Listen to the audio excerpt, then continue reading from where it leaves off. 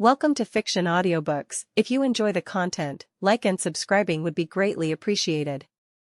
If you have any recommendations for novels, comment below. Please join my Patreon at https://www.patreon.com/fictionaudiobook. Chapter 92, Chapter 90 Check. And mate. Mr. Lloyd, what's going on? Sitting within the still-opened cockpit of the Lancelot, Suzaku turned around and asked the genius scientist and creator of the Lancelot, Lloyd Asplund, anxiously. Discrimination against the honorary Brighton Yen pilot caused the Lancelot to be placed far from the front lines, even further than those stationed to guard the rear lines. Something quite unnatural, I should say. Unnatural. It's unconfirmed, but there are reports that the Black Knights have appeared. 0. Suzaku mumbled under his breath in shock. Memories of his meeting with him when the mysterious leader of the Black Knights rescued him from his false conviction for Prince Clovis murder. Congratulations. We may get our turn after all. My. Lloyd. That's reckless. From his side, Lloyd's assistant and fellow engineer, Cecile Crumey, admonished Lloyd's words, to which he just laughed it off. Anyway, until the High Command gets all the information, we're stuck trying to figure out how to react, right? Meanwhile, within the headquarters, chaos and anxiousness surrounding the Viceroy Cornelia's safety filled the head command room. Is the Viceroy all right? She was outside the slide flow, so she's most likely safe. But since the unit securing her rear moved in, she's now practically isolated. What the hell are those purebloods doing? Officers and advisors to the Viceroy stood around in frustration at the sudden changing tides of battle. And standing in their midst was the beautiful, pink-haired princess and little sister to Cornelia, Euphemia Lee Britannia. She stood firm, masking her anxiety and worry for her sister with a firm, strong expression in front of others. Sister. Please be safe, Gurin, Excalibur, head to your designated area. The remaining forces here will go after Cornelia. Yes. Got it. We're gonna pull this off. Karen, Mordred, and Zero split off from the rest of the Nightmare Frames, the ones from Ain's unit and come as reinforcement for Zero, and made their way to the location they've designated before. Despite having a few Nightmare Frames and most of the members being on foot, the Black Knights have managed to pick off several squads of the Brighton Yen army, which included several units with Sutherland's and tank units. And despite Zero's words to go after Cornelia, the Black Knights didn't actually plan on attacking units directly under Cornelia's command. There was no need to fight against enemies who both outmatched them in terms of technology and skill. All they had to do was pick off easy targets and further isolate Cornelia so that their greatest weapons, the Gurin and the Excalibur, could fight her without any interruptions. And that's exactly what was going on. Within the head command center of the Brighton Yen army, the officers were becoming increasingly frustrated as danger loomed their viceroy. The purebloods have been defeated. Why yes sir. We have lost signals from Sir Jeremiah, Sir Kewell, and Lady Valletta's units. TCH. Useless fools. Send in the air troops for support. Do we have any units still free? We need to get the Viceroy out of there. Wait. Something's approaching the Viceroy from behind. Euphemia warned the moment she noticed two small red dots approaching her sister's units from behind. What? Approaching from behind enemy lines, two large trucks drove up the mountains right into the battlefield. No driver sat behind the steering wheels, which had been fixed to point straight forward by a lock. All passengers within the trucks have all boarded the Nightmare Frames that were loaded behind them. All units, are you ready? Yes, sir. All right. Deploy the Burai Customs. Moving out. 5 Nightmare Frames resembling the Burais at first glance, but different and wielding a massive katana in its hand slowly rise from behind the moving truck. Sitting within the one at the very front, the one in white amongst the dark brown color of the other 4 Nightmare Frames, Toto addressed his team. Am I clear?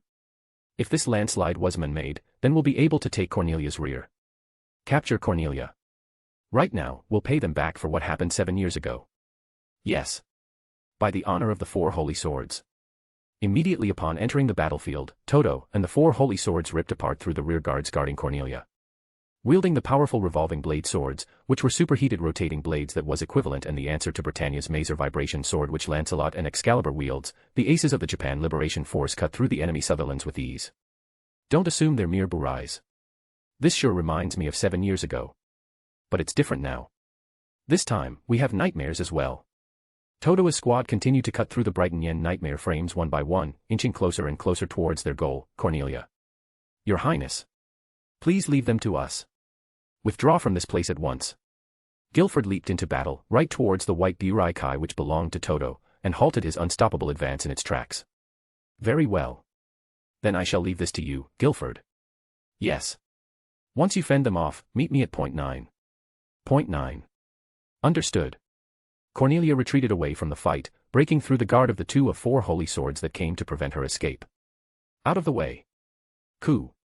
Damn it. Cornelia swung her giant lance, pushing one of the nightmare to the sides, and maneuvered right in between the space she had created for herself.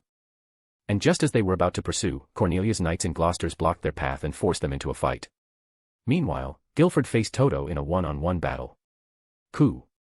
He fought hard, brandishing his lance and utilizing his masterful skill with his nightmare to gain even a sliver of the upper hand against the knight before him. But to his shock and frustration, he could only find himself a match for his skills. This is. I've heard there was someone in Area 11 with the abilities of a general and a knight. Can this be him? Toto. To be able to see through this chaos. Understanding that if this landslide that isolated Cornelia from her forces was man-made, then the ones who caused it would be aiming at Cornelia right now. Deciding to pin down her guards and isolate Cornelia even further. And actually realizing it by fighting on par even against him, Cornelia's personal knight. He didn't expect that he would meet him right here in this situation. But even so, he's no match for me. Chaos continued to rage from every front. And the Brighton Yens, who once thought they'd annihilate the last remaining fire of hope in the form of the Japan Liberation Force, now found themselves worried and desperate to get to their viceroy and princess, who had been isolated from her forces. In their command headquarters, Euphemia also found herself in an extremely hard place. She was never as good as her sister in terms of strategy. Nor anything. However, right now, she must do something that would save her sister. Yet, she couldn't see any solutions to this mess. Sub-Viceroy Euphemia, we must charge in with the G1 and save the Viceroy. No. But with even Commander Guilford pinned down, Viceroy Cornelia's life is in danger. We can't. There's also a field hospital set up here. Not to mention civilians who have evacuated the area. Besides, this G1 base represents our main headquarters. The Viceroy specifically ordered me to not move it, no matter what. That's why. Dash. Suddenly, a video window popped out from the screen right in front of Euphemia. Hi there. Advanced Special Envoy Engineering Corps, at your service. Lloyd's voice resounded throughout the head command room of Britannia's headquarters, shocking Euphemia and her officers who had been tense since the landslide happened. How dare you barge into the head command's communication line without permission? You irregulars should be quiet and stick to observing. In response to the officer's harsh words, Cecile replied meekly. Yes, sir. And normally we would, but all this waiting around with nothing to do is getting to us, you see. Sub-Viceroy Euphemia. I beg of you. Please order us into combat. Suzaku begged, his voice firm and determined, and resonated with Euphemia's heart. From the tone of his voice and the look in his eyes, she knew he was being sincere. How shallow. You just want the glory of rescuing the Viceroy. If just one machine could change the situation, no one would be having any trouble. And with a number at the controls. So, what's the harm in letting us try? Even if we fail, it won't reflect badly on you, will it? Hey, are you listening? Euphemia stared at Suzaku as she contemplated her decision. When suddenly, she noticed his lips moving, as if whispering to her. Yuffie. Memories of the time she spent with the honorary Britannia soldier before her resurfaced in her mind. His kind heart. His determination. His principle. And his strength. Even towards those who had ridiculed him and even put him unjustly in the guillotine for Clovis murder, he defended them when they needed help. Such a strong-willed man with an ironclad principle. Perhaps if it was him. Understood. I shall leave it to you. All right. Thank you very much. Yes. I swear to succeed. Damn it. He's good. Back on the battlefield. Toto and his team were still struggling to fight against Guilford and the rest of the royal guards as the two sides were stuck in a stalemate. Both were equally skilled. And although the Brighton Yens had slightly more advanced machines, it didn't give them the upper hand against the famous and skilled veterans that were Toto and the 4 holy swords. Colonel. What about Cornelia?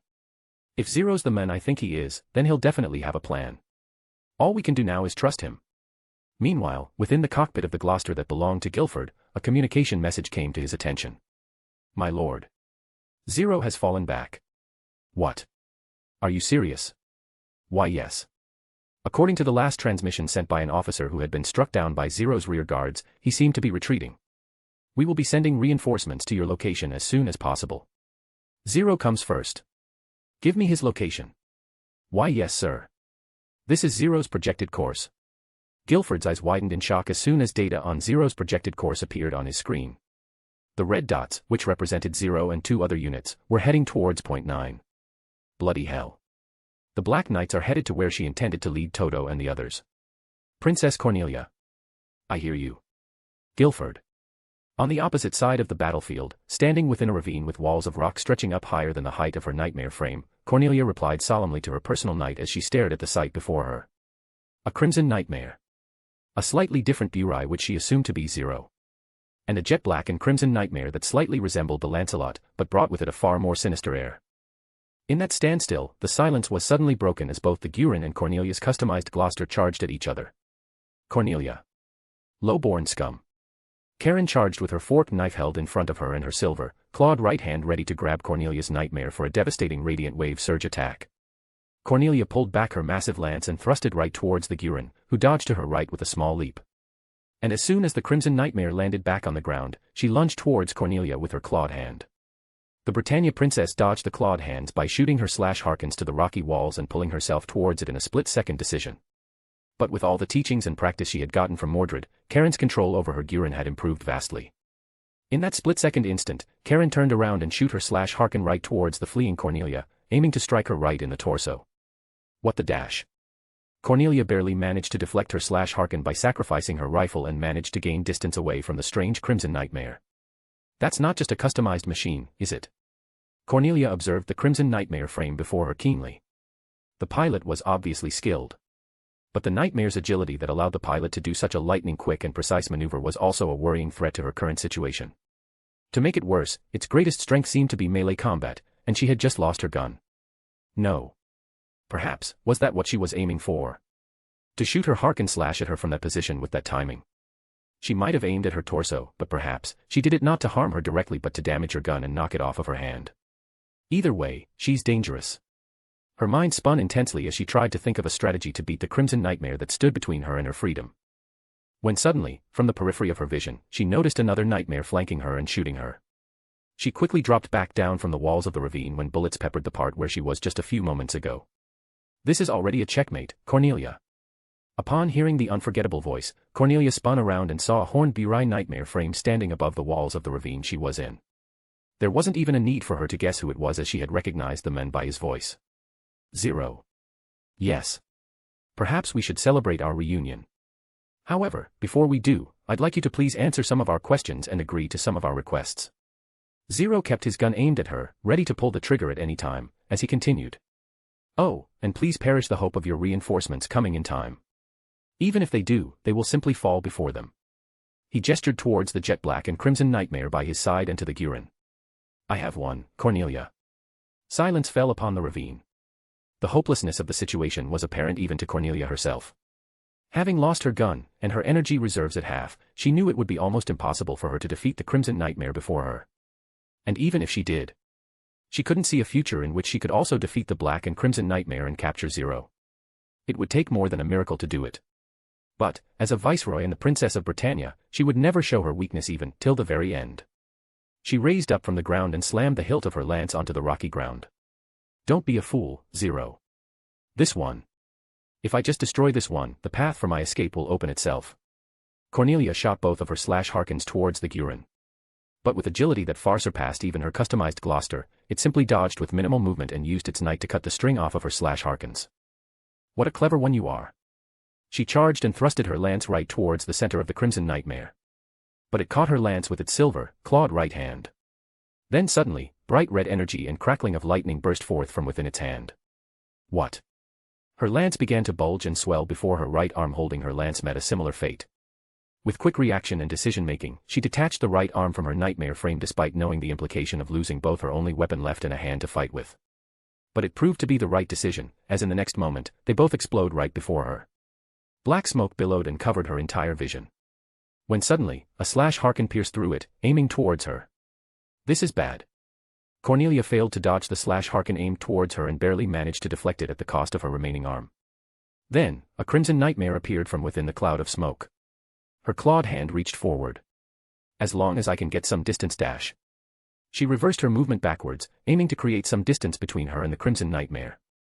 But the clawed hand suddenly extended, catching her head. Cornelia's eyes widened in shock. Her body reflexively forced her nightmare to go back as fast as possible, only to find it unable to overcome the strength of the crimson nightmare. Her life flashed before her eyes as she waited for the red burst of energy and lightning that came from the hand grasping her head right now to appear and claim her life. But it didn't. Instead, it crushed it into pieces. And with its hold on her vanishing, she stumbled back onto the ground and landed on her side. How about now? Are you willing to listen now, Cornelia? Chapter 93, Chapter 91 Excalibur v.S. Lancelot. Andreas Dalton continued to fire his bazooka towards the Japan Liberation Front's defense lines to try and break through the encirclement he and his squad had found themselves in.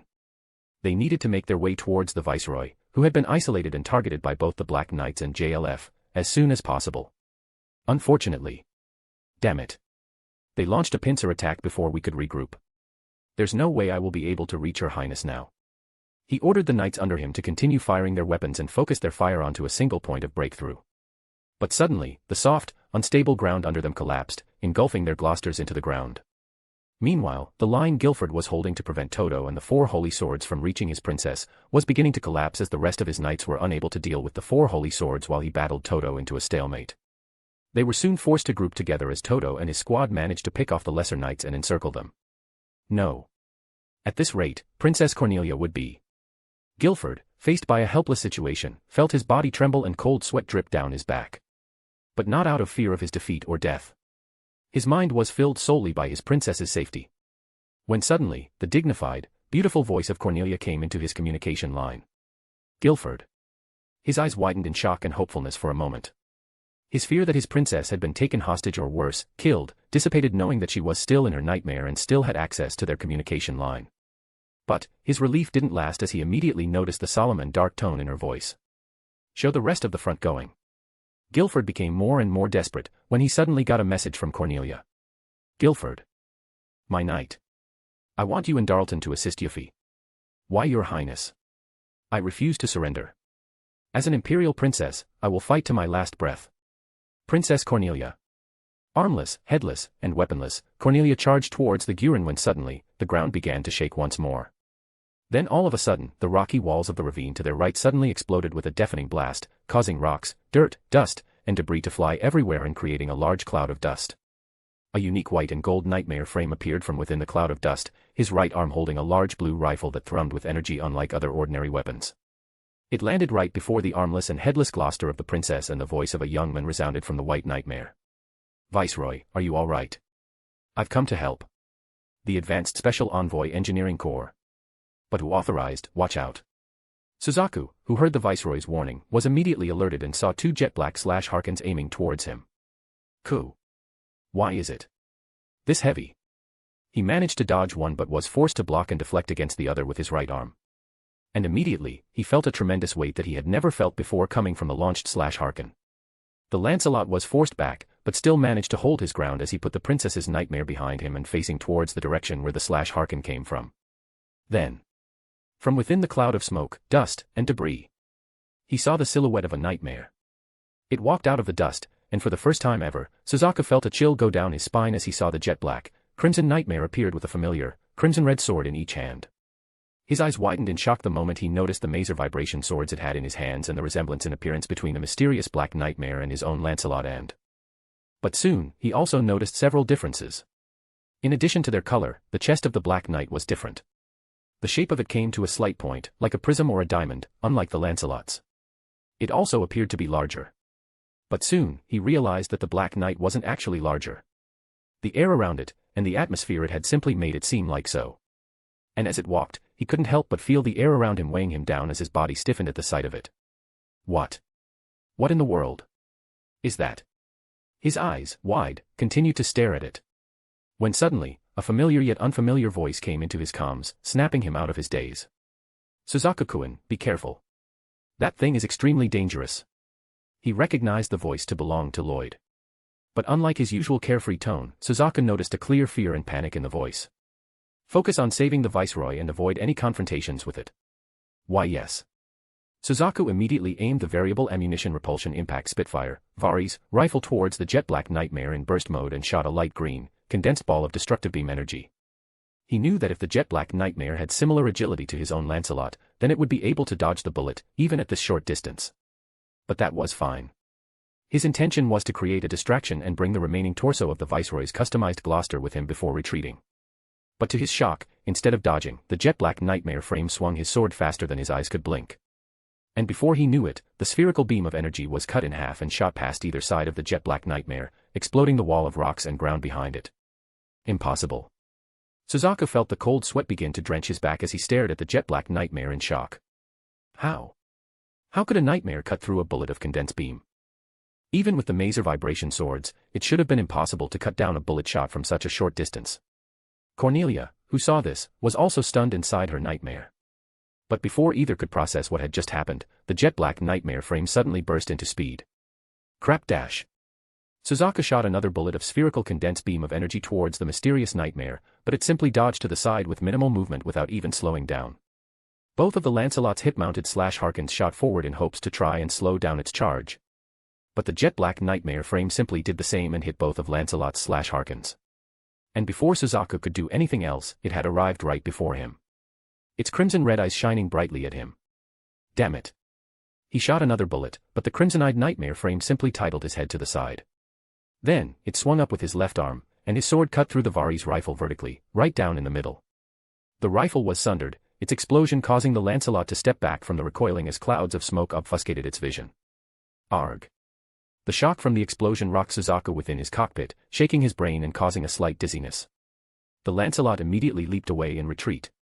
But just then, he noticed the cloud of smoke in front of him slowly turning red. Shivers came down his spine as his instincts shouted at him, warning him of the danger. In a pure reaction of wariness and fear, Suzaku put both of his arms forward and deployed both of his blaze-luminous shields. And a moment later, his instincts proved to be right. A terrifying, crimson-red beam of crackling energy shot through the cloud of smoke and hit his blaze-luminous shields. Coo! The crimson-red beam with electricity and thunderous lightning crackling around it pushed against Lancelot's light green shield of energy. For a moment, it seemed to be successful in stopping it. But soon, the blaze-luminous shields began to crack. And a moment later, the effulgent light green shield shattered into pieces. The crimson beam hit Lancelot's forearm, destroying both of Lancelot's forearm-mounted Harkens and the device creating the energy shield. In addition to the damage to its forearm, a huge chunk of the Lancelot's energy reserve was drained by the blaze-luminous shield when it tried to defend against the red beam from the jet-black nightmare frame. But Suzaku didn't regret using the shield to protect him. If he didn't, the fate he and Lancelot would face was definitely something he'd rather not think about. On the brighter side, though his luminous blaze shield and arm-mounted Harkens were destroyed, his arms were still unharmed because they took the brunt of the damage. And thus, he quickly drew both of his maser vibration sword and went on the defensive. Upon drawing the MVS, the previously gray blade turned red as its surface vibrated with extremely high oscillations which, in turn, produced heat, both of which contributed to increasing the cutting effectiveness of the weapon. Suzaku waited, his eyes vigilantly watching the cloud of black smoke obscuring his sight. Then, his grip on his control device tightened when a wind blew the smoke away and revealed the visage of the mysterious jet-black nightmare frame. Time seemed to flow slowly as the two nightmares stared into each other in a tense silence. Then, without a sign or a warning, the Black Knight burst into speed and arrived right in front of the White Knight in a blink of an eye. Having been extremely alerted and vigilant of its speed, Suzaku was able to react and raised his swords in defense, causing all four of the MVS swords to clash against each other. Sparks of light and fire flew from the intense clash. And as their swords continued to clash against each other, Lancelot slowly found itself being pushed back. Although he was able to luckily react just in time to catch the Black Knight's swords, the strength it exhibited was far beyond his expectations. He could feel it. The Lancelot, one of, if not, the first 7th-generation nightmare frame was struggling and losing in terms of strength and speed against this Black Knight. I can't lose here. Suzaku maneuvered to the left and led the Black Knight's swords down to the ground, using its own weight against itself.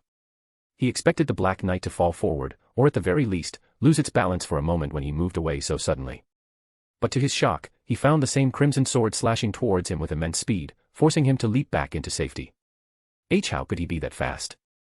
Suzaku simply couldn't fathom how someone could react so quickly. And even more than that, he couldn't understand how could a nightmare handle such an immense speed. To be able to slash horizontally towards him in an upward motion after he redirected its powerful swing down to the ground. He couldn't even begin to imagine how much strain it would put onto a nightmare frame. Unfortunately, Suzaku didn't have the leeway to ponder these thoughts as he was forced into another deadly dance of high-speed sword fight. I can't believe it. The Lancelot couldn't keep up. Although his Lancelot boasts the greatest speed and agility amongst other nightmare frames, he found himself barely able to deflect, defend, or dodge the Black Knight's storm of blades. And when he tried to counterattack, every single one of his strikes would only slash through the air and dodged with the most minimal movement. It was as if it could predict where he would aim his sword. Cornelia, who was watching this fight unfold within her nightmare, sat frozen. Her eyes wide as saucers as her lips parted in shock. I can't believe what I'm seeing. In all the years she had spent on the battlefield, fighting against the champions and heroes of her empire's enemy, this might be the single greatest battle she had seen. The sheer speed and intensity of this high-level battle. No matter how proud she was with her skill, even she didn't think she'd be able to stand a chance if she were to be in their place. Meanwhile, Karen, who was watching the fight within the Gurren, had similar opinions with the Brighton Yen princess. She watched in awe of Mordred's skill as he and Excalibur dominated the White Knight, who had always been the bane of their existence.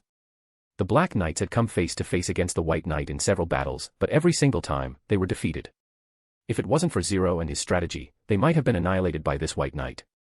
But now, she's watching it being pushed back by the Excalibur. Come on. You got this, Mordred. Her grip on the control device of her Gurren strengthened. And fire began to lit up within her heart. The desire to become stronger, as strong as the Black Knight before her. Strong enough to attain victory against even the strongest foe. Just then, both Karen and Cornelia snapped out of her daze when they heard a loud clang. The Black Knight had parried a slightly reckless strike from the Lancelot, and deflected it. And using this chance, it cut the left hand of the White Knight. Its mazer vibration sword sliced through the arm of the Lancelot like a hot knife through butter. Damn it. Suzaku gritted his teeth upon receiving the consequences for being slightly reckless and impatient. But, he quickly refocused his mind on the battle and observed the Black Knight in this split of a moment. Its right sword arm was still in a sword lock with his left sword arm. And his left sword arm was still raised up after cutting his right arm. It had no way of defending against an attack to its torso. And thus, Suzaku quickly tried to counterattack by shooting his hip-mounted slash harkens at the Black Knight. But to his shock, both slash harkens were deflected by the slash harkens the Black Knight shot. Impossible. How could he see it coming? Deflecting a slash harken with another slash harken was already difficult enough. It would require an extremely high level of accuracy to be able to aim at a small object that was traveling at extremely high speeds. And it had only become more impossible to strike it down with a slash harken. But this Black Knight, he was able to deflect it accurately, multiple times now, and at such a close distance. Luck wouldn't even be able to begin explaining such a phenomenon. This pilot is a monster. Recoiling from its deflected slash harkens, the Lancelot was unable to defend against the upcoming flurry of blades. Its remaining sword arm was easily cut once again by the Black Knight.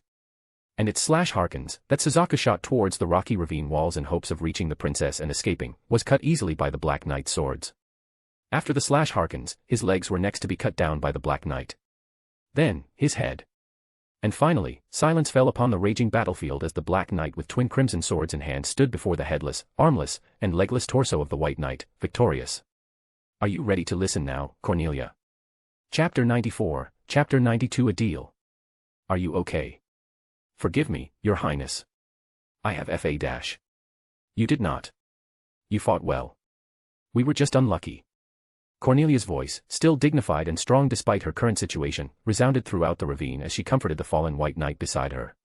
But her kind, gentle words only made Suzaku clench his teeth harder in frustration. His hands were clenched into fists until they were white as he looked at the barely harmed Black Knight before him, who was holding a sword towards him and the viceroy he was supposed to rescue.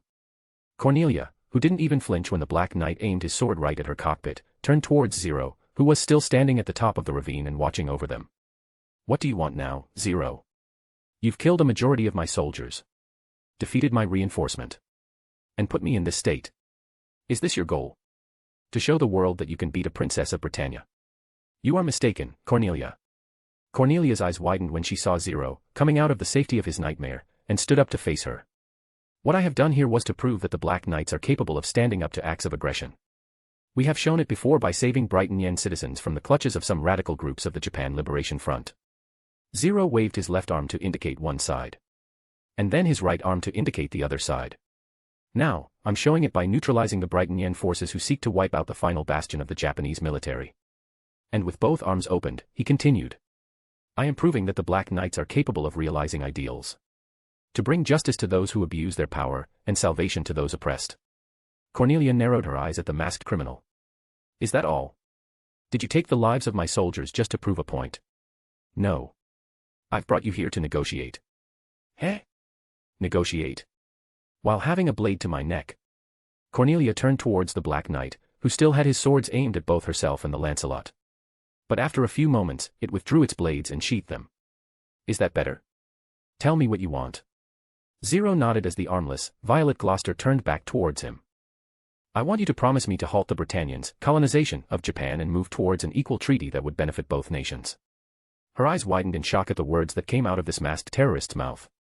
Even after hearing it herself, she doubted if she heard correctly for a moment before looking at Zero with eyes full of disbelief.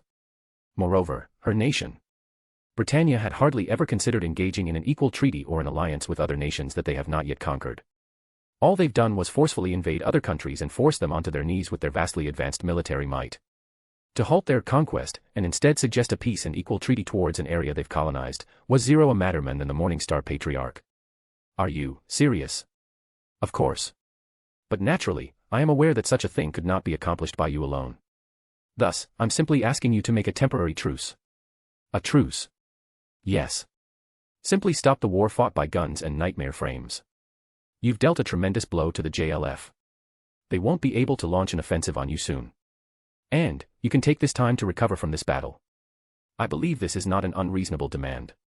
At the surface, such a request would tell her that the Black Knights and or the JLF were trying to conserve their strength, recover, and build up their army for a massive offensive against Britannia. She had received similar proposals from her enemies before. And she ignored them and crushed their remaining military forces with the overwhelming might of her army.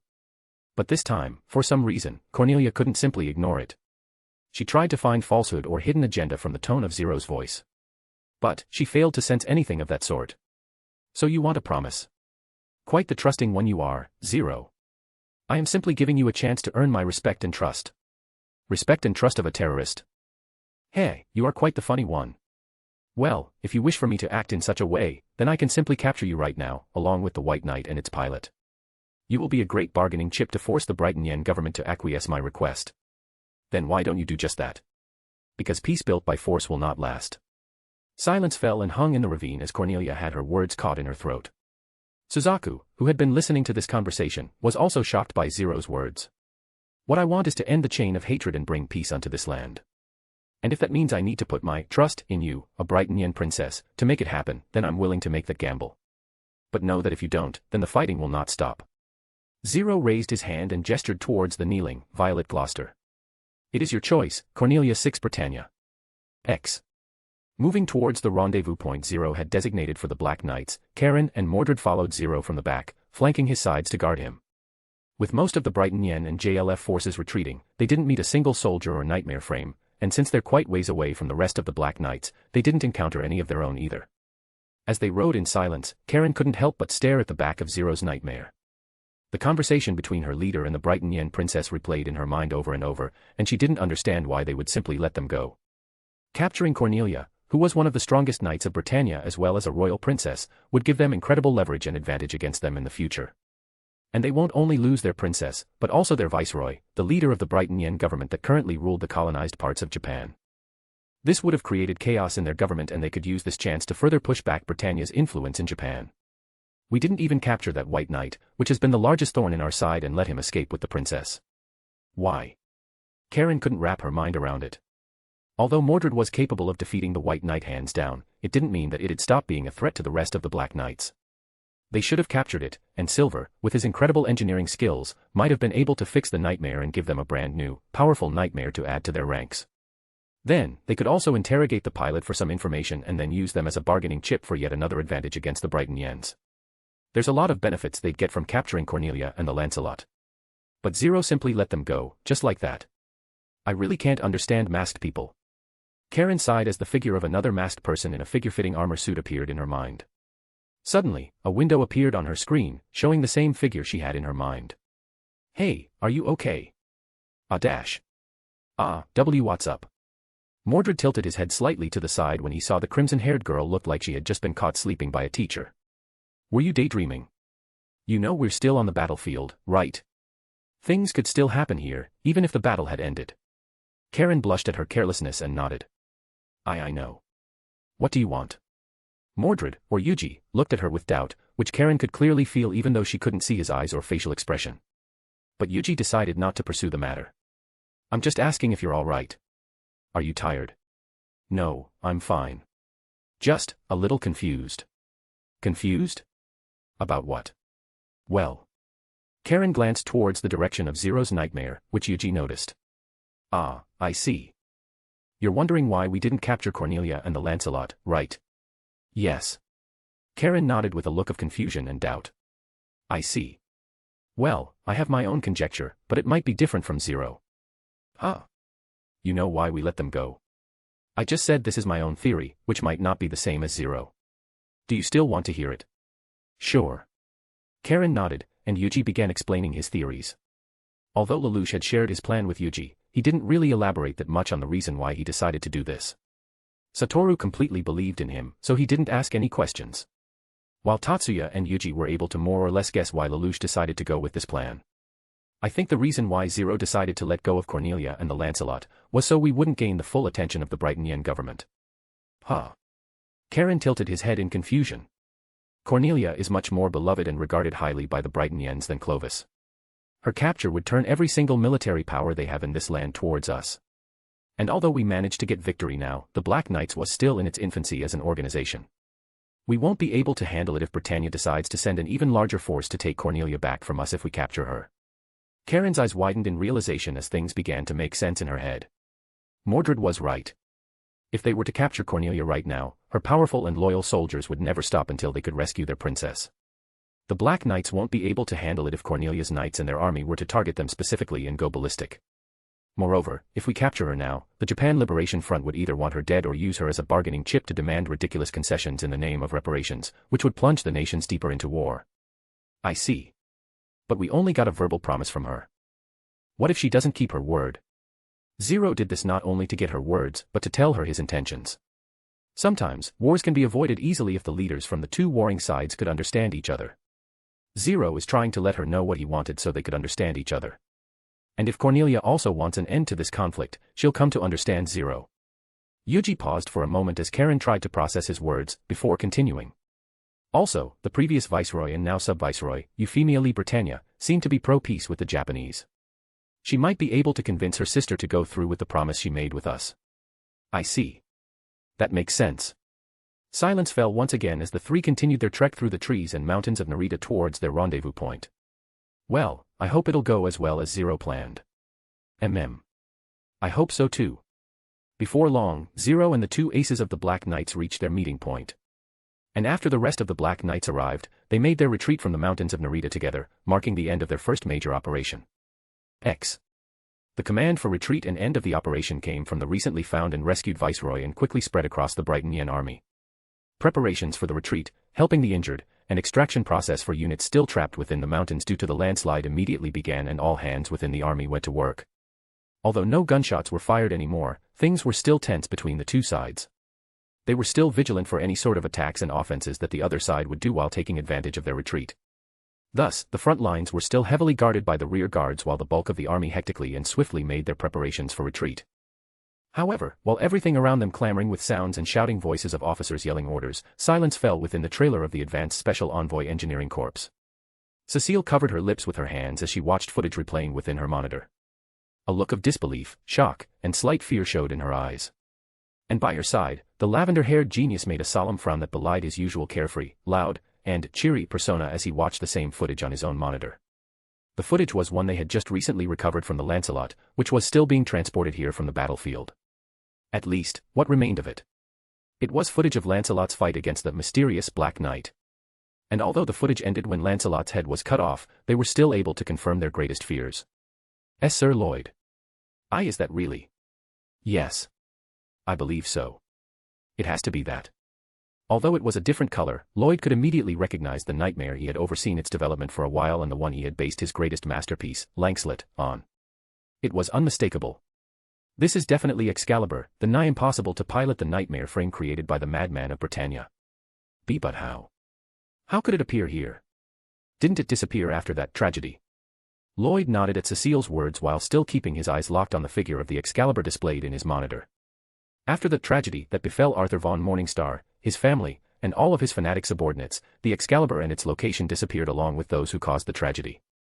The Empire searched high and low for the Excalibur and the culprit that caused the death of their lead nightmare development researchers, but they've only managed to find the latter.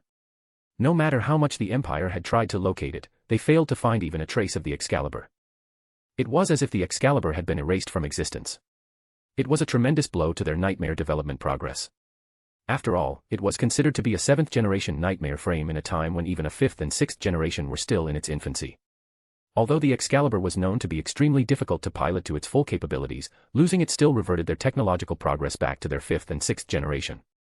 The only silver lining to be had was that it managed to inspire promising nightmare researchers to create another one just like the Excalibur. And the one who came closest was Lloyd with his Lancelot. Even then, the Lancelot was still far from what the Excalibur was capable of at the time, and Lloyd was aware of it.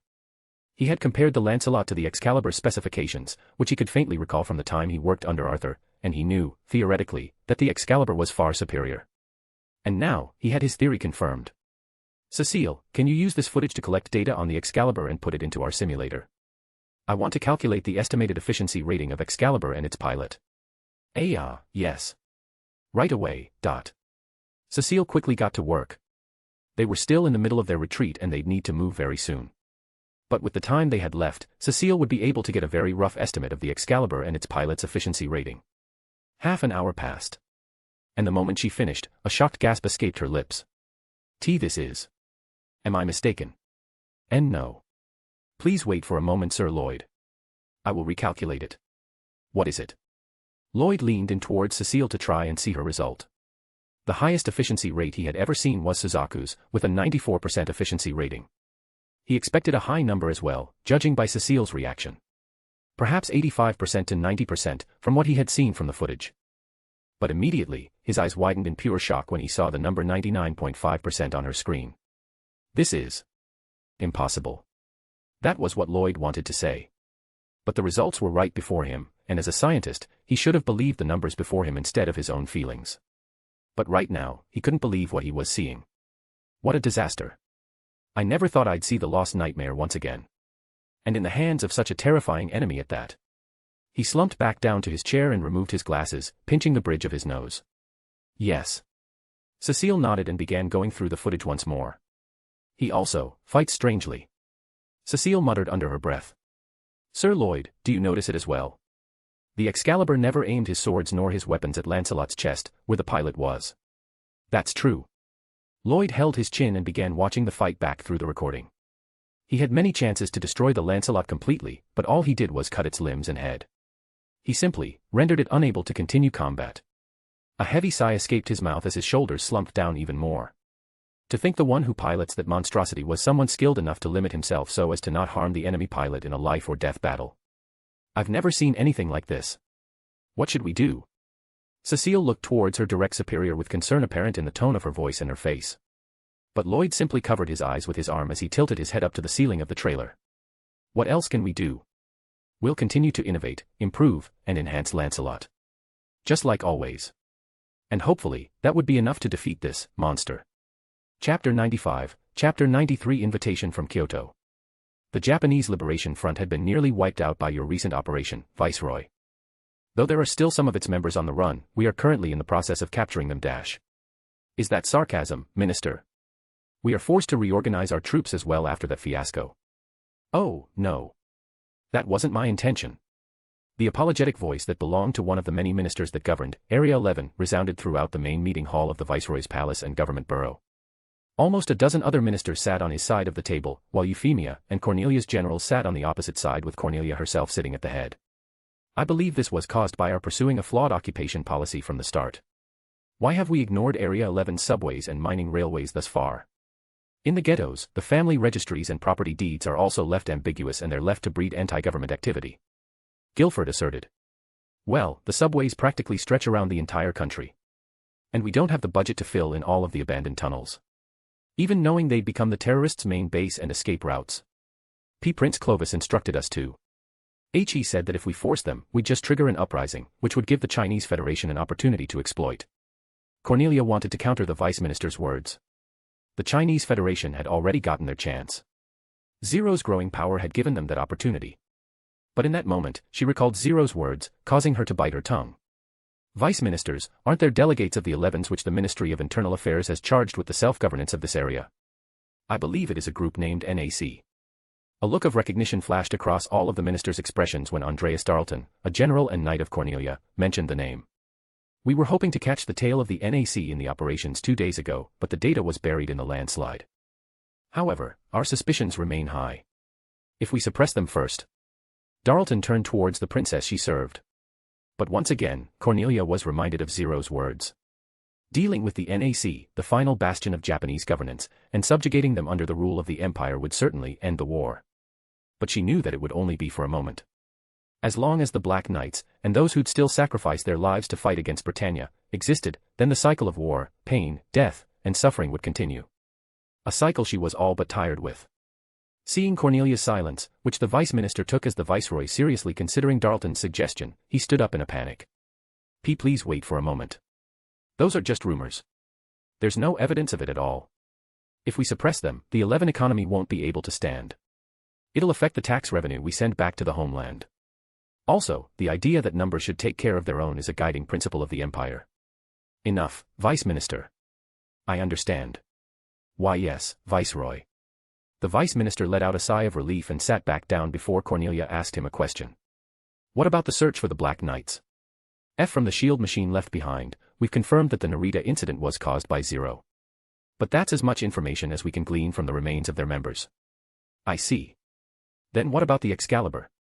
At the mention of the name, all ministers and generals alike tense up as they await the report. Even Euphemia, who only knew about the Excalibur after seeing the footage of Lancelot's fight against it, felt herself shudder from the name alone. She, herself, had seen Lancelot and Suzaku's skill and prowess in the battlefield. But this Excalibur in the pilot had managed to make him look like a child playing with a toy sword. And for it to be their enemy. Even as inexperienced in war as she was, Euphemia knew how dire the situation was. Why yes. Unfortunately, we are unable to find out any more information than that it was the lost masterpiece developed by the late Lord Arthur von Morningstar. Information and knowledge regarding its development had been lost along with all the papers and researchers who helped Lord Morningstar with its development. Only reports from Lord Asplund regarding its specifications were left, and he emphasized that it is only a vague guess on its true specifications. Other than that, we know nothing. I see. Cornelia let out a deep sigh as she leaned back to her seat. Revisiting such topics once more, though it never truly left her mind, and discussing it with others had been weighing heavily on her mind. Worry and the feeling of being conflicted never left her since her encounter with the Black Grim Reaper and Zero. Zero. I truly hope that you truly mean what you said. She prayed as her generals and vice ministers continued their discussion. Okay, what made you look so worried? Are you constipated? Or are you on your period? Looking up from her laptop, Millie noticed a frown on the orange-haired beauty's face and began teasing her. Currently, only her, Shriley, and Nina were present within the student council's office. And since there were no guys around, she decided to ask Shirley what brought such frown onto her expression. And no. Then, you must be lonely because Lelouch isn't here, right? Shirley flinched when the student council president managed to guess the source of her gloomy mood so perfectly. Her first instinct was to deny Millie out of embarrassment. But, in the end, she couldn't hide it any more from Millie as she gave her a knowing look. Not just that. Colin's absent with him. Again. Millie smiled and leaned back to her chair. So carefree the world is talking about what happened in Narita 2 days ago, which is also the reason why Suzaku was absent. But you're here thinking about those too. I know, but my problem is with Lulu and Colin. Fufu, I envy you, Shirley, that's what I love about you. Could you please not make fun of me? Shirley slammed the envelope in her hand which she had received from her father. Within it was a pair of tickets for her to go with a friend. She wanted to ask Lelouch if he'd like to go with her this morning. But instead, she found out that he's absent along with Colin. That's why I've been saying. Just tell him already. Say that I like you. Yeah. How could I do that? I can't. What if? What if he rejects me? Maybe we won't be able to even be friends. Ah. Shirley blushed and deflated as Millie laughed out loud, having guessed the orange-haired maiden's internal conflict perfectly once again. You don't have to laugh like that, you know. Millie smiled and crossed her arms under her full chest. You know, those two are not the only ones absent. Ah, do you mean Alexander? That's right. You're so focused on your Lulu that you forgot about Alexander, right? Don't tell me you didn't know about the rumors going on around Colin and Alexander. What do you mean? Shirley tilted her head confusedly, causing Millie to let out a tired sigh before she turned towards Nina. Nina, you know what I'm talking about, right? The quiet green-haired girl nodded. Some people have seen them talk to each other when nobody was around. They seem to be just talking casually, but many people suspect they're in a relationship. Yeah. Seriously. When? Nina didn't stop her fingers, which was still typing away on her computer, as she responded. It seems like they've only seen them talk with each other once. But with Alexander and Colin's popularity, many have jumped into their own conclusions. And we don't know if it is the truth or not. But that also goes for Colin and Lelouch too, right? Shirley couldn't deny Millie's words. All of her suspicions regarding Lelouch and Colin's relationship stemmed from when he suddenly asked her out for a private talk a short time after Colin returned to the academy. From then on, although she hadn't seen any sort of interaction between them, she was still suspicious of their relationship. After all, what if Lelouch and Colin were really in a relationship? One was her friend, while the other, she had a crush on for so long. If those two were to be in a relationship, she wouldn't know what to do. Just then, the sound of the automatic door opening resounded. Look, if it's bothering you that much, why not just ask him about it as soon as you can? Millie grinned and turned towards the person who had just entered the office. So, how were things on your end? Shirley's eyes widened and she immediately turned to see who had just come. Lulu. I thought you were out for today. Nunnally just had a little fever. Sayoko had things to do until the noon, so I stayed home to take care of her. Dressed in his casual outfit of a black, turtleneck shirt and brown leather jacket, Lelouch entered the student council office as he explained the reason behind his absence. Oh, you don't say. Is Nana feeling better now? She is. Lelouch nodded and inwardly thanked Satoru for helping him take care of Nunnally from the shadow. The eldest member of the group chat had gone out of his way to have his phantom, Mamanga, to stealthily watch over Lelouch's little sister and use some spells to cure her and help alleviate her pain. Thanks to that, Nunnally was now simply resting and recovering from her fever. Miss President, do you have that paperwork you wanted me to work on? Oh, right. Make sure you organize them by year and class, okay? Yes. You work people to the ground as usual, huh? Lelouch picked up the paperwork in front of Shirley. Well, it's my pleasure to have such an able subordinate, and please do help me make sure Alexander becomes a permanent member of the council. He does as great of a job as you and complains a lot less. Then please, by all means, make him replace me so I can be free from this mortal coil. Nope, although he's capable, I must treat that hottie so much better after all, he's an eye candy too. Ha. I see. So I'm just the uglier of the two. You're willing to work to the bone, huh? Oh my, you make me sound so evil. Thank you, Lelouch. You're welcome. With those parting words, Lelouch headed out of the office to return to his residence. Although Mamanga was there to watch over Nunnally, it's give him more peace of mind if he were there to look after her personally. So he decided to work on these paperworks from his home. As he was walking home, he noticed a presence standing atop one of the roof floors of the academy. He glanced at the direction of the presence, and with his enhanced sight thanks to his SSR, he was able to see his figure clearly. He's here. So the time has come, huh? The man that almost broke him and Shirley in the anime. If he didn't know about what would come and what he would do, then Lelouch might have experienced the same thing. But it's different now. I will make sure you experience how helpless you are in this world. He ignored the presence as nothing that men could do now with his Geas could affect him now with his Archivist of Universal Knowledge. But just then, a voice that came from behind him snapped him out of his daze. Lulu. Yes. You, actually. I think you brought an envelope by mistake. An envelope. Lelouch looked down to his pile of papers and indeed found an envelope above it. Ah, that's right. I didn't realize it's here. I should have known about this. Is this it? Why, yes. Thank you. Shirley grabbed the envelope and fell into silence for a bit as she lowered her head. Then, a few moments later, a determined expression appeared on her redly blushing face as she opened the envelope, took one of the 2 tickets, and pushed it towards Lelouch. I got this concert ticket from my father. He actually wanted to go to it with my mom, but he was hospitalized recently. So he gave this to me. I am giving one to you. So if you have the time, you should come. Lelouch's eyes widened in shock as he held one of the tickets in his hand. And immediately, Tatsuya, Yuuji, and Satoru's words resounded in his mind. Have you not made your feelings known to her yet, Lelouch? We all know you have romantic feelings for her. Now that we're here, you can rely on us. Allow yourself some happiness. If you have a girl you like, tell her. You only know how much you treasure something when you lose it. And I've seen how painful it was for you when you lost her. So please, don't live a life you'll regret. Those words they said. Lelouch brushed them off before since he was busy with something else. No. He ran away from it. He was afraid of dragging Shirley into the darkness that he had begun trudging his path towards. And he was still afraid. But, with his friends now here with him, would he be able to experience even a sliver of happiness? Would it be all right for him to experience such a thing? We all know you have romantic feelings for her. Allow yourself some happiness. Don't live a life you'll regret. Their words resounded within his mind once again. And at that moment, he made his decision. Just as Shirley turned around and was about to run away out of embarrassment, Lelouch's voice stopped her in her tracks. Thank you for the ticket. I'll definitely go.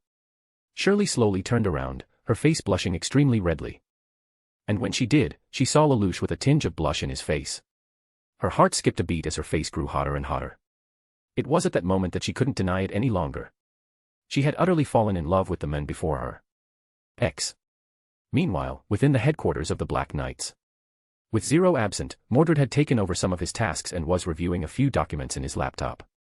And Karen, who had just finished doing some maintenance on her Guren, was sitting adjacent to him on the same couch. Have you even moved since I left to do maintenance on the Guren? I swear you've been in the same position for hours now. Do you ever get tired? Karen remarked. With the amount of time they've spent together since Mordred entered the organization, Karen had noticed his exceedingly incredible physical prowess and seemingly endless stamina. She had never seen him get exhausted or even get a bit tired. Even after a long, major operation like the one they had just finished in Narita, he was still running around their headquarters, making sure everything was all right, while the others collapsed into their beds and took a nap. He's just like a machine. Mordred raised his head from his laptop and turned towards the crimson-haired beauty. Oh. Are you worried about me? A blush immediately appeared on her cheeks and her leg quickly flew for a kick to his shin. I am not. Geez, can't you be serious for a second? Oh wow. You didn't have to kick me, you know. Humph. Mordred rubbed his shin before shaking his head to her. I'm fine. I'm used to this. How about you? You must be tired, right? No. There's not much wrong with the Guren, so I just did some standard maintenance checks. I see. That's good. Karen crossed her arms and leaned back onto the couch as she kept her eyes at the masked figure. Ever since she first met him, Karen couldn't get his figure out of her mind. His appearance was what caught her attention first. But with 3 other masked figures, having a mask didn't really make him stand out much. Then, what caught her attention next was his piloting skills. He was a monster. She didn't know what else to call him except a monster. He was a genius when it came to piloting a nightmare frame. When he pilots a nightmare, it was as if the machine had become an extension of his body. And he could control every single aspect of it. She had never seen anyone with such a level of control and skills. And then, she found out that outside piloting a nightmare, he was also a genius with investing and trading in the stock market. Even now, most of their budget for the Black Knights came from the profits he had gained through his stock trading. And not only that, he was also extremely skilled with managing their finances as well as managing the members of the Black Knights. With every moment she spent with him, she learned a new side of him that she never knew about. And before she knew it, she found herself spending most of her time with him while she was with the Black Knights. Even now, when she could have gone anywhere else to rest, she came here and sat next to him. Her eyes were filled with curiosity as she stared at the demon-masked figure. And before she knew it, that curiosity was slowly turning to interest. Though at this point, she was still unaware of that subtle change. Just then, the door to the trailer opened, and climbing up the stairs was Ogi with an envelope in his hand. He turned towards the two and tilted his head a bit when he saw Mordred clutching onto his shin. What happened? Karen blushed and quickly sat back while Mordred simply shook his head. Nothing. I just hit my shin onto the table. What's wrong? Oh, all right.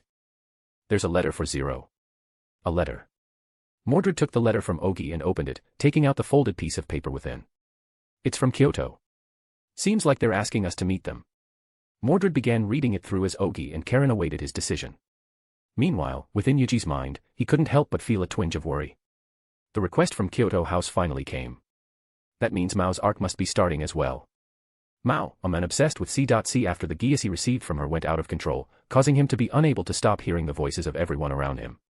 His geas made it extremely difficult for Lelouch, whose main weapon was his brilliant mind, to fight against him in a game of wits.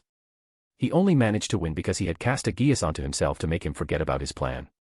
But now, Lelouch won't be having that problem. With his Archivist of Universal Knowledge, his mind will be protected from any magical phenomenon that would attempt to affect it. Yuuji had a haze that would disable all Geas activation in his sight in addition to his immunity to all magical effects. While Satoru can simply summon a phantom of one of his guildmates to cast a spell that would protect himself and Tatsuya against Mao's Geas. And without his Geas, he'd be reduced to a deranged powerless man with a loose screw. Honestly, dealing with him would be easy. But if he were to be simply erased from the picture, C.C's guilt of giving him the Geas and abandoning him afterwards might not be resolved. That's why they must tread this problem carefully. After a while, Yuuji closed the letter and folded it back to the envelope. What do you think, Mordred? Yuuji nodded to Ogi. Honestly, it's not a bad deal. This will help expand our coffers more and give us more breathing room to use our budget. Ogi nodded in agreement.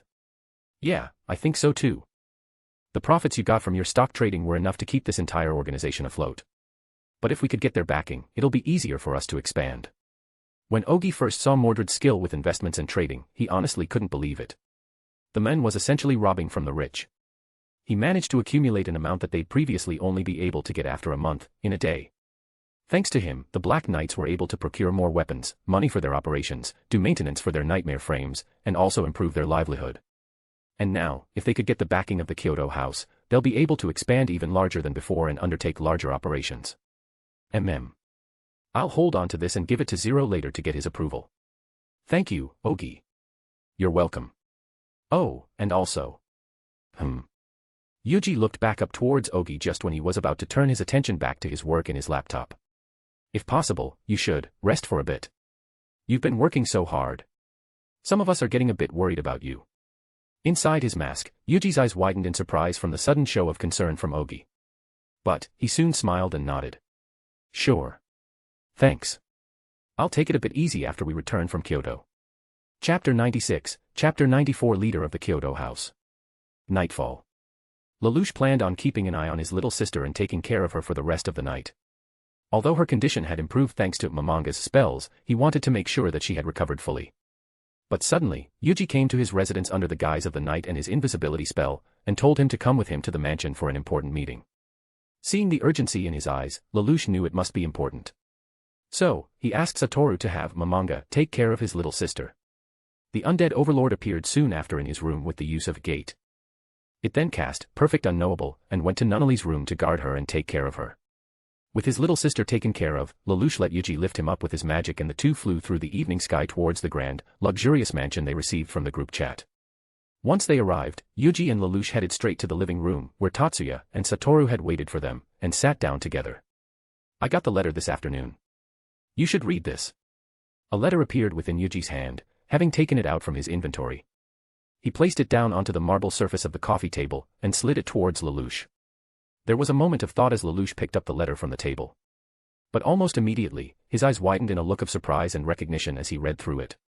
A few moments later, Lelouch let out a sigh and turned his eyes back towards Yuuji as he passed on the letter to Tatsuya, who was sitting to his right, to read. I see. So this is why you've gathered us tonight.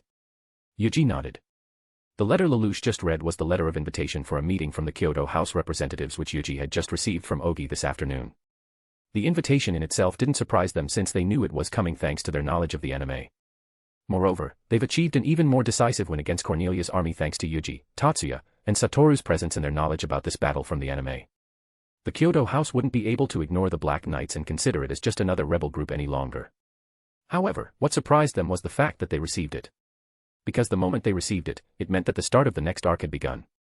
The arc where Mao, the man who had lost his mind due to his Geas getting out of control and whose sole purpose was to find and have C.C all for himself, appeared. In the anime, he manipulated Shirley into killing Lelouch by telling her about Lelouch's identity as Zero, which he found out through his mind-reading Geas, and that he was the one who killed his father, who died in the landslide that happened during the battle for Narita. His objective was to have C.C for himself, as she was the only one who was immune to his mind-reading Geas and give him the peace and silence he had been yearning for all this year. And he would not stop no matter what. Tatsuya and Satoru, who had read the letter and realized the implication of its presence in their hands, also made a thoughtful expression. A sigh escaped Lelouch's lips as he held his chin in contemplation and worry. His mind immediately went to Shirley, the girl he cared for dearly in his heart, as she was Mao's first target in the anime. Shirley. Although he had saved her father, which was the one emotional weakness Shirley had at the time that Mao exploited to manipulate her, Lelouch was still worried for her. Mao couldn't read his mind due to his archivist of universal knowledge, but if he had found C.C, then he must have also found Lelouch and perhaps seen his interaction with Shirley. And since he couldn't read Lelouch's mind, the madman might try to do something drastic and exploit Shirley in ways that might be worse than in the anime. All in the name of separating Lelouch from C.C. so he could be with her once again. Lelouch's genius mind turned at incredible speeds as Yuuji and the others watched him think in silence. And soon, Lelouch turned towards Satoru and asked a question. Satoru-san, how far could you be from your phantom while still being in control?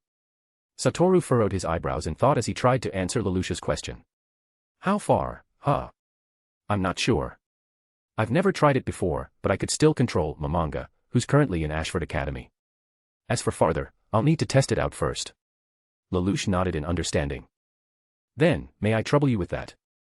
If possible, I'd like you to station some of your phantoms to protect Shirley and Nunnally from Mao while we're in Kyoto. Sure. I'll test it out after you return home.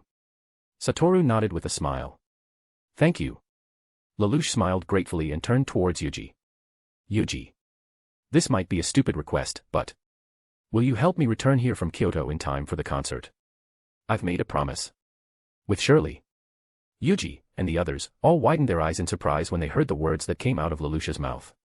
And immediately, a teasing smile appeared on his face. Oh. So you want me to be your chauffeur for your date, huh? A blush appeared on the stoic boy's face as he clenched his teeth in embarrassment. Yes. If you had to put it that crudely. Well, of course for my good friend, who's finally getting his first date, I'm honored to be his chauffeur. Yuuji, Tatsuya, and Satoru giggled as Lelouch said his gratitude through gritted teeth. Thank you. No problem. Yuuji teased the men behind the Mask of Zero a few more times by asking if he'd also need his help getting dressed for his date. And only after he got his fill of teasing Lelouch did Yuuji finally stop. So, do you have any plans on how to deal with Mao? Satoru asked. If we want to, I can simply have Momonga cast Feeble Mind on him to completely destroy his psyche. Feeble Mind was an 8-tier spell that could shatter someone's intellect and personality completely, essentially reducing them into someone with only their primal instinct. Although it wasn't permanent, the chances of Mao recovering from such a state would be minuscule. So if they wished to simply protect C.C. from Mao and complete the mission, they could just cast it on Mao and easily solve the problem. But such a method might not solve the root of the problem. Lelouch, Yuuji, and Tatsuya fell into silence as they contemplated. Dealing with Mao was easy. But, things were more complicated than it seemed, especially since C.C. would have to deal with Mao herself so she could move on from her past and deal with her guilt of abandoning him as well. Yuuji looked down to the table as he held his chin, deep in thought. Although he had seen the anime, he didn't know C.C. well enough to create a plan that would best help her with her past and deal with Mao at the same time. But then, Lelouch's voice brought him back from his thoughts. Perhaps, it's time for you to meet C.C. Yuuji looked up and tilted his head confusedly when he saw Lelouch looking in his direction. Then, he also noticed Tatsuya and Satoru looking at him in the same manner. What? Why are you staring at me? They smiled as Yuuji looked at them in confusion. Within the dimly lit sedan car, Ogi, Tamaki, and Karen sat on the two-seat couch of the car, facing each other. Ogi and Tamaki sat side by side, while Karen sat with Zero, who had been silent thus far in their trip. Curtains were drawn over the windows of the car, preventing them from seeing their surroundings as part of the security measures that the Kyoto house employed to keep the location of their headquarters a secret. All they could see was sunlight that penetrated through the seams of the curtains. And a few hours into their journey it suddenly disappeared. Ogi, Tamaki, and Karen wondered what was going on when the sunlight suddenly went out. But then, they heard echoes of the car reverberating from all around them. It was then that they realized they've entered some sort of tunnel. It's been hours now and we still haven't arrived. Tamaki grumbled, his right foot tapping on the carpeted surface of the car floor. How about calming down? It's embarrassing. Crossing her arms, Karen tapped her finger on her elbow as she looked at Tamaki with a slight frown. They were on their way to meet the representative of the Kyoto House, an extremely powerful and influential organization who had been helping them procure weapons, nightmares, and information, as well as the one who might become their main sponsor in the future. Although she was also nervous, the Black Knights needed to act cordially and respectfully so they could gain their support. Tamaki complaining about how long the trip was like a child was the last thing they needed. What dash? Suddenly, the car came to a sudden stop. But instead of staying in place or resuming to move forward, the car began rising upward. What the hell? We're going up. They continued to feel the lifting sensation as the elevator that their car had apparently gotten on continued to rise. A few moments later, it stopped, and the car therein began going forward once again before coming to a gentle stop this time. The doors to their car opened, and the driver, dressed in a full suit and white gloves, told them of their arrival. Forgive me for the inconvenience. The master is waiting for you. Tamaki, Karen, Ogi, and lastly, Zero alighted from the car. They seemed to have arrived at the entrance of a compound or some sort. It wasn't a traditional Japanese-styled luxurious mansion, a high-rise building, or the like, which they first expected from the headquarters of the Kyoto house. But their attention was quickly stolen when they looked out the massive windows that showed them of the outside scenery. This is the Fuji mines. That can't be. There's no way we're there. But it has to be. This mountain. This scenery. Looking through the clouds, Karen saw the vast forest, land, and the white patch amongst the greenery, which was the Britannian-developed area of the Fuji Administrative District, in the distance. That means, underneath us is the Sakuradite. The treasure that caused the whole war. I heard intruders here get executed without question here. Tamakin exclaimed. To think their power reaches all the way here. Kyoto is really amazing. Ogi remarked, his voice filled with admiration and hope. Perhaps with their support, their dream of liberating Japan from the iron grip of the Britannians could be fulfilled.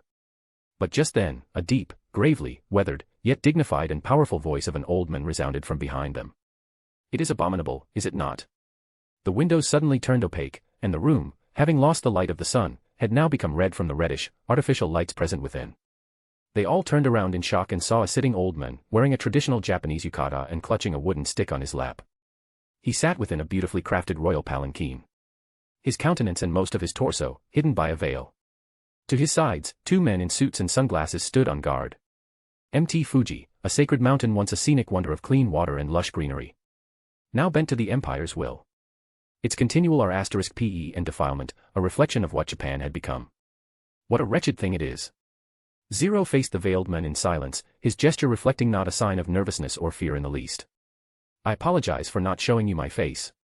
However, you do the same, Zero. And it must be sure. Sure of who you are.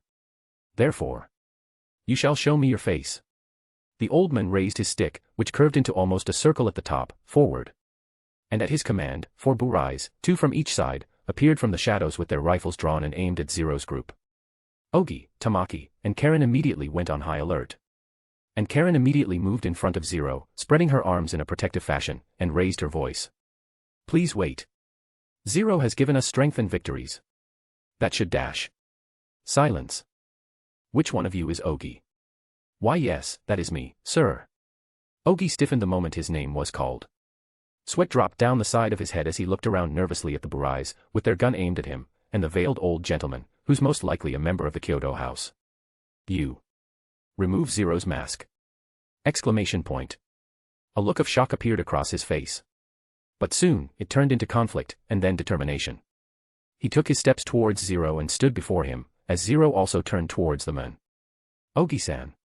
Karen tried to reason with him, but Ogi had made his decision. I'm sorry, Zero. But I want to trust you, too. So please. Let me trust you. Ogi raised his hand slowly towards the featureless, dark purple. He grabbed it, and slowly lifted it up. Huh. A woman. It can't be. Tamaki and Ogi exclaimed in shock as the countenance of a beautiful, leaf-green-haired woman appeared upon the mask's removal. None of them had ever seen Zero's appearance, but they've heard his voice. It was unmistakably the voice of a man. But the figure before them was clearly a woman. Did she use a voice-changing device to make her voice masculine? This isn't Zero. Karen yelled, snapping everyone out of their shock. I saw her before. She was with Zero, but she's not him. You, girl. Is this true? The mysterious old man of the Kyoto house turned towards C.C. and inquired with shock and disbelief apparent in his voice. Yes. She answered calmly. Her soft, monotone, yet beautiful voice resounding throughout the area. And you aren't Japanese, are you? A sneer that would have come off as a beautiful gentle smile if not for her narrowed, sharp, teasing gaze appeared on her delicate face. Correct, leader of the Kyoto house. Kirihara Taizo. A pair of gasps resounded, but not from the members of the Black Knights. Instead, they were from the 2 bodyguards who had been standing guard in silence beside the Kyoto house's representative. Immediately, they both took on a defensive stand with one of them reaching into his suit for his gun. No one who knows his identity can be allowed to live. Especially a non-Japanese. Wait. Leave me out of this. Ignoring Tamaki's plea, the other guard raised his hand forward as a signal to the nightmare frames. The burais took their aim towards the Black Knights. When suddenly, one of them suddenly shoots out its slash harkens towards the two burais on the opposite side, knocking their guns off their hands. In the next instant, it brandished its tonfa and slammed the arms of the burai beside it with a shockingly tremendous force, breaking both of its arms along with its own. Then, it spun around and used its land spinner propulsion system to hit its head and fully decapitate it. Wadash. The two bodyguards stood frozen as they watched a supposed ally completely destroy one of their burais so brutally. And before they could react and take out their guns, it had already spun towards them and aimed its rifle straight at their protectee, the leader of the Kyoto house himself. How sloppy. Your methods and philosophies are outdated. That is why you'll never win. Kirihara Taizo, the founder of the Kirihara Industries and leader of the Kyoto house, clenched onto his wooden stick in frustration as Zero rose from the cockpit and fluttered his cape. Zero. When did you? One of the two bodyguards raised their gun, taking his aim at Zero. But, he instantly froze when the nightmare before them suddenly moved its gun closer to their protectee. Stop. There's another one piloting it. Don't make a move. The two remaining nightmares who had their guns knocked out of their hands froze, not daring to make even a single move as their leader sat at gunpoint. All they could do was watch silently, helplessly, as Zero alighted from the nightmare and approached the defenseless leader of the Kyoto house. The Grim Reaper. I see. So is the skill of the pilot who destroyed the White Knight. To know such information, which the Brighton Yens had been trying their best to hide. As expected of you. Taizo looked up towards the burai and mumbled before turning his gaze and attention towards Zero. Kirihara Taizu. As the founder of Kirihara Industries, who has a monopoly on sakuradite mining, you were one of the major backers of the Kururoji administration. However, you changed your code after the defeat and became an active collaborator with the colonial rulers. Popularly known as Kirihara the Traitor. The silence was deafening as Zero calmly continued his monologue at gunpoint from the two bodyguards. However, in actuality, you are one of the leaders of the 6 houses of Kyoto, who organizes resistance groups nationwide. A double agent, how cheap. You. Show some respect for his feelings. Stop. The strong, dignified voice of the old man echoed, stopping his subordinates from antagonizing the masked individual before him further as he tried to discern his identity. It is as you guessed, though. I am not Japanese. Huh. As seriously. So that's why he never showed us his face. The 3 members of the Black Knights, Karen, Ogi, and Tamaki all gasped in shock at the revelation. If you are not Japanese, then why do you fight? What is it that you want? An end to Britannia's mindless act of conquest. An end to this war. And you think such a thing can be accomplished? By you. I can. Because I have a reason why I must accomplish that. Zero raised his hand up to his mask, its back part retracting inside. And he took off the mask.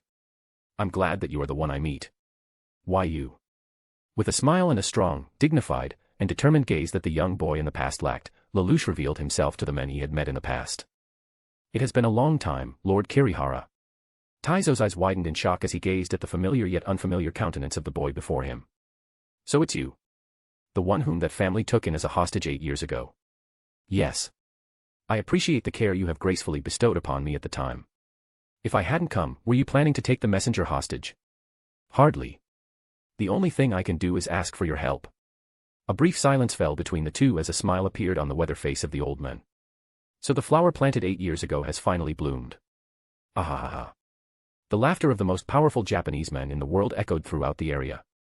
Ogi. Why yes, sir. This person is most definitely an enemy of Britannia. I am also satisfied with his reasons for not revealing his face. I assure you that you should follow Zero.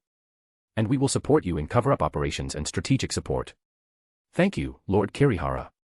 A sigh of relief was shared amongst the 3 members of the Black Knights as Taizo uttered those words. Now, they've successfully gotten the full support of the Kyoto house. I appreciate it, Lord Kirihara. I'm glad I wouldn't need to rely on the shares of the Kirihara Industries alone. A look of shock appeared on the old man's face.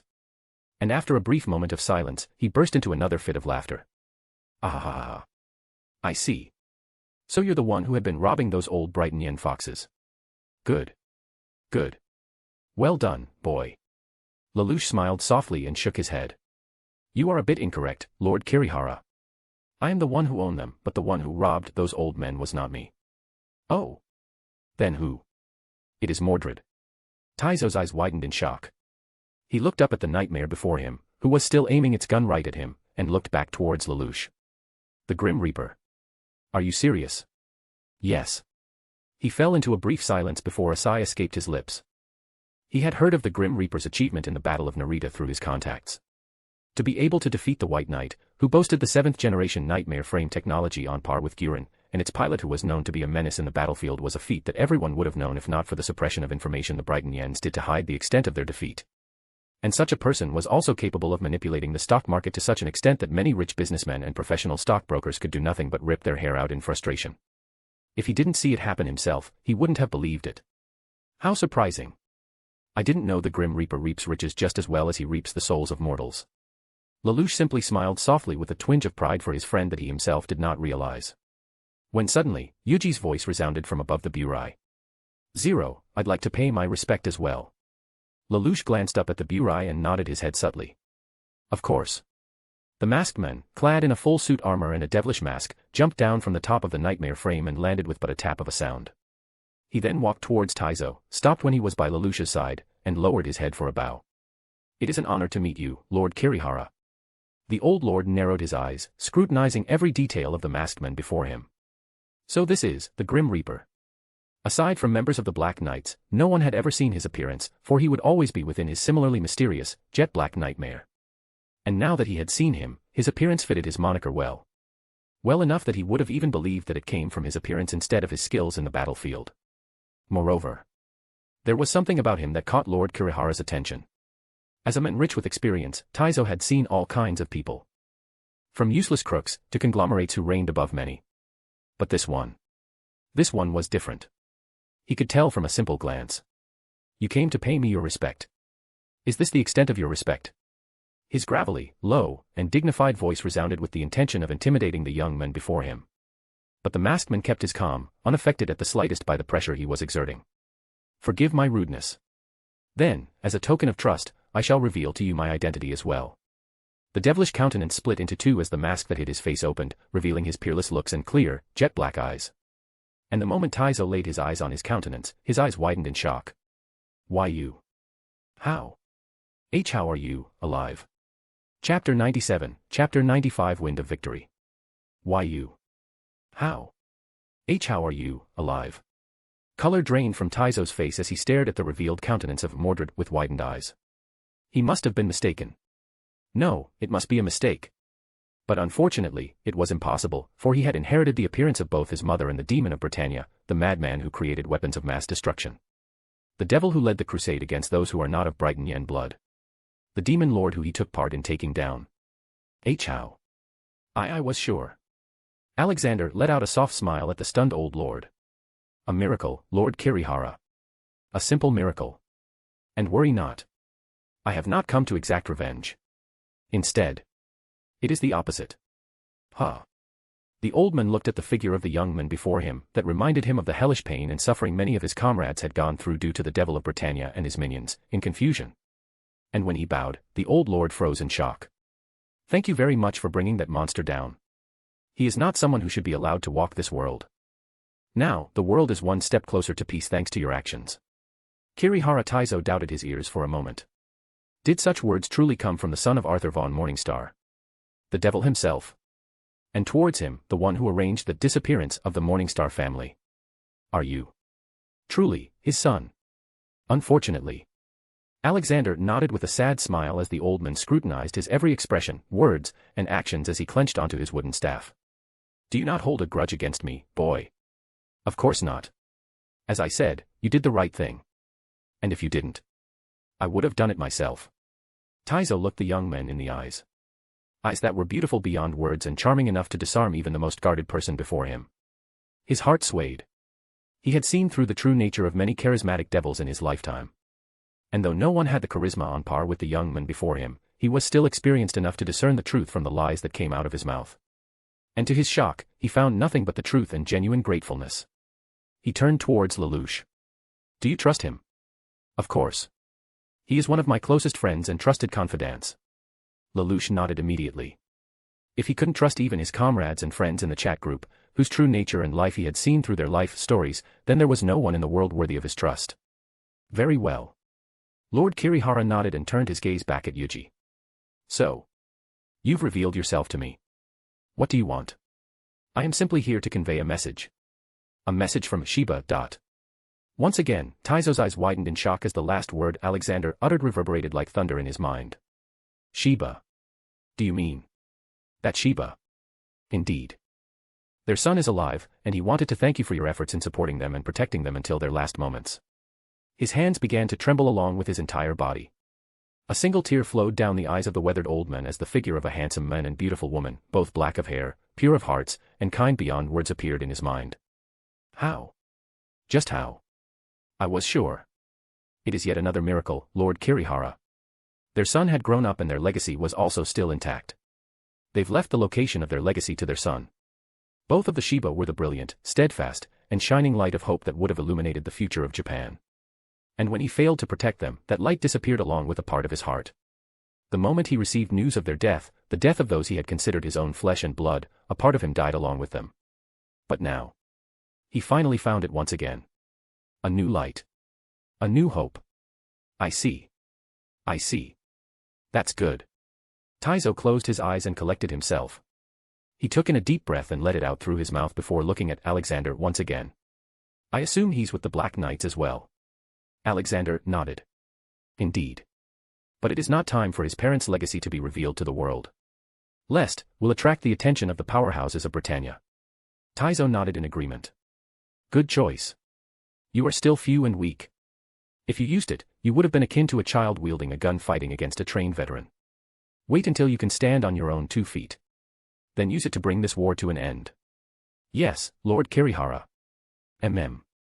Until then, we shall assist you in this war. I appreciate it, Lord Kirihara. Lelouch donned his mask of Zero once again and turned around, his cape fluttering in the air. Alexander bowed one last time before his devilish mask closed, hiding his true countenance from the world, and followed after Zero. And as they walked away, Taizo watched their back recede in silence. Finally. The winds of victory had blown in our favor, X. After finishing their business, Zero had Karen, Ogi, and Tamaki returned to Tokyo settlement by themselves while he and Mordred took care of some remaining business in Kyoto. Zero didn't say what their business was when they asked. And when Karen asked Mordred in private, she too failed to get an answer, leaving her disappointed as the three made their way back to Tokyo on their own. Once they're gone, Zero and Mordred go to find a hidden place. They arrived at a quiet street near the outskirts of the Kyoto settlement, and after making sure no eyes, human or machine, had their sights on them, they changed from their suit and armor into regular, civilians' clothing. Where previously stood 2 conspicuous-looking men, now stood a pair of eye-catching handsome young men, the taller one dressed in a black shirt, black leather jacket, and long black jeans, and the other dressed in a caramel jacket, black shirt, and dark pants. Are you ready? Yes. I just got a text from Shirley that she's about to head to our meet-up point. She'll probably arrive in less than an hour. Yui nodded with a confident smile. No problem. We'll arrive even faster. What about her protection? Satoru-san had both Mamanga and Peroroncino guard her stealthily. Mount won't be able to touch her. That's good. Well then, shall we? Thank you for doing this, Yuuji. No problem. Let's go. The two began to float up into the air as their appearance slowly vanished. Then, as the literal space around them bent to propel them forward without the need to fight against air resistance and gravity, the two head towards Tokyo with speed surpassing even a fighter jet. And less than 30 minutes later, they arrived near Lelouch's meeting point with Shirley as promised. Wow, we really did arrive in less than half an hour. So this is your top speed. My top speed is still a bit faster. I didn't want you to get a headache from seeing the sight around you move so quickly, so I held back a little. Yuuji undid his invisibility spell and placed a hand on his friend's shoulder. All right then, off you go. Good luck on your date. And have fun. You deserve it. Lelouch smiled and nodded softly. Thank you. Then, I'll be going. Lelouch went straight towards the plaza and stood in front of a fountain.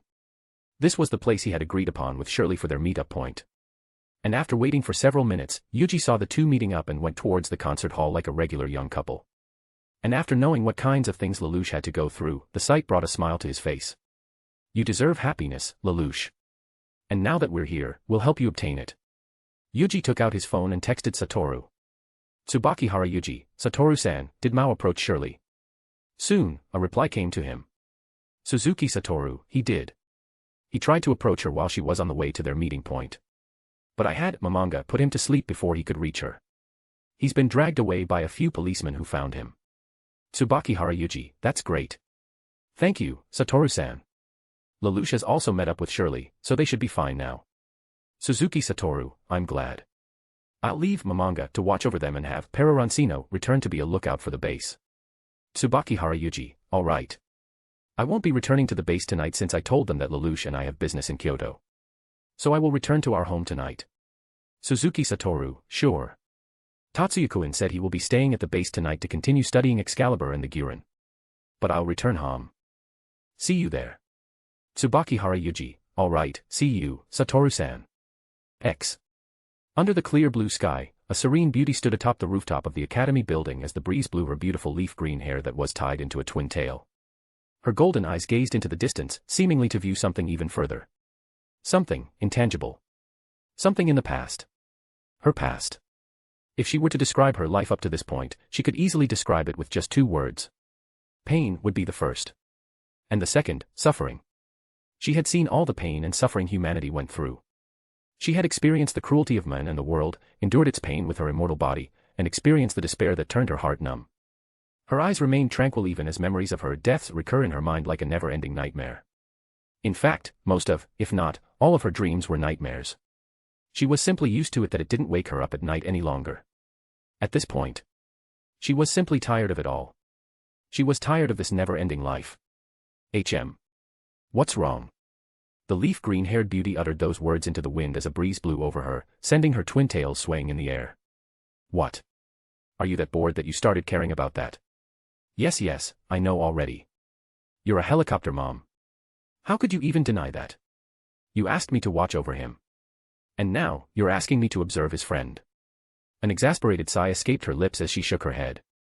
I get it, already. But you know that I can't reveal myself to just anyone, right? Even for you, I won't risk being turned into a lab rat again just so I can tell you about your son's friend. That was just an accident. I didn't dash. Just then, as C.C. glanced down onto the courtyard, she saw the figure of the most handsome student in Ashford, looking up towards her with eyes widened in surprise. Her body immediately froze. And in the next moment, she immediately ran away as her heart thumped loudly in her chest. C.C. quickly made her way back to the student government clubhouse, where Lelouch and his little sister were staying. She immediately went to her room, locked the door, and slumped down onto her bed. Ha. Shut up. I know it already. C.C. at the voice in her mind as she panted in exhaustion. This would be the second time he had seen her. And this time, he definitely saw her since they even made eye contact.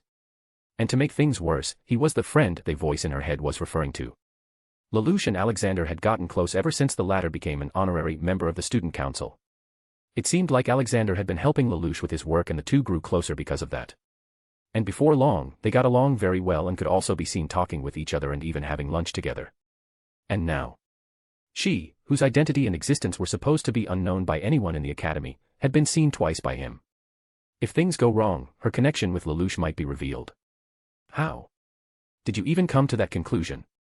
My heart is beating fast because I ran all the way back here. His appearance doesn't matter.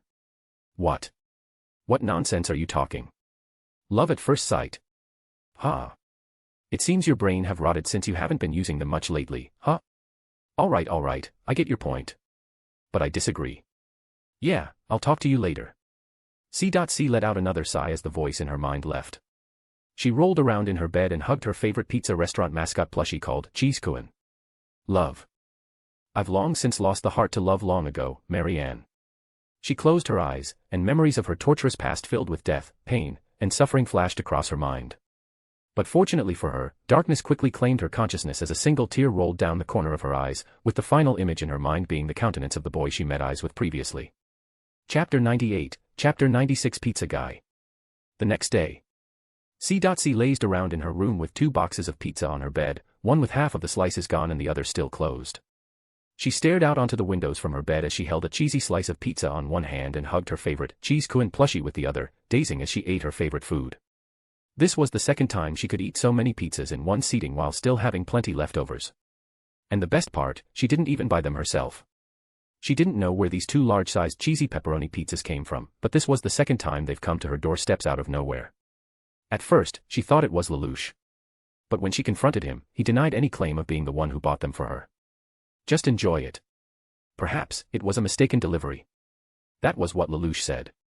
But both him and she knew that the chances of these two large-sized pizzas being a mistaken delivery was almost none.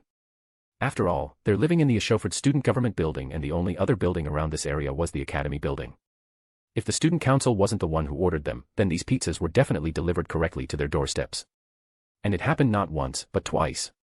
Unfortunately, though C.C. was curious about the identity of the free pizza guy, she had no way to identify who gave these boxes of pizzas to her. Even when she asked the delivery man, he simply said that the pizzas were meant for the residents in the student government building and didn't know who ordered it. Thus, the identity of the free pizza guy remained a mystery. She was still very suspicious of Lelouch. After all, the only one who knows about her and her fondness of pizza was him. Other than him, no one else should even know about her existence in Ashford Academy grounds. So, although she couldn't get him to reveal the truth, she was still thankful for it. Especially on days like this when she couldn't go out.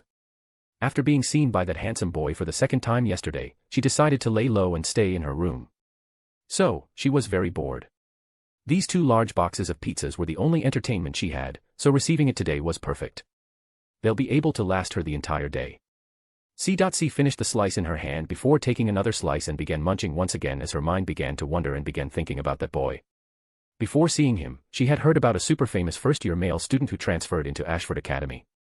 He was known to be extremely smart, very friendly, and most of all, exceedingly handsome.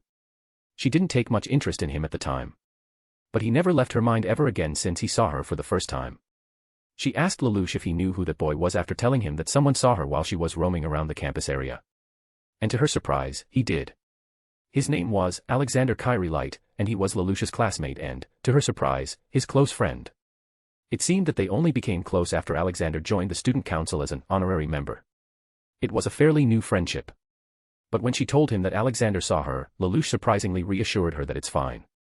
Considering his personality and the amount of time Lelouch had known about Alexander, he seemed awfully trusting of the handsome boy. Alexander Kyrie Light, huh? Stuffing the last bit of crust into her mouth, C.C. plopped down to her bed and spread her arms out. I'm bored. Now that she was full, she had nothing to keep herself occupied anymore. She turned to look at the clock hanging from the wall at the far end side of her room. Lelouch was still in the academy, and there were still a few hours left before they both went to Black Knight's base together. I'll just take a nap till then. She closed her eyes and let darkness and whatever nightmare she will see now took her. However, no nightmare came to her this time. The only thing she recalled before falling to a restful nap was the figure of Alexander looking at her from afar with a smile adorning his face. And unknowingly, the same smile found its place on her countenance as well. C.C. woke up from the sound of the front door opening. When she opened her eyes, the clear blue sky was no longer there. Instead, a slightly orange-red sky that signified it being early afternoon greeted her. With a yawn, she slowly rose and sat on her bed, stretching her arms and body, before letting out a satisfied sigh. I haven't had such a restful sleep in so long. She was quite in a good mood. There was no nightmare this time. Just a restful sleep, which normally came to her once in a blue moon when she was thoroughly exhausted after being chased by authorities. She turned to look at the still open box of pizza, took a slice, and ate it, taking small bites to truly savor each and every slice. Lelouch must have returned. The opening of the door that woke her up must have been Lelouch returning home from school. So, she rose up from her bed and headed to the door, intending to meet him and ask when they'll head out. But just as she was about to touch the doorknob, she heard another voice talking with Lelouch. Her eyes immediately widened in shock. She quickly locked her door, returned to her bed, and quietly munched on her pizza slice. A few minutes passed and the pizza slice in her hand had already finished being eaten. And while she would normally take another slice, she didn't. She tried her best to listen to sounds and voices that came from outside her room. Only after she made sure that the coast was clear that she could start relaxing again and go see Lelouch. But to her shock, a knock suddenly resounded from her door. C.C. Are you there? I would like to introduce you to someone. Her eyes widened in shock as she stared at the door incredulously. Why? Why did he say her name? The guy he came with must have still been there since she didn't hear anyone leaving. Her frown deepened. Lelouch wanted to introduce her to someone. That someone must be the guy he came with. Who could it be? Anxiousness began to rise within her as her heart started beating faster and faster. Did Lelouch betray her? Did he decide to hand her over to the researchers who treated her like a lab rat? No. That's impossible. There's no way he'll contact his enemy just to hand me over. He has no reason to do it. Her logic was infallible. But her body refused to listen to logic as it continued to tremble in fear. The wave of trauma and fear of betrayal, pain, and suffering she had suffered washed over her as she stood frozen in angst. "CC. It's fine. I'm not doing anything to harm you. I'm just introducing you to an ally. To Mordred. Her body stopped trembling at the mention of the familiar name.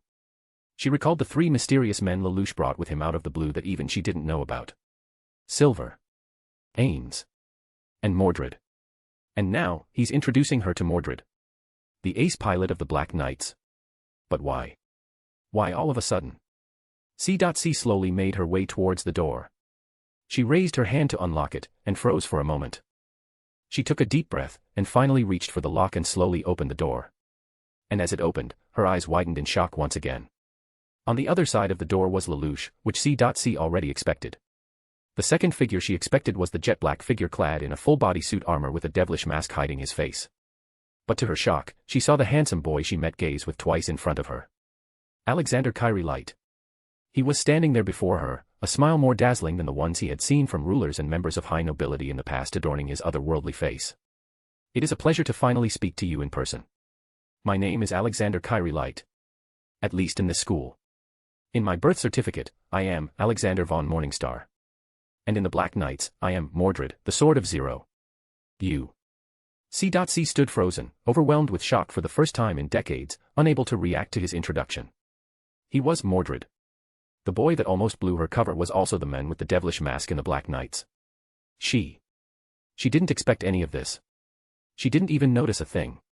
"Shall we continue when we're inside? The things we're going to talk about. It'd be better to talk about them behind closed doors." "Sure." The two entered, locking the door behind them, and they both froze in shock when they saw the state of her room. Or rather, her bed. There was an open pizza box on her bed with crumbs everywhere on her sheets. Her duvet was a mess and there were pillows that had fallen onto the ground. The rest of the room looked tidy and clean, as if no one was staying in the room. A stark contrast to her bed, which seemed like it hadn't been cleaned and tidied up for weeks. "What's wrong? Come in. You're the ones who wanted to come in, right?" Yuuji looked at her, and turned towards the messy bed, then back at her, and sighed, which caused C. to narrow her eyes, offended. "Before that. Can I clean this up a bit first?" "Of course. Be my guest." C. flipped her beautiful, long, straight, leaf green hair and walked towards the bed and laid down on it, leaving Yuuji speechless. "How can I clean if you're laying there? You're cleaning out of your own free will. Why should I accommodate you?" "Fine, I'll do it later." Yuuji let out another sigh before he sat down next to Lelouch on the chairs present in the room. When he was seated, C. raised into a sitting position on the bed and hugged her Cheese-Kuin plushie. "Well then. Start talking." Both Lelouch and Yuuji nodded, and they began to tell her about Alexander's real identity, his past, his father's sins, his identity as Mordred, his relationship with Lelouch barring anything that had to do with the group chat, and about his geas. C.'s eyes widened in shock when they told her about his geas, but she completely froze over when they told her about Ains and Silver also having geas of their own. How could there be so many? "Lelouch, where did you find these geas users?" "I didn't. We met, coincidentally. And we've become close friends after a while." C. didn't believe a word he said. After all, it was simply too unbelievable. Geas were an extremely well-kept secret, and Geas users that could live outside of research facilities were either on the run, like her, or were used by their countries as a weapon. They were simply that rare and that powerful. And now, here she was, in the presence of not only 1 or 2, but 4 Geas users. This is a bit unbelievable. It is understandable. But we're not lying. I can believe that. The things you said were just too bizarre that it could only be the truth, or you're both insane. Yuuji smiled at her wryly. If she's already labeling them as insane, he wondered what she'd call them if they told her about the group chat and the existence of other worlds. C. shook her head tiredly and looked at the both of them with exhaustion clear in her eyes. "So, why are you telling me these things now?" Her eyes shifted between the two, clearly waiting for answers. There must be a reason why these two revealed such an enormous secret to her.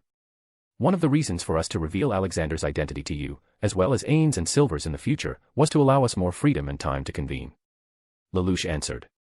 "With you knowing about our relationship, we'll be able to meet and discuss our plans more openly and frequently even outside of the base." "I see." A pragmatic and logical reasoning. It was something she expected from Lelouch. After all, though he was, at his core, a boy driven by his emotions, Lelouch's mind still operated logically when it comes to things other than his sister and his past. Though, even after knowing this, She couldn't help but feel a bit of disappointment. But that's not the only reason. C.C. turned towards Alexander and saw him smiling helplessly at Lelouch before turning towards her. The real reason that Lelouch was too shy to tell you was because he trusted you and he wanted you to feel more comfortable, knowing that you'll have people you can talk to who you can trust and knows of your situation. In the end, although Lelouch had set his heart on Shirley, C.C. was still an extremely important person to him. She was the one who gave him the power to change his destiny, the one who saved him when he was powerless at the face of death, and his partner. He cared for her deeply, and he didn't want her to suffer more than she already has. So, he wanted to introduce his friends to her so that she too could have friends that could be trusted. People she could confide in. Someone who could be with her when she was lonely. Tatsuya and Satoru might not be the most appropriate type of people for the role, but Yuuji was perfect for it. That is why he decided to introduce Yuuji to her first. He put his hope on Yuuji to melt the frozen heart of the immortal witch and give her a chest she could lean on in her time of need. C.C's eyes widened in surprise. She turned towards Lelouch, who was now narrowing his eyes at Alexander for revealing it prematurely. And when he noticed her gaze, Lelouch let out a sigh. Yes. It's true. I wanted you to have someone to talk to when I'm not around. Someone that could be trusted and someone who could also protect you from harm. And Alexander was the perfect person for it. So I introduced him to you. I see. C.C. slowly nodded her head. She was still unconvinced that she'd be able to become friends with the handsome boy before her as Lelouch hoped she would. But, at the very least, she appreciated his intention. Don't worry, I'm sure you'll get along with him quickly. After all, he's the one who brought you pizza. C.C. immediately turned towards Alexander, her eyes widened in shock at the revelation. Why, you're the pizza guy. Ha. Pizza guy, huh? I guess that's appropriate. Yuuji chuckled a bit and turned to look at the half-empty box of pizza on her bed. I'm glad you're enjoying the pizza. They're my apologies for spotting you while you're on your walk around the academy. I hope you can forgive me. I see. Her eyes widened in realization as the truth of the mysterious free pizza came to light. Though, does that mean that she wouldn't receive any more free pizza? After all, they know each other now, and from what Lelouch said, they'll be meeting each other more frequently. If Alexander was only giving her free pizza to apologize for ruining her outing, then, he'll stop now, right? A look of disappointment flashed across her eyes as her arms unconsciously held onto her plushie a bit tighter. But don't worry. If you want more pizza, you can just tell me. Or, I can always buy a box or two for you if we were to meet. Her eyes immediately light up. And like a child who was enticed by her parents' promise to buy her new toys, she nodded excitedly. Great. I'll be looking forward to seeing you, C.C. Likewise. Chapter 99, Chapter 97 Gift. After spending a few more minutes talking with C.C., Lelouch and Yuuji excused themselves from her room. He planned on returning home today and checking on the stock market to make some money. But after seeing C.C. still dressed in her white straitjacket, he decided to take a detour to some shopping places. As they walked past the dining room, the two saw Nunnally and Sayoko sitting together, focusing on folding origami papers. They were doing it when Lelouch returned and introduced Yuuji to them, and they're still doing it now.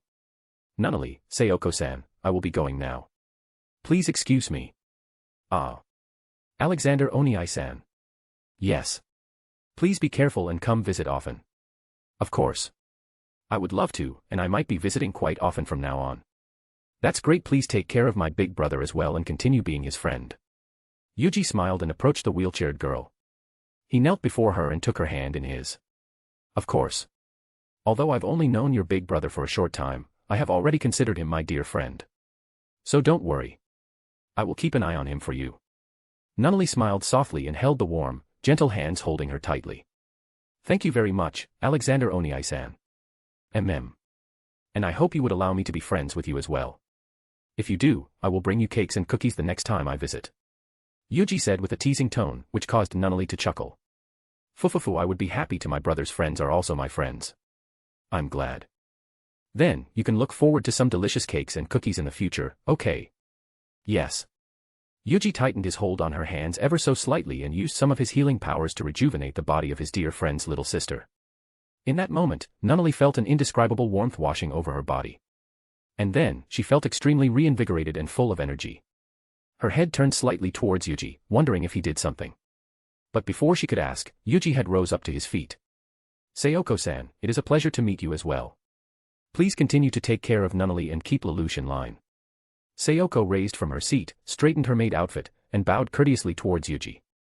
Of course, Carrie Light-sama. She let out a small smile as Yuuji bowed her head towards her as well. Well then, I shall be excusing myself now. Thank you very much for your hospitality. Yes, come and visit again soon, Alexander Oniai-sama. Of course. Lelouch then saw Yuuji off until the entrance to the student government clubhouse's entrance. I'll come here again tomorrow for a bit. Is that okay? Of course, but what are you going to do? Just dropping off some stuff for C.C and Nunnally. I can't stay for too long though. I've already promised Karen to help her configure her Girin system. She said some of the current configuration didn't feel right. Alright. I'll be going to the base as soon as school finishes, so you can just ask Sayoko to lead you inside. Sure. Then, see you. See you later. Lelouch returned inside and went to sit with Nunnally and Sayoko. Ah, big brother. Has Alex Nader Oniai-sama left? He's gone. I see. Fufu, I'm so happy for you, big brother. You've made such a nice friend. Lelouch smiled softly and patted his little sister's head ever so gently. He is a very nice and trustworthy friend. Oh, and I've also made a few other friends. They're a bit busy now, but I'll introduce them to you as soon as possible, okay? Really? That's great. I'll look forward to it. A warmth washed over Lelouch's heart as he watched her sister's pure, brilliant smile. This was the smile he wanted to protect. This was the smile that drove him to fight against the world and change it. If it was before he became a member of the group chat, his future might as well be similar to the future he had seen from the anime. A future where he created a world that his little sister could smile in exchange for his life. A future where Nunnally still shed tears in the end. But now, he won't let it happen. He will carve a new future. A future where Shirley and Euphemia live. A future where he could still be with her little sister. A future where he would be able to live happily with his little sister, Shirley, and his dearest friends. This time. Surely. The next day Yuuji returned to Lelouch's residence as promised. In his hands, he held a beautiful white box with a handle on top, decorated charmingly with a golden bow. Written in elegant, golden cursive at the front of the box was the word, Le Patisserie, the name of the most famous and high-end bakery in this Tokyo settlement. He knocked on the door, and a few minutes later, Sayoko came to open it, greeting him with a warm, courteous smile. Welcome, Kirilight-sama. We have been expecting you after the young master's notice. Good afternoon, Sayoko-san. Thank you very much for welcoming me so warmly. It is my honor. Please, come in. The young master and Lady Nunnally are currently in the dining room. Thank you, then please excuse me. Yuuji entered and was led to the dining room where he saw Lelouch sitting side by side with his little sister, folding origamis together. Ah, you're here. Alexander Oniai-sama, you came. Yuuji smiled and knelt down beside Nunnally. I've returned as promised. But unfortunately, I can't stay for long. Is that so? He smiled softly and placed his hand on the dispirited girl's hand softly. I'm sorry. But, I didn't go back on my promise yesterday. He held up the box of cake and placed it on Nunnally's lap, surprising the little girl for a moment. Then, she began to place her hands all over it, trying to feel out its shape and guess what it was. Is this a cake box? It's a strawberry cake from Le Patissier. Yeah. I sent that a super fancy bakery. I heard even a small slice of cake there could cost more than 1,200 yen. A cake this size. It should be around 20,000 yen. Sayoko's eyes widened in surprise at her lady's words. The moment she saw the box of cake in the handsome young man's hand, she knew it would be expensive. But she didn't think it'd be that expensive. Even Lelouch was slightly surprised at the price. Although he knew how rich Yuuji was, he didn't expect him to bring them such an expensive gift. Nothing is too expensive if it's a gift for you, Nunnally. I hope you'll like it. Is this really okay, Alexander Oniai-sama? Of course. Please enjoy it along with your brother and Sayoko-san, okay? Why yes. Thank you very much. Yuuji smiled and raised up to his feet. Then, I'll leave you for a bit, okay? I want to talk with your brother about something related to the student council. Yes. Yuuji gestured towards the second floor with his chin and the two began making their way up the stairs. Once they're a safe distance away from Nunnally and Sayoko, Yuuji began with a whisper. I'm also here to give some stuff for CC. I see. Let's go, then. Yuuji nodded and followed Lelouch to C.C's room. As they walked, Yuuji began taking out clothes, pants, skirts, dresses, glasses, hats, ribbons, jewelries, as well as a box of pepperoni pizza from C.C's favorite pizza place from his inventory. When Lelouch saw him take out an entire wardrobe from his inventory, he couldn't help but look at him weirdly. What are you doing? Ahaha. I planned on buying just a few things for her yesterday. But one thing led to another, and I just bought anything that I think would look good on her. All right. Sure. I won't ask you any more. They arrived in front of C.C's room and Lelouch knocked on the door. And when it opened, C.C's eyes immediately widened in shock as she froze before the mountain of fashion items and a box of pizza in front of her. What is this? It's Alexander. Can we enter and let him put them down somewhere? C.C nodded dazedly and moved to the side, allowing Yuuji to enter. He placed the box of pizza on her table and laid the clothes, dresses, skirts, jewelries, etc. on her bed. Alexander. What in the world? They're for you. I bought them yesterday, thinking of giving you some clothes you can use as a disguise. And well, as you can see, I got a little carried away. With eyes still widened in disbelief, C.C looked at the dresses, each and every one more beautiful than anything she deserved to wear.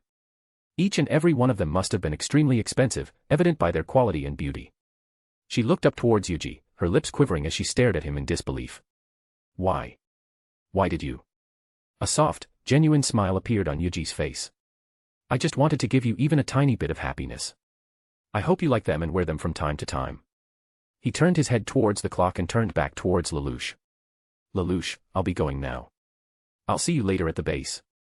Sure. You go wait for me in the dining room. I'll catch up. All right. Yuuji left, and C.C silently stared at his receding back in a daze. She then turned her eyes back towards the beautiful dresses, clothes, skirts, shimmering jewelries, and the box of pizza. Why don't you wear them the next time he comes to visit? C.C looked at Lelouch with eyes still filled with hesitance. I'm sure he'll be happy to see you in them. He bought them thinking it'd look beautiful on you. Her eyes widened slightly as her heart skipped a bit. A light blush coloring her cheeks as she looked back down at the clothes shyly. Is it really fine for me to take them? These must be expensive. She leaned down and slid her hand across the silken surface of the beautiful, shoulderless light green dress. He's rich beyond belief, so this much stuff is nothing for him. And, he did buy them for you, so not using it would be rude to him. All right. Lelouch nodded and left, leaving the lime green-haired beauty alone as she stared at the beautiful clothes and accessories in silence. Such beautiful things. It had been so long since she had the chance to wear such beautiful clothes and jewelry, or even seen such a thing. They're so beautiful and shiny. Would it even fit someone so ugly like her? He bought them thinking it'd look beautiful on you. A light blush appeared on her face once again before she picked up the white lacy top and a long, dark red, checkered skirt. This is the first time anyone ever gave me such things. She clenched her hands onto the fabric as she brought them close to her chest. She held them tightly, hugging them so preciously, as if fearing that it would disappear from her grasp like everything else she had ever held dear before. Thank you. She whispered her gratitude. The gratitude she failed to tell Alexander when he was here. But vowed to tell her the next chance she could meet him. Though it might be trivial in his eyes, these gifts were everything for her. So she will never forget his kindness for all her immortal life. Unbeknownst to C.C right now, these would only be the start of the many gifts she would receive from Yuuji. And she would receive not only material things, but also the things she had given up hope of obtaining. This moment would mark the start of her immortal life filled with happiness. Leaving Lelouch's home, Yuuji made his way to a secluded part of the building, cast invisibility, and flew off to the Black Knight's base. Mid-flight, he then equipped his full-body, magically enhanced suit of armor that Tatsuya developed back in his world, turning into Mordred. Upon arriving, he undid his invisibility. And the moment he entered the hidden compound that served as the Black Knight's secret base, he saw Karen sitting on a wooden crate. Ah, you finally came. I've been waiting for ages. She immediately stood up with a wide smile on her face the moment she saw him enter, and a teasing smile appeared on Yuji's face. Oh. I didn't know you miss me that much. The crimson-haired girl froze for a moment, a blush coloring her cheeks. Then, she let out a scowl and bit back. Who's waiting for you? You're such a narcissist. Karen hit him on his shoulder, which hurt her much more than it hurt him. Coo. Ha. You never learn, huh? How many times do I have to tell you to stop hitting me? I won't feel it at all. You're the only one who'll get hurt. Humph. That armor is unfair. You should take it off. Oh my god. Karen, are you trying to strip me naked? Oyogi, Tamaki, Silver, Karen is trying to strip me now dash. Aha. Stop it. Fine, you win. Yuuji smirked smugly in victory as Karen tried to cover his mouth. And though she couldn't see through his devil mask, she just knew that he was smirking victoriously, which irked her even more. Let's go, already. We need to finish configuring the Guren as soon as possible so we can be ready for any mission. Yes, lead the way. The wild little crimson-haired kitty huffed and turned around, making her way deeper into the base and towards the hangar, and Yuuji followed suit. As soon as they arrived before the Guren, the two spared no more time and immediately went to work.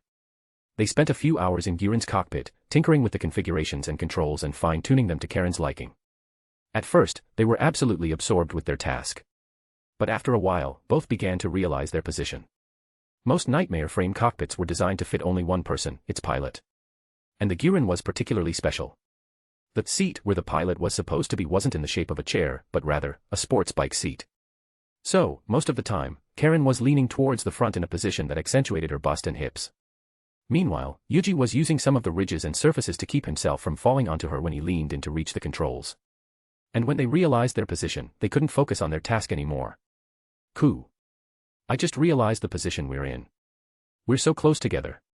Her eyes were no longer focusing on the screens and controls of her nightmare. Instead, she'd catch herself glancing at Mordred's body and abs more than a few times in a span of a few minutes. Meanwhile, Yuuji also had a hard time focusing as he tried his best to calm his little brother down after seeing Karen's extremely accentuated butt. He had long since realized that Karen had an extremely curvy body and a very voluptuous rear. And now, they're accentuated even more by her suit and her pose. It looked beyond sexy. This is bad. It had been quite a while since he was able to release his pent-up lust, which had been amplified due to his divine physique.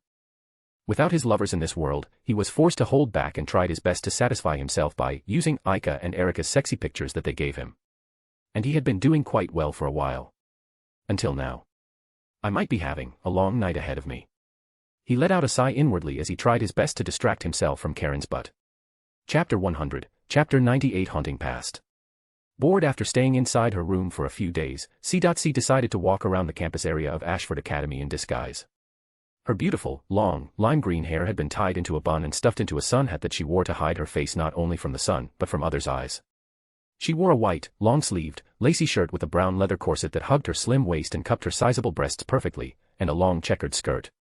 She had also worn a pair of beautiful, white heels and a golden necklace with a diamond-shaped emerald jewel that she normally wouldn't wear. But today was an exception. This would be the first time C. would be wearing the gifts Alexander gave her a few days ago. She hesitated wearing such beautiful and heartfelt gifts from Alexander for the longest time, undeserving as she was. But his words finally pushed her into making the decision to wear them. I hope you like them, and wear them from time to time. The gifts she received. They were all things that Alexander had chosen carefully after thinking about her. Gifts given to her purely out of his generosity, without any ulterior motives or being compelled by anything. Gifts given to her in hopes for her happiness. To have received such a thing. There was no way C. could not wear them. So, after a few days of deliberation, she decided to wear them and breathe in some fresh air.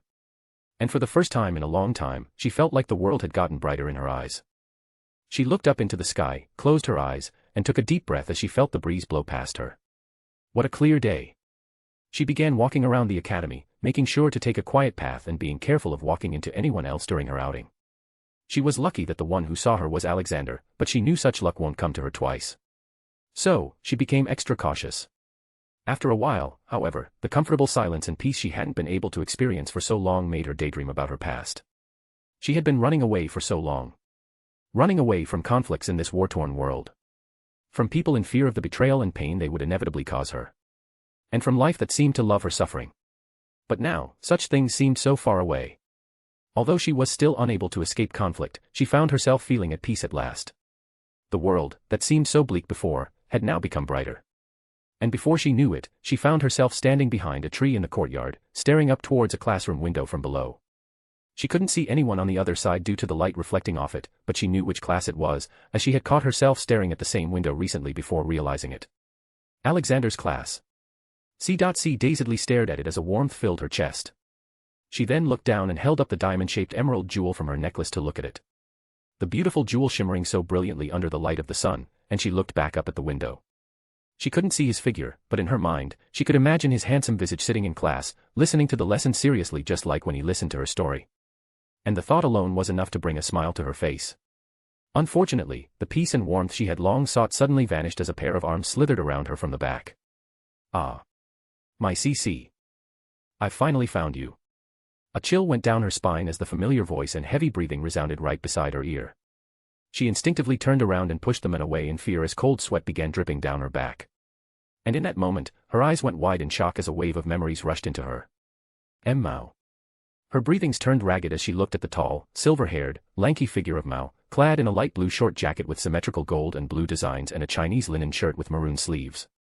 He wore a black and purple headphones, from which C. could hear her own voice from it when he was hugging her from behind, a pair of golden earrings, and purple sunglasses that covered his eyes, which were both encompassed with geas.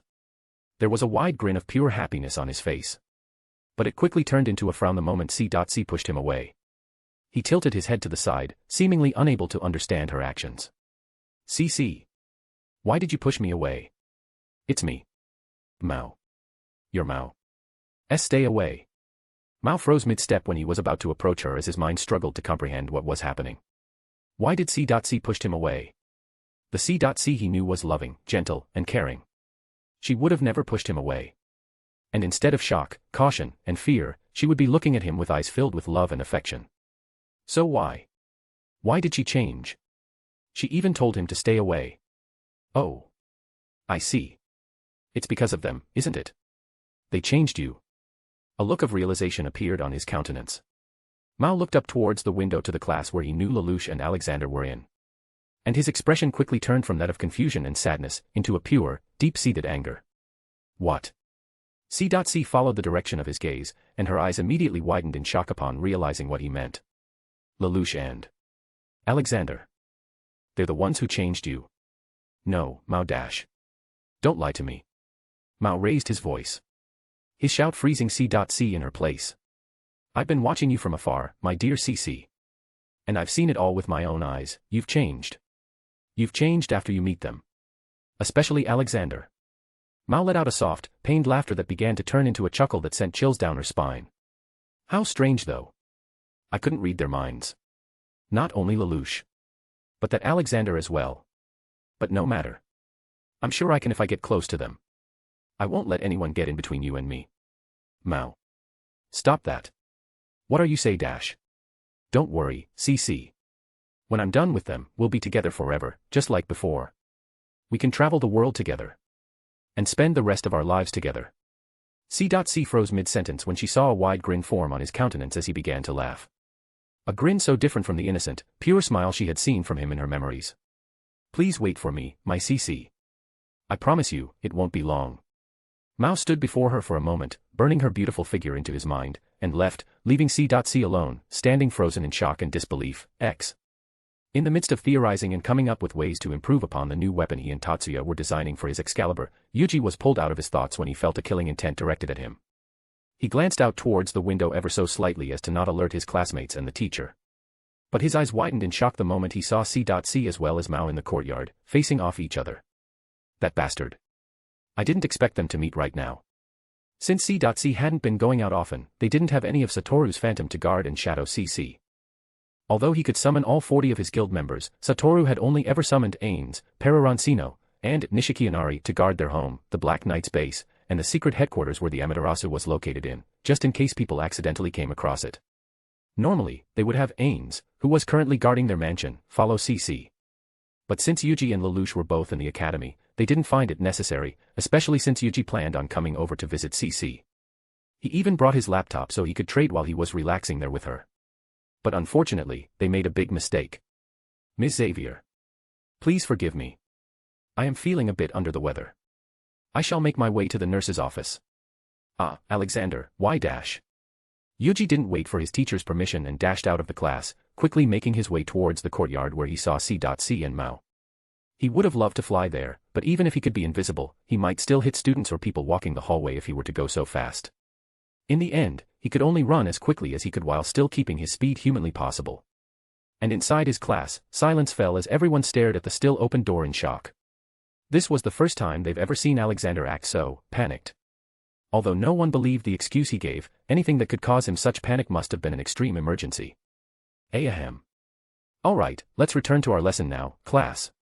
Rivals, surely, and the rest of the class quickly snapped out of their shock and daze and tried to focus back on their lessons. But Lelouch and Karen kept staring at the door in silence.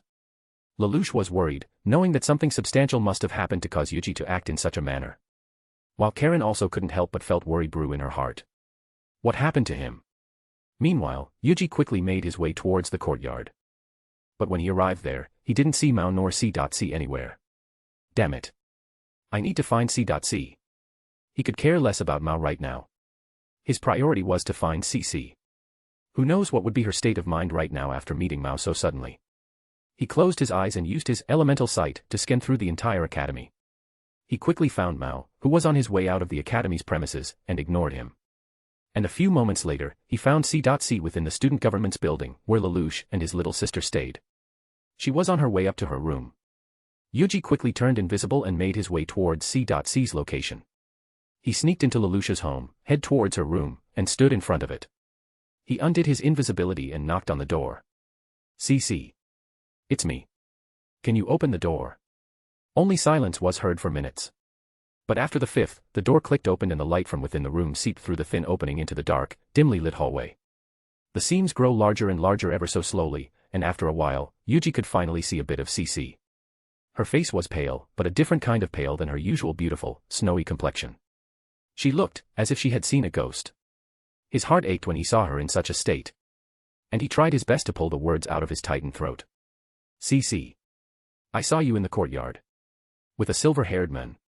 It's nothing. Her entire body flinched as her eyes widened in shock. And after saying that with a clear trembling in her voice, she quickly tried to slam the door shut. But Yuuji caught it and held it open. You are so bad at lying, C.C. It's definitely something. You look as if you've seen a ghost. She averted her face away from his gentle eyes and warm assurance. Please. C.C. tell me what happened. I will do my best to help. Even if I can't, I can at least listen to you. So please. Her body shook, trembling as if she was basked in snow. And ever so slowly, she looked up at him. Her eyes, glazed over with tears, looked at him as if she was a child who had done something unforgivable. C.C. She looked at him, his countenance and face filled with nothing but worry and care for her. She looked down once more, and this time, towards the beautiful, emerald jewel hanging down her neck. The gift she had received from him. She nodded, and opened the door for him, letting him inside her room and her heart. C.C. sat down on her bed, hugging her favorite mascot plushie as Yuuji sat on a chair he had brought towards her. And she began telling him about her relationship with Mao. Mao was 6 when I gave him Geas. The Geas to read people's minds. It was an extremely convenient Geas to use. As an orphan fending for himself in a large, cruel world, the young Mao used his Geas to avoid dangerous people before they could even reach him. He managed to survive and get out of trouble countless times thanks to it. But of course, children would be children, and not knowing the consequence of overusing his power, he used it to take a peek into someone's thoughts in moments of curiosity. Eventually, his Geas matured and became permanently active, causing constant influx of people's thoughts around him to enter his mind, causing him to be unable to stay in society and driving him insane. He quickly became an outcast, with the only peace he would ever get be with C.C. in a place where no other humans exist. As a result of his lack of human contact, he grew to become an extremely childish person, a fact only to be amplified by his insanity. And with C.C. being the only one that could give him silence and companion at the same time, he became attached to her. Extremely so. Like a child, he would pursue her relentlessly, disregarding her feelings and refusing to accept her lack of love for him. And when C.C. abandoned him, his world broke. I left him because he failed to fulfill his part of the contract. Contract. C.C. nodded softly, her eyes looking down onto the ground as she held her plush tighter. My wish. He couldn't grant my wish. So I left him. A boy who couldn't fend for himself, and now insane because of the power I gave him. I abandoned him. Yuuji let out a soft breath and held his hands together. What do you wish to do with him? He said with the softest, gentlest voice he could muster. I don't know. I don't know. C.C. shook her head. I made him like that. I was the one who gave him that Geas. And I was the one who abandoned him. I made him like that. No. You didn't, C.C. Her eyes widened the moment Yuuji said those words with a firm voice. You may be the one who gave him Geas. But what he did with it was his own choice. He was the one who used it. He was the one who let it consume him. She looked up at him, and he could see now how much guilt, regret, and pain there were in her beautiful golden eyes. But But I was still the one who dash. Did Lelouch lose his mind? C.C. became silenced by his words. You gave him Geas as well. But he didn't let it consume him. He's using the gift you gave him to change the world for the better. She shook her head slowly. But he just got it. The power will also consume him sooner or later. Even then. It wouldn't be your fault. Yes. You did selfishly grant them the power of Geas in order to fulfill your wish. But the blame doesn't lie entirely on you. You granted them their wish. What they did with it and the consequences they had to face isn't yours to blame. She looked down once more, biting her lips as she tightened her hug on her plushie. But he'll hurt you. He'll try and hurt you and Lelouch. Then let him try. Her eyes widened. And when she looked up to him, she saw a gentle, assuring smile that washed away all her worries. I will face him head on if that's what he wants. I will never let him harm you, Lelouch, or anybody else. She felt her heart tightened and began to thump louder and louder in her chest. Why? Why did she feel relieved? Why did she felt as if a weight had been lifted from her chest? Those words were said by a young man she had only met a few days ago. So why? Why did she felt like she could believe his words? Silence fell between the two, before C.C. looked up towards Yuuji once again. Take me with you. He is my problem. I will take care of him. Yuuji nodded with a gentle smile. All right. Lelouch and I will be there with you. So don't worry. You can do whatever you wish. She nodded and hugged her plush tighter, falling back into her brooding silence once more. Seeing her like this, Yuuji smiled helplessly and brought out his phone. How about we order some pizza? She nodded. Pepperoni and cheese, right? She nodded once again. All right. 2 large pepperoni and cheese it is. Yuuji made the order and had it delivered here. And while they're waiting, he began trying his best to converse with the lime green-haired woman. She was silent and barely responsive at first. But thankfully, his daily life story with Ains, Silver, and Lelouch was able to pique her interest. Slowly, she began to ask questions and contributed a few words. And their conversation continued even after their pizza arrived. They ate together, and after their first meal together, Yuuji stayed with her, hanging out in her room. While she would lay down on her bed, he would be on his laptop, earning tens of thousands of dollars with each stock traded. For the rest of the day, they would spend it in each other's presence with C.C. occasionally stealing glances at him, watching him silently. And unbeknownst to her, a smile would grace her countenance whenever she would look at him from her bed. Chapter 101, Chapter 99. A chapter closed. When Yuuji returned home after spending time with C.C., he didn't return alone. He had messaged Lelouch, Tatsuya, and Satoru about what happened to C.C. this morning and asked them to meet together in the mansion to discuss their plan with Mao. So, he airlifted Lelouch and returned to the mansion with him. When they arrived, no one had arrived yet. Tatsuya and Satoru had just made their way back to the mansion from the Black Knight's base. So, while waiting, Yuuji prepared some tea and snacks for himself, Lelouch, and the other two. Half an hour later, Satoru and Tatsuya arrived and they sat together in the living room with a cup of tea and some tea snacks. I saw your message. Did he really appear? Tatsuya asked with a frown, his eyes looking directly at Yuuji. Satoru was similarly concerned about the situation, as well as Lelouch. Yes. Yuuji nodded and began to tell them what had happened from the moment he saw C.C. and Mao from the windows of his classroom until his return with Lelouch. And after he told his story, silence fell upon the room. Huh. Troublesome work always piles up when you're busy, huh?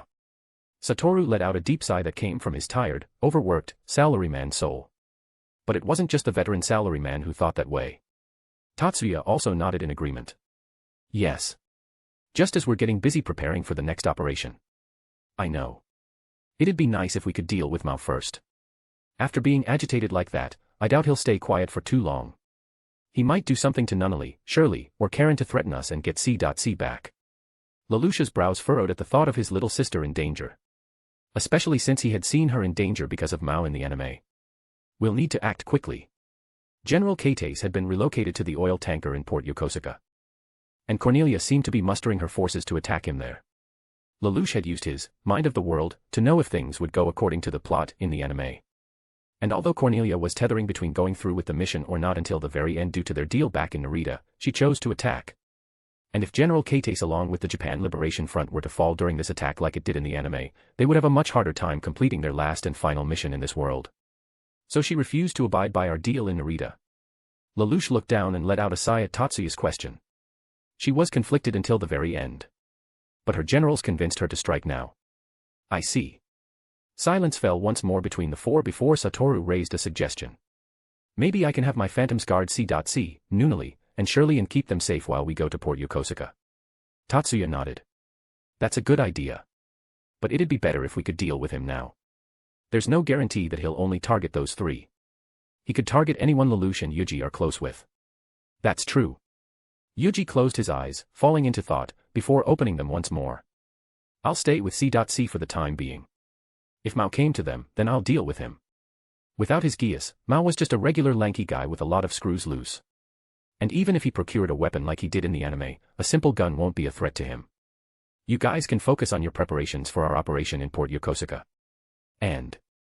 well, tell Karen and the others I'm busy with something and that I will return for the operation if they ask. Lelouch held his chin in thought for a moment, before turning towards Yuuji and nodded. All right. I'll leave this matter to you, Yuuji. Of course. X. As the days passed and the nights grew long as the Black Knight's operation in Port Yokosuka drew near, Mordred, the ace nightmare frame pilot and owner of their most powerful and key unit, Excalibur, was absent. Needless to say, Ogi, Tamki, and many members of the Black Knights questioned his absence, including and especially Karen. But Zero simply told them that Mordred would be doing another mission that he wouldn't tell anyone about. She was upset, to say the least, and she had been in a bad mood ever since. She would sigh one moment, and then punched a crate in frustration with a pout on her face in the next. The red-haired girl was a porcupine no one wanted to bother these days. Meanwhile, Yuuji felt a cold wind blow past his face, and to his surprise, also felt shivers down his spine at that moment. Are you cold?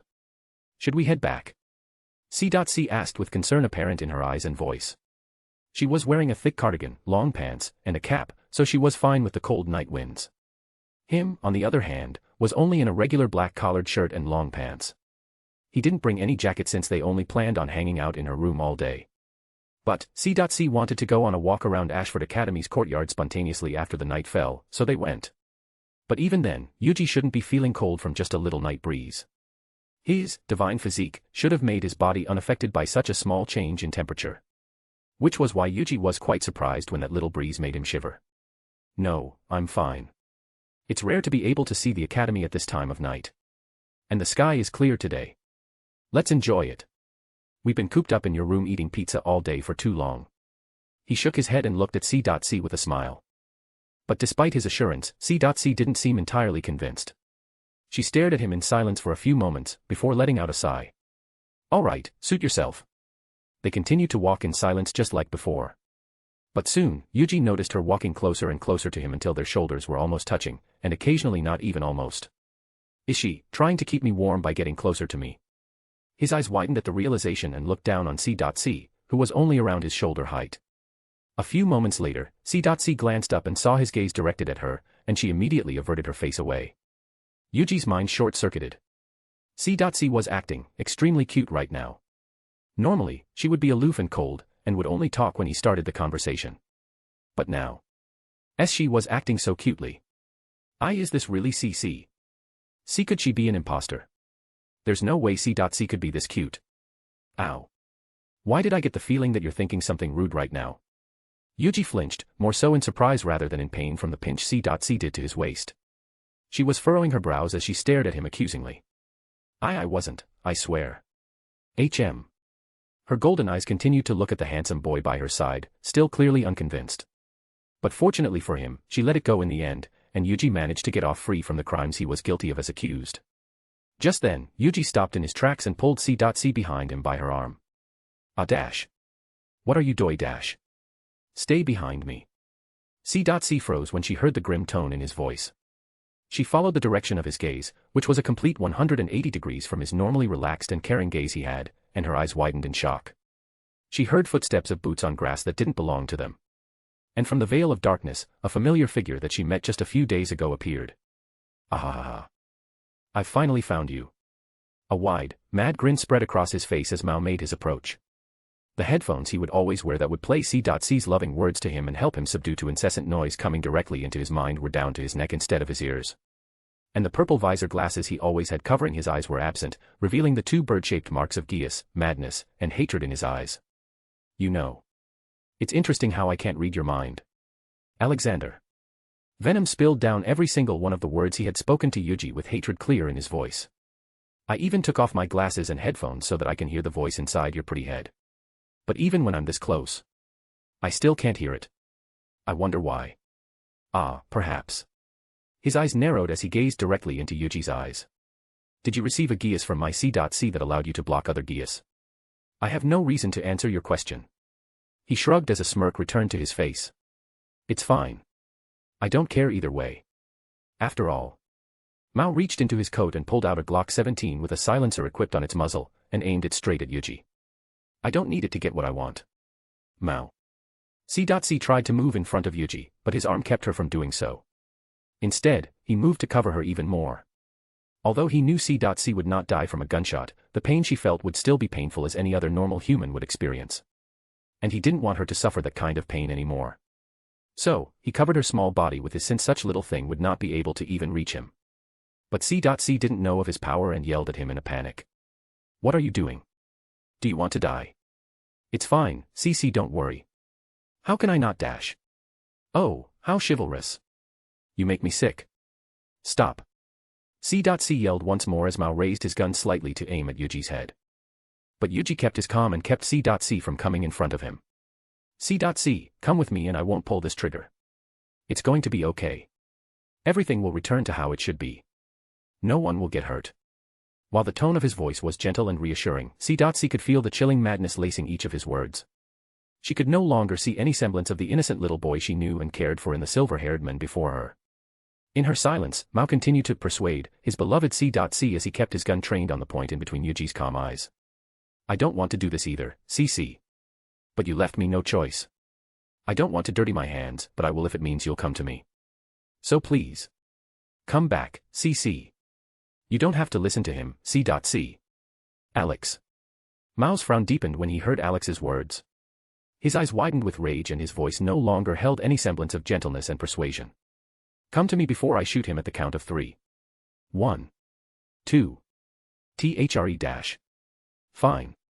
I'll come with you. C.C broke away from Yuji as strongly as she could, shocking him. He was ready to lunge at Mao the moment he was going to shoot. And with his speed, he could reach him and subdue him before he could even pull the trigger. But C.C's voice pierced the silent night right before he could do so. C.C looked down to the ground as she began to turn her body towards Yuji. And then, she looked up. C.C rarely showed her emotions on her face. Instead, she showed them with her eyes, and Yuji loved observing her various cute emotions that would appear in her beautiful golden eyes. But this time, her eyes were cold, devoid of any emotions that would normally be present. And yet, there was a tear that flowed down the corner of her eyes. I enjoyed the time we spent together. The time they've spent together. The pizzas they've shared. And the conversation they've had. The last few days had been the happiest time she have had for a long time. And she thought this time, it would last a bit longer. But of course, life still found its way to rip her away from her happiness, just like it always has. Don't worry. You'll be safe. Everyone will be safe this way. I will keep him away from you. Goodbye. C.C turned her face away, unable to look at him for another second. If she did, she was afraid that her heart would waver. And she would regret it her entire immortal life if Alexander died because of her. A large, childlike smile spread across Mao's face when he heard her decision. Finally, C.C will return to him. But as she was about to walk towards him, Yuji caught her hand and held it firmly. No. I won't accept that kind of parting, C.C. Alexander. He pulled her closer, and with his other hand, he turned her tear-stained face towards him. Stay with me, C.C. You don't need to tear yourself away from happiness. Not anymore. For as long as I'm by your side, I won't let anything tear you away from your happiness. Tears continued to flow as she looked up into his beautiful eyes. She felt the strength she had mustered to make the decision to leave him disappear as if it had never existed. She tried to pry away the hand holding her, only to find herself holding onto him even more. What do you wish for, C.C.? She looked down to the ground, her body shaking like a trembling child. An end. An end to this suffering. An end to my abominable life. She had enough. All her life, all she had known was suffering and pain. The pain of having her happiness ripped away from her. All she wanted was to be loved. Was it so wrong for her to wish for such a thing?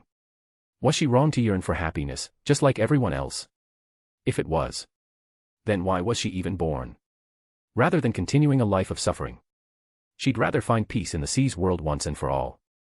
Then I will end it now. She felt a pair of arms wrap around her and pulled her into a warm embrace, causing her to stiffen and froze in place. CC. Your life of misery ends here. From now on, you will live in happiness. You. Warmth spread across her chest, like a gentle, warm spring breeze that blew away the chilliness of winter. And his words, like a heavenly commandment that declared the end of her life of suffering, lifted the heaviness that had been weighing down her heart and replaced the darkness with a brilliant light. Alex. She felt her body lose its strength as she melted into his embrace. But suddenly, a loud voice startled her, causing her to stiffen once more in his embrace. Why you? What are you doing to my C-Ku dash? Mao raised his voice. But the moment he was about to pull the trigger, he felt a child ran down his spine that froze his entire body in place. He saw Yuji's glare directed at him, and with it, he felt a tremendous pressure pressing down onto him from above, causing his legs to tremble with fear.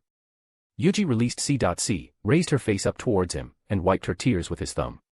You look so ugly with a tear on your eyes. Her eyes widened for a moment at his unexpected remark. But in the next moment, she pinched his waist with narrowed eyes and pouted lips. Is this the time to say that? Yuji let out a small chuckle and smiled at her cute pout. You're right. Let's deal with him first. He has a gun. C.C clenched her hands onto his shirt and pulled, trying to stop him from going. But Yuji held her hands, and removed them softly. Don't worry. He let go of her. And in a blink of an eye, his figure disappeared and reappeared in front of Mao. What th dash? Arg. A burst of pain hit Mao's hand, causing him to let go of the gun. Then, he felt an arm around his neck and legs wrapped around his torso and arms from the back, preventing him from moving. Why you bit dash? Erg. Stay down or I'll snap your neck. Ha. Like hell you will. You don't have the guts for that. Oh really? Mao immediately felt a chill down his spine when he felt Alexander slowly tighten his hold around his neck. Air began to stop flowing into his lungs as his eyesight slowly became blurred. Mao struggled as much as he could, flailing his arms and legs around to try and free himself from Alexander's hold. But nothing. Instead of a human, he felt as if he was held by steel beams wrapped around him. But suddenly, he felt the hold around his neck loosen, allowing him to finally gasp for air. Well, I won't kill you. After all, it's not my place to do that. Yuji looked forward, and Mao instinctively followed his gaze. And in that moment, his eyes widened in surprise when he saw C.C picking up the gun he had dropped and walked towards him. She kneeled down beside him and Yuji loosened his hold on Mao when he felt his body relaxing in C.C's presence. CCC. Why you've finally come to your senses. You've finally come back to me. He said with a genuine tone of happiness and relief in his voice. His eyes sparkled in happiness as a wide grin spread across his face. No, Mao. It's time to end this. Huh? What do you mean? Mao froze and the smile left his expression when C.C looked at him with sad eyes. I did love you, Mao. You were a pure, innocent, and bright child. And I did regret ever giving you your geas. A bad premonition began to sink into his heart, and he began struggling once more, trying to hold on to C.C with his one broken hand. No, it's okay, C.C. I can use this geas properly now. We can just go to a quiet place, just the two of us, and live happily ever after. She shook her head. I'm sorry. I can't do that. Why? She placed the silenced pistol on his neck. I would have said to wait for me in the C's world, but maybe you shouldn't. She glanced up at Yuji for a moment before looking back down at Mao. Because I don't think I'll be visiting the place soon. Dash. C.C pressed the trigger. The geas in Mao's eyes finally disappeared. And in that moment, she finally closed one of the chapters in her misery-filled past with her own hands. Chapter 102, Chapter 100 and end to one chapter. The night was silent. The sound of the gunshot didn't reverberate throughout Ashford Academy's courtyard as the bullet that ended Mao's life traveled through the silencer he, himself, had prepared. It was barely louder than a footstep on grass. Yuji held C.C's hand after he took the gun from her. The hand she used to pull the trigger. It was trembling. Her whole body was trembling, and it wasn't from the cold of the night. She looked down onto the dead man before her, his eyes still opened in shock yet lifeless. She stared at them silently, when Yuji suddenly turned her around and pulled her into a warm embrace, averting her gaze from Mao. You should return to your room and take a rest, CC. What about you? I'll deal with him. He dash. No. Yuji tightened his arms around her, before he began stroking her smooth, lime-green hair. No. You can go first. I'll follow after I'm done. Okay. She wrapped her arms around him, hugging him as tightly as she could before removing herself from him. Don't take too long. Yuuji nodded and gave her a reassuring smile. I won't. C. glanced at Mao for a bit, looked at Yuuji, and turned around to make her way back to her room. Yuuji continued to watch her back recede into the distance until she was out of sight. Then, he turned towards Mao. You would have caused much more misery. And hurt C. even more than you have. I hope you know that at least you won't be hurting anyone anymore after this. A golden gun appeared in his hand, aimed right at Mao's lifeless body. I wish you happiness in your next life. He pulled the trigger, and with that, the spell of singularity was activated, ripping every single molecule and atom of the lifeless body into smithereens. In less than a blink of an eye, Mao's body disappeared into nothingness, along with the blood that had seeped into the ground and grass. The golden gun disappeared from his hand as he lowered them. Then, he pulled out his phone from his pocket and began texting a message. Tsubakihara Yuuji, Mao decided to attack tonight. C. and I took care of him. I'll be back as soon as possible to give you the details. After sending it to Lelouch, Tatsuya, and Satoru, he closed his phone and let out a sigh. Then, he felt his necklace tightening around him and the obsidian diamond-shaped crystal rising up to his neck and moving back and forth as if trying to caress him. Ah, thank you for comforting me, Alice, Arya. He rubbed the two yin-yang slimes, who were in their necklace form, with his fingers and kissed both of them. The chain, which Alice had turned into, began to shake in pure happiness, while the obsidian diamond, which Arya had turned into, began to shimmer even more. But then, she immediately slid back down into his shirt, hiding in embarrassment. He chuckled softly at Slime's adorable behavior. Yuuji then took a deep breath, and let them out slowly before making his way back to C.C's room as promised. He messaged Lelouch as he approached the student government building where Lelouch lives. Yuuji tapped the door twice with his knuckle, making sure it was just enough to be heard from the living room. And a few moments later, the door opened and revealed Lelouch, dressed in a simple black shirt and long pants. A weak smile appeared on Yuji's face as he faced Lelouch. Hey. May I come in? Lelouch stared at him for a moment before nodding and made way for him to enter. Go. She's in her room. We'll talk about it tomorrow. Yuuji nodded gratefully and went inside. He made his way silently to C.C's room, and when he arrived, he tapped the door twice, even softer than he did before. Silence fell for a few moments, before the clicking sound of the door unlocking was heard, and the door opened. C.C was still in her jacket and outing outfit from before. And she looked up to him with eyes almost devoid of emotions. But Yuuji knew she was simply suppressing it as much as she could. No matter what he said to her before, a few words wouldn't be able to heal the scar in her heart that had been present for decades, or perhaps even centuries. But, even knowing this, he'll keep on doing it until they heal. CC. Without a word, C.C moved towards him and wrapped her arms around him and buried her face to his chest. Yuuji embraced her back and the two stayed like that for a while. You should take a rest, CC. He pushed C.C's shoulder softly and looked down to meet her eyes. After what had happened, she'd need some time to process it.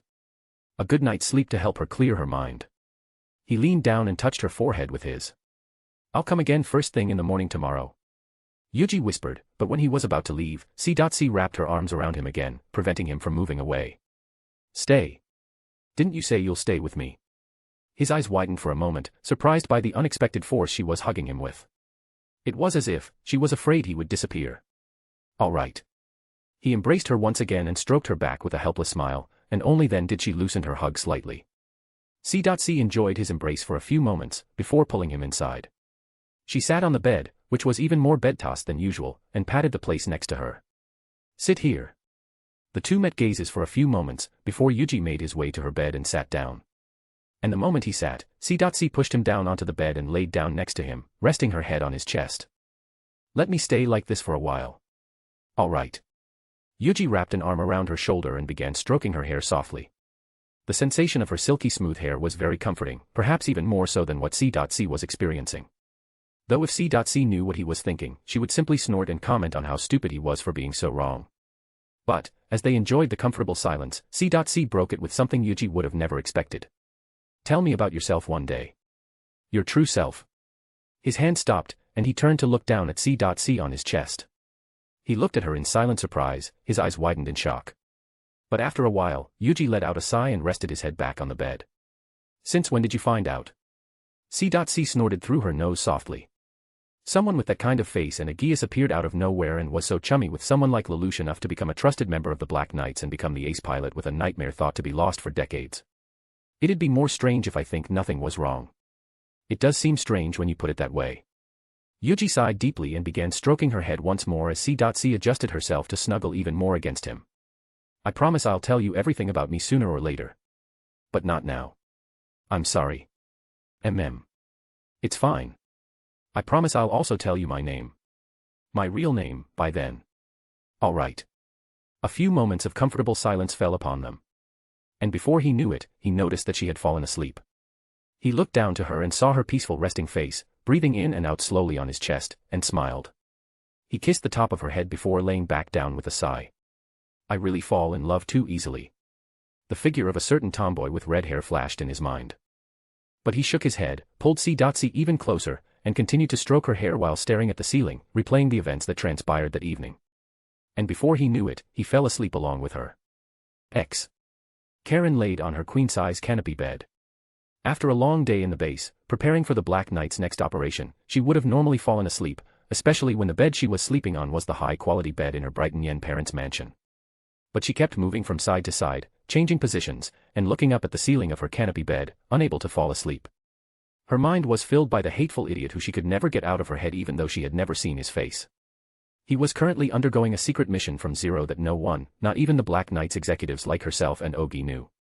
And because of that, he hadn't been able to come to the base and help them with their preparations for their operation, even though he was one of the most important and vital members of the Black Knights, given he's the pilot of one of their two most powerful units.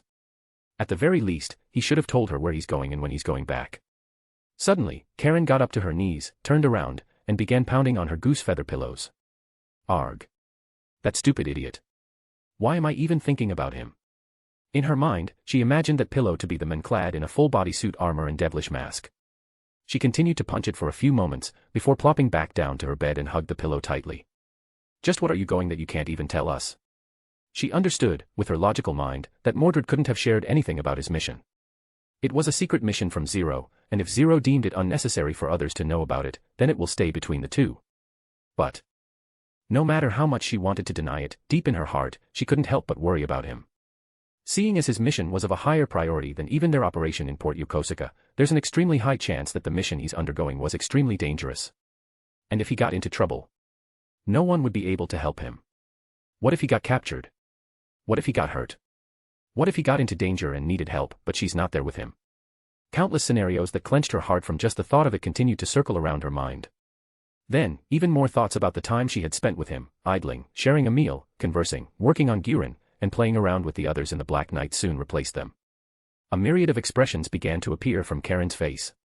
From nostalgic, to angry, to embarrassed, and finally, happiness. In the end, all she could do was let out a sigh and laid on her back, staring up at the ceiling. Be safe. Idiot. Chapter 103, Chapter 101 easy to read. The morning light that seeped through the curtains drawn behind the large windows overlooking the left-wing courtyard of the Ashford Academy shone upon Yuji's face. His eyes twitched for a moment, scrunching up at the bright light. He blinked several times as his eyes adjusted to the light, and slowly opened. He looked down and saw a head with beautiful, long lime green hair laying on his chest. His arm was still wrapped around her shoulder, keeping her close. But unlike last night, her arms and legs were wrapped around him, refusing to let go no matter what. C.C. It's morning. He hated waking her up like this, but if she didn't, he wouldn't be able to move. And he had plans on returning to the Black Knight's base as soon as possible. But to his dismay, only a sleepy groan answered his plea. A sigh escaped his lips, and Yuji began trying various ways to wake her up, nudging her arms, stroking her head, tapping her soft cheeks gently. But no matter what he did, she kept sleeping. In the end, he had no choice but to wait a bit and let her wake up naturally. And just like that, half an hour passed before she began to be roused awake. Good morning, sleepyhead. C.C groaned and pressed her face to his chest and took a deep breath. Good morning. Her arms loosened from around his chest and her legs moved away from around his legs. Didn't know you were terrible with mornings. He smiled helplessly as he began to try and straighten her bed-tossed hair with his fingers. But as he did, he felt C.C relaxing once again onto his body and returning to sleep. Hey. Why are you returning to sleep? Why? It's not the first time you'll be skipping school. I need to return to the base. I've been leaving things to them for quite a while now. I have a feeling Karen will beat me up if I don't return today. A yawn escaped her light pink lips as she continued to snuggle against him. Then, she looked up to him with a smirk and a knowing look. So you like her too, huh? Yuuji flinched and looked at her in surprise. What dash? You don't need to play dumb. I've been watching, you know. C. adjusted her position and rested her face on her hands as she held herself up with her elbow, overlooking Yuuji from above with a teasing smile. You two have been awfully close whenever you're together.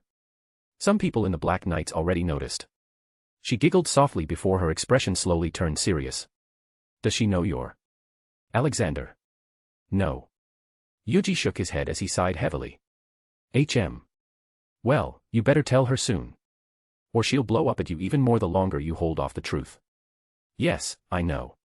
That's good. Keep that in mind. C. slowly rose up to sit on the bed and began stretching her arms. A sweet yawn escaped her lips as her figure basked in the radiant morning light of the sun. And if you decide to take her too, then you better tell her about your true self too. Yuuji rubbed the bridge of his nose and let out a sigh as C. got off the bed. She was right. If he really want to pursue a relationship with Karen, then he'll not only need to reveal to her that he was Alexander von Morningstar, but that he was Tsubakihara Yuuji as well. Only then will he be worthy of receiving her love and affection. After all, he didn't want to build a relationship based on lies and deceit, even if the truth would sound stranger than fiction. Well, before that, he'll need to make sure if they share the same feelings first. As he thought deeply about this, the sound of zippers being opened brought him out of his contemplation. He rose up to a seat on the bed, and his eyes widened in shock when he saw C. standing there in white panties with her skirt down to her ankle and unbuttoning her shirt. Hey, what are you doing? C. froze at that moment. Her eyes widened in surprise. Surprise at her own actions. She didn't think this through when she began stripping. Having lived alone for the longest time, she had developed a habit of simply stripping down to her underwear when she wanted to change clothes. And normally, she would be fine. But now, with her brain still waking up from the most restful sleep she had ever had, her body simply moved automatically and stripped herself down even though her brain knew that Yuuji was there with her. Her face blushed red. But, she kept unbuttoning her shirt. What are you so worked up about? The only thing I've not told you about me is my real name. You might as well have seen me naked. What's wrong with this? This and that are two different things. In truth, she was also incredibly embarrassed. After all, she was showing her skin to a man. And not only any man, the men she had sprouted feelings for. Although she had lived for more than a century, she was still a woman who would be embarrassed to show her skin to the opposite sex. Especially when that person was the one she fell in love with. But seeing him acting flustered, C. couldn't help but be surprised. This was the first time she had ever seen him act this way. He looked quite cute when he's flustered like this. Oh, what's this? Don't tell me Mr. Casanova here is so easily flustered by just seeing a girl's skin. You're not that much of a virgin, are you? C. teased him with a smirk as she stood before him in just her pure white underwear, leaning slightly towards him and giving him a view of her beautiful, white valley.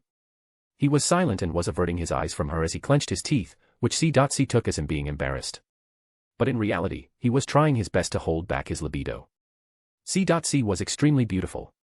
While she was not as curvaceous as Aika, C. had a beautiful, white skin, a slim figure, and perfectly sized bosom. In addition to her beautiful golden eyes, charming and seductive countenance, and his feelings for her, he was just like a fish on a hot desert yearning for water. Try as he may, he couldn't help but take a peek at her breast, which C. noticed and made her blush even more.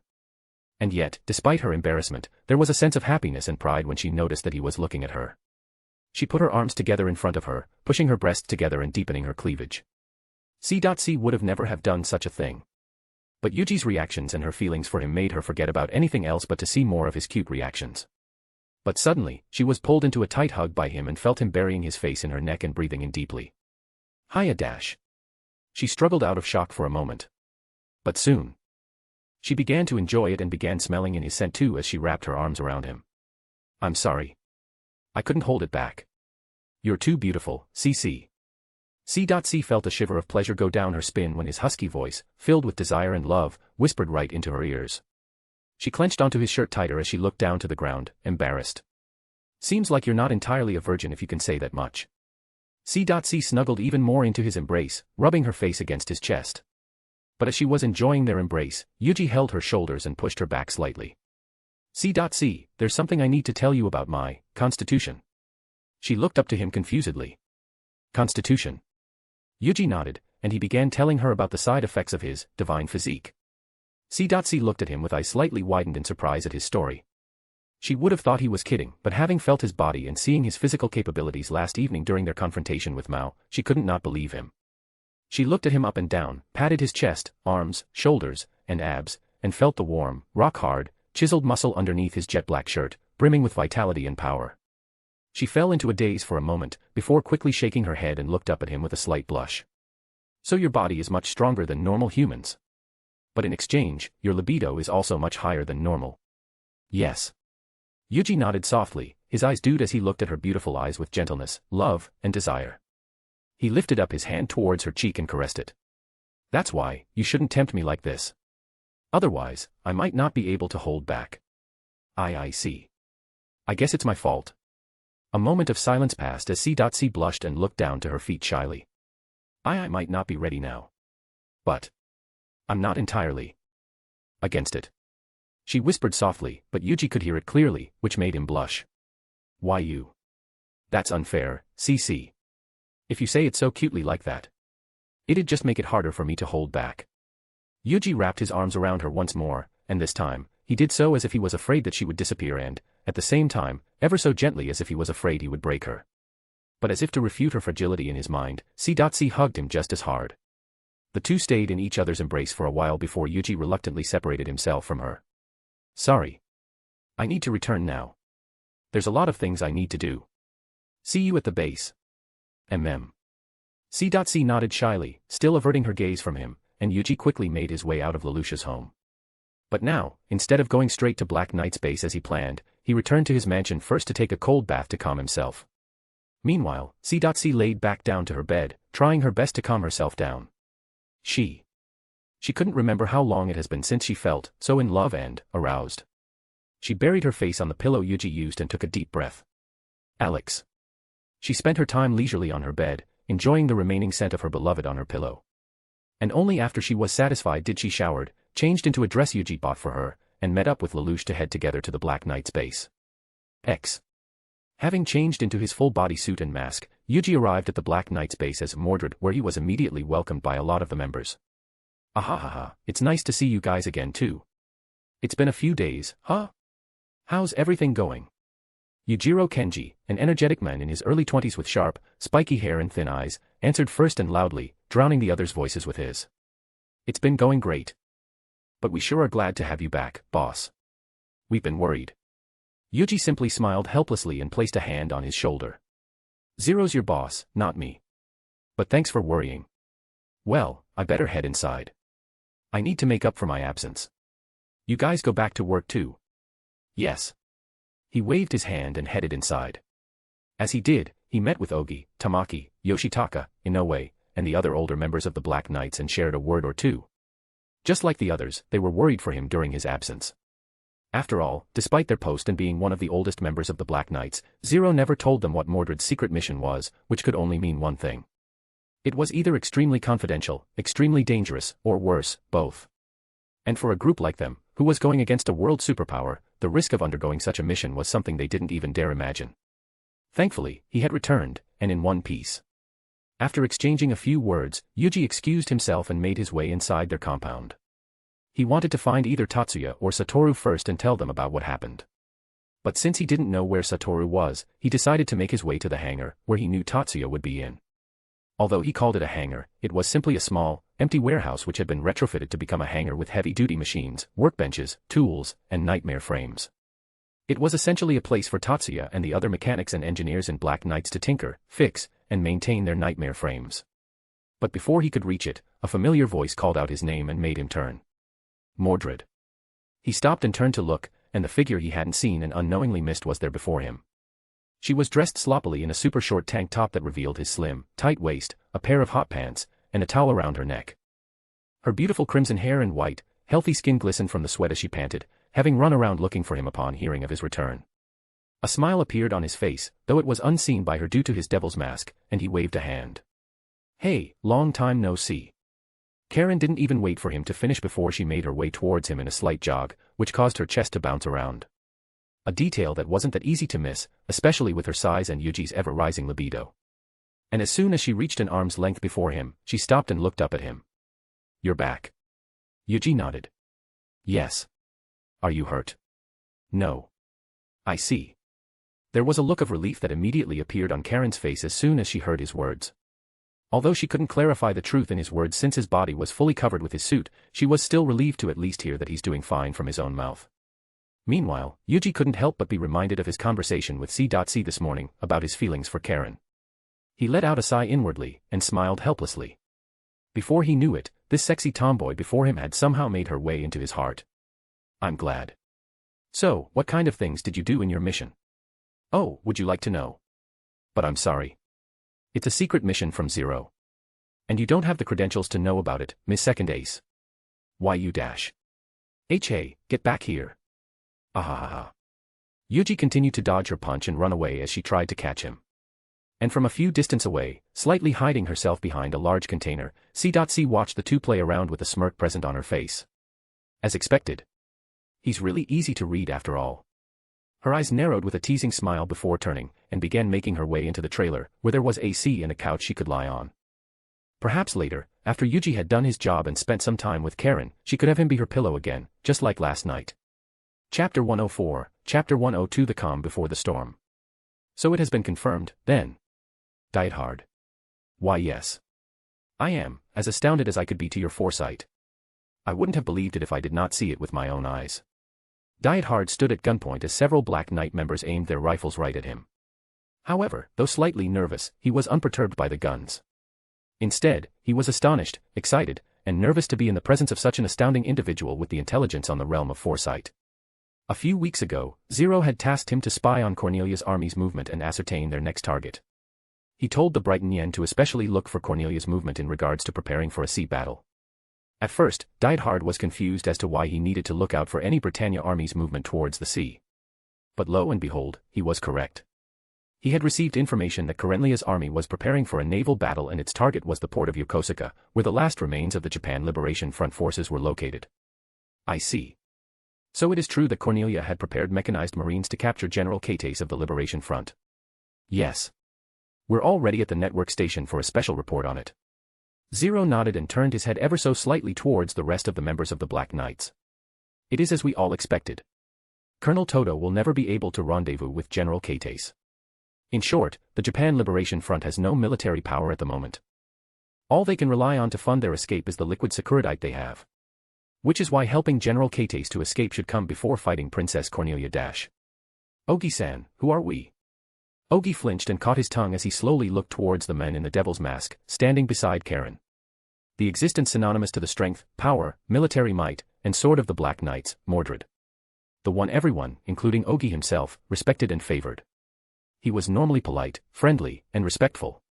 But this time, he raised his voice, and his words silenced all that were around him. Ogi, who was surprised, felt his voice begin to tremble from the sheer majesty and presence the young man, who was presumably younger than he was exuding. We are the Black Knights. Mordred nodded, turning his gaze towards Ogi. That's right. We are not the Japan Liberation Front. We do not have the responsibility to save them, nor help them escape at the expense of our own lives. But a look of hesitance, nervousness, and conflict began to appear on everyone's expression as they began to look at each other anxiously. On one hand, they were also afraid of losing their lives in battle. It was the natural sentiment anyone would have on the eve of a life-and-death battle. But at the same time, if the Japan Liberation Front, the last bastion of Japanese military forces, were to fall, then there might be no hope for Japan to regain their lost honor and land. Karen looked at Mordred in surprise as well. The man who had always been so warm, kind, friendly, and gentle, seemed so cold, merciless, and pragmatic. It was as if she was looking at a different person. But then, Ogi snapped out of his daze when Mordred placed a hand on his shoulder ever so gently, and the Mordred everyone knew returned. That said, I don't mean that we should simply abandon the General and the Japan Liberation Front. Then what do you? Mordred glanced at Zero, who nodded to him, and then turned to face all members of the Black Knights before him. When Zero, Karen, and I confronted Cornelia, we made a deal with her. Lay down your weapons, act towards peace, or be judged. A gasp of shock echoed throughout the members of the Black Knights, as well as Diet Hard, who never heard of such a thing before. Even with his intelligence network, he had never heard of such a deal between the Black Knights and Cornelia be discussed. He doubted the truth in Mordred's words, at first. But as he began to recall the actions Cornelia took, some things began to click. Ever since her battle in Narita, Cornelia had begun showing slight signs of wariness and nervousness. Her stand regarding the treatment of Elevens had, somehow softened. And though she brushed it off as means to strengthen her army after losing so many lives in the Battle of Narita, the fact remains. However, was Cornelia truly someone who would cower under the threat of a group like the Black Knights? In his eyes, she was someone who would rather die in battle first before bending to her enemy's wishes. There must be something. Something more than just that. Diet Hard thought in his mind as he continued to watch Mordred closely. We told her that the Black Knights simply wish for peace to return to this land, and for its people, our people, to live without the need to worry about stray bullets or hunger. We are not here to kill Brighton Yens. We are here to protect the Japanese. Are we not? Ogi nodded. Yes. That's why we should help the general escape dash. And what will that do, Ogi-san? Mordred looked towards Ogi and continued. Even if we succeed in helping them escape, the Brighton Yens would simply chase after him again until they succeed. No amount of blood would be enough for such a thing. Then what do we do? Ogi knew, deep inside, that he was simply hanging on to any strand of hope he had for his dream of liberating Japan from Brighton Yen occupation. And the Japan Liberation Front was that strand of hope that he had. So when it was about to disappear, he desperately tried to protect it, even if it meant putting himself in front of Cornelia's army. But after hearing Mordred's words, reality was finally put into perspective for him. Even if he were to sacrifice himself to let the Japan Liberation Front escape this time, he wouldn't be able to do anything if the Brighton Yens were to try again for the second time, and third time, until they succeed. Hopelessness began to fill his heart, as did many other members who held the same belief as him. But then, Mordred's voice brought them out of the darkness of hopelessness they were consumed by once again. We deal with the root of the problem. Mordred turned towards Zero and continued. We keep our word to Cornelia. Make her realize that we mean every single one of our words, and that we are capable of doing it. Zero nodded and fluttered his cape as he looked towards the Black Knights. Order of the Black Knights. Began finalizing everything we have prepared for this operation. Show them that we have the conviction and might to return peace to Japan. Yes. Peace. A fantastical, idealistic word that the naive, the foolish, or the desperate cling onto at a time of war. But in that moment, that word had returned not only hope into their hearts, but also determination, that now burned brighter than ever. They were no longer a rebel group who was simply trying to take any crumb of victory over the seemingly never-ending army of an invading nation. They were now the Order of the Black Knights, the group who sought to return peace onto their lands, and fight for it until it was realized. Sunset. Basked by the orange-red light of the afternoon sun, Suzaku stood before a tall, built man with a scar running down from the top of his right eyebrow down to his left cheek. The man, Andreas Darlton, was one of the generals loyal to the princess, Cornelia.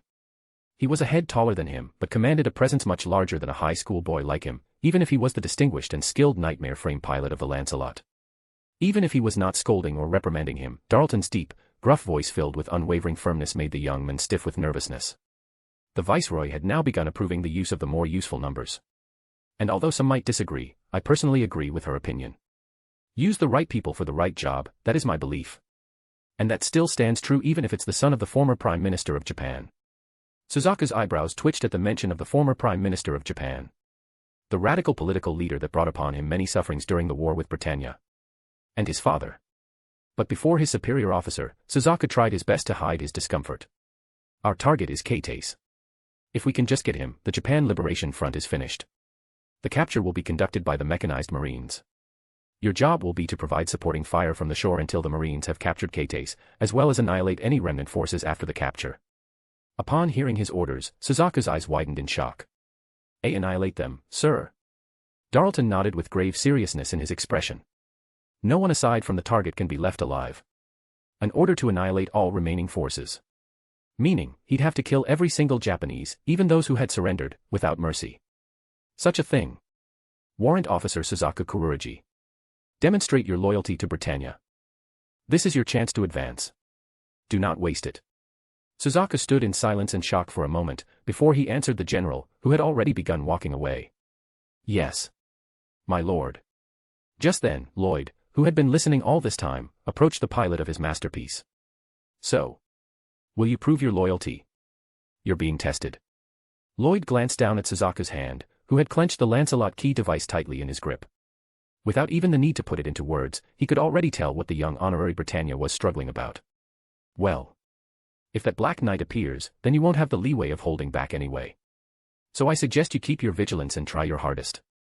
Suzaku visibly flinched at the mention of the Black Knight, and for a moment in his shock, he forgot about the cruel order he had just received from the general. That nightmare. Is it true that it is a predecessor to the Lancelot? Lloyd put his hands into the pocket of his long white coat and stared out into the setting sun. That black nightmare. The Excalibur was the nightmare I imagined when creating the Lancelot. You could say that the Excalibur was the true, realized version of what the Lancelot should be. Does that mean that it's more powerful than a Lancelot? A sword in a child's hand would be no more dangerous than a toy knife. The one you must be wary of is the pilot of that nightmare. Another sigh escaped his lips, before Lloyd turned towards Suzaku with a rare seriousness in his eyes. That man is a monster. If you don't want to lose your life, run. If you can't, fight to the best of your capabilities and buy time until reinforcement arrives. You were caught by surprise before. You might be able to put up a better fight this time. Yes. I understand. Suzaku nodded. Good. But, well, I'd rather you run. After all, I don't even want to think about the damage Lancelot would have to suffer if you were to fight against him. Our budget is not unlimited, you know. That sounds good. No, I really think that sounds nice. It's been a while since I've gone to an aquarium. There's no problem. We can still visit it after we go to the aquarium. I doubt they'll be sold out that soon. Yes, let's also buy some for your parents and the student council. All right. I promise I won't be late. I gotta go now. Talk to you later, Shirley. Lelouch waited for the other side to hang up before putting his phone away into his pocket. Then, he turned towards the darkness with a faint smile. Oh, you're back. And a bit earlier than planned too. Good work. From within the darkness, he heard wet footsteps and the sound of water dripping down onto the concrete ground, echoing throughout the warehouse. And soon, the figure came close enough for Lelouch to be able to perceive him. It was Yuuji, completely wet and naked from the waist above. He had taken off the top part of his full-body wetsuit that he had used for the task Lelouch gave him, leaving the bottom one on to cover his private area. It was a tight fit, especially since it was originally meant for Lelouch. When Lelouch told him the plan, Yuuji himself volunteered since it'd be safer and better to have him, who had better physical prowess, do it. The wetsuit stuck onto every inch of his body, completely outlining every definition of muscles on his body as well as the more private part of his body. Thankfully, no one else other than Lelouch was here and no one had seen him thus far, so he didn't mind his appearance. Lelouch handed him a towel, which Yuuji immediately used to dry his hair. Yeah, I just returned. I've set it up as you said. That's great. Thank you. You're welcome. By the way, were you talking with Shirley? Lelouch's eyes widened for a moment, before a slight blush appeared on his cheeks. You heard.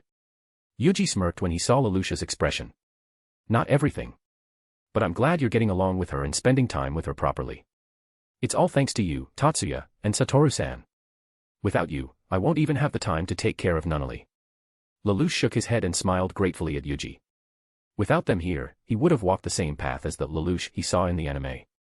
He would have killed his beloved's father, and sacrificed a lot more of those he cared about, as well as himself, to achieve his goal. Truly, he was grateful for every single one of his trusted allies and friends of the Multiverse Group Chat. Yuuji placed a hand on his shoulder and smiled. That's what friends are for. Oh, by the way, Dash. Just then, the loud, creaking sound of the metal hinges to the warehouse door echoed loudly. Who's there? Standing at the entrance of the warehouse with the shine of the moonlight behind her back, Karen froze and flinched back slightly when she heard Zero's alerted voice.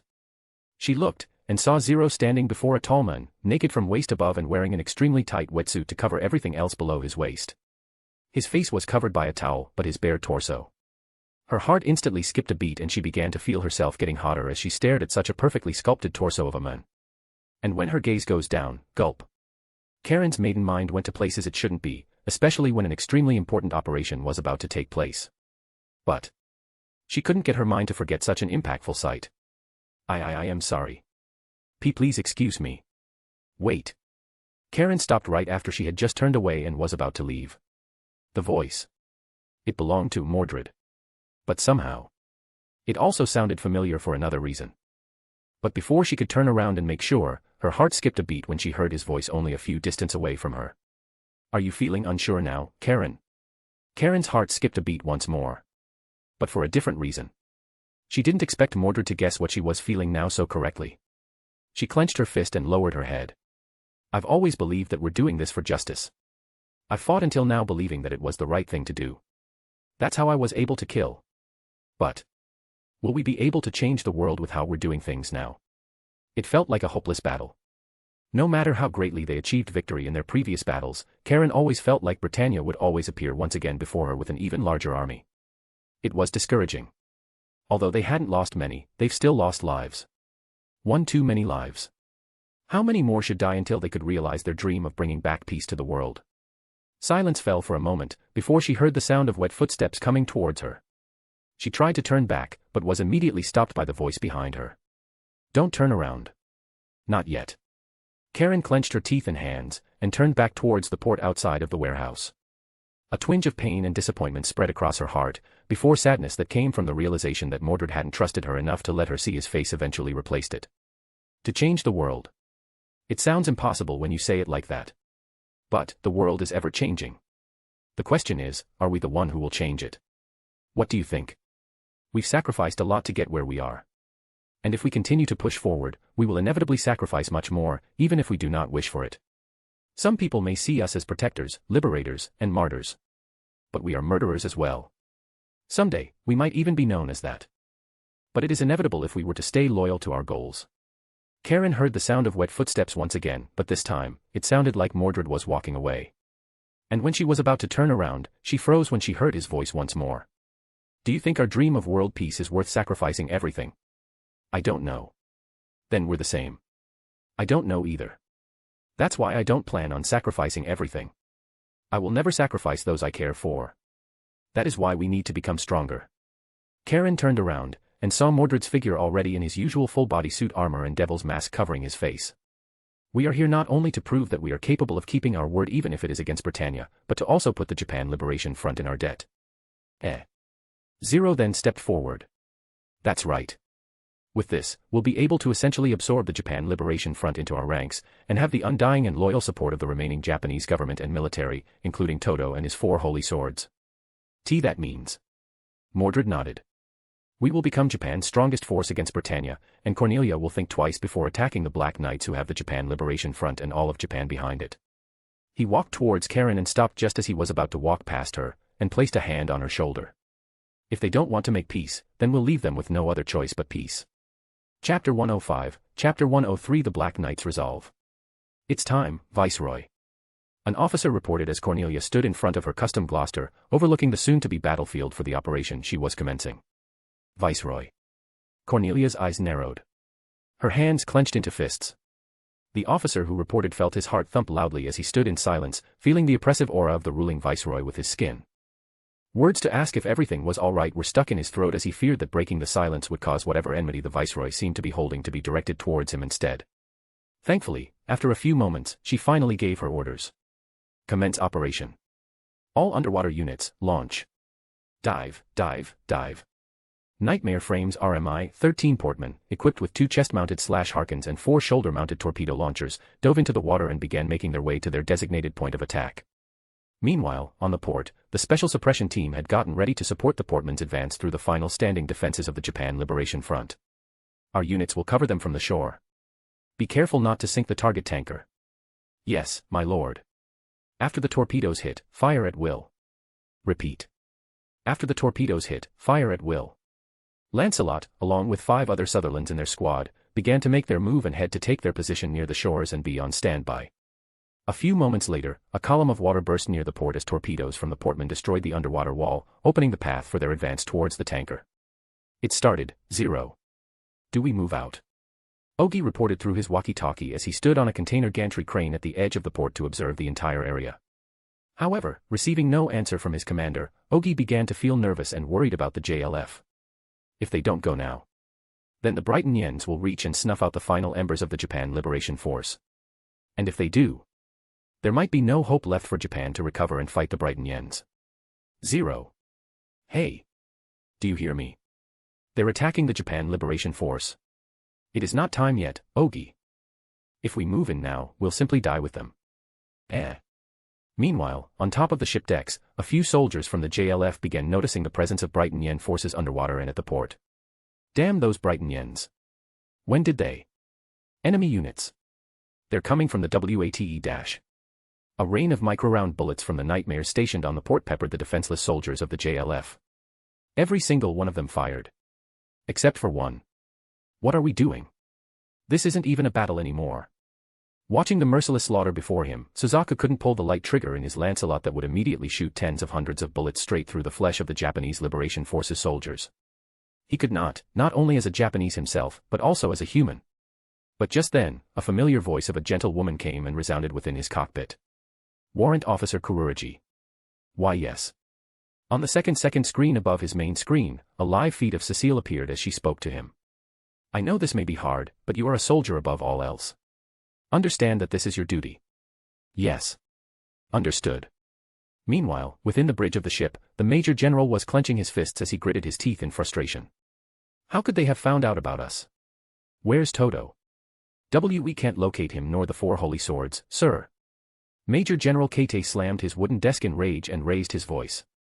What about Kyoto? Didn't they say they'd send help? They should have, but we have no way of contacting them now. Are they just going to let us all die? Die without being able to do anything? A few moments later, a declaration of surrender from the Japan Liberation Front resounded within the open communication line. It was a line that the Brighton Yen could and was hearing. But the assault didn't stop. Major, they're issuing a surrender on an open channel. Suzaku reported, half desperate and pleading to persuade his current commanding officer to order a stop in the assault. However, ignore it. But Sir Dash. Just then, the ship began to move in an attempt to flee. See. It's just a ploy to buy them time to escape. Now follow your orders without questioning. Ogi's nervousness had now turned into panic as he watched as portmans began to board the ship using their chest-mounted Harkins. Hey. Zero. Damn it, if we wait any longer, it'll be too late. When is he planning to move? The nightmares have grabbed onto the ship and begun boarding. Just then, a response from Zero finally came through his receiver. I see. Then it is time. Mordred. Ogi froze, and as he turned towards the JLF's ship in the distance, a shadow descended onto the ship. And like the darkness of the night, it swallowed up every single portman's on the deck of the ship in a matter of seconds. Damn savages. Didn't they hear our surrender? Major General. Portmans have boarded our ship. What? A live feed of the deck appeared on the main screen of the bridge, giving the Major General and all his officers a look into their end from the front seat. He clenched his hands into a tight fist as he glared with all the hatred, regret, frustration, and unwillingness in the world at the screen. When suddenly, a jet-black nightmare frame appeared from the sky and landed onto the deck of the ship. And at the same moment, the arms, torpedo launchers, and heads of 2 of the 6 portmans fell along with it onto the deck. His eyes widened in shock as his fists unclenched. That is. The Grim Reaper of the Black Knights. It was a mumble from one of the JLF officers within the bridge. But the silence the Grim Reaper brought along with its presence caused it to be heard clearly by everyone in the room. In the next few moments, all 6 portmans fell to the ground. Their limbs and heads separated from their torso, and their weapons, destroyed in but a matter of seconds. And when the Grim Reaper turned towards them, awe, shock, and fear filled every single heart and body within the bridge. No one could decide if they were staring at the face of death, or the beacon of hope. Meanwhile, the same shock ran through every single Brighton Yen soldiers that saw its descent. Suzaku felt a chill down his spine and a sense of helplessness filling his heart as he recalled the last encounter he had with the jet-black nightmare. That nightmare. Don't tell me. Cornelia, who saw the happenings on top of the JLF ship's deck, similarly froze at the sight of the Grim Reaper, and what its appearance meant. Viceroy. We've received reports of ambushes from the Black Knights. The panicked voice of one of her officers snapped her out of her shock. And after overcoming her shock, a loud sigh escaped her lips. So they appeared after all. She mumbled under her breath. Viceroy. Your orders, please. The stern, sharp look of the war princess who knew not defeat appeared once again on Cornelia's countenance, along with the dignified aura that immediately filled her surroundings. Prioritize the Japan Liberation Force. Don't let them escape. I will handle the Black Knights myself along with the Lancelot. Yes, Your Highness. With their orders given, the Brighton Yen forces began to scramble about and execute the order from their princess and commanding officer. Battle began on multiple fronts as the Brighton Yen forces were seemingly surrounded from all sides. Initial ambushes by the Black Knights managed to destroy some of the Sutherlands outright before the battle even began, and tie down the rest as the Brighton Yen forces tried their best to regroup. Meanwhile, near the port, the squad of Lancelot and Sutherlands were similarly ambushed with a peppering of bullets from 4 burais that suddenly appeared, immediately forcing 2 of the 5 Sutherlands to make their emergency escape by launching their cockpit pod out to safety. Ambush. Threat at 9 o'clock. Be careful. The remaining 3 managed to guard themselves in time while Lancelot, thanks to Suzaku's quick reactions, deployed its blaze-luminous shield to protect itself from the high-caliber rounds of the burais rifles. You are. Damn 11s. 2 out of 3 of the remaining Sutherlands soon followed after their previous comrades as a slew of slash harkens from the Gurin and the Burais hit their heads, rifles, and legs. Damn it. Lancelot fired off all 4 of its slash harkens, 2 towards the Burais and 2 towards the Crimson Nightmare that had defeated him in the mountains of Narita. 2 of its slash harkens managed to hit the rifle of a Burai and the leg of another. But the other 2 targeting the Gurin failed to hit anything as it dodged every single one with a backflip. This is the end for you, White Knight. That's right. We'll destroy you here and now. Don't. Follow the plan. Karen shouted into her squad's communication line and stopped her comrades from engaging Lancelot. But. Follow the plan. Deal with any nightmare frames that would hinder Zero and Mordred's path towards Cornelia. I will hold this one down. You understood. The 4 Burais immediately made their way deeper into the port for their search and destroy mission to clear the path for Zero and Mordred towards Cornelia. Their target is Her Highness as expected.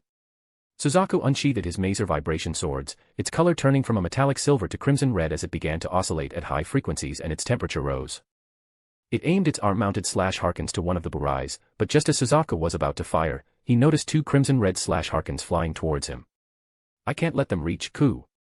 The Lancelot was forced to defend against the slash harkens, using its MVS blades to deflect the incoming threats. But it was not over, as a third and even more dangerous attack appeared right before him in the form of Gurin's knife, forcing him to use both swords to guard against it. Do you think I would let you do that? Karen used the weight of the Gurin's body and momentum of her acceleration to increase the weight of her attack, just like how Mordred taught her, which allowed her to press down on the Lancelot, who was defending with both arms, with only one of her own. Then, with her clawed right hand, she attempted to grab onto Lancelot's head. Damn it. Suzaku quickly retreated back as fast as he could to dodge the lethally dangerous right hand of the Gurin. But although he managed to dodge the initial lunge, the left arm of Lancelot was caught by the metallic clawed hand of the Gurin. Crimson red shock waves and light began to color the area around the shoreline of the port of Yokosuka, before an explosion erupted, creating a cloud of dust, soot, and ash. A used-up energy filler box was ejected from Gurin's silver right arm as Karen kept her guard and waited until the cloud of dust from the explosion caused by her radiant wave surge air attack subsided. She knew that the battle was not done. And as she expected, the figure of the White Knight still stood before her, with only its left arm lost. I didn't expect that to defeat you. But, that will be enough to keep you here and not disturb Zero and Mordred. This is bad. X. Yuuji lowered his twin crimson blades as he stood on the deck of the JLF's ship, facing directly at the bridge, where the final remnants of the Japan Liberation Force remained. Around him, cut-off limbs, heads, parts, and the torso of the Brighton Yen portmans that he had just cut before lay about, unmoving. The pilots were safe, but their nightmare no longer had the ability to even stand on their own, much less fight. They'd been neutralized before they even knew what had happened. Major General Kates. A deep, magnetic, dulcet voice of a man came through the open channel, resounding within the bridge of the Japan Liberation Force's ship. And the man addressed by the voice narrowed his eyes and waited for the words that would come from the Grim Reaper of the Black Knights next. We have come not as reinforcements from Kyoto, nor as a reinforcement for the Japan Liberation Force. We, the Black Knights, have only one wish, to return peace to this nation, and then, the world. And in pursuit of that goal, the Black Knights have decided to save the final embers of the Japan Liberation Force, for we have the power to do so. The Grim Reaper paused for but a moment. Yet, that moment felt a lot longer for the Major General and the soldiers of the Japan Liberation Front as they processed his words. Major General Kates, if we share the same goal, then let us help each other and return peace to this nation that had been wrought and exhausted by war for so long. Seek no vengeance. For it would simply plunge the nation back into war once more. And its people, into suffering. The jet-black nightmare leaped up into the air, over the bridge, and landed on the rear deck of the ship, causing it to tilt back before slamming back down onto the water. Then, it leaped once more towards the port, firing off its slash harkens perfectly at the heads of the Sutherlands that had just arrived at the port to try and skin the JLF's ship and use them to pull itself towards the shores. In just a few swings of its crimson swords, all Sutherland sent to sink the ship had fell onto the ground.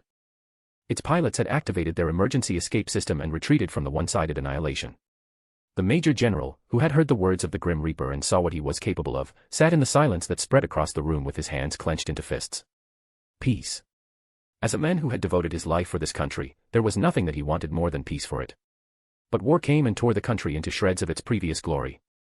And as a soldier, he fought to return the land he had devoted himself to back to peace. But after decades of loss, suffering, and death, his wish for peace for his nation turned into a wish for the survival of his homeland. And even then, he was too powerless to achieve it. Just a moment ago, he had surrendered to the Brighton Yens in an attempt to buy time and flee.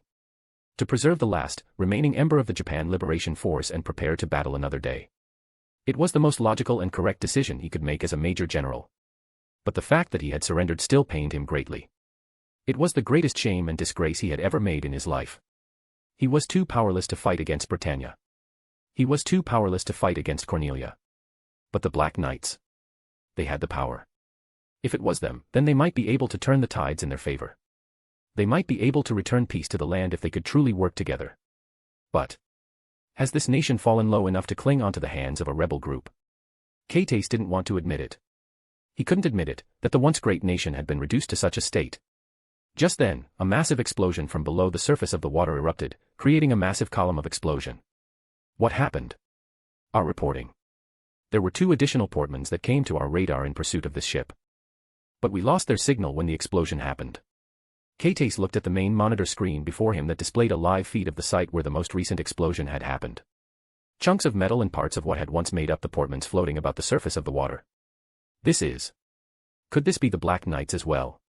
Another officer mumbled in disbelief as he stared at the screen, just like every single soldier within the room. And in the utter silence, his low mutterings were heard. Keitase let out a deep sigh and broke the silence, snapping all of his officers out of their daze. Head to the hidden base as planned. Then we'll contact Kyoto and discuss our partnership with the Black Knights. Why yes. Chapter 106, Chapter 104 An End to a Conflict. Right after dealing with the reinforcements Cornelia sent to deal with the fleeing JLF ship, Yuuji made to the rendezvous point he and Lelouch had agreed upon before. Soon, he saw Lelouch's nightmare, a burai with a dark crimson horned mask on its head, and several other burais who served as his guards while waiting for him. 0. Good work. You came right on time. Let's go. Cornelia's just up ahead. Yuuji nodded and turned towards the others in their burai frames. Patrol the area and conduct a search and destroy of any Brighton Yen forces. Work together with the others so none of Cornelia's forces could come to her position in time. Yes. With a resounding affirmative, all 5 burais immediately set off and began patrolling the area, following Yuuji's order. Just then, he noticed a crimson light, followed by an explosion near the shore. Ah, that must be the Gurin. It seems like she's doing well for herself. Lelouch, who noticed the same, commented through their private communication line between their nightmare frames. Yeah. She should be winning easily, especially since Lancelot seemed to be unsure about the orders given to him. Knowing Suzaku's inner feelings and psyche through the anime, Yuuji and Lelouch could easily predict the conclusion of a fight between an unsure Suzaku and a determined Karen. Karen and Suzaku were depicted as an equal, the most powerful nightmare frame pilot of their respective sides. But in reality, Karen was even more powerful, given she was capable of fighting on par and, in the end, winning against Suzaku despite him gaining a boost in his fighting capabilities thanks to Lelouch's geas for him to live. Now, without Lelouch's geas and his doubts in his orders, Karen, who had renewed her determination and had improved her piloting skills tremendously thanks to Yuuji, would be able to defeat the Lancelot without any problem. Let's go, Mordred. It's time. Yeah. Yuuji led in front while Lelouch followed from behind, both of them making their way towards Cornelia's position. Don't lose, Karen. Or you won't hear the end of it from me. His lips curled into a soft smile as he recalled the time they've spent together. Karen was never someone who'd take a loss so easily. She was extremely competitive, and would always try her best to win even though she knew she was at a disadvantage. It was a part of her that Yuuji greatly admired and loved. Though, he loved her Angie expression when she lost against him just as much. It was simply too cute. That's why he would never hold back when teaching her and competing against her. This way, she'd be able to improve more than if he would hold back. And, when she lost, he'd get to enjoy her pouts and expressions. Yuuji enjoyed his musing, imagining the various expressions Karen had made when he teased her. That said, he was completely alerted about his surroundings. His elemental sight allowed him to grasp every single inch of the battlefield, and he could clearly see the Brighton Yen forces trying their best to regroup or make their way to Cornelia's position, only to be halted and disrupted by the Black Knights. Even the Lancelot was under Gurin's mercy as it fought without its left arm against the best pilot of the Black Knights after Yuuji. Thus, Lelouch and him were making their way towards the commander of the Brighton Yen forces without anyone to halt them. Turning corners, going in between warehouses, the two soon came face to face with the iconic customized Gloucester that belonged to the war princess of the Holy Brighton Yen Empire. She was alone. No knights by her side. Not even soldiers, as they'd been sent by Cornelia herself to reinforce her forces that had been ambushed by the Black Knights. Yet there she stood, high, mighty, and dignified, with her massive lance by her side, its hilt crushing the concrete ground beneath it from its weight. She stood in an impossibly imposing manner, despite facing the Grim Reaper of the Black Knights, who could defeat her easily without even drawing his swords, and Zero himself. And yet, the voice that resounded out of the imposing violet nightmare frame sounded exhausted. So you've come after all. Of course. We've made a deal, and promised that we shall appear before you once again if you fail to keep your side of the deal. Cornelia was confident in her army's prowess. They were soldiers, men who had overcome adversaries along with her and prevailed numerous times before. But after experiencing the Battle of Narita, she knew she couldn't consider the Black Knight so lightly. And she didn't, yet, they still went beyond her expectations. However, even if they didn't, Cornelia truly thought over her decision in attacking the final remnants of the Japan Liberation Force and completely snuff out the fire of the Japanese military. Her dear little sister, Euphemia Britannia, had given her proposals to create a special administrative zone where 11s could be referred to as Japanese once again and be given a pseudo-autonomy under their rule. She had read them. She had read them all and put them under serious consideration, especially after her meeting with Zero in the mountains of Narita. But in the end, she couldn't simply throw away all the blood and tears her and her soldiers had spent in completely neutralizing the Japanese military and attaining complete rule over Area 11. She thought that perhaps, after she was done with completely erasing any hostile forces in Area 11, she could give it to Euphemia and let her rule. Knowing her little sister's personality, Cornelia knew that peace would come onto this land. But why do you stand in my way? Cornelia raised her arm and aimed her spear right at Zero, ignoring the Grim Reaper by his side. And yet, even at the obvious act of hostility, the Excalibur didn't move and simply stood here unmoving, as if implying that such a mere act of hostility from her won't be enough to be a true threat for Zero while he was there. Do you think that snuffing out the final pillar of the Japanese military will be enough to bring peace to this land? Of course. It will be. Without the JLF, this land will no longer bear any threat to the Holy Britannian Empire. And yet here we are. You, the war princess of the Holy Britannian Empire who knew no defeat, pushed into the corner by a newly formed rebel group. Cornelia clenched her teeth and lunged towards Zero with her lance thrusted. But, the tip of her lance stopped just a few inches off of the chest of Zero's burai. A creaking sound of metal being crushed echoed throughout the area as the Excalibur's clawed left hand held onto Cornelia's lance, preventing it from going any further. Then I will defeat you. I will crush you here and then the Japan Liberation Force. Even if the Japan Liberation Force disappears, another group of rebels will form. And another. And another. Until one strong enough to oppose you appears, and plunge this land into war once again. Then I will keep on crushing them one by one. And when will it end? Cornelia, who had been trying to push the lance forward and pierce Zero's cockpit, stopped. Will it end until you have no more army? When every single one of your men had died? Or when you die and leave those who care about you? Yuffie's figure flashed across her mind, and Cornelia completely froze, stunned by his words. The Excalibur let go of the lance, and it lowered down to the ground as Cornelia's arm lost its strength. You will never be able to completely snuff out the fires of rebellion, O Princess of the Holy Britannian Empire. For war begets war, and the cycle of suffering and revenge will never break if you try to end it with even more suffering. Cornelia fell silent, for she knew that Zero spoke the truth. She had seen it countless times. She had attained many victories. Defeated armies. Nations. Yet, every single time, no matter how thoroughly and completely she believed she had won, there would always be an incursion from a rebel group. No matter how many she snuffed out, they would always appear. And they would continue to appear, prolonging the war, and plunging both sides deeper into the cycle of suffering and hatred. She knew it all too well. For she had seen it and experienced it more times than she had victories. Do you think I wish for war? Do you think I revel standing on a ground soaked with the blood of my enemies and allies? No. That is why you stand here now, alive. Zero's burai took a step forward and faced the slightly taller customized Gloucester head-on. You wish for peace. That is why you fight so hard. To ensure there would be peace after conquest.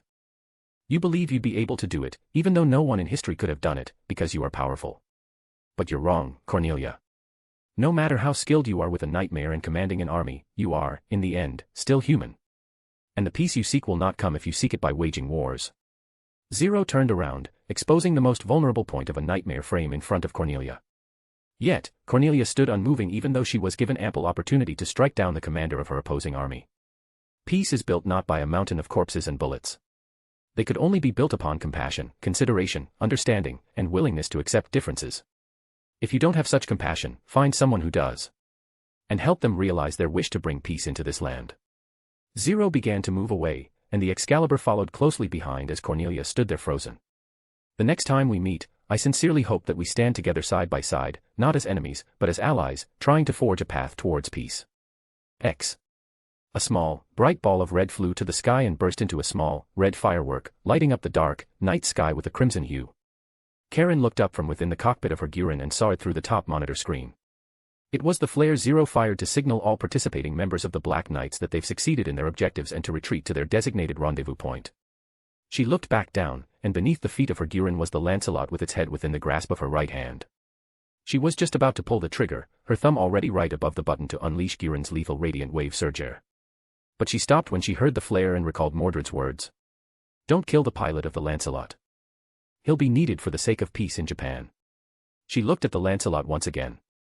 The White Knight who had defeated many of her friends and pushed them to the brink multiple times before they meet Zero and Mordred. But in the end, she let go of the Lancelot's head, stepped off its body, and left. You better explain to me in more detail why I should spare the White Knight later, Mordred. She let out a sigh and felt the strength leaving her body as the tenseness of battle left her with the end of the operation. Instead, a feeling of happiness and relief that they've safely completed their objectives filled her. She couldn't wait to report back, meet everyone, and rub her victory over the Lancelot to Mordred's face. Now, he's not the only one who has defeated Lancelot anymore. Karen left with a light heart, leaving Lancelot and Suzaku on the ground, confused, rattled, and disappointed. I lost. Again. First to the Excalibur. A masterpiece and weapon of destruction though lost to history, now found and wielded by a monster. And now, to the Crimson Nightmare, an extremely advanced nightmare frame created by the Japanese and wielded by a similarly skilled pilot. Even with Lancelot, the supposedly first-ever 7th-generation nightmare with technology surpassing most existing nightmare frames in the world, he still lost. Utterly. Anger, frustration, and disappointment filled his heart as he recalled the battle he had with the Excalibur and the Crimson Nightmare. And by the end of it, emptiness was all he felt. He was a soldier. What use was a soldier if he couldn't defeat his enemies and protect the people whom he swore to protect? What use was a soldier who kept on losing, over and over again? Suzaku. He tilted his head up and looked forward, towards the screen. There, he saw Cecile's figure, looking at him with a soft smile and worried eyes as she spoke with a warm, gentle voice. The operation is over. The Black Knights have made their retreat. An order for retreat has also been announced. You should return now and take a rest. I understand. Suzaku nodded and raised the Lankliot back to its feet, and began making his way back. There's no need to worry. Although you could have done better, you were too distracted from your previous order and too worried about the Viceroy's safety. You would have won if you could put all your focus on the battle. Her gentle, comforting words resounded within the cockpit of Lancelot. Yet, it only served to make Suzaku more frustrated with himself as she clenched onto his controls harder. That's no excuse, Miss Cecile. I lost. No matter the reason, I lost. He shook his head lifelessly, and silence filled his cockpit as Cecile simply looked at him worriedly without a word. A few moments later, Suzaku smiled softly, helplessly, towards Cecile and lowered his head. I'm sorry, Miss Cecile. But may I be allowed to get a few days off to clear my mind? I would like to return to school. It has been quite a while since I've gone. Cecile smiled in return and nodded softly. Of course. You may go after you've given your report and pass your postoperative health examination. Thank you very much. Chapter 107, Chapter 105 Similarities. Suzaku took a deep breath, filling his lung to the brim, before letting it all out through his mouth as he stood before the large, mahogany double doors that lead into the student government office, wishing all his nervousness would be expelled along with the air in his lungs. But it didn't. Instead, he became even more nervous the more he took his time trying to calm down outside the office. It has been quite a few days since he came to the office. He couldn't even attend school for quite some time due to his military obligations, preparing for the operation in Port Yokosuka. He had taken a few days off from his duties in order to refresh his mind and calm his heart after experiencing such a disheartening and utter defeat. He wanted to experience some semblance of normalcy that someone his age should be experiencing, and spend time with some friends. But now, after not seeing them for so long, he became quite nervous. Would they treat him the same? Or would their relationship be reverted to when he had just transferred in? Lelouch might still treat him the same, but what about the rest? They've all knew him for only a few months. Even then, they've only met a few times since he had to be absent for school due to his military obligations. No, calm down. They're nice people. They won't do such a thing. He psyched himself up once again, took a deep breath, grabbed the handle to the door, and pushed it open. Oh my. Suzaku-kun, it's been a while. Why yes, it has been a while, President. Suzaku froze for a moment when he was greeted by the ever-cheerful Millie. He awkwardly raised his hand in a wave and greeted her back shakingly, a bit taken aback by her energy. Hey, Suzaku. If you're coming, then we should have just come here together. I thought you won't be coming here either today. Sorry. I'll do that next time, rivals. He nodded and walked into the room, feeling slightly relieved that everyone was still acting warmly towards him. As he entered, Suzaku began to look around. The first one who caught his eye was Nina, who was sitting separately from the others in her own desk located right at the opposite side of the door he came from, minding her own business with her computer. Then, he shifted his gaze towards the large rectangular table where everyone else gathered. Millie was sitting at the head of the table, while Rival sat to her left with a laptop right in front of him and several files scattered on his space. To her right was Shirley, working diligently as usual and organizing the files and documents that Lelouch, who was sitting by her side, had completed and reviewed. There were a few piles of papers around him, a testament to the immense work Millie had put upon him. But, Lelouch didn't seem to be even the slightest bit tired, a stark contrast to Rivals who seemed like he'd rather be anywhere else if not for Millie's presence despite the small amount of work he had to do comparatively. But then, he saw something even more absurd. Right beside Lelouch's pile were even larger piles of files, documents, and binders that had been stacked up high. And the one sitting before it was Alexander, working on his laptop quite relaxedly, with Arthur resting on his lap, seemingly asleep. Sitting opposite him was Colin, who was also silently doing her work and briefly nodded at him upon his entrance before returning to her task. Suzaku would have normally responded to Colin's greeting in kind, but right now, he was too shocked at the mountain of documents Alexander had around him. He stopped and turned towards the president as he pointed at the mountain of papers. President, isn't that a bit too much for one person to work on? Yes it is. Then why? Seeing his confusion, Millie smirked and pointed at Alexander as she winked at Suzaku. That's how amazing he is. No matter how many I give him, he'd always finish it so quickly. And they're all perfectly done. I was so amazed that I ended up giving him more and more to test his limits, and I ran out of work before he ran out of energy. Isn't that just your excuse for dumping all of your work to me, press? A tired sigh escaped Alexander's lips as he shook his head, glancing at Millie with a reproachful look. Oh my, that's just a misunderstanding, Alexander. How could I do that to my precious council member? Foo-foo. Suzaku looked at Millie incredulously and sent a pitying gaze at Alexander, who was forced to handle such a tremendous amount of work. He shook his head and approached Alexander, casting a glance at the mountain of papers on the table. Now that he was closer, they were much more than he first expected. And they're all actual documents, accounting ledgers for club budgets, forms, and tables that the student government used to organize the tens of clubs that existed in this massive academy. Moreover, there were also requests that came from students, plans for future events, and a myriad of other things the student council had to deal with as the student governing body. Even just by looking at it and merely glancing at its contents, Suzaku couldn't help but gulp. This was even more work than what he had to do as an officer in the military. That said, he couldn't just abandon him and leave Alexander with all the work. Hey, do you need some help with that? He might not be of much help, but he could at least be an extra hand. Perhaps, he could sort out the documents and finish some simpler ones to help. But, an unexpected answer came from his handsome classmate and friend. Oh, thank you, Suzaku. But there's no need, these are all done. Suzaku froze, his eyes wide as saucers as he looked at Alexander with an incredulous look. He then glanced at Colin, wondering if he heard Alex's word right, or if the battle with the Crimson Nightmare a few days ago rattled his brain a bit and made him slightly hard of hearing. But, Colin simply nodded and showed an expression of disbelief, incredulity, and exhaustion. She thought there wouldn't be another monster like Mordred who could do 10 or more people's worth of work. But here she was, seeing another monster like Mordred before her very eyes. Colin stared at Alexander curiously, her eyes narrowing as if she was trying to see through him. Both Mordred and Alexander were so strange and unique. Although they lived in two completely different worlds, they somehow resembled each other, especially with how skilled they were with seemingly everything. Enough that a suspicion that they're the same person flashed across her mind. No. You're being absurd. There's no way they're the same person. Colin shook her head and tried to return her focus back on her work. Though, without even realizing it herself, she would still occasionally steal glances at Alexander as she worked. He's a machine, Suzaku. You shouldn't put him on the same standard as a human. Hey, what do you mean by that? Alexander narrowed his eyes at Lelouch as he let out a smile and shrugged. Geez, Lulu. Stop being distracted and focus on your work. Else, you won't finish in time. Yes. Shirley nudged Lelouch with her elbow and pouted when he answered so nonchalantly. They have a lot of work to do today that she even skipped her swimming practice to help him so they can go on their date this afternoon. But here he was, wasting time and even teased Alexander like that. Was she the only one who's looking forward to this date? That's right, Lulu. Finish it quickly so you can go on your date. Why you? Alexander smirked triumphantly at Lelouch, who was blushing, and returned his attention to his laptop.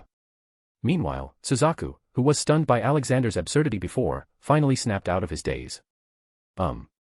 If you're done, then what are you doing now, Alexander? I'm just doing a bit of work. It's nothing big. Work. Suzaku tilted his head and looked at Lelouch questioningly. Lelouch was the closest to Alexander, so if he wanted to know what work Alexander was referring to, then he had the best chance of knowing. Noticing his questioning gaze, Lelouch just smiled and glanced at Alexander's laptop. Suzaku followed the direction of his gaze towards Alexander's laptop, and froze in shock. Why you? You're making millions. On Alexander's screen, Suzaku saw more than 8 digits lined up with the Brighton yen currency in front of it. And then, a few moments later, it increased. Is this a game? Was Alexander playing a business game where he's pretending to earn money? It's nothing much. They're just a bit of pocket money I'll be reinvesting in the market right now. I'm only taking a small percentage of it for my own use. Are you serious? Even if it was a small percentage, it would still be in the millions. With that much money, Alexander could easily buy numerous high-end estates and lands in the royal capital of Britannia. Suzaku stumbled back in shock, his eyes filled with disbelief. He's never seen anyone with that kind of money. Much less a high school student like Alexander. Even Millie, the heiress of the prominent and rich Ashford family, would pale in comparison when he recalled the ever-increasing number on Alexander's screen. He might be even richer than the Ashford family itself. What's wrong? What's he doing? Noticing their exchange, Millie couldn't help but become curious and approached Alexander, trying to peek at his screen. But before she could, Alexander closed his laptop and looked at her with a narrowed gaze. It's not a good habit to peek at someone's screen, you know, Press. It's fine, isn't it? We're friends. And I'm really curious about how much you're making. No. Meanwhile, as Alexander tried to shoo away the ever-nosy heiress, Colin froze in her seat. Reinvesting. A trader. And judging by Suzaku's reaction, was he also a genius trader? Just like Mordred. Colin quickly shook her head. No, there's no way they're the same person. He's a Brighton yen, while Mordred. He's fighting for us, the Japanese. Even though Alexander was kind towards Suzaku, despite his Japanese heritage, and had declared his stance towards Japanese to everyone, it's still different from actually fighting for the freedom of the Japanese. He's a Brighton yen. There's no way he'd risk his life and become the tip of the spear of the Black Knights. I need to stop thinking about stupid things like this. Colin took a deep breath to calm herself, and tried her best to get Mordred and Alexander out of her mind. Chapter 108, Chapter 106, A Day of Normalcy. Alright. Good work, everyone. With this, our school festival preparation will be smoother than we expected. Let's go out and celebrate. Millie rose up from her seat and cheered with a brilliant smile, throwing her hair to the side dramatically. Ooh. Let's totally go. Where are we going? Rivals resurrected from his exhaustion and became excited as well by the premise of celebrating and having fun after a tough day's work. Where are we going, President? Let's go to the new restaurant that opened a few blocks from here. Isn't that a fancy restaurant though? Won't it be expensive? It's fine after all, we have Alexander here who'll be treating us, right? Millie winked towards Alexander, who immediately sighed and looked at her tiredly. First you work me to the bones. And then you want me to pay for dinner. I'm sorry for dumping all the work on you, but you're just super amazing. And we had to finish them by today if we want to make it for our preparation for the school festival. Millie apologized cutlery with her hands together while winking at Alexander. She did admit that she went a bit too far with giving Alexander so much work. But, there were a lot of things that she needed to get done as soon as possible, and she wouldn't have been able to do it this fast if it wasn't for Alexander, which she was extremely grateful for. I get that. But what does it have to do with me treating you all to dinner? Shouldn't you be the one paying, Prez? Don't worry about the small details, didn't you just make a lot of money? Small details? How is deciding the one paying a small detail? Yuuji wanted to retort. But in the end, he relented. He did make a few millions from the foreign exchange market, so treating his friends to a meal wouldn't be that much of a problem. Fine. But next time, you'll be the one treating, okay, Prez? Okay. Then, let's go. P. Prez. Shirley approached the student council president shyly and pulled on the hem of her uniform blazer, her face blushing extremely redly. Millie turned to see her, and saw Shirley being in a state of a blushing mess. And only then did she remember about Shirley's plans. What's row? That's right. You two will be going on a date, right? It's not a date. We're just going, as shopping for a bit. Yes. All right then, you two can go and have fun with your outing. But join us for the next one, okay? Why yes. Then, please excuse us. Let's go, Lulu. Yes. Lelouch nodded and gathered his things before putting them in his bag quickly. He was acting quite normally, but he was inwardly fairly excited to go with Shirley on this outing, even if it was only for a bit of shopping. Even though he was in the middle of war, precisely because he was in the middle of war, he felt very happy that he could still spend some time with Shirley peacefully. That's right. Lelouch, I'll be coming over later, okay? I'll be bringing something for you and Nunnally as well. Yuuji had promised that he'll be visiting C.C today and spend the night with her. And since he'll be going out to eat, he thought he would bring some food back with him for her, as well as Nunnally and Lelouch. Sure. Thank you. I'm sure Nunnally would love it. Then, see you later. See you. Lelouch waved towards Yuuji and the rest of the council members, and exited the room. All right. Then, let's go party with these members. The student council quickly arrived at the newly established Italian restaurant a few kilometers away from Ashford Academy right after they finished their council business. In fact, they arrived much quicker than they expected, because Alexander brought them with his car. It was a Mercedes-Benz GLB class luxurious SUV, an extremely beautiful car with a large and comfortable interior that thoroughly impressed the girls and gobsmacked rivals. It was a car Yuuji recently bought specifically so he could go around with Lelouch, Tatsuya, Satoru, and his friends easily. After all, although sports cars were nice, it couldn't carry more than 2 people at once. So, he made sure to have a few larger SUVs in case he were to go out with friends. Upon arriving at the restaurant, they were immediately led into a table by a waitress and were given the menu. The restaurant's most popular dishes were the margherita pizza and the Neapolitan pizza. All the pizza here was baked in a traditional stone oven with oak firewood, which produces a high heat, long burn time, and adds a subtle aroma to the dish, a truly traditional and authentic method of baking Italian pizza. And amongst the large variety of pizza, there were also various other Italian dishes that attracted the attention of the young Britannia students. But, when they saw the prize, most of them, aside from Millie, stopped and froze for a few moments. Guys, just order what you want. It's my treat. Don't worry. They all looked at Yuuji, their eyes still filled with hesitance. After all, they didn't know exactly how rich Yuuji was. All they knew was that he was wealthy, but not to the point that Yuuji could easily buy the entire restaurant right then and there with his pocket change. Come on. The food here seems very nice. Let's try them out. There's no need to hold back. You heard it, everyone. There's no need to hold back. You should hold back a little. After a bit of persuasion from Yuuji, Colin, Nina, Suzaku, rivals, and Millie then began to give their order to the waitress. Yuuji ordered fettuccine with cream mushroom sauce and salmon. Colin got bolognese spaghetti, while rivals and Suzaku ordered carbonara and tuna carbonara spaghetti respectively. Millie and Nina decided to share a large helping of chorizo and mozzarella gnocchi baked dish. After giving their order, the group conversed a little over the drinks they've ordered. And soon, their orders arrived and they began to eat with a gusto. Having only eaten simple meals that were made in large batches in the Black Knight's base for weeks now, Karen enjoyed every single bite of the luxurious dish before her. Although it was expensive, she had to admit that the taste was on par with the price tag attached to it. And for a few moments, the taste managed to make her forget about it. You seem to enjoy it. Is it that delicious? Colin snapped out of her daze and looked at Alexander's smiling face in a fluster. Why yes, it's very delicious. Thank you for treating us.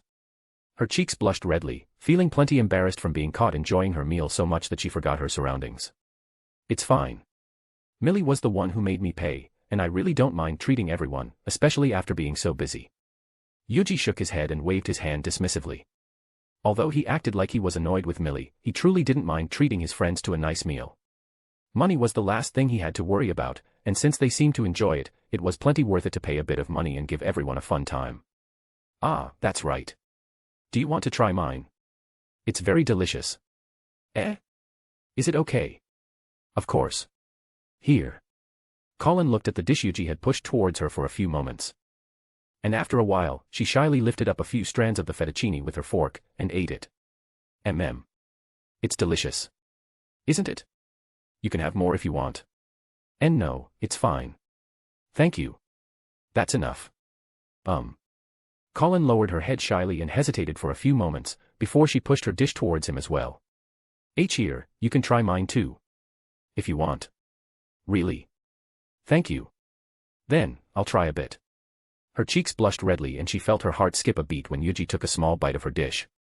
Damn it. Why am I acting like this? I know I should be acting demure, but this is too embarrassing. Colin watched as Yuuji tasted the food slowly, trying her best to calm her heart down while also keeping up her demure, high-class Britannia girl act. It's very delicious. Now I know why you seemed so engrossed with it before. Her face immediately blushed red, and all her efforts of trying to calm down went down the drain as her heart immediately began rushing up and down her chest. I was not engrossed. I was just enjoying the food normally. Yes. Sure you were. You were enjoying the food normally enough that you didn't hear the first few times I called you. You did. Nope. Colin froze and looked at him in disbelief for a few moments, before she burst into a rage. Why you bastard. Ah. I'm sorry. It was so funny teasing you. Colin groaned and clenched her teeth in embarrassment. And now, she found yet another thing that this Britannia bastard before her had in common with Mordred. How hateful they both were. Oh my, you guys are so close now, Fufu, you have a tough road up ahead of you. Karen, I suggest you buy a stick so you beat all the girls that are trying to get to his pants. Colin's eyes widened in shock and she slowly began to turn towards her friends, only to see them all looking at her with either a knowing smirk or a shy expression. Why YUVE got it wrong. Who's close to this bastard? I'm not. Ahahaha, there's no need to be that shy, you're with friends now, it's fine to be honest. I'm telling the truth. And you, don't just sit there and laugh. Help me resolve this misunderstanding. Colin pointed the fork she was holding with a death grip towards Yuuji as he just sat there with an annoying smirk on his face. Are they wrong? We are close, right, Colin? We gave each other a taste of our dish, after all. Why you bastard? Stop messing around already. Why? Why does it feel like she had to deal with Mordred's shenanigans even though she's not in the base right now? Karen thought to herself. I need to find him quickly. There's so much rage I want to vent to him right now. Knock knock. Yuuji knocked on a wooden door and waited, standing in a dimly lit corridor of the student council building. In his hand were two large boxes, wide and short, with the logo and name of the Italian restaurant he had just dined in with the members of the student council. A few moments later, the door opened slightly, and peeking from within, C's golden eyes shone through from the lit interior of her room. Hey. I'm sorry I'm late. I went out for dinner with the student council. But, I brought you pizza. Yuuji said with a soft smile and lifted up the lid of the box slightly to let C get a peek of what's inside. Seeing his actions, C snorted and opened the door wider to let him in. Yuuji entered and placed the two boxes of pizza on the table. Then, he unbuttoned his blazer and took it off, placing it on the chair. But, as he was about to take a seat, a hand grabbed his wrist and pulled him towards the bed. Yuuji didn't resist and let C lead him to the bed and pulled him down. Seems like things are calming down for now. At least, enough for you to hang out with your friends and Lelouch to go on his date. After having Yuuji sit on the edge of her bed, C opened up the box of pizza and took a slice of the margarita before sitting down beside him. She wrapped her arm around his, held his hand and intertwined their fingers, and began eating while resting her head on his shoulder. Yuuji smiled softly and tilted his head towards her, resting it softly on her head, and held her hand tight. It is. Thankfully. Things are going well. We just received word from Kyoto that the JLF and the Japanese government are willing to cooperate with us and support us. And the Brighton Yens have been pretty quiet these days. Are you not afraid they're just amassing their troops in secret? They might be.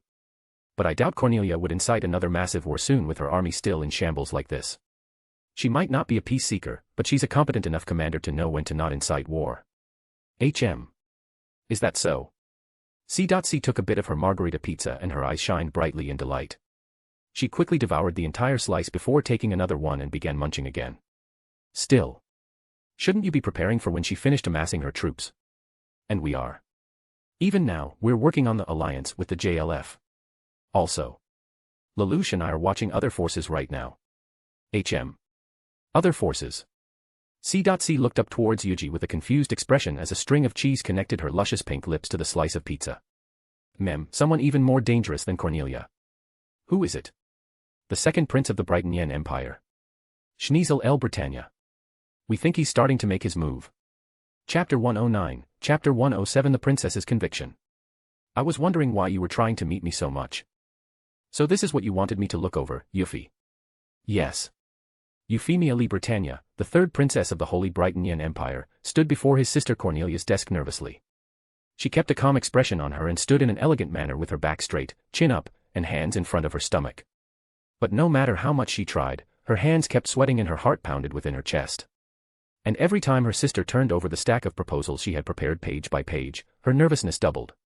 She knew that there was a slim chance that her sister would even consider reading the proposal she had prepared to the best of her abilities after reading the first few words of the title. But she still went to meet her and gave her the proposal, despite having been turned away multiple times before due to her sister's busy schedule, in the hope that she would consider it. Cornelia read through the proposal her dear little sister had made. And honestly, she was shocked when she first read the title. A proposal for the establishment of a special administrative zone of Japan. It was something that was unheard of. To create a special administrative zone which would give the colony they had conquered their right to rule its people within a designated area meant that they would be essentially giving up their hold on the land they've conquered. Such a thing. If it was her from before, then she would have thrown these papers into the trash and placed Euphemia on probation immediately. But now. When she read it, Zero's words resounded within her mind. And as she continued to read it, his words began to set deeper and deeper into her thoughts until she couldn't get rid of it anymore. This proposal. Was this the way for them to stop the fighting? Was this the way for Britannia to keep their hold on Area 11 and stop the conflict? Although they won't be able to completely take it over, they would still have great influence even within the special administrative zone if they were to play their cards right. In fact, this might be a more efficient way of conquering. Not by bullets, but by bureaucracy. But. Are you serious about this, Yuffie? Cornelia glanced up towards her little sister, her eyes cold and dignified, a far cry from the caring and gentle look she had always given to her little sister. Euphemia felt herself shudder under her gaze. But she nodded nonetheless as sweat began to drip down the side of her face. Yes, sister. I believe this would bring an end to the conflict and the deaths of our soldiers and people. Cornelia placed the documents onto her desk and leaned back on her chair. She closed her eyes and massaged the bridge of her nose for a few moments before facing Euphemia once again. I will review this proposal.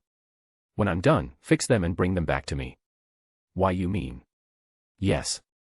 Given the current situation, I will at least consider it as one of our possible courses of action. Thank you very much, sister. For the first time since coming to this room, the bright smile and shining eyes that Cornelia had always known Yuffie for appeared before her. Her face seemed to shine more, and her shoulders no longer droop, as if a huge weight had been lifted up from her back.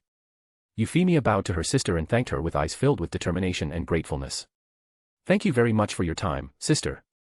I will do my best to make this work. She nodded. But as Yuffie was about to turn and leave, she stopped her. Yuffie. Yes. If you want this to work, then you will need a way to show your sincerity to the 11s. Sincerity. Cornelia leaned her head on her hand as she casually picked up one of the documents on her desk and read them over. Do you think, after all that has transpired in this land, that the 11s would simply come to the special administrative zone you want to build happily without holding any distrust and anxiety? That is. The determination and excitement she had before quickly disappeared as worry and uncertainty filled her.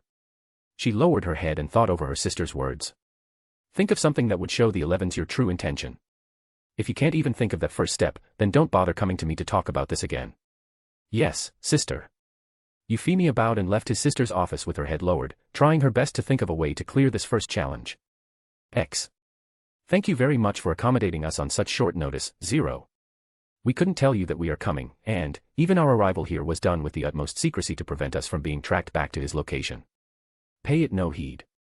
Though, I was certainly surprised when Ogi told me of your arrival. Zero sat on the couch, with Mordred and Karen standing behind him, in the living area of the first floor of the Black Knight's luxurious double-decked mega car that served as its command vehicle. At least, for now. Lelouch managed to gain this mega car, which was akin to a land yacht or a large modified coach with spacious living, communications equipment that hides its location from intercepting Brighton Yen signals, and even a television set with a full surround sound system. After all, although they had a proper base in the form of Amaterasu, it was still too soon to reveal its existence to even the core members of the Black Knights. Sitting opposite him, on the other side of the coffee table where several Japanese teacups with an aromatic Japanese green tea rested on, was a man with sharp, rugged looks, akin to a battle-hardened warrior. And standing behind him were three men and a woman, standing at attention as they eyed Zero, Mordred, and Karen one by one. Welcome to the base of the Black Knights, Lieutenant Colonel Kyoshiro Todo of the Japan Liberation Force, as well as the fabled elite unit, the Four Holy Swords. Thank you very much. Although our journey had not been the best, I am glad we were able to reach here safely. As do I. So, what does the miracle worker of the Japanese military and his 4 holy swords wish for by coming to us? Todo nodded, appreciating Zero's straight-to-the-point attitude as he, himself, was not as eloquent with words as he was with the sword. Rather than talking in circles which many Japanese or any officials called diplomacy and bureaucracy, he prefers speaking bluntly and honestly. A truly warrior-like trait to have. First of all, we would like to thank you for your timely rescue of the Major General during our absence. Without the Black Knight's interference, the Brighton Yens might have successfully dealt a lethal blow to the Japan Liberation Force. So, thank you. Todo placed his hands on his knees and lowered his head. And alongside him, the 4 holy swords bowed deeply towards Zero, Mordred, and Karen. We knew Cornelia would try to attack the Major General to wipe out the remaining pillar of the Japan Liberation Force. So we intervened not only to save the Major General, but to also corner Cornelia even further. It is a beneficial venture for us as well. But I accept your gratitude. Zero nodded towards Todo and the 4 holy swords as they raised back up. Todo nodded back towards the maskman with a slight, rare smile adorning his rugged face. Secondly, we have been sent by the Major General to act along with the Black Knights and be under the command of Zero for the time being. Oh. The Major General did. Zero responded with a slight hint of surprise layered beneath the surface in his tone. He didn't expect that Todo would still come under his wings, albeit temporarily, since the Japan Liberation Force was not destroyed. In the anime, Todo and the 4 holy swords joined the Black Knights because the leader they served under, Major General Kates, was gone. And, after Todo was captured by the Brighton Yens, the 4 holy swords seek the Black Knights' help to rescue him, which subsequently leads to them joining the Black Knights after the successful rescue of their leader. But now, the Japan Liberation Force and Major General Kates still lived. There was no reason for Todo and the 4 holy swords to join the Black Knights instead of protecting the Japan Liberation Force as its last bastion of defense. And the Major General didn't seem like the kind of person who would simply give up his trump card to Zero just because he was grateful for the Black Knight saving his life. There must be another reason. Yuuji, who was similarly surprised by Todo's words, reached the same conclusion as Lelouch. But Karen was clearly shocked enough that she unintentionally raised her voice in surprise. Todo nodded towards Zero and continued. The Major General and the remaining Japan Liberation Front are currently in an undisclosed and safe location, thanks to the Kyoto House. There, they will focus on rebuilding the Japanese military and strengthen their defenses. But the Major General didn't want us to stand idle on the sidelines. So, he ordered us to fight along with the Black Knights. I see. The Major General might be safer if he had Todo and the 4 holy swords by his side. However, he knew that even if Todo and the 4 holy swords were with him, the Japan Liberation Front currently will not have the strength to oppose Cornelia's army, battered as they were. So, the Major General must have chosen to let Todo and the 4 holy swords fight alongside the Black Knights and make them more powerful, so that they would be able to keep Cornelia busy while the Japan Liberation Front healed and rebuilt their power. It was a win-win situation for both the JLF and the Black Knights. JLF would be able to rebuild their strength without Cornelia's obstruction, while the Black Knights will have extremely skilled nightmare frame pilots and field commander on their side. Lelouch then looked up towards Mordred and Karen. I doubt we have any objection. None. It'd be an honor to fight alongside the legendary commander himself and the 4 holy swords. Me too. I have no objections. Very well. Then, we, the Black Knights, will formally welcome Kyo's Todo and the 4 holy swords into our ranks. We look forward to working with you. Lelouch extended his hand for a handshake, and Todo nodded his head and reached out towards it, and shook it. Likewise. After shaking hands, Zero raised from his seat and gestured towards the exit of the command vehicle. Well then, shall we go meet with the others? I'm sure they will be thrilled to hear that you are all going to join our ranks, albeit temporarily. Todo nodded, and replied with a smile. It would be our pleasure to meet with our future comrades. Then, let's go. With that, Todo and the 4 holy swords were led by Zero, Mordred, and Karen to meet the rest of the Black Knights members. The legendary warriors that created miracles for Japan and defended it for so long didn't need any introductions to the Japanese members who had already idolized them for so long. But, while they were going around, Zero also announced that they would be joining the Black Knights for the foreseeable future, which excited every single member of the Black Knights. They didn't only get to fight alongside legends, but they were also reassured by their presence. With Zero as the commander, Mordred, Karen, Todo, and the 4 holy swords as their trump cards in battle, Silver with his incredible innovation and improvement with the Nightmares, and Ains who made their organization run extremely smoothly thanks to his organizational skills and leadership, the Black Knights have grown even more powerful now than ever, sparking their determination to free their homeland from the invaders' control. Then, after having their fill of meeting the legendary miracle worker and the 4 holy swords of Japan, members of the Black Knights all returned to their tasks. Zero left for the command center vehicle to rest and plan for their possible operations in the future. And, as Mordred and Karen were also about to go do their daily maintenance on their nightmares, they were stopped by Toto. Mordred, Kazuki, I look forward to fighting alongside the Grim Reaper and Red Demon of the Black Knights. Mordred and Karen turned around and looked at Toto in shock for a moment, before nodding. Likewise. It's an honor to be fighting alongside all of you. Likewise, Kayashiro-san. It would be my honor. Toto smiled and his eyes narrowed towards Mordred. I've seen your skills with the sword while you were piloting the Jet Black Nightmare. Are you perhaps skilled with a real sword as well? Yuuji stopped for a moment before he answered. He did have swordsmanship proficiency that he got from the gacha reward after completing the mission in Tatsuya's world, which would make him peerless with the sword. But, saying that he was peerless would make him seem like he's full of himself, especially if he said it to someone like Toto, who was a master with a sword himself as well. I have experienced using a real sword as well, yes. However, whether or not I'm skilled. Well, I've never had anyone tell me if I'm skilled or not, so I wouldn't know. Though, if I were to be compared with Zero, then I would say I'm skilled, since he wouldn't even be able to hold a katana properly. A rare chuckle resounded from the stern, dignified leader of the Four Holy Swords, as well as some of the Four Holy Swords as well. Well, seeing your swordsmanship with the Nightmare, I would guess you are extremely skilled with a real sword as well. How about a friendly match? Toto walked towards Mordred and stood before him with a friendly smile, which still seemed sharp and fierce due to his sharp eyes. But, Mordred responded with a lowering of his head and accepted. It would be an honor to be able to test my skills with a master such as yourself. I'm no master. I'm just someone who still chose to train with the sword in the age of guns and nightmares. Mordred smiled, though it was unseen by anyone due to his devilish mask. Then, shall we find an empty space? Would you like to bring your sword, or would you like to borrow a wooden one from ours? A wooden one would be fine. It's just a spar, after all. Understood. Then, this way please. Mordred then led Toto and the Four Holy Swords towards a place they could spar in. And Karen, not wanting to go and do maintenance on Guren alone, decided to join along and watch Mordred fight against the legendary Kyo's hero Toto. Chapter 110, Chapter 108 Mordred vs. Toto. Mordred stood silently at the center of an empty space within the massive warehouse the Black Knights have set their base in temporarily. It was once filled with several burais. But after their operations in the port of Yokosuka, some of them were damaged, and they were now ongoing repairs in another area. Thus, the space became emptier than usual. He stood with a wooden sword in each hand, waiting for Toto to finish changing from his military uniform into a kendogi. Meanwhile, standing on the sidelines, the Four Holy Swords and Karen waited as well as they observed the silently standing Mordred. Will he be okay? Karen thought in her mind. She had no doubt in Mordred's skill with the sword when he's piloting a nightmare. But this was different. His physique might be the best she had ever seen. And, she knew how compact, hard, and strong those muscles were after having unintentionally touched them. Mordred had also shown how strong he was compared to everyone in the Black Knights from how much more weight he could carry when they're moving stuff. But, would he be skilled with a real sword as well? He might be stronger than Toto physically, but swordsmanship required more than just physical strength. If he's only slightly above mediocre in terms of technique, then he wouldn't be Toto's opponent. Is he skilled with the sword? Karen snapped out of her daze and glanced to her side. Chiba Nagisa, one of the Four Holy Swords and the only woman in it, had just asked her a question with narrowed eyes. She had a stoic and composed, or cold appearance, and the tone of her voice reflected it well. But, it was understandable for Karen.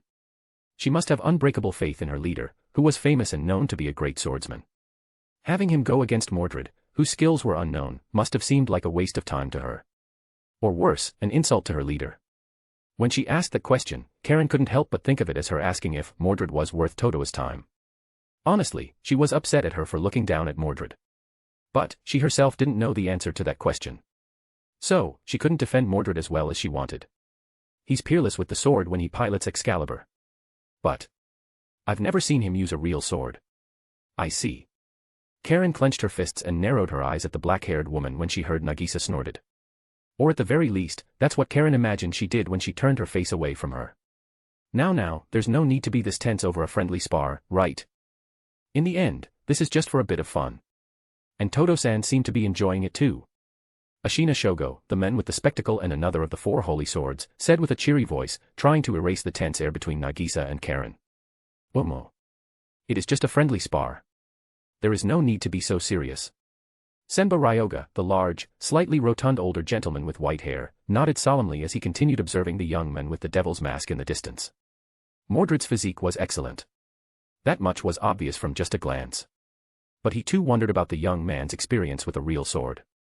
Would his physique reflect his skills? Or would he simply take advantage of his incredible physical capabilities to try and win? If it was the latter, then he would be a bit disappointed. That's right. I, for one, am pretty excited to see how well that youngster does. I wonder if he'd be able to give Todo-san a good time. Urabe Kosetsu, the man with spiky hair and the final member of the Four Holy Sword, commented casually as he put his hands behind his head.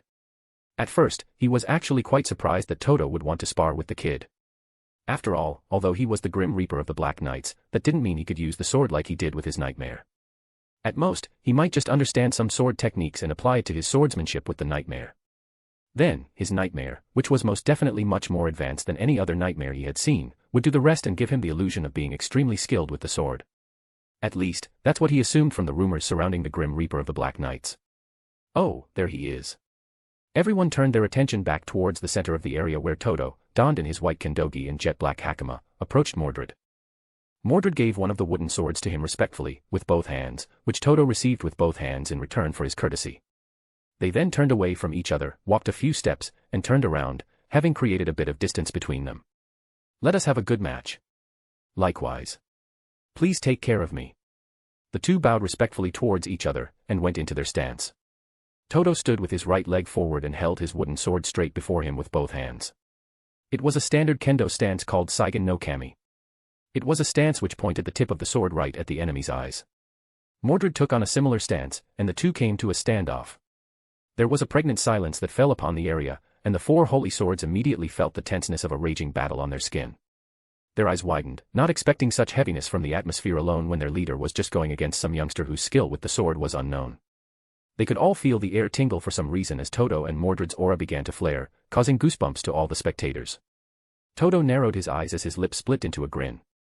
While he did expect something from the youngster, he truly didn't expect him to put on such a display. Then, all of a sudden, without a signal, the two launched towards each other and clashed their wooden swords. Its sound reverberated throughout the entire area. Gasps erupted from Karen and the four holy swords, but none got the chance to catch their breath as Todo and Mordred continued exchanging flurries of blows. Attacking. Defending. Blocking. Slashing. Deflecting. Striking. Parrying. Each blow shook the air with the sheer intensity behind them. And as they continued to exchange strikes, their movements became faster, stronger, and more intense as the four holy swords quickly became unable to follow their movements. Impossible. I didn't expect this. Monster. Karen was similarly shocked at the unexpected intensity of the battle. But, as she watched Mordred fight so amazingly with the sword, she couldn't help but feel excitement and proudness rising from within her chest. Amazing. The exchange of blows and stalemate continued for a few while. But soon, Karen and the four holy swords noticed something that shocked them to the very core. This is impossible. No, there's simply no way. Todo-san is being pushed back. Is this real? That Todo-san is being pushed back in a clash of swords. I've never seen anything like this. Slowly but surely, Mordred began to gain the upper hand as he began pushing back on Todo. Todo felt his body reaching his limits. His hand began to numb after receiving all of Mordred's blows, each heavier than the last. He quickly realized how much more superior Mordred was in terms of physical abilities from the moment they exchanged their first blow. Thus, Todo decided to try and win by using the techniques and skills he had honed and perfected over the years. But he couldn't find an opening. Every single one of his strikes were blocked. Every single one of his feints were seen through. And every single one of his blocks were slowly becoming weaker and weaker, unable to stand against such powerful strikes over and over. On the other hand, he could barely deflect and defend against Mordred's attack. And while his eyes and instinct might have told him about a feint, he was barely able to react in time and defend against it. In just several exchanges of blows, he quickly realized that he was completely outclassed in every single aspect. But he didn't stop. No, why would he stop? This was the most fun he had for years. Even if he was losing, who would stop during such an exhilarating match? His grin grew larger and larger as he continued being pushed back, stepping back one step at a time, as his arms slowly turned numb, his shoulder tensing uncomfortably, and his muscles aching. Before he knew it, he was at his wit's end, and a loud crack resounded throughout the space. The tip of Mordred's wooden sword rested right before his throat, and his own wooden sword was left only with its handle. Its other half, down on the ground, snapped. If it was silent before the match started, it was a vacuum now. Karen and the four holy swords were speechless from the match they've seen. And Toto were similarly shocked at the results. But, soon after, a loud laughter filled the entire space. Ah! What a good fight. This was the best fight I've had in years, perhaps even ever. Toto laughed out loud, and Mordred lowered his sword. I lost. You were far more impressive with the sword than I expected. Mordred lowered his head slightly in a bow and responded. Thank you very much for your praise. And I would like to say the same thing. Your legend seemed to have been true after all. Ah! Stop that. Most were exaggerated. If they're true, then I would have been able to enjoy such an exhilarating fight a few seconds longer. Toto patted Mordred on the shoulder and began to talk with him with a clear, happy smile on his usually stoic, stern face. And as they did, Nagisa and the rest of the four holy swords were still frozen in shock at the scene. They've never seen their leader smile so much before. And it's towards someone they've known for only a few hours. They feel like they're dreaming right now. Well then, Kayashiro-san, I'll need to return to my task now, so please excuse me. It has been a pleasure. Oh, of course. Thank you for accompanying me. And please do forgive me for taking so much of your time. Mordred shook his head. It's not a waste at all. I enjoyed it as well, Kayashiro-san. Then, please excuse me. Toto nodded with a smile as Mordred bowed towards him and walked towards Karen. He gave a brief nod towards the four holy swords and turned towards Karen. You know, if you keep your mouth open for that long, a fly's bound to get in. Karen quickly snapped out of her daze and shut her mouth instinctively. And only then did she realize the teasing tone in his voice and narrowed her eyes at him as she blushed. Mordred snorted, turned, and walked off towards the hangar part of the warehouse, where the Excalibur and Guren were kept. Come on. Why, you bastard. She gritted her teeth and quickly followed after him, leaving the four holy swords and Toto, who watched them leave, behind. As they walked, Karen silently stared at him, wondering what else she hadn't known about him yet. There was a heavy feeling in her chest when she came to a realization.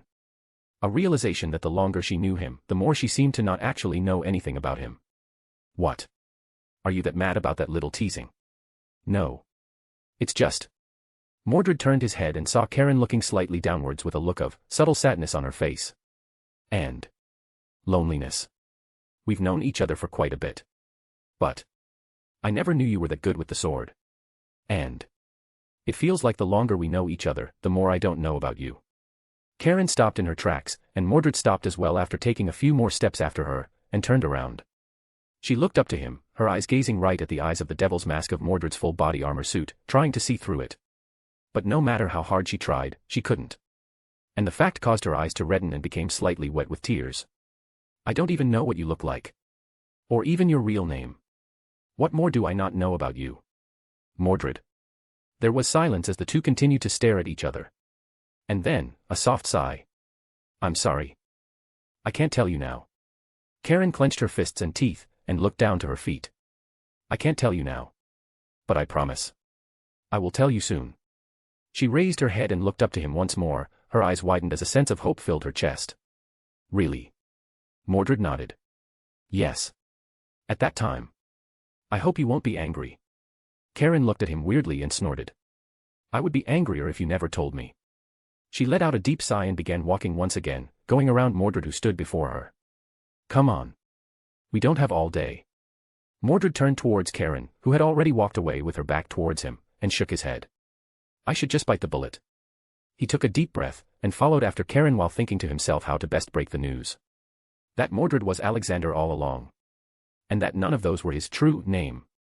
Chapter 111, Chapter 109 Stirring the Pot. After doing their daily maintenance to keep Excalibur and Guren on top fighting form, Mordred and C.C sat down together on the couch within the empty living area of Black Knight's command vehicle, resting. Well, at least one of them. Karen was leaning back on the couch, playing with her phone as she rested her crossed leg on the coffee table. She had taken off her Black Knight's uniform and was currently in her tank top and hot pants with a towel around her neck. She had also taken off her late brother's headband to let her hair loose to dry out the perspiration she had sweated out while doing the maintenance. On the other hand, Mordred, still in his full suit, was sitting with a laptop on his lap, typing and clicking away. And at this point, she didn't need to peek at his screen to know what he's doing, because he's most likely making a ridiculous amount of money with every click he's making. Trading, huh? He also traded. Karen glanced at the men with the devil's mask and down to his laptop. And she recalled when Alexander's hobby was revealed in the student council's office. They were completely different people. One was a Brighton-Yen elite who had everything from looks, character, popularity, riches, and fame. While the other, a complete mystery with a devilish skill in piloting a nightmare and swordsmanship, as she just found out. But they were both trading geniuses. And she couldn't help but associate these two completely different people in her mind, for some reason. Perhaps it was the way they'd mess with her. That might be it. They both can be insufferable bastards. Karen began glaring at Mordred. And Mordred, who noticed it, began to look at her weirdly and tilted his head towards her. Why is she looking at me like that? She was glaring at him, for no apparent reason. He was just here, sitting, casually robbing some Brighton-Yen conglomerate off their treasury. But she suddenly began glaring at him. But just as he was about to ask her why, the door into the command vehicle of the Black Knights opened. And entering the wide, living space of the command vehicle was C.C., dressed in a shoulderless black dress with the symbol of the Black Knights across her chest. The dress cascaded down to her ankles with slits on both sides, revealing her long, white legs and tall, white and gold heel boots. Karen and Mordred both turned to look at the new addition to the space, surprised. Normally, C.C. would always stay wherever Zero was.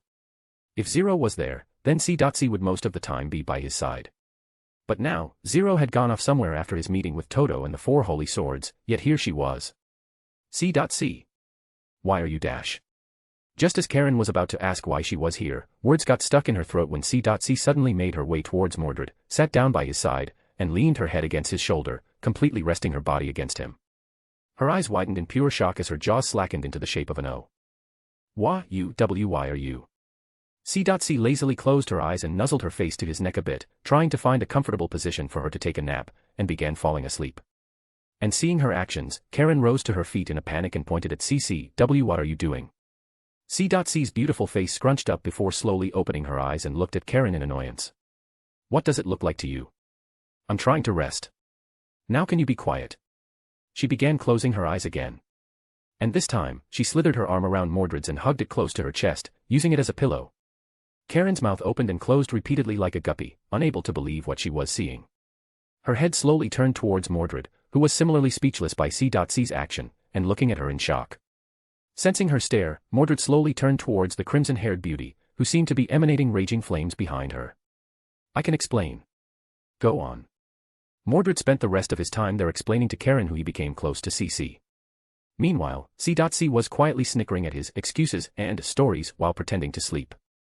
Yuuji sighed tiredly as C.C. sat behind him on her bed, leaning back onto his back, relaxing. After finishing their businesses in the Black Knight's base, the two returned to C.C.'s room in Ashford Academy. Needless to say, they didn't leave together, or Karen would have become even more shocked by the sudden closeness they displayed to her out of nowhere. So, C.C. left first, and Yuuji followed afterwards to meet back up with her in her room, as they've promised. In the room, Yuuji had changed into a casual outfit, consisting of a black t-shirt and long pants, and C.C. had also taken off her black dress.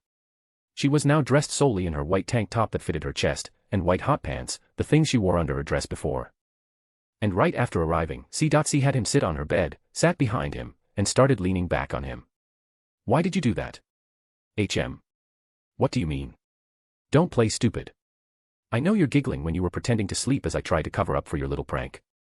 C.C. snorted softly and looked up to the ceiling of her room.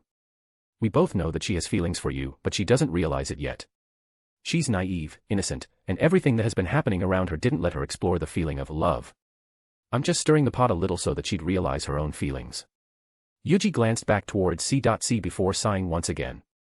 I might not be the best person to say this, but isn't it weird that you're trying to get me closer with another girl? It's weird that I can still feel love in the first place. Yuuji froze for a moment as he recalled C.C.'s past and her experience with love. From the moment she received a geas that compelled other people to love her, losing it, and all the pain and suffering she had experienced that came with immortality. To be able to still love someone and acknowledge it, for C.C., was a miracle in itself. C.C. Don't think about it too much. This is just something I'm doing for myself. And you. Yuuji turned around and surprised her by pulling her into an embrace. I love you, C.C. And thank you for loving me as well. C.C. smiled softly and leaned back even more towards him, making herself comfortable in his embrace. You better tell me everything soon. I'd like to know everything about the men I've come to love after centuries. I promise. Soon. Good. C.C. slowly turned around to face him and pushed him down onto her bed. You'll spend the night here, right? Yuuji smiled helplessly and nodded. It's not like you'll let me go even if I were to say no. It's good that you know. She smiled triumphantly and laid down beside him, resting her head on his chest. She hugged his body and placed a hand on his chest, feeling the steady, powerful beating of his heart. And Yuuji also wrapped his arm around her and began stroking her beautiful, lime green hair softly as they stayed in a peaceful silence. Hey! How did you and Lelouch meet? Yuji's eyes widened slightly and turned his head down slightly to look at Cece. She was still laying her head on his chest with her eyes closed, not looking up to him to try and force out an answer. However, Yuuji could tell how much C.C. wanted to know more about him. Despite everything she had said about waiting for him to be ready. So, he made his decision. I can't tell you how we met yet. But we did only get to know each other fairly recently. And we met for the first time in person even more recently. This time, C.C. raised her head up and looked at him with widened eyes, surprised. Really? But you seem like you knew each other for so long. Every member of the Black Knights could tell how much Zero and Mordred trusted in each other. And they all assumed that Mordred must be Zero's closest confidant and someone he had known for his entire life. Even C.C. thought they must have shared a past with each other that allowed them to create such a powerful bond. Yuuji smiled softly and shook his head. No. We really just got to know each other fairly recently. In fact, it hasn't even been a year since I first talked to him. Then, how? It's not hard to completely trust in someone and become extremely close to them once you know about their story. I see. C.C. laid her head back down onto his chest and let his words sink in. Does this include Ains and Silver, or Tatsuya, as well? Having observed them since they joined the Black Knights, C.C. had noticed the closeness between the four that didn't stem from simply having the same goal of liberating Japan or defeating Britannia. There was absolute trust between them, like close friends who had shared with each other all their secrets and had known each other for their entire lives. Yuuji nodded once again and began stroking her hair once more. Yes. Well, it's a bit hard to explain now. But just know that they're trustworthy and kind people. Well, if you say so. I mean, I've never really interacted with them much after our first meeting, but they do seem like nice people. Yuuji smiled wryly and let out a soft laugh. Ahahaha. Well, they're both pretty awkward to people they've just met. But they're very nice once you get to know them better. That I can guarantee. Silence fell between them for a moment before C.C. started to speak again. Hey. Do you really have to leave tomorrow? Yuuji looked down and saw C.C. looking up to him with a neutral, blank expression. But he could see longing and a twinge of sadness in her eyes. There's still school, tomorrow. So yes. Also, I should also return to my home once in a while. C.C. thought for a moment before her eyes widened in a flash of realization, and a thin smile appeared on her face. Oh. Then how about I move into your home? Chapter 112, Chapter 110 Moving in. The move was nearly instant.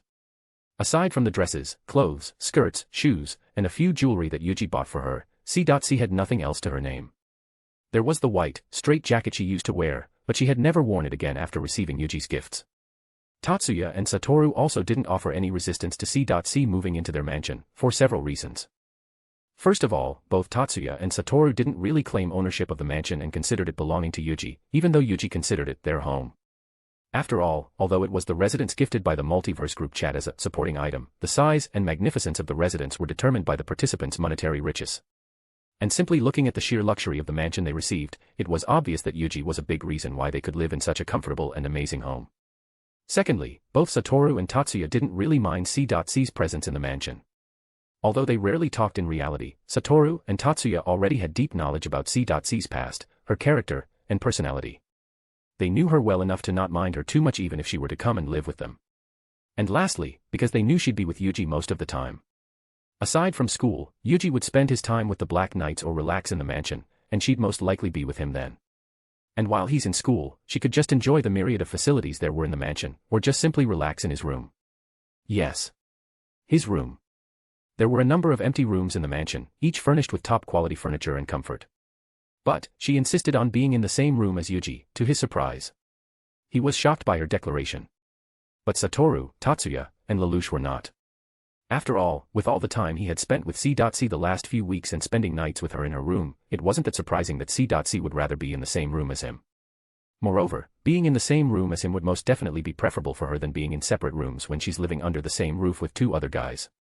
It was the only natural outcome. But Yuuji felt worried. She had already pushed his limits when she pressed her soft, squishy breasts against him when they slept together. And although they haven't shared a proper kiss yet, she has brushed her soft, luscious lips against neck accidentally when they slept. He had a tough time sleeping that night, considering how hard he was. And in the end, he had to slip out and calm himself down several times that night until he could at least stay by her side without trying to hold back the urge to just make love to her and unleash all the pent-up lust and affection he had felt towards her. But now with her in his bed every night, he'd need a diamond will to resist her sexy body. And speaking of which, C. had just jumped onto his double king-sized bed with nothing other than his white shirt. How if I knew you'd been sleeping in such a wonderful bed, I would have moved in here earlier. She rolled deeper into the bed, causing her shirt to ride up her milky white thighs, and hugged a pillow she ran into in her roll. She sniffed it a few times and began burying her face in it. His smell.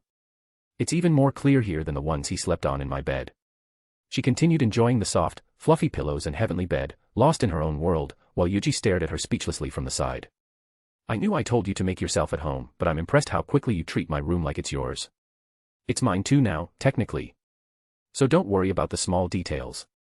Yuuji let out a sigh and grabbed his laptop and phone before climbing up the bed as well. Then, he sat down, leaning his back against the top of his bed, placed his laptop on his lap, and began working. This time, however, he wasn't robbing conglomerates off their money. But rather, he was working on making something that would help him with robbing conglomerates off their money. An AI. The idea struck him when he was working on the stock market analytics system. That system, in of itself, was also an AI. But, it lacked the capability of actually making decisions on when to buy, sell, hold, etc. After all, it only predicts the state of the stock market, and not executing trades.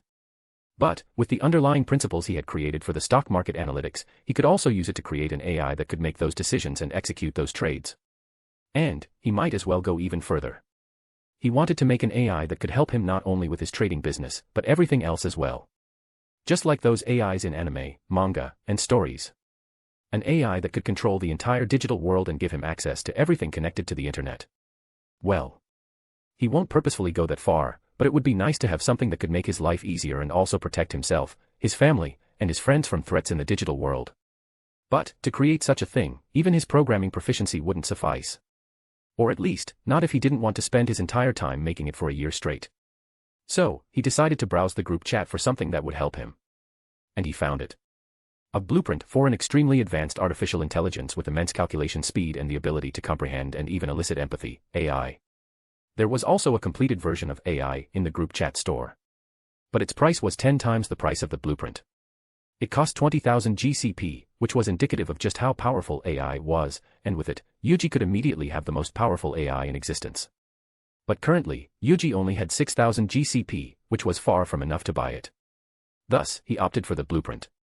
The blueprint only cost 2,000 GCP, which was expensive but still much more inexpensive when compared to its full cost. And the reason was because he'd need the ability and the means to create AI after he bought the blueprint. Normally, it'd be easier to simply wait and save up enough GCP to buy the completed version. But, Yuuji had programming proficiency and the MCGX supercomputer.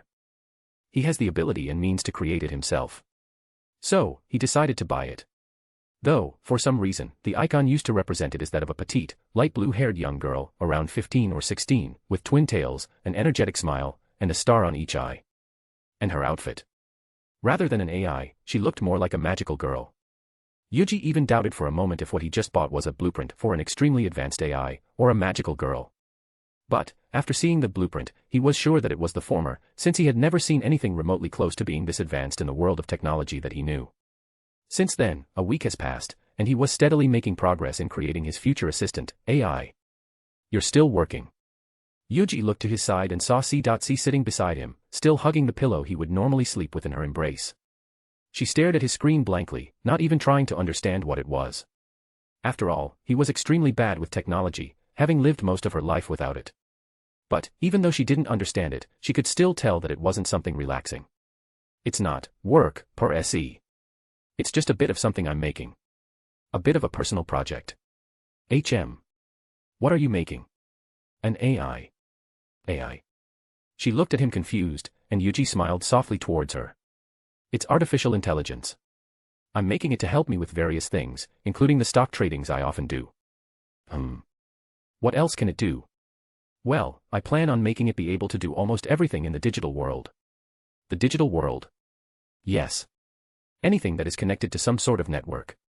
Does that mean you can also gain information from the Bryatnians about their formation and movement? C.C. looked at him in shock when the realization dawned upon her. Although she had never been in a nightmare herself, she had heard bits and pieces about the battle from the discussions she was present for between Yuuji, Lelouch, and the other members of the Black Knights. And she knew about the IFF transponder. The identification friend or foe system was a system used primarily by nightmare frames and ships.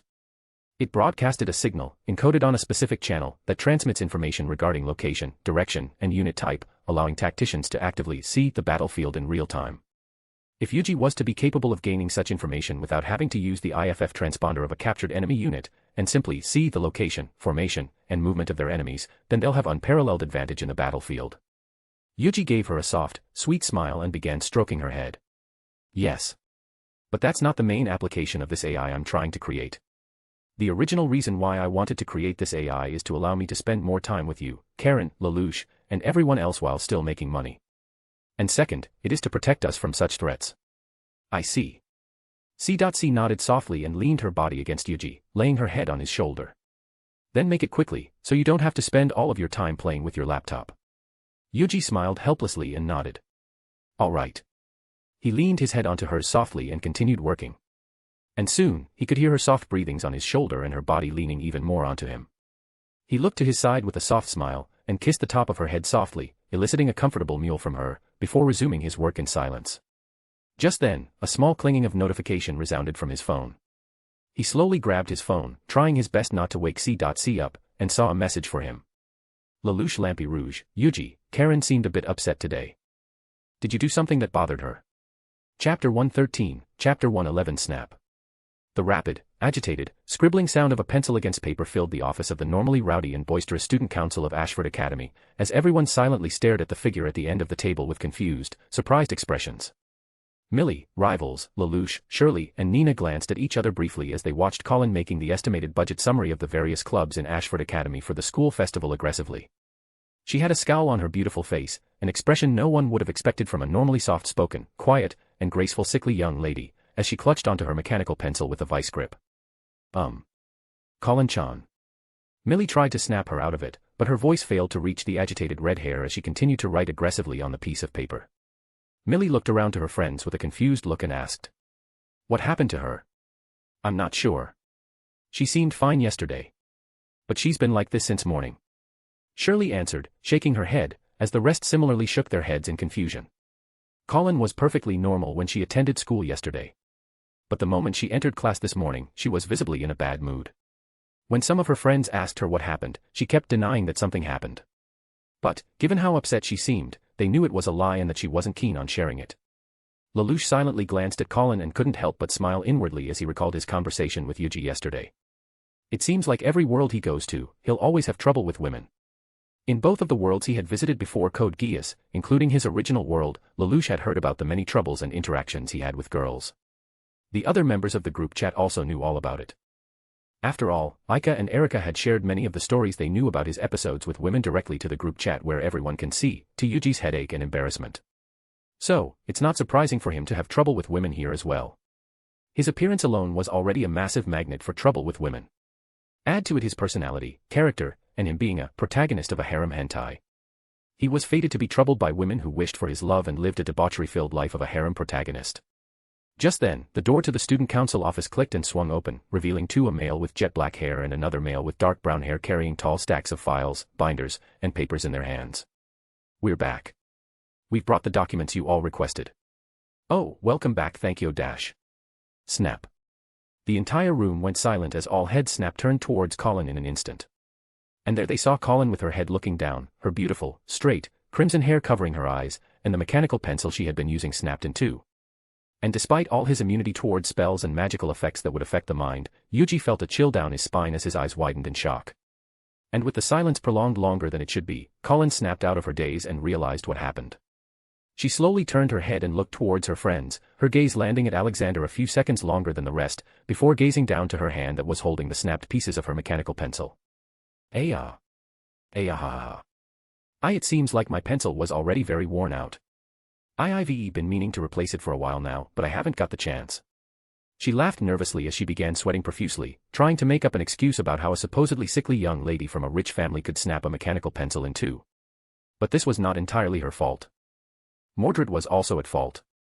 How could he just let C.C. flirt and be that close to him yesterday? What's their relationship? She never heard of those two being so close to each other like that. Was he keeping secrets from her? No, he obviously has secrets that he hadn't shared with her, but she didn't expect one of them to be being that close with C.C. And why did he let her use his shoulders and hug his arm like that? Even she hadn't actually held his hand or be that close with him. What happened? Yuuji muttered with a nervous smile on his face. It's nothing. Colin said in a fluster and resumed doing her task in a fluster with a new mechanical pencil, trying to ignore the surprised gazes of her friends. Yuuji and Suzaku looked at each other in confusion before Suzaku shrugged and went ahead, putting all the stacks of papers on the table. He followed suit, and as he went past Lelouch's side, he glanced at him questioningly. But instead of an answer, Yuuji only got a somehow pitiful smile before Lelouch continued doing his work. After placing the majority of the stuff he had brought onto the table, Yuuji took a file from the pile and went towards Colin. "Okay, Colin, here you go. It's the accounting ledger from recent years for the Equestrian Club's school festival budget you asked for." Thank you. You're welcome." He sat down on the seat opposite her, and looked at Karen briefly. And after a brief thought, he realized what might have just happened. I guess I can't put this off any longer, huh? He smiled helplessly in his mind and began thinking of ways to tell her, and see the truth. The members of the student council continued working in silence as each and every one of them focused their attention on their respective task. Only the sound of papers, pens, and clacking of the keyboard from Nina's computer resounded within the room until a phone ring captured everyone's attention. They all turned towards Suzaku, who immediately took his phone out of his pocket and answered the call. "Hello. Yes. Yes, I'm currently in the academy." "Oh, of course. I understand." The tone of his voice slowly turned from surprise to grave as he lowered his voice and spoke quietly to his phone. It was difficult for the others to clearly hear what he was saying, but Yuuji and Lelouch could clearly hear it. "Yes. I will see you soon." Suzaku closed his phone, stood up, and faced the others with an apologetic smile. "Everyone, I'm very sorry, but I've been summoned by the military. They said it's urgent." Millie waved her hand dismissively in response to his apology and gave him a kind smile. "Don't worry and just go. You can leave the rest to us, right, Alex?" She winked teasingly towards Alexander, who let out a sigh at her words. But he also gave Suzaku a kind smile and reassured him. "Yes. Just go. We're almost done with today's work, so don't worry. You've helped enough." The others nodded in affirmation to his words. "Everyone. Thank you. Then, please excuse me." He lowered his head and left the room with hastened steps. And as he left, Lelouch and Yuuji glanced at each other with meaningful gazes. Something must have happened, The door into a small, makeshift room built within a container slammed with a blaring noise, alerting all four people who were resting within. "Oh, Ogi-san. What happened? Is it an emergency?" Ogi immediately rose to his feet, followed by Inoue, Sugiyama, and Tamaki, when they heard the young man's panicked shout. Having lived with the possibility of being raided by Brighton Yen soldiers day in day out for so long, they've never been able to completely relax their guard and alert. Even if their base were hidden and there was little to no possibility of Britannia attacking them out of nowhere right now, they still couldn't drop their guard completely. The young man with the shaved head, a recent member of the Black Knights, stuttered as his mouth flapped open and close in a fluster, before finally telling his seniors what happened. "There's a beautiful woman, and several guys in white coats. They came here, and just barged into the base." "What? Are they armed?" "And no, they're unarmed. But they're heading to the hangar." What should we do?" Ogi and the others looked at the young man confusedly, their minds still processing the bizarre situation he just described. But Ogi soon shook his head and snapped himself out of his daze. "Let's go. There's no use thinking about it here." "Yes." They all quickly made their way to the hangar, or at least, the makeshift hangar they've built within the warehouse where they stored their nightmare frames in. Upon arriving, they were welcomed by a bizarre scene of men in white coats, some of the quite lanky and some quite plumped, crowding around the jet-black ace in the whole of the Black Knights, the Excalibur, and a beautiful, chocolate-skinned woman with pale blonde hair. She wore a long white coat and a maroon-red shirt underneath which was barely buttoned, revealing her smooth, golden-brown skin, thin waist, and a voluminous chest barely held onto by a lacy black bra. And the exotic beauty was currently standing a few distance away from the Excalibur, staring at it with eyes full of interest, as she held a pipe to her luscious red lips. Even with Ogi and the others' loud arrival, she did not even spare them a glance and continued staring at the Excalibur in silence. Ogi, Inoue, Sugiyama, and Tamaki were stunned by the appearance of such a bizarre group of people. Then, they noticed Silver, the mask-clad leader of the Black Knights Technologies R&D department, simply watching over the group in silence, calm. Tamaki, who had been dumbfounded up to this moment, snapped out of it and became angered at the stranger's arrival at their base. Oi oi oi. Who the hell do you think you a dash? Tamaki. Stop. Ogi quickly held him back from approaching the group of, as it seemed, scientists with his arm and raised his voice. The group of scientists crowding around the Excalibur stopped when they heard the noise and turned towards the newly arrived group. They just realized the presence of as they'd been too preoccupied and, enamored by the beauty that was the nightmare frame before them. While the female scientist still hadn't moved from her place nor shifted her attention away from the Excalibur. Inoue and Sugiyama pulled Tamaki back as they stared at the group of scientists with wariness and genuine confusion. May I ask who you are? And why have you come to our base? Ogi stepped forward and asked with wariness clear in his voice. While they might seem harmless, bearing no weapon or any of the sorts that he could see, he was still extremely wary of the people who could simply walk into their secret base so easily as if it was their own front yard. He glanced at Silver for a moment, trying to see if he was similarly wary of their guests. But, with the mask covering his face and the silence he kept, Ogi failed to gain anything from just glancing at Silver. The group of scientists, who heard his question, turned towards the brown-skinned woman and waited for her answer. Silence fell upon the area as each moment seemingly felt like minutes. And soon, the woman slowly turned her head back, glancing towards Ogi and the rest of the group. Her sharp, turquoise eyes looked at them with a hint of annoyance, as if they had just disturbed her. The silence continued as the woman simply glared at the group, when suddenly, a few more sets of footsteps resounded from behind Ogi's group. They're my guests, Ogi. You may stand down. Ogi and the others all turned back and saw Zero, Mordred, C.C., and a seemingly surprised Karen, walking towards them. Zero. The masked leader of the Black Knights stopped and stood a few distance away from the pale blonde-haired scientist as Ogi's group stood in the middle, and addressed her. Welcome. I see you've managed to find your way into the hangar without anyone leading. I waited for a few minutes, but no one came. So, we just entered and, coincidentally, found our way here. I see. The brown-skinned beauty answered, her silky, seductive voice, capable of tickling arousal out of most men, resounding throughout the warehouse. Well, I don't personally mind. But would you like to introduce yourself to the others? I believe they've become quite wary of you, which might be a hindrance to our future cooperation with each other. The pale blonde-haired woman narrowed her eyes and sighed heavily, before turning towards Ogi's group. Fine. I am Raxhata. And I'm the mother of the Guren you see here. Chapter 114, Chapter 112 New Allies and the Summoning. I am Raxhata. And I'm the mother of the Guren you've been using. Gasps of disbelief resounded from Ogi's group and Karen, who had widened their eyes in shock as they stared at the exotic beauty who was pointing her pipe towards the crimson-red nightmare standing by Excalibur's side. The mother of the Guren. That means. Are you the one who built the Guren? Ogi's voice trembled as the realization of who the person he thought was a trespasser slowly dawned upon him. Raxhata let out a sigh, blowing a plume of smoke out of her lips before smirking. Yes, I am. Now. Who among you are the one piloting my Guren? Ogi and his group all turned their heads towards Karen, who flinched slightly when she suddenly became the center of attention. Raxhata narrowed her eyes at the crimson-haired young woman and started approaching. Her hips swaying and rolling naturally with every step, as the sound of heels hitting ground echoed throughout the warehouse. When she arrived before Karen, she looked at her up and down closely. Is this what you always wear when you pilot the Guren? The unexpected question caught Karen by surprise. The clothes she was wearing was her usual outfit, a brown combination, made of a short and an upper part, open at her midsection, that she wore with a wool red crop top underneath.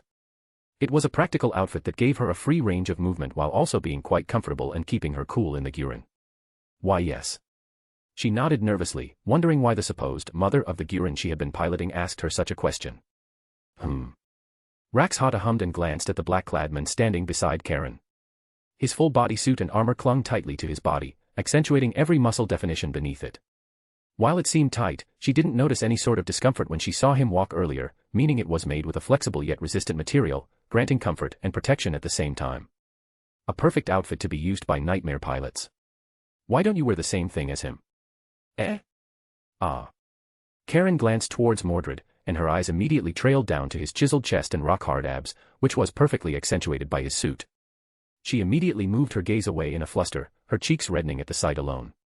Then, she began to imagine herself wearing such an outfit that would accentuate every single curve in her body. No, no, no. That would be too embarrassing. She shook her head in embarrassment. But then, a stray thought came to mind. If she were to wear such an outfit that out-accentuated her body line, would Mordred be interested? Karen never cared for her own appearance before more than what a normal person would. Her mind was preoccupied by the war she was fighting. However, her body was, in reality, extremely sexy and curvaceous. She was blessed with large breasts and wide hips, and all the exercise and physical activity she had done gave her quite the slim and tight waist, completing her sexy figure. If she were to accentuate her body, would she be able to grab Mordred's attention and make her see her not only as a comrade, but as a woman? The thought lingered in her mind for a moment, before she quickly shook her head in embarrassment and answered Raxhata. And no. That's a special outfit that only he has. I don't even know where he got it from. I see. Raxhata ignored how much of a blushing mess Karen had become and turned her attention towards Mordred. So, by process of elimination, you must be the pilot of that nightmare, am I right? She asked, pointing at the Excalibur with her smoking pipe. Yes. Mordred nodded. I see. Well, it's quite impressive that someone could actually pilot that infamous, lost masterpiece of the devil. I'd like to see you pilot that thing and collect some data. You are welcome to observe. Rakshata's lips curved into a sharp smile as she narrowed her eyes. Excellent. Oh, and you should also let Met research that suit of yours. It'll definitely improve upon the nightmare piloting suit I've worked on. That would be quite difficult. But, if you were just to collect data while I'm using it, feel free. Mordred declined her request. After all, the suit he was wearing was the suit of armor Tatsuya developed in his world. It was filled with magical technology that was foreign to this world. Having a genius scientist like Raxhata examine it might cause unprecedented effects that would give birth to new technologies and weapons that would plunge this world further into war. But, if she were to just observe its usage while he's using it, it wouldn't be a problem. Raxhata narrowed her eyes for a moment before letting out a sigh. Fine. That would be enough for now. She clapped her hands twice, and her team immediately brought out several cases and placed them on the table near them, before opening them up. And within, they could see neatly folded suits of various colors. Wear this the next time you pilot your nightmares. It'll give you some better protection than wearing some regular clothing. X. Upon changing into his light brown military uniform, Suzaku promptly made his way to the Advanced Special Envoy Engineering Corps quarters without making any other detour. Hearing the graveness in Cecile's voice, which was normally very gentle, calming, and reassuring, was all he needed to hasten his steps and hope for the best. Arriving before the door into his unit's quarters, Suzaku took a deep breath and knocked. This is Private Suzaku Kururoji, reporting for duty. Come in. His eyes widened for a moment upon hearing a familiar, yet unfamiliar voice at the same time. He recognized the voice to belong to Lloyd, but this time, he couldn't hear any of his usual carefree tone in his voice, which only served to further deepen his fears. Please excuse me. The metal door opened automatically with a whirring of machine, revealing the room inside. However, instead of the two he was expecting, he saw two other unfamiliar figures, high-ranking officers, within the room as well. What's happening? Private Suzaku Kururoji. Yes. Upon hearing his name and ranking called by one of the high-ranking officers, Suzaku instinctively stood at attention. In the name of Princess Euphemia Lee Britannia, the third princess of the Holy Brighton Yen Empire, we have been ordered to escort you to the Viceroy's palace. Please come with us post-haste. All eyes widened in shock, including Lloyd and Cecile's, who were kept in the secrets by the soldiers as well up to this point. Yuffie.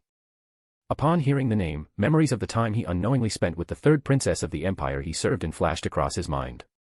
A warm sensation filled his heart when he recalled her beautiful, brilliant smile. But he quickly snapped out of his fantasy. May I ask, the reason for it? Cecilia asked the question Suzaku also desperately wanted the answer to but unable to ask himself. Questioning an order given to him by a higher-ranking officer, who had given it in the name of a royalty, would have edged the line of insubordination for a Britannia soldier. And if he, an honorary Brighton Yen, did it, he would have been punished for questioning an order from a higher-ranking officer, or perhaps, even lèse majesté, and be jailed for it. Thankfully, Cecile, who held a similar rank in the hierarchy as the two soldiers before him, was the one who asked. It was also within her right to do so, given Suzaku was a soldier under her care.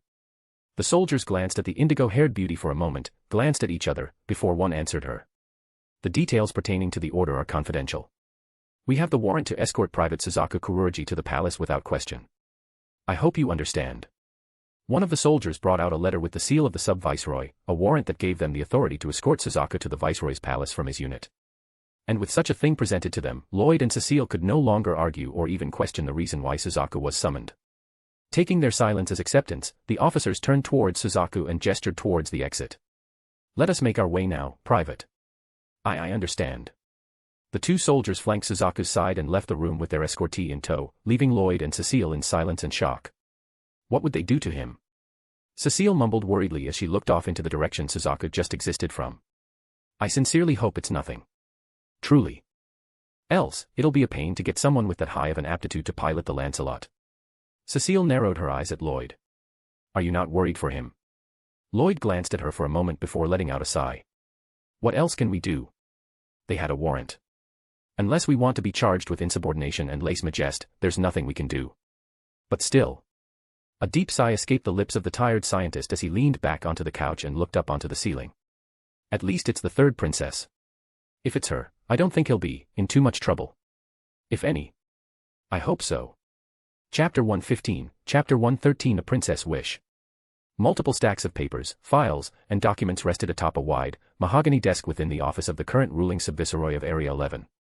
Sitting behind the table was a beautiful young woman with light pink hair, the color of cherry blossoms which signified spring and new beginnings. At least, within the nation now called Area 11 after her homeland stole its land, resource, culture, and name by force. She was dressed immaculately in her royal, official attire. Her posture, an epitome of elegance that befitted her station and royal birth. Even as she was completing her official duties, writing and stamping the various documents, letters, and reports that seemingly never ended, her demeanor that she had honed since the moment she could walk and talk, never crumbled. However, in reality, it was far from the truth. The third royal princess of the Brighton Empire, Euphemia Britannia, had been working from the moment she woke up till the moment she fell asleep for a few weeks now. All for the sake of realizing her wish to stop the conflict that had been raging within the land she was currently on. She knew it was her empire and her family that had enacted war upon the land. However, she never wanted any of this to happen. The only thing war could achieve was bringing suffering onto the common people, and began the spiraling cycle of death, hatred, and revenge. A never-ending cycle of suffering. However, as a mere third princess of an empire, she had no power over such a thing. She wasn't even a general that could somewhat affect the direction of the war. Even her current position as the Sun Viceroy of Area 11 was only given to him because her brother, Clovis, passed away and she was the only one with royal blood available. She had no power to stop the war. And the fact ate at her heart when she knew that blood was spilled and lives taken every passing moment in the land she was standing on. But perhaps, all hope was not lost. Perhaps, with her limited power and influence she borrowed from her elder sister, Cornelia, she might be able to alleviate the suffering of the Japanese people. At least some of it. To give them. No, to return their land and rights to govern themselves, however limited it may be, and return their name, culture, and identity. To create a semblance of peace, where at least the common people wouldn't need to suffer on the battlefield and die as mere numbers. And to accomplish this, she needed the people, the Japanese people, to believe her promise. She needed them to be willing to give her a chance and prove her sincerity and her wish to truly end the war and their sufferings. However, as the princess of the empire that had brought upon the war onto their land in the first place, it would be extremely difficult for her to accomplish this. Who would trust her to begin with? Perhaps, they might think of this as a ploy to make them submit to the empire's rule by controlling their self-ruling government from the shadows. Or perhaps, to gather all Japanese en masse so they wouldn't need to try and find them to kill all of them. It was a near impossible challenge to accomplish. For once trust was lost, it would be extremely difficult to regain it. That is why, she had made a decision that many of her advisors and subordinates have tried to dissuade her from. Your Highness, I beg your forgiveness for having disturbed you during your duties. A voice coming from the intercom in her room resounded. It was the voice of the officer in charge of guarding the office she was within. I don't mind it. What is wrong? The guest you have summoned has been brought to the palace. Her eyes widened ever so slightly before her lips curled into a relieved smile. Bring him to my office. Yes, Your Highness. A few moments later, a voice coming from behind her door resounded, announcing the arrival of her guest. She opened the door from the button near her desk, and saw the figure of the young man she had been waiting for. Your Highness, we have brought Private Suzaku Kuruji, as per your order. The two soldiers, including Suzaku, stood at attention and saluted the royal princess of the Brighton Empire. Thank you. The two of you may leave now. Will that be fine, Your Highness? The soldiers looked hesitant. While it was the order from the princess herself, they did not want to leave the 11 alone with the princess. Even if he was an honorary Britannia, leaving a number with a member of the royal family would be extremely dangerous, as there was no telling what they would do. However, Euphemia simply gave them a reassuring smile and waved her hand. It is fine. Just go. I wish to speak with him alone. Yes, Your Highness. The two soldiers saluted, turned around, and walked out of the room, leaving behind Suzaku alone with the third princess of the Brighton Yen Empire. Silence fell within the room as the two exchanged gazes for a few moments. Then, Yuffie stood up, walked around her desk, and greeted him with a soft, warm smile, just like the ones she had given him during their little outing. It has been a while since we last met face to face. How have you been, Suzaku? Suzaku flinched and straightened his posture, even more so than he already had, and answered her stiffly. I have been well. I thank you for the concern you have given to one such as myself, Your Highness. A sad smile flashed across her face before she waved her hand in a dismissive gesture. There's no need for you to be this formal, Suzaku. There's only the two of us in this room. You can just speak relaxedly. Suzaku hesitated. But seeing Euphemia's warm, assuring smile and her insistence, he finally relented. I understand. Good. Fufu, seeing you again makes me remember about the day we went exploring the city during my little escapade. It ended as well as I would have expected, but I still enjoyed that day. I've seen and experienced so much more new and enjoyable things in those short few hours than I've had years prior to it. And, it also opened my eyes to the things that needed to be stopped. Suzaku could see the happiness and excitement brimming in her eyes and voice as she talked about the day he first met the third princess of the Holy Brighton Yen Empire. He's serving him without knowing her true identity. It was an extremely enjoyable day for him as well. But then, her voice turned melancholic as she spoke of how the day ended. Going to the Shinjuku ghetto and seeing the aftermath of the land Britannia had destroyed in the name of conquest firsthand reminded them of the harsh reality they're currently living in.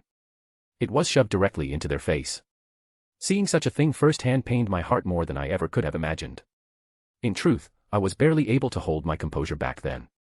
Suzaku agreed in his silence as his eyes lowered down to the ground and his hands clenched into fists by his side. That is why. I wish to change it. His eyes widened and he looked up to see the figure of the kind and gentle princess standing with a strong conviction behind her eyes. A sight so beautiful that it stunned him to the very core. Kururoji Suzaku. The bravery and prowess you had shown had made you the subject of admiration and respect of many Japanese people. And you have also proven your loyalty to the Brighton Yen Empire for having fought and been a significant factor in multiple decisive battles. On the other hand, I am just a powerless princess with no strength nor influence. Moreover, none of the Japanese people have any reason to believe in the sincerity and the words of a princess who came from the nation that put them in such a state. That is why. She looked at Suzaku, her eyes filled with determination and sincerity, as much as she could muster, and lowered her head. Please lend me your strength. Be my knight, and let me show my sincerity to the Japanese people, so that I can return the name, land, and identity my nation had stolen from you. X. Has she gone to sleep? Yes. Though, I don't know how long until she realizes I'm gone, so I don't have much time. How is it? The four members of the Multiverse Group Chat, including Yuuji who had just arrived, sat around the couches within Tatsuya's room in the mansion. They've gathered in secret in the middle of the night to not alert C.C of their presence. C.C had already met Tatsuya and Satoru when Lelouch and Yuuji introduced them not too long ago. She knew that they were Ains and Silver, respectively, and knew that they both possessed Geas. But, the reason why they've gathered in secret was still a secret to her, because it has something to do with the group chat. And Yuuji was in charge of making sure C.C was asleep before slipping away from her embrace and joining them afterwards. Thus, still dressed in just a light t-shirt and short pants, Yuuji sat down beside Tatsuya and turned towards Lelouch. Ah. I got my answer. It's quite surprising, but not at the same time. Lelouch let out a sigh and leaned back, surrendering his entire weight on the soft cushion of the sofa. The reason why they've gathered here was to use Lelouch's Mind of the World, an ability from his Archivist of Universal Knowledge, SSR, to find out the reason behind Suzaku's unexpected summon by the military. And true to its description, it gave him the truth. He's summoned by Euphemia to be her personal knight. If the room was silent before, it was a vacuum now. Lelouch's words felt like a tremendous weight that had just suddenly befallen them. Suzaku becoming Euphemia's personal knight. This was exactly what happened in the anime. Which means... Lelouch. Does that mean? Yes. I used my remaining 2 questions for the day to confirm my guess. And I was right. Lelouch let out a tired sigh and continued. I used my second question to ask why Euphemia made Suzaku her knight. And it answered, to show her sincerity to the Japanese people. And my last question. I asked why she needed to show her sincerity to them. The answer was to establish the Special Administrative Zone of Japan. Lelouch nodded at Yuji's answer as Tatsuya and Satoru widened their eyes. Flashes of memories from the Code Geass anime they've watched, and the tragedy that gave Euphemia the nickname Bloodstained Yuffie, appeared in their mind. But that tragedy won't happen, right? After all, now that we know about it, Lelouch won't accidentally give her that order anymore. That's right. But this might work in our favor. Tatsuya brought out his phone, pressed a few buttons, and laid it on the table for everyone to see. On his screen were the missions they've been given by the group chat. 5 out of the 6 missions have been completed. And the last mission they needed to complete was to liberate Japan from the current oppressive Brighton Yen government. Yuuji and Lelouch nodded in unison, understanding the meaning behind Tatsuya's words. Their mission entailed them to liberate Japan from Britannia's current oppressive government. Meaning, the success of the Special Administrative Zone of Japan would technically be liberating the Japanese from the current oppressive Brighton Yen government. But of course, they weren't naive enough to think the group chat would consider it that way. After all, while Euphemia might intended the zone to be a place where the Japanese could rule themselves as they see fit, in reality, the Brighton Yen government would still be ruling them from the shadows. If the Japanese accepted becoming a part of this special administrative zone, then that would be equivalent to surrendering and letting them be ruled under Brighton Yen law disguised as Japanese law. The only reason why many Japanese chose to simply accept becoming a part of the special administrative zone in the anime was because they've lost hope with the fall of the last general of the Japan Liberation Front. But now, although weakened, the Japan Liberation Front still existed and were still amassing their strength for a counterattack. If Euphemia failed to show her sincerity to the Japanese people and ensure complete autonomy of the Japanese government within the zone, then there was a possibility that it would spark another war. Although she won't be the one pulling the trigger, Euphemia might still retain her nickname as Bloodstained Yuffie for the war she had incited by establishing the Special Administrative Zone of Japan. But there is a way. The Black Knight simply need to become the one to ensure that Euphemia's promises to the Japanese people become a reality. To be the one to make sure the Brighton Yen kept their promises, even if it had to be by force. We'll need to start our preparations. Fast. Yuuji nodded to Lelouch's words. If the Special Administrative Zone succeeds, then Japan would gain the much-needed time for them to heal, amass their military and political strength, and expand their influence. Perhaps, they might even be able to become allies with Britannia in the future. Yuuji knew full well how optimistic he was by saying those words. But such a thing might not be impossible. Thanks to their actions, Britannia's seemingly unstoppable military advance and conquest had been halted, and the Japan Liberation Front, which should have disappeared along with the death of General Keitase, still existed. These two factors alone would force the Brighton Yens to think twice before they decided to double down on their reach and commit even more resources to this conquest. Even then, if things did come to that point, Lelouch, Yuuji, Tatsuya, and Satoru still had many otherworldly methods they could use to halt their advance.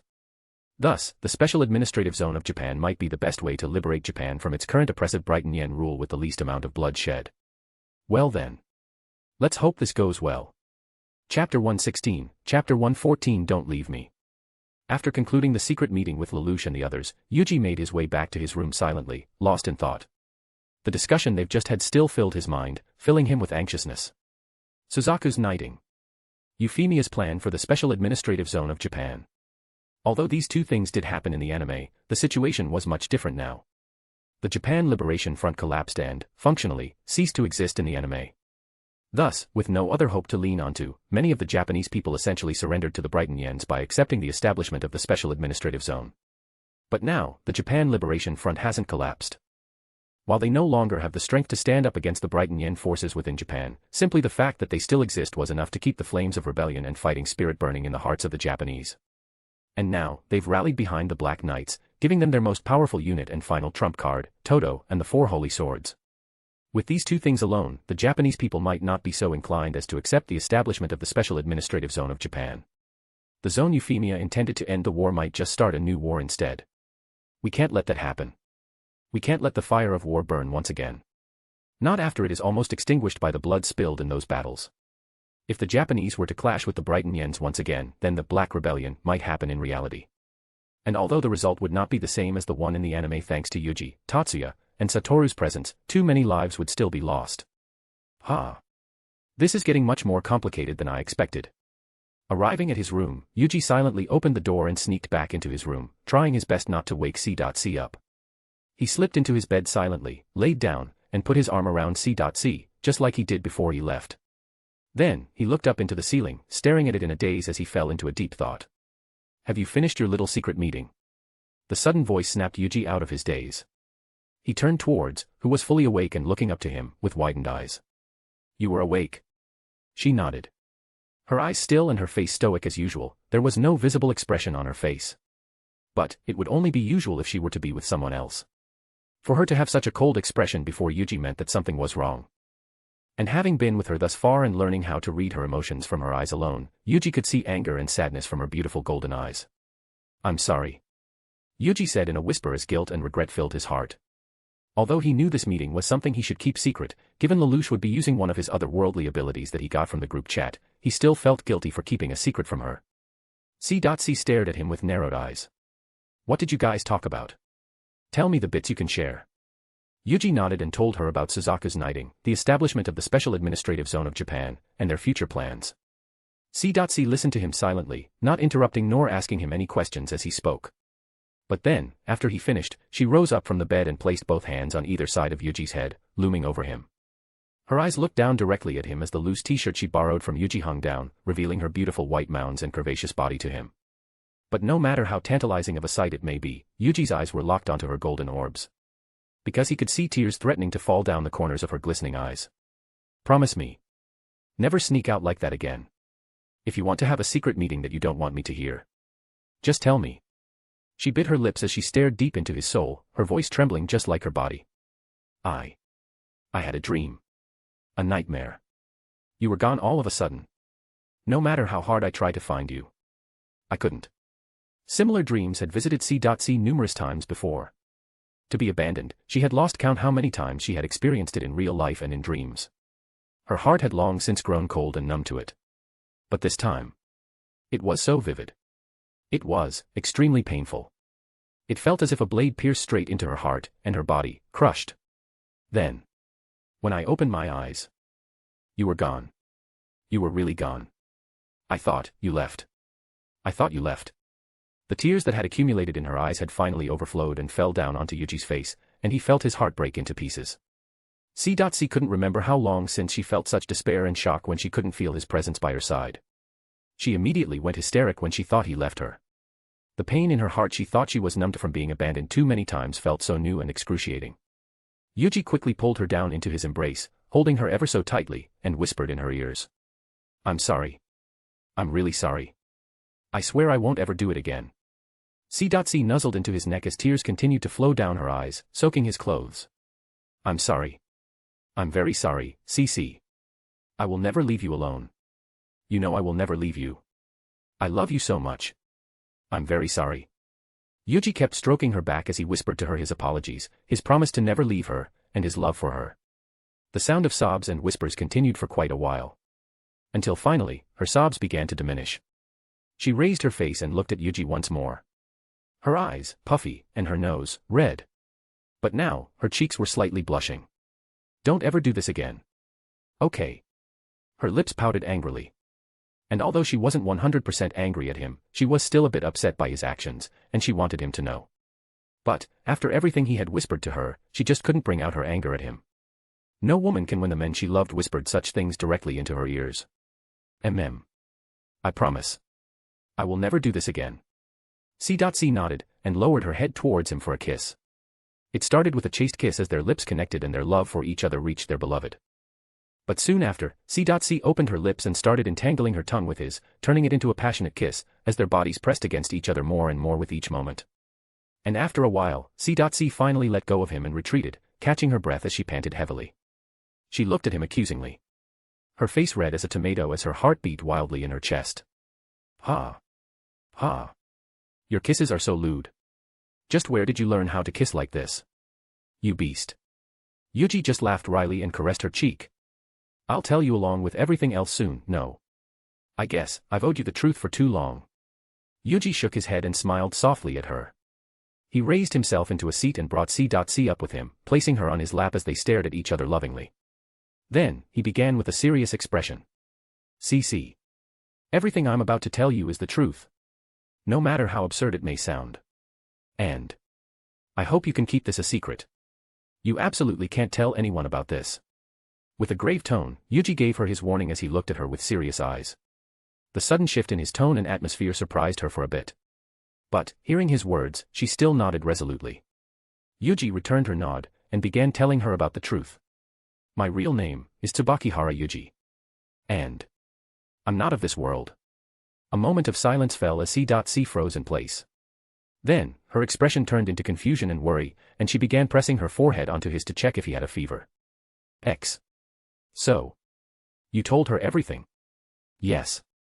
Having gathered Lelouch and Tatsuya on the rooftop of the Ashford Academy, Yuuji told them everything that had happened right after they finished their meetings. It was a beautiful day with clear blue skies with refreshing cool breeze that blew past them occasionally as they leaned on the rails of the rooftop. But, Yuuji had no leeway to enjoy the beautiful sky or the refreshing breeze.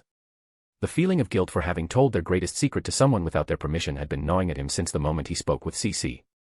And although he didn't regret telling everything about himself to her, he still felt a bit sorry for doing it before telling them. Lelouch and Tatsuya were silent. And though they were only silent for a few moments, it felt much longer for Yuuji, who was waiting for their response nervously. So. Will you invite her to the group chat? Yuuji was taken a bit by surprise. He expected Lelouch to ask a question, but he thought he'd ask for an explanation. He didn't expect Lelouch to ask if he wanted to invite C.C to the group chat.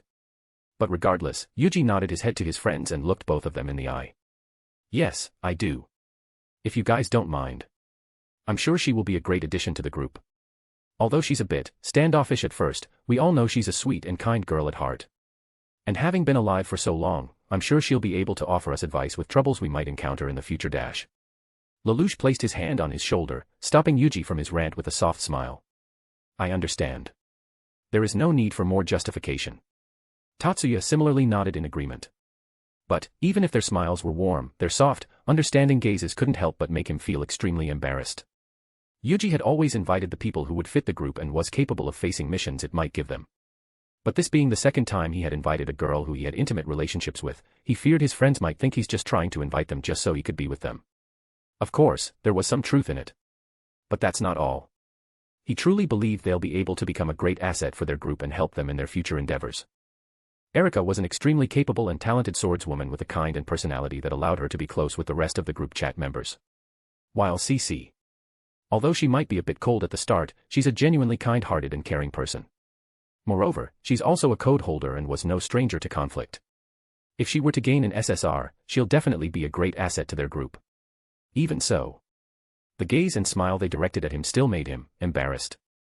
Noticing his reaction, Lelouch simply smirked and leaned back onto the stone railings, looking off into the distance. Or rather, she's one of the only two people I'm comfortable inviting to the group chat as well. It's either C.C. or Karen. As for Suzaku, well, his character might be a bit of a problem. Lelouch sighed as he thought of his childhood friend. While his stubbornness was rooted in his beliefs of what is right, his inclination to pursue such ideals to the ends of the world, no matter how much he needed to sacrifice, even including his own life, was less than ideal for a group like them. He was a genuinely kind and righteous person. But more often than not, such a personality might cause more problems. And they've seen how it might happen from watching Code Geass. He shook his head and turned towards the two. Well, anyway. Shall we discuss our preparation for the event? Chapter 117, Chapter 115 Advancement. The advances made within the Research and Development Department of the Black Knights have made a massive leap ever since Silver joined the Black Knights. His shockingly impressive skill with programming had made all the software that run every single machine belonging to the Black Knights 200% more efficient, including all the nightmare frames.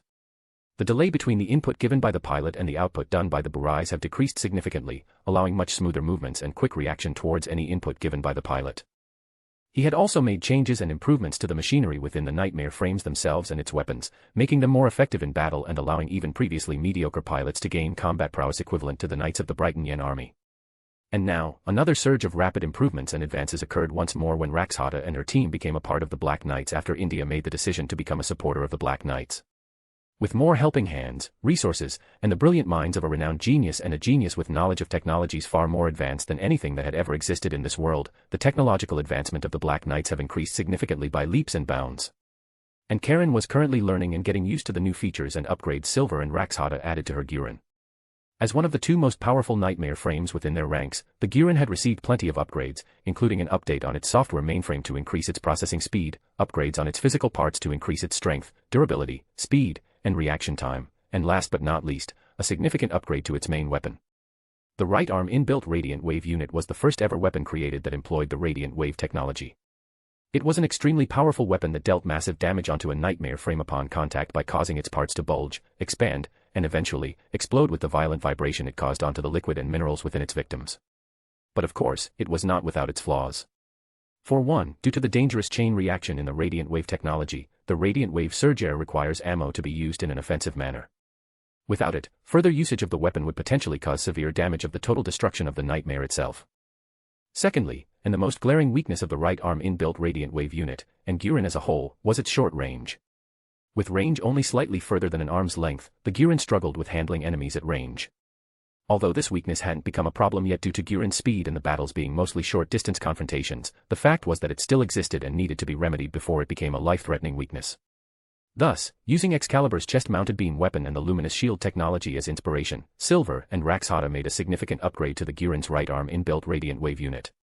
It was now capable of shooting the radiant wave surge in the form of a straight beam or a widespread beam, allowing the Gurren to deal with enemies at range and in large numbers. It was now also capable of creating a shield known as the Radiant Wave Shielding, which was capable of naturally dissolving bullets and even stopping heavy weaponry such as the Varis, giving the Gurren defensive capabilities against long-ranged attacks.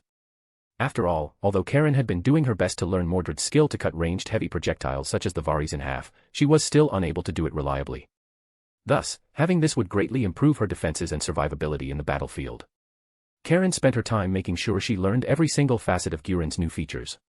And with the help of Mordred, she managed to get used to it very quickly while also enjoying every single second of it. Though, towards the end of it, she finally realized how close they've been all this time, squeezed into the cockpit of the Gurren which was meant for one person. Hey, you're being too close. Her face turned red upon realizing the distance, or the lack thereof, between herself and Mordred and glared at him, threateningly, to move away. After all, she was sweating from head to toe after spending all these hours in the hangar with the Gurren. And, she was also only wearing a tank top and short pants, since it was very hot. What if she smelled bad? What if he smelled her sweat? Although she tried to act like she didn't care about appearances, she was, at heart, a young maiden who's still bothered by such things, especially when she's in front of her crush. Mordred turned to her with an incredulous look. Or at least, that's what Karen assumed his expression was since he was wearing a mask. She herself knew how ridiculous she was for telling him to get away from her. How am I supposed to move away? This cockpit is meant for one person. Coo. Jay, just hold your breath. Don't breathe. Are you asking me to die? Mordred shook his head tiredly and let out a sigh. All right, let's call it here for the day. We've gone through most of the stuff anyway. Do you want to go get a drink? Sure. The two exited the cockpit of the Gurren and stepped down the ladder to dismount from the nightmare.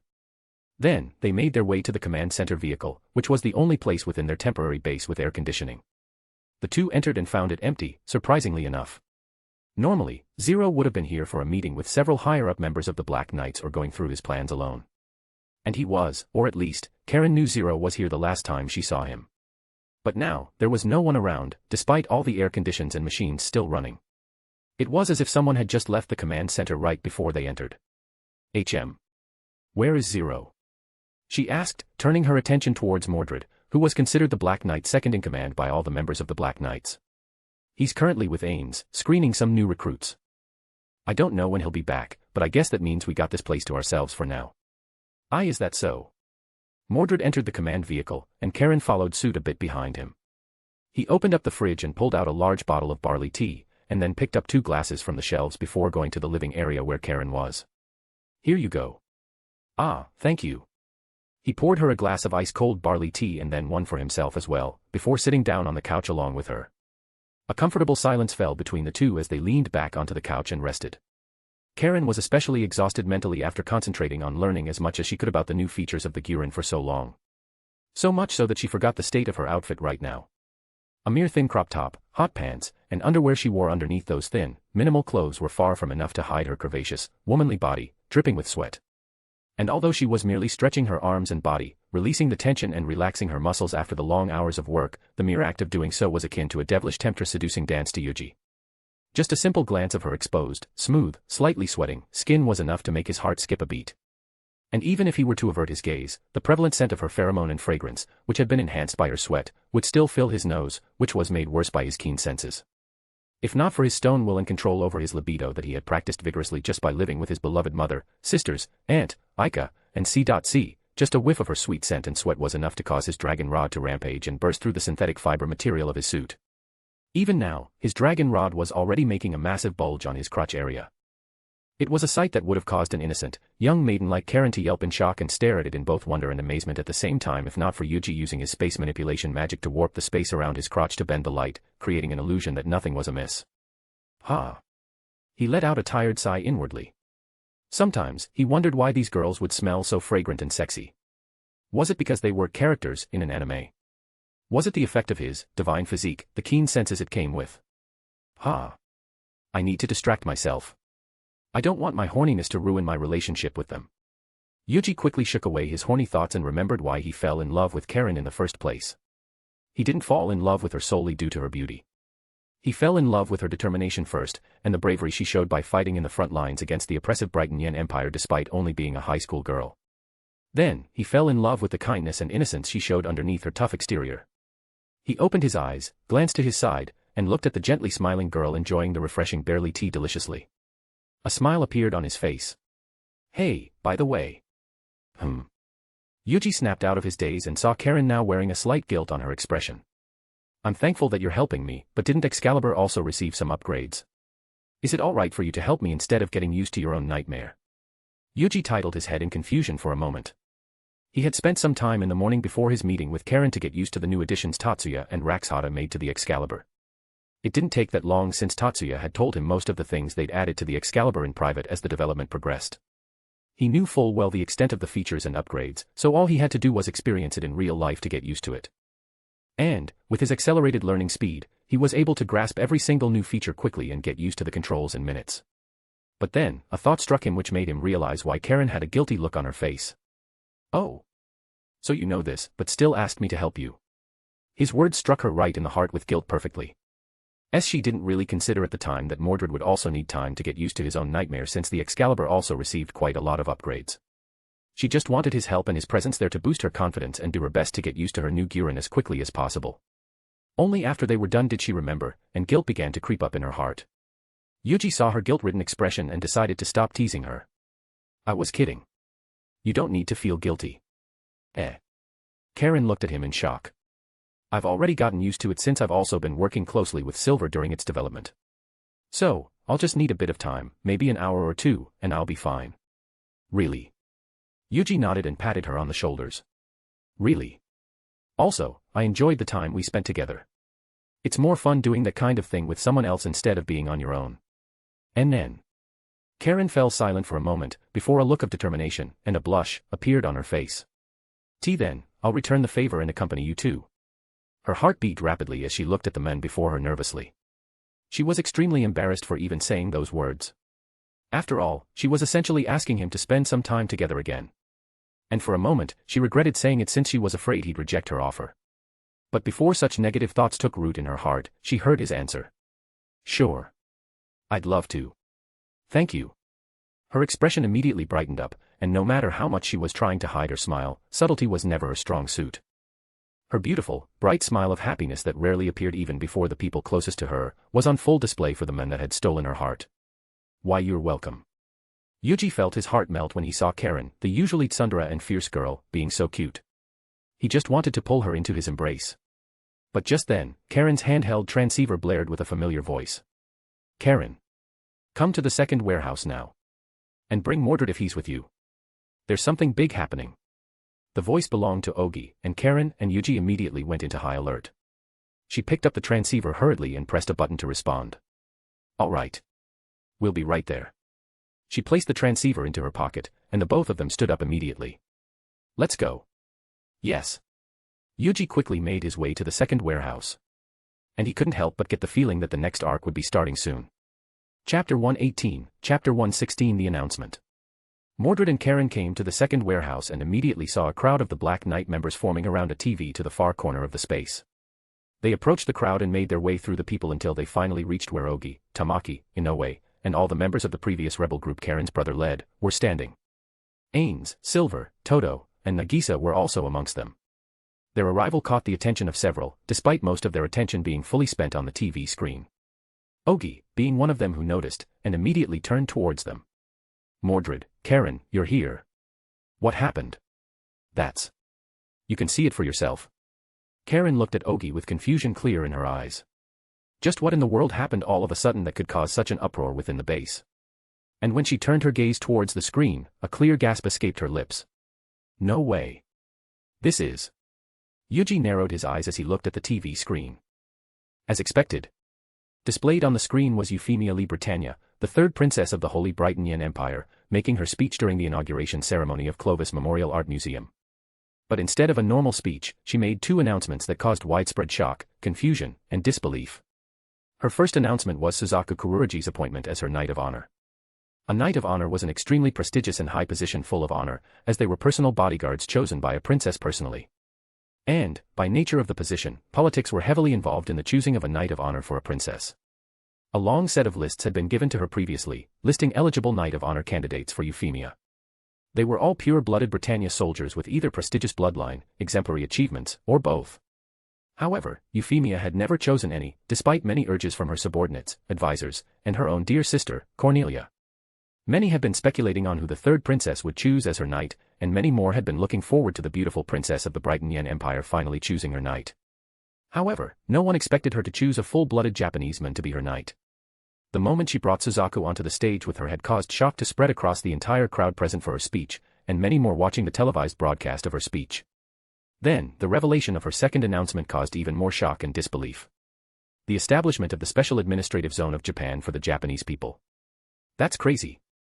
What's this B*TCH talking about? Is she seriously saying this? I can't believe it. A princess of Britannia. Could this be a trap? It could be. But she made a Japanese person into her knight. There's a chance that she might be serious. Tamaki, Ogi, Inoue, and many others voiced their concerns as Karen simply stared at the screen speechlessly. This must be a trap. A special administrative zone. They're just pretty words to conceal the fact that they're making a puppet state to control the Japanese people since they know they're not at a disadvantage against us. Nagisa scowled at the screen as she looked at the pink-haired Brighton princess with disdain, while Toto simply stared at the screen wordlessly. Mordred. Karen turned towards Mordred, her eyes trembling in confusion, shock, and disbelief. Yuuji looked at her and placed a hand on her shoulder, squeezing it ever so gently as to reassure her. I'll talk with Zero X. While the announcement was something they've expected, the reality of it actually happening was still shocking. The establishment of the Special Administrative Zone of Japan was unlike any other events that had happened previously. This was something that would greatly shake the very foundation that the already delicate balance in the current unofficial truce between Japan and Britannia caused by heavy damages both sides had sustained during their recent engagement stood on. It was an event that could very well reignite the war all over. Euphemia presented the establishment of the Special Administrative Zone as a way for the Japanese to regain their rights to rule themselves, their identity, and their culture. And she tried to show her sincerity in her non-discriminatory behavior by appointing Suzaku, a full-blooded Japanese and an honorary Brighton, as her knight. However, despite her efforts, things would not go entirely as she hoped for. The conflict between Britannia and Japan had gone off long enough. Too much Japanese blood had been spilled on Japanese soil, and the humiliation, suffering, and death that came with their defeat would not be forgotten so easily. Although Euphemia had shown nothing but kindness and sincerity, no Japanese could simply believe the words of a Brighton anymore. To many Japanese citizens, the Special Administrative Zone sounded more like a death trap the Brighton created to gather them in one place and kill them in one fell swoop. While the wiser presumed it to be a ploy of the Brighton to create a puppet state within Japan, controlling the government from the shadow while making it appear as if the Japanese ruled themselves. And they were right. Yuuji and the others knew that this was the reason why the Brighton decided to support Euphemia's idealistic, absurd idea. Or more specifically, Schneasel. In the anime, Schneasel supported Yuffie's plan and even convinced Cornelia to support it as well, and made it happen. Also, he could gain control of Japan not by force, but through politics by creating a puppet state with the label her naive little sister had so beautifully painted and presented to the Japanese. And now, they believed the same thing to be happening. While Cornelia might have been more inclined to agree with Euphemia's plan after their previous encounters, Yuuji and the others still believed it was Schneasel who put the nail in the coffin and used his authority to support her plan. This was the reason why they were quite nervous. Knowing Schneasel's intelligence, his influence, and his character, they knew it would be a fight more difficult than their previous ones. They can't let the Brighton turn the Special Administrative Zone into a puppet state, or war would simply repeat itself soon enough and the cycle of hatred, war, and death will start all over. Yuuji let out a sigh and dazedly made his way out of the warehouse where they've parked Black Knight's command vehicle, his mind still full with the discussion he just had with Lelouch, Tatsuya, and Satoru. Although he could directly feel the crisp, night wind hit his skin, he could still take in the refreshing air into his lungs, and let it all out in one big sigh. Just then, he noticed another person leaning onto a railing in the distance, overlooking the port and sea. The gentle night breeze blew her beautiful crimson-red hair softly as her glimmering sapphire eyes looked so melancholically at the sea. Even from a distance, Yuuji could see the clear distress, confusion, worry, and anxiousness in her eyes, and decided to approach her. He did not silence his steps and let the tapping of his footsteps be heard. And sure enough, Karen turned to see who was approaching, and her eyes widened slightly upon seeing his figure. Mordred. Are you done with the meeting? Yuuji felt a sting in his heart when he heard the clear lack of energy and anxiousness in her voice. But, he masked his own worry and kept up his normal demeanor. Yeah, we just finished. What are you doing here? Aren't you cold? Karen nodded softly with a small smile. No. I'm just here to get some fresh air. I see. Yuuji approached her and stood by her side, resting his elbow on the railings as well. The two shared a comfortable silence as they stared at the dark sea, lit solely by the few lights from the port and the moonlight, as the sound of waves striking the stone barrier filled the quiet port. Although no words had been exchanged between them, just his presence alone was enough to calm the undulating waves of anxiety within her heart. She felt calmer and safer, just by being by his side. Don't worry. Karen snapped out of her daze and turned to her side, and saw Mordred looking at her. Everything will be fine. I won't let them hurt us, the Japanese, in any way. Mordred. Although he wore a devilish mask that covered his mysterious countenance, Karen could just imagine him with a warm, gentle smile from his reassuring voice alone. His words had touched her heart deeply and washed away all her anxiety and worry for the upcoming upheaval that would soon come along with the establishment of the Special Administrative Zone. I won't let them either. She nodded resolutely, her eyes burning with determination, as her luscious pink lips curled into a beautiful smile. Let's work hard together. Yeah. Let's do our best. They did a fist bump, and began talking about less serious topics. And before they knew it, Karen began talking about her school life in Ashford Academy. I've been quite busy with the student council recently. We've been slumped with a lot of work. You know, since the school festival is coming soon. I've been doing my best to do my work. But there's this one guy who'd always finish first. Yuuji flinched ever so slightly when he heard Karen's words and slowly turned towards her. Do you remember him? It's the guy I've talked about before. The one who'd always mess with me whenever he gets the chance. He's a real jerk. Just thinking about him riles me up. But well. He's really reliable. He did all his work perfectly and even helped the others a lot. He's actually very smart. And well, he's very popular with the girls in our school, thanks to his annoyingly good-looking face. Yuji's eyes widened in shock within his mask when he heard her opinion about him. He's also really good at everything. And he's apparently rich too. I don't know about his family, but he actually makes a lot of money himself. He's actually super good with investments and stock trading. And we only got to know it recently since he never really talks about it. It seems like when he's playing with his laptop after finishing his work, he's actually doing some stock trading. Karen began to trial off her words and turned towards Mordred. Hey, come to think of it, that's pretty similar to you, huh? Karen laughed half-heartedly and shook her head with a sigh. Well, there's no way you're the same person. That guy's a privileged Brighton yen, while you're here, fighting for the Japanese people and our freedom. The sound of waves filled the silence that quickly fell between the two of them as Karen looked off into the sea, fallen into her own thoughts once more. A lot of things had been happening recently with her work at the student council and her work with the Black Knights with Rakshita's arrival and the upcoming preparations for the Special Administrative Zone of Japan. And she had forgotten about the similarity she had noticed between Alexander and Mordred. Or perhaps, she didn't want to think about it on purpose. No. That's just absurd. There's just no way. She shook her head and turned towards Mordred. Hey, Mordred. Let's go be a dash. The words got stuck in her throat when she saw Mordred looking towards her with an air of graveness that she'd never normally see from him out of battle. What's wrong? Yuuji looked at her for a moment, took a deep breath, and finally made his decision. Karen, there's something I need to tell you. Karen turned to him with a questioning look on her face. But that expression soon changed into shock and disbelief as she heard the words that would come from Yuji's mouth afterwards and saw, for the first time, the face hidden beneath the devil's mask. Chapter 119, Chapter 117 Behind the Mask. You. No way. The devil's mask Mordred had always worn split open and moved to the side, revealing a familiar face. Alex. Karen stood frozen as a soft whisper escaped her trembling lips. Her eyes were wide open, shocked, as she stared at his countenance. He wore an anxious, vulnerable, nervous expression, which she had never seen from Alexander since she had met him. However, he was, unmistakably, the Alexander she knew. It was impossible for her to mistake him for someone else. Even in this dim of light, as they stood under the night sky on the port, the few lights and moonlight were enough for her to see his countenance clearly, leaving no room for a mistake or confusion. She took a step back, stumbling from the shock. But she immediately stopped herself when she saw the look of shock and hurt that suddenly appeared on his face when she moved away from him. "Karen. I'm sorry." She could hear the pain and guilt in his voice. But if he were to feel such things, why don't he just tell her who he was? She knew there would be a reason. Or rather, he better have a reason, else she would have become even angrier. But no matter what his reason was, haven't the time they spent together, the life and death battles they've been through, and the trust they've built between each other not enough? Or was she the only one who thought so? Why? The pain in her chest slowly became more and more painful as she clenched her hands into a fist. Tears filled her eyes before finally dripping down her cheeks as she looked at him in shock, disbelief, and pain. And soon, her confusion, sadness, and feelings of being betrayed turned to anger. "I must have looked like an idiot to you, huh?" She bit her lips and turned her head down to the ground. Her eyes shut closed, causing few more drops of tears to fall directly onto the concrete ground, as her fists trembled. "No, Karen. Of course no.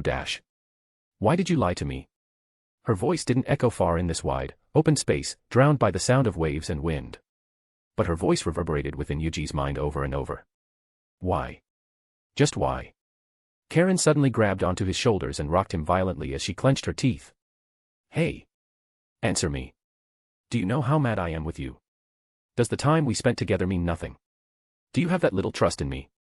Tears continued to stream down her face. "I thought I knew you. Both of you. Why? Why?" She let go of his shoulders weakly as she stumbled back. I don't know anything anymore. I'm so mad. I can't understand why you would hide such a thing from me." The pain and hurt she felt in her heart was unmistakable. But soon, as the shock began to subside, a new emotion surfaced in her heart. "But why? Why do I feel relieved? I can't understand myself anymore." The fact that Mordred and Alexander were the same should have shocked her to no end. But why did she feel relieved at the same time? Why did she feel relieved that they're the same? "Karen." Yuji slowly approached her and wrapped his arms around her, pulling her into a soft embrace. "I'm sorry. I'm really sorry. I should have told you. But I was afraid that you would come to hate me when I do." He held her tightly as she sobbed onto his chest. "I had reasons as to why I couldn't tell you at first. But when I finally feel like I can, a lot of time has passed, and it has become more difficult to reveal the truth to you." She slammed her fists onto his chest weakly, again and again. "You're such an idiot. You're so stupid." Yuji nodded. It was, certainly a bad habit of his. He did it with Erika and Mayumi, and held off telling them of his true self and origin even though he knew they could be trusted. And as he held off telling them, it became harder and harder to reveal the truth as they became closer and closer. "How could I come to hate you, you bastard? I would get angry, of course. But how could I hate you? You've saved my life more times than I can count. And you've made my life in that academy much brighter. There's no way I can hate you after all you've done." Her life had changed for the worse when the Brighton came onto their shores and attacked. Then, when her brother died and her mother fell into depression, all colors of happiness seemed to have disappeared from her eyes. All she could do was continue her brother's legacy and will to fight against the Brighton in the name of liberation. She fought fiercely, putting her life on the line, even if she knew how little her sacrifice and fight was in the grand scheme of things. Even in the academy, where she should have had a semblance of normalcy in her life and lived as a regular high school student, she had to adopt a persona which couldn't be further than her true self to hide the fact that she was a part of a rebel group. Unable to live as herself. Fighting with her life on the line while hoping for some kind of change, however small it was. A life filled with pain, suffering, harshness, and powerlessness. That was, until Alexander and Mordred came into her life. Alexander brightened up her days in the academy by allowing her to show parts of her true self, at least while she was with him. Someone who made her comfortable enough that she acted as her true self before him before she knew it. While Mordred gave her hope in this long, futile fight she had been fighting for so long. He was a beacon of hope and light who helped her, encouraged her, and fought with her to realize her and her late brother's dream of liberating her home country. They were both extremely important to her. So, even though he hid all these things from here, she could not bring herself to hate him. In fact, perhaps she felt a bit relieved when she knew they were actually one person. This way, her heart would no longer need to choose between them. "I'm sorry. I'm so sorry for hiding this from you. I like you, Karen. So much. And I'm just too afraid to even think about you hating me." Her heart skipped a beat and her body froze when she heard those words come out of his lips. To think you'd say such things at a time like this. You're such an idiot. Her cheeks blushed as red as her crimson red hair and she hit his chest once more. Idiot. Stupid. She continued to whisper how much of an idiot he was. But soon, her arms moved by its own will, reflecting her heart's true desire, and wrapped around his chest, embracing him in a tight hug, not wanting to let go. Yuuji let her embrace him and also wrapped his arms around her even tighter as he pressed his cheeks against her head. They enjoyed each other's presence in the comfortable silence with the sound of crashing waves and blowing night wind in the background. Then, without turning her head up towards him in pure embarrassment and shyness, Karen asked him a question. Hey. Are you still hiding anything from me? She could feel Yuuji flinching a bit due to how tightly they were in each other's embrace, and felt him tightening his hug around her. And she knew what his answer would be before he even say it. Yes. But I can't tell you here. And not now. She pouted her lips and did her best to pinch him through his suit of armor as she cursed him under her breath. You're such a bastard. I'm sorry. I won't even be surprised if you have other women. She froze for a moment at his silence, before she turned and looked up to him with widened eyes in shock. Do you? Yes. Yuuji answered truthfully. And with everything that had been going on, Karen had no more energy to get mad at him or even to be shocked anymore. She just shook her head tiredly and slumped back down to his chest. Why did I fall in love with such a bastard? Why does it have to be this bastard? She mumbled helplessly in a voice that she thought Yuuji wouldn't hear. Her head was hurting now from all the revelations she was subjected to today. Take responsibility, you bastard. Of course. I would love to. But. Are you really fine with this? How could I be, you idiot? She tried her best to pinch his waist once again. And when she couldn't, she decided to vent her frustrations by trying to squeeze her arms around him as hard as she could, not realizing that she was just squishing her breasts against him. Though, in a way, it was certainly a punishment for Yuuji, who had been trying his hardest to control himself from being embraced by Karen. But. I'm in too deep already. And I still want to be with you. So. I'll try. Karen. Thank you. Humph. You should be grateful that I'm being so understanding. Of course I am. Good. Silence fell between them for a while longer before Karen asked him a question once again. When can you tell me about yourself? The real you. Tomorrow. After school. Are you free? She nodded. All right. Then, let's go home together. I'll bring you to my home. Chapter 120, Chapter 118 might sunder a girlfriend. So you finally did it, huh? C.C. commented lazily after Yuuji finished telling her about what had happened between himself and Karen. She was laying on the couch in Yuji's room with a pepperoni pizza with extra cheese in hand and dressed in one of Yuji's white shirts. The two yin-yang slimes, Arya and Alice, were also laying around on her chest lazily, focusing on the large screen LCD TV. They were all currently watching Code Geass. After being told of Yuji's true origin, C.C. began watching the anime that Lelouch, Tatsuya, Satoru, and of course, Yuuji were part of. And of course, she watched Yuji's first. It was an extremely awkward and embarrassing time for Yuuji, who she had forced to watch alongside her. On the surface, she didn't show much of a reaction, contrary to Yuji's expectation. But recently, he had begun noticing C.C. stealing glances at his crotch and also being more physically intimate with him. She had also begun dressing, more sloppily, and showing off her pure white skin that made it extremely difficult for Yuuji to stay calm. After watching Yuji's anime, she started watching Code Geass. She was very curious what kind of world and life she would have been living if Yuuji didn't enter her life. A world without him. Although it had only been a short time since he appeared in her life, it was something she couldn't even imagine now. Though. Given how much he meant to her, she didn't seem that interested in Yuuji having just exchanged his feelings with Karen. Yuuji, who was sitting on the same couch with C.C's legs on his lap, looked at her surprised and confused. That's it. You're not surprised. Why would I be? Knowing how bad you are from keeping secrets from the one you love, I know this would happen sooner or later.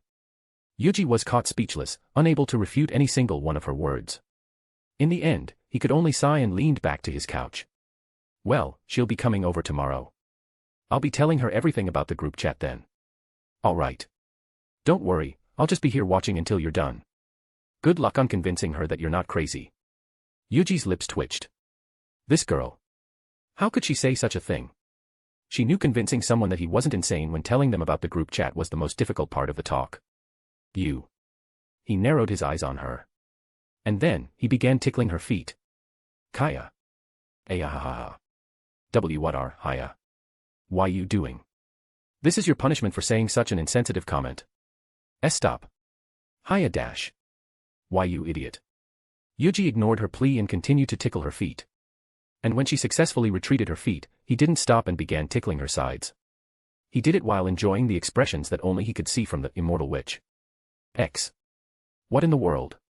Karen froze completely in shock as she stood before the massive golden gates and arch that marked the entrance of Yuuji's mansion. The size of his mansion was enormous, enough to force her to turn her head from left to right to see the entire breadth of his residence. And she wasn't even close to the front entrance to his mansion yet. There was a massive front yard with a beautiful fountain at the center between her and the main entrance of the mansion. Even the Stadfeld residence she was currently living in couldn't be compared to this. She slowly turned towards Alexander, or Mordred, and pointed shakingly at the mansion. Why you? This isn't something a hobby could buy. Are you actually from a rich family? It was the only explanation Karen could come to, given how ridiculous this mansion was. Even her old money nobility father and stepmother didn't live in such a luxurious grand mansion. There's no way he, a student who only trades during his free time, could afford such a thing. This must be either something his ultra-rich family bought him or something he inherited from them. But Yuuji just smiled wryly and shook his head. No, I'm actually not. It's complicated. Let's enter first and talk inside. Yuuji placed a hand on her shoulder and led her inside. And once they entered, Karen was even more shocked and awed by the sight before her. Come, take a seat on the couch there. I'll bring us some tea. She nodded in a daze, and walked towards the massive living room right in front of the foyer, and sat down. As she did, she couldn't stop looking around in awe. And when she sat down on the couch, she was surprised by how soft the cushion was. This is even softer than my bed. Seeing such luxury before her, she couldn't help but become even more curious about Yuuji's true identity. Was he a secret son of a multi-billionaire? Was he a part of an ancient unknown rich family who controlled the world's economy from the shadows? No. He told her it wasn't given to him by his family. But he couldn't have earned so much money, enough to buy such a massive mansion, right? Karen sat in silence as her mind wandered wildly, thinking of who the men she fell in love with actually was. And soon, Yuuji returned with a porcelain pot of tea and teacups on a tray, and placed them down on the table before them. He sat down by her side and poured her a cup before also pouring one for himself. Here you go. Tea, thank you. Karen picked up the cup of tea, briefly admiring the beautiful flowers painted on its surface, and took a sip. The soft, gentle, and sweet fragrance of jasmine quickly filled her nose, and an accompanying taste and warmth of a freshly brewed jasmine tea entered her mouth. The warm liquid that she drank quickly warmed her entire body and calmed her down as she released the tension she didn't know she had ever since coming here with a satisfied sigh. She looked down at her cup of tea, her reflection undulating slightly as the tea rippled within the cup. Then, she turned towards Yuuji and steeled her heart. Now. Can you tell me everything about you? Of course. Yuuji nodded. My name is not Alexander Kyrie Light. My real name is Tsubakihara Yuuji. And I am not from this world. Yuuji then began telling her about his true self and the existence of the group chat. How it brought individuals from different worlds and universes together, connecting them, and allowing them to visit each other's world, and perhaps, even a new world entirely. How a world could possibly be just a fictional story in another world. And how magic and other worldly things that they knew only existed in fantasy were real. He then also told her about his relationship with C.C, Aika, and Erika, as well as his stepmother, sisters, and aunt. And as she listened, she couldn't help but fall into a daze in disbelief. Everything he told her seemed like a fictional story. That's the gist of it. And I'm sorry to have hidden my true identity from you. I can't believe it. Is this real? Yuuji smiled softly and nodded, before lifting up the teacups and teapot with a wave of his hand, shocking Karen. It's real. Everything I told you is real. Tea this is. Karen looked at the floating cups and pot with widened eyes. She waved her hands around it, wondering if there were strings that caused it to seemingly float in midair, and tried moving it around. It's really floating. She turned towards Yuuji in a daze. Her mind was still trying its best to process what was happening. It's fine. You can take it in slowly. I know it could be a bit much for you to accept everything. He placed his hand on hers and held it gently, causing Karen to slightly blush at the sudden physical contact. But she didn't retract her hand and simply stayed still and nodded at his words. I'll try. Thank you for telling me all this. It's the truth you deserve. Karen blushed at his words. But after a while, she noticed he was still holding her hand. Why you can let go of me now? Yuuji smiled teasingly, and instead of letting her go, he intertwined their fingers and held it even harder. What are you doing? I still owe you an apology. So I will be holding this hand until you can forgive me. Karen's face blushed even redder as she began trying to push him away with her other hand. Why, you bastard. How could you take advantage of the situation like this? I told you I've already forgiven you. But I also haven't forgiven myself. So I'll keep holding your hand. Why you? Seeing his soft, gentle smile and feeling the warmth and affection that he gave her by holding her hand, Karen couldn't muster the will to fight against him anymore. Moreover, she also loved this feeling she got from holding his hand. So in the end, she could only turn her head away in embarrassment and let him do as he pleased. You perverted bastard. Just do as you like. She mumbled angrily. But her hand never left his. And after a while, she unconsciously held his hand as tightly as he was. Karen. HM. She turned towards him, her face still blushing as redly as her hair. I love you. And thank you for forgiving me. Her face went a shade of red darker. She instinctively wanted to turn away, to hide her embarrassingly red face and grin she was trying her best to hold back. But she didn't, and faced his words bravely. I love you too. She nodded and clenched her eyes tightly. Her heart was thumping so loudly, she could hear it in her ears. And her face was hotter than it ever was. She couldn't even imagine what kind of face she was making now. She just hoped it wasn't a stupid grin that would reveal how happy she was inside. And then, she felt him wrapping his arms around her, embracing her. Let's stay like this for a moment. She nuzzled her head to his chest, taking this chance to hide her face from him. Then, after a while, she also began to wrap her arms around him, enjoying the warmth, love, and happiness he was giving her. They stayed like that for a few minutes in a comfortable silence. Then, Yuuji held her shoulders and looked at her with a gentle smile. Hey, are you hungry? Let's eat dinner. It's fine. I don't want to bother you. What are you saying? It's not a bother at all. What do you want to eat? Thank you. I'll leave it up to you. All right. Yuuji nodded and gave her a soft kiss on her forehead, causing her heart to skip a beat once more, before heading to the kitchen. Karen slumped down onto the couch as she let out an exhausted sigh. She felt like she had just run a marathon. Her heart was still beating very quickly, and the heat still hadn't left her face. But she was happy. So happy that she would have rolled around on the floor in happiness if she didn't mind embarrassing herself majorly in front of Yuuji. It feels like a dream. Everything still felt like a dream. From Yuji's revelation to his confession. It hadn't felt real for her yet. But the warmth of his hand, his words, his touch, they were all real.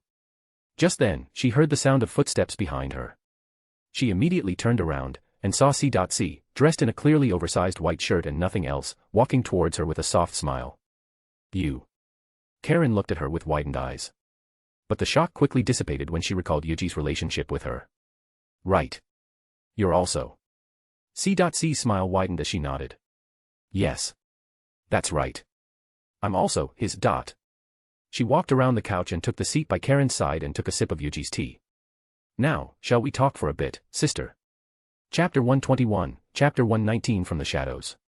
The preparations for the establishment of the Special Administrative Zone of Japan continue to progress rapidly under the name of the Third Brighton Yen Princess, Euphemia Lee Britannia. Though, of course, it was only due to the support of her sister, Cornelia, and her brother, Schneasel, that it could proceed smoothly and rapidly. Although a princess, she did not have much influence over the Britannia government and officials placed in Japan. So she could only rely on her elder, more accomplished, siblings. However, Euphemia didn't mind it. People could perceive her as a naive, foolish, powerless little princess. Some, she knew, already had done so behind her back. And perhaps there were even more who thought of her in such a way without her knowledge. But that's fine. If her dream of creating this zone could be realized and ended the conflict raging within this country, then she wouldn't mind how they perceived her at all. In the midst of the busy preparations, an officer clad in blue suit walked through the hallway of the military office barracks. Officers did their official duties outside of the battlefield. The light blonde-haired officer with light blue eyes arrived at a door and knocked on it. It is Luke, my lord. Enter. A voice came from within, and right after, the door slid open, allowing the officer to enter. The door slid to a close behind him, and the sound of locks clicking together resounded. Luke saluted as the chair spun around towards him, revealing the appearance of a man with light brown hair, blue eyes, dressed in a similar blue suit with a single red feather pin on his collar.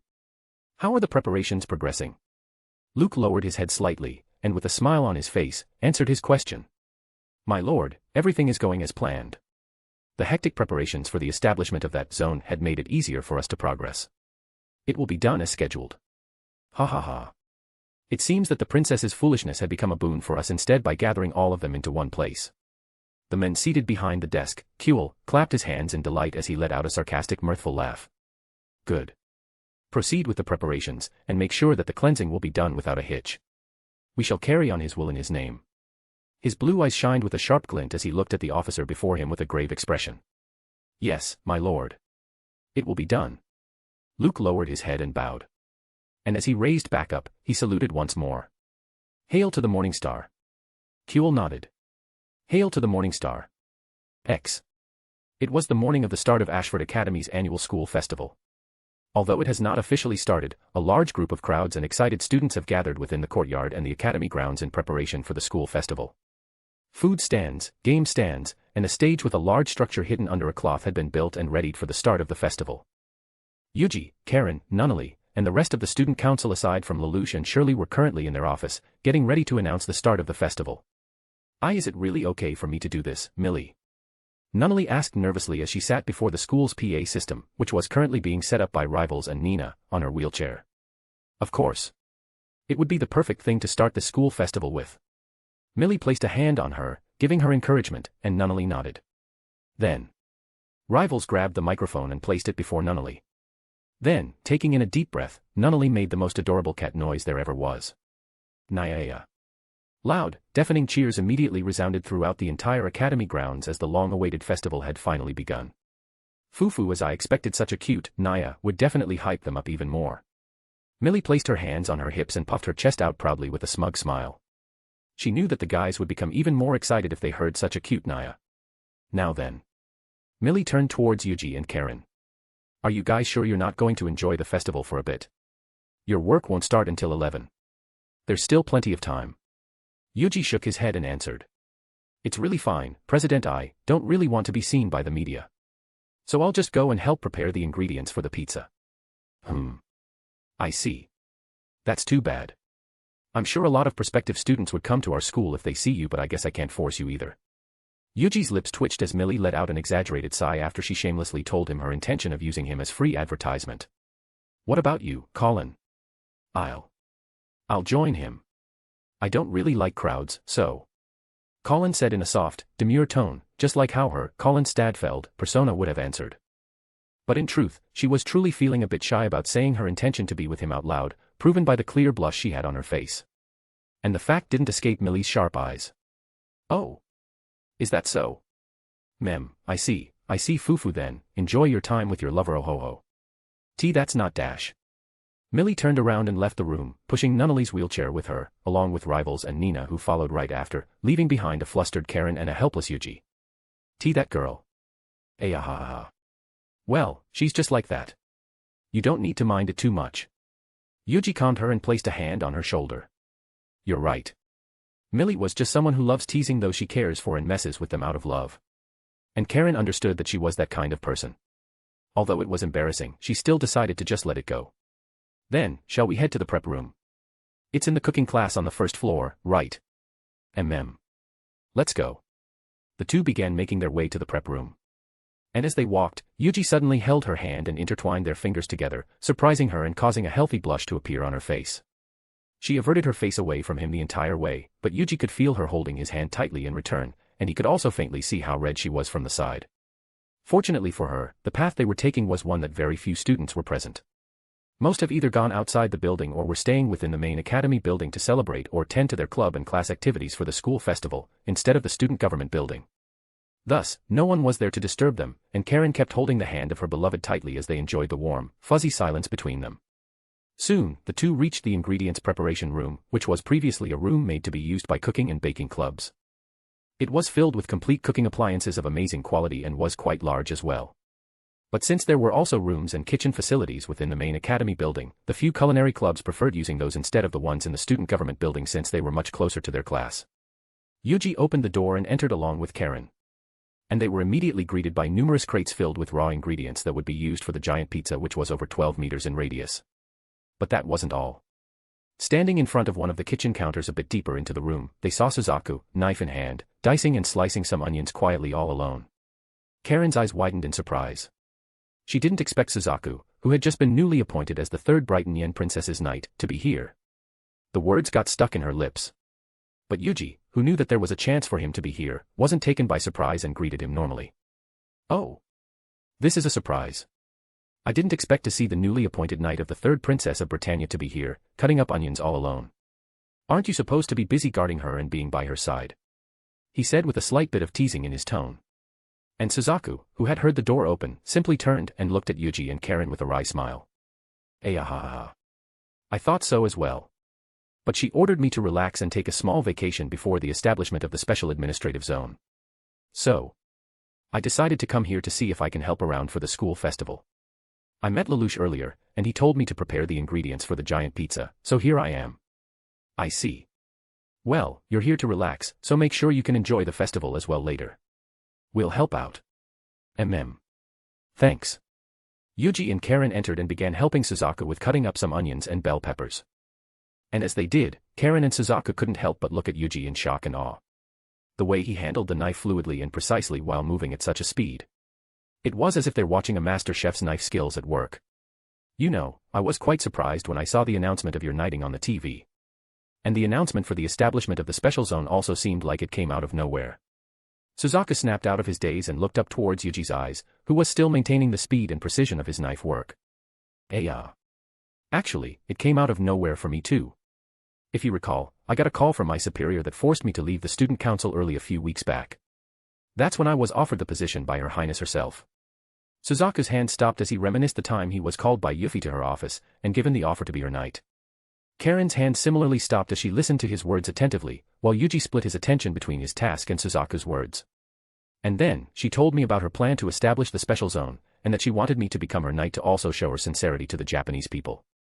I was very shocked as well when she told me her plan. But, after I heard her true intention, I wanted to help her bring peace to this nation. So I agreed." Although he didn't know if he was worthy or even had the strength to protect Yuffie as her knight, he wanted to help her realize her dream of bringing peace to Japan. Even if all he was useful for was his origin as a Japanese, he would gladly become the proof of her sincerity and help her gain the trust of the Japanese people. "I see. That makes sense. And now, with your position as her knight and the pilot of Lancelot, you can also be considered as the shield that would protect her and her vision. But you do know that many of the Japanese don't believe her words completely, right?" "Yes." Suzaku nodded and lowered his head down. Of course he knew. Even if he was an honorary Brighton Yen. Even if he was Yuffie's knight. Even if he knew Euphemia's true intention. He was still Japanese, and he knew how her words and aspirations could be interpreted by the Japanese people, who had suffered under Britannia's colonial rule for more than a decade. This was perhaps the most difficult part for Euphemia. To gain the trust of the Japanese and show her sincerity and genuine wish to help them and bring peace to the nation, and then to protect the special zone from the control of the Brighton Yens and prevent it from being turned into a puppet state. Well, I personally hope this will work out. It'd be tough for Her Highness to keep this special administration zone away from those who wish to control the Japanese government from the shadows. But if she could, then it'd be a win-win for both sides. I hope so too. Yuuji glanced towards Suzaku and saw the clear worry and anxiousness in his countenance. This was clearly something that had been bothering him and filling his mind. "Well, I'm sorry for bringing up such a heavy topic." "No, it's fine. It's something that needs to be handled. And I'm glad to hear what you think." Suzaku smiled softly, and Yuuji nodded. They resumed their work. And a while after, the door to the room opened once more. They all turned to look, and saw Lelouch standing there with a headset on and a tablet in his hand. "Oh, so you guys are here. Perfect. There's something I need your help with." Chapter 122, Chapter 120 Happenings in the Ashford Academy Festival. "Oh, so you guys are here. Perfect. There's something I need your help with." Appearing from the door, Lelouch entered and greeted the three while his hand never stopped tapping on the tablet he was holding. He was also wearing a headset which allowed him to communicate with the people and students in charge of the operations during the school festival. He looked very busy, and from the occasional sigh that escaped his lips, anyone could tell how tired he was. And the three could guess that Lelouch was probably being forced to work like a horse by a certain blonde-haired tyrant of a president. "Suzaku, the pizza cheese has been delivered. Can you help with the loading and moving it to the storage near the pizza stage?" "Ah, sure. Are they in the loading docks?" Suzaku quickly finished cutting his last onion, washed his hands, and took off the apron before folding it and placing it on the table. Yes. Rivals is also there. He already signed the receipt, but he needs help with moving it. There's too much cheese. Ahaha. All right. I'll go help him out. Yuuji, Karen, I'll be going first. See you later. Yeah, see you later. Do your best. See you. Suzaku quickly ran out of the room, leaving Yuuji and Karen alone with Lelouch. I didn't expect this festival to be this hectic. Lelouch let out a sigh and took off the headset, holding it in his hand, and locking the tablet. Good work. You've been running around the academy since morning. Must have been tough. Yeah. That's because I have this on my ear. She could reach me easily with this. Lelouch lifted up the headset towards Yuuji and Karen, and they could hear a familiar voice coming from it even now. Ahaha. Yeah, that's tough. Good luck. Lelouch shook his head and held her head tiredly. And there's also one thing that's been giving me a headache. What is it? It's CC. I saw her walking around the festival just now. Another tired sigh escaped Lelouch's lips. Ah, that's right. She said she wanted to walk around the festival yesterday. But isn't it fine? She's wearing her disguise, right? Yesterday night, while Karen decided to stay the night and spend time with Yuuji and C.C told them that she'll be walking around the festival tomorrow. Karen lent her a uniform and helped her with her hairdo to disguise her appearance. Yes, she wore the school uniform and tied her hair into a bun and hid it under a hat. But there are soldiers walking around in this festival. There's a chance she might be discovered. Yuuji smiled softly and patted Lelouch's shoulder. It'll be fine. She promised she'll be discreet while she enjoys the festival. But if it'll put you at ease, we've promised to walk together later on. We'll make sure she won't be discovered, right Karen? Yes. We'll help her so she won't be discovered by the soldiers. Karen nodded and answered to reassure him, albeit a bit stuttered. She still hadn't gotten used to this new reality for her. With Yuuji revealing his true origin, Karen also learned about Zero and Lelouch's true identity. She was shocked and stunned in place for quite a while, just like when she realized Yuuji or Mordred's true identity. Though there were no tears like before, she was still stupefied by the reveal. Even now, she still couldn't help but stare at Lelouch in disbelief. All right. Then I'll leave her to you. Lelouch let out a sigh once more. But as he was about to put on the headphones back, he stopped when Yuuji placed a hand on his shoulders. Make some time in your busy schedule for Shirley. She's been looking forward to spending time with you at this festival for quite a while. Even though she didn't want to show it, it was painfully obvious to everyone within the student council that she was getting more and more excited as the festival became closer and closer. Yuuji, Karen, and Rivals had also heard her rejecting some of her friends' invitation to explore the festival since she'll be spending it with Lelouch. Seeing her looking forward to it so much, it'd be sad if Lelouch couldn't accompany her because he was too busy. Lelouch nodded and gave him a soft smile. I know. It's why I'm doing all that I can now so I can spend the later half of the morning with her. I see. Then, I won't be holding you back anymore. Good luck on your work. Thank you. I'll see you guys later. And Lelouch nodded once more and turned towards Karen. Karen. Why yes. Karen stiffened up a bit when Lelouch turned towards her and used the tone he'd normally use as Zero at her. I hope you will keep the secret Yuuji had shared with you to yourself. Not even your mother should know of it. At least, not now. It's for her own safety. I understand. Karen nodded solemnly. Good. Then, I'll be going now. With those parting words, Lelouch left, leaving the two alone in silence. Karen was still slightly taken aback by what just happened. But then, she felt Yuuji's hand holding onto hers. Karen. Why yeah. Shall we meet up with C.C and enjoy the festival for a bit? Yuuji smiled softly and held her hand ever so gently to try and calm her down. He could see that she was still slightly shocked by everything he had told her about just a few days ago. So he wanted to do his best to ease her mind and let her feel a bit calmer. Sure, let's go. Karen nodded and gave him a small smile. She noticed his effort to try and calm her down, and she was grateful for it. Then, let's go and have some fun. And thus, the two went ahead and searched for C.C before enjoying the school festival together. Your Highness. I'm not sure what caused you to do this so suddenly, but please reconsider. A woman, dressed in a white shirt and long pants, whispered in a hush. Her countenance was mostly covered by a hat and sunglasses, but there was an earpiece visible on her ear with a thin wire going down from behind her ear that disappeared into her shirt. She was leaning towards another woman, slightly shorter, with long, light pink hair that cascaded down to her waist. She was dressed in a casual, lace top and a skirt, and similarly, her countenance was covered by a hat and sunglasses. Though slightly peculiar, their appearance didn't bat any eyes of the students and guests around them. Given the weather and heat, wearing hats and sunglasses wasn't strange. The two continued on their path towards the main school building, walking through the crowd of visitors and students, as they continued their whisper. "I'm sorry. But there's something I need to do. I need a moment of privacy." Euphemia begged the female officer assigned to her as her guard for the secret outing and began walking faster. At first, this secret outing was meant to be a surprise for her knight, who she ordered to take a vacation and enjoy his school's festival.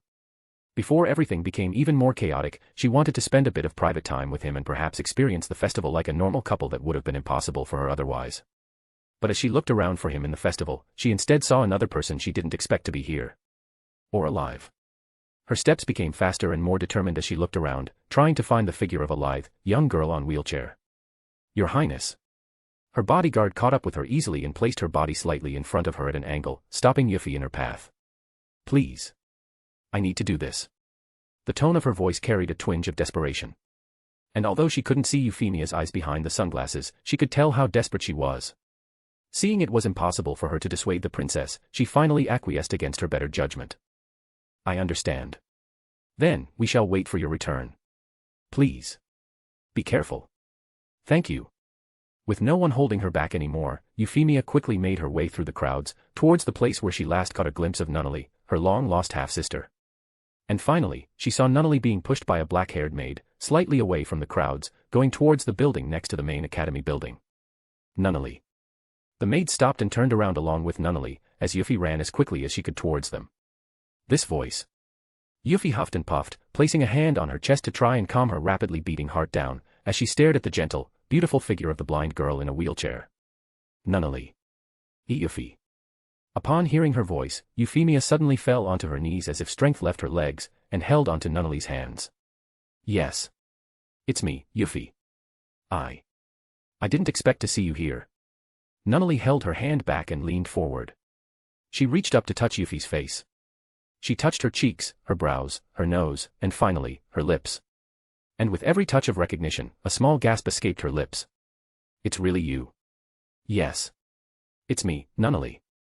I've missed you." The two held each other's hands tightly as Yuffie's eyes glazed with tears and Nunnally shed a drop down her cheeks. "My lady. Shall we move somewhere more private?" Sayoko suggested with a soft, quiet tone, not wanting to disturb the touching atmosphere. But with the festivities and crowds around them, their current location was not suited for a touching reunion. Nunnally quickly snapped out of her daze, rubbed the tears off her cheeks, and turned towards Sayoko.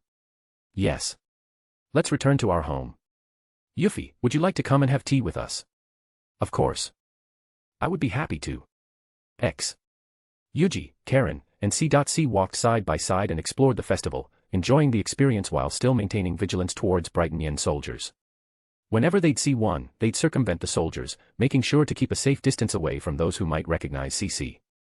Although she was a subject of an extremely secretive experiment, they never know if the soldier they saw was a part of the experiment or not. It was better safe than sorry. Though, even if someone did, Yuuji could simply dissipate any traces of the person who recognized her. C.C looked around curiously at the many interesting festival food, games, and attractions the students had prepared. And once in a while, she'd have Yuuji buy her some things. Meanwhile, as she looked around, Karen noticed something that caught her attention more than the festivities that surrounded her.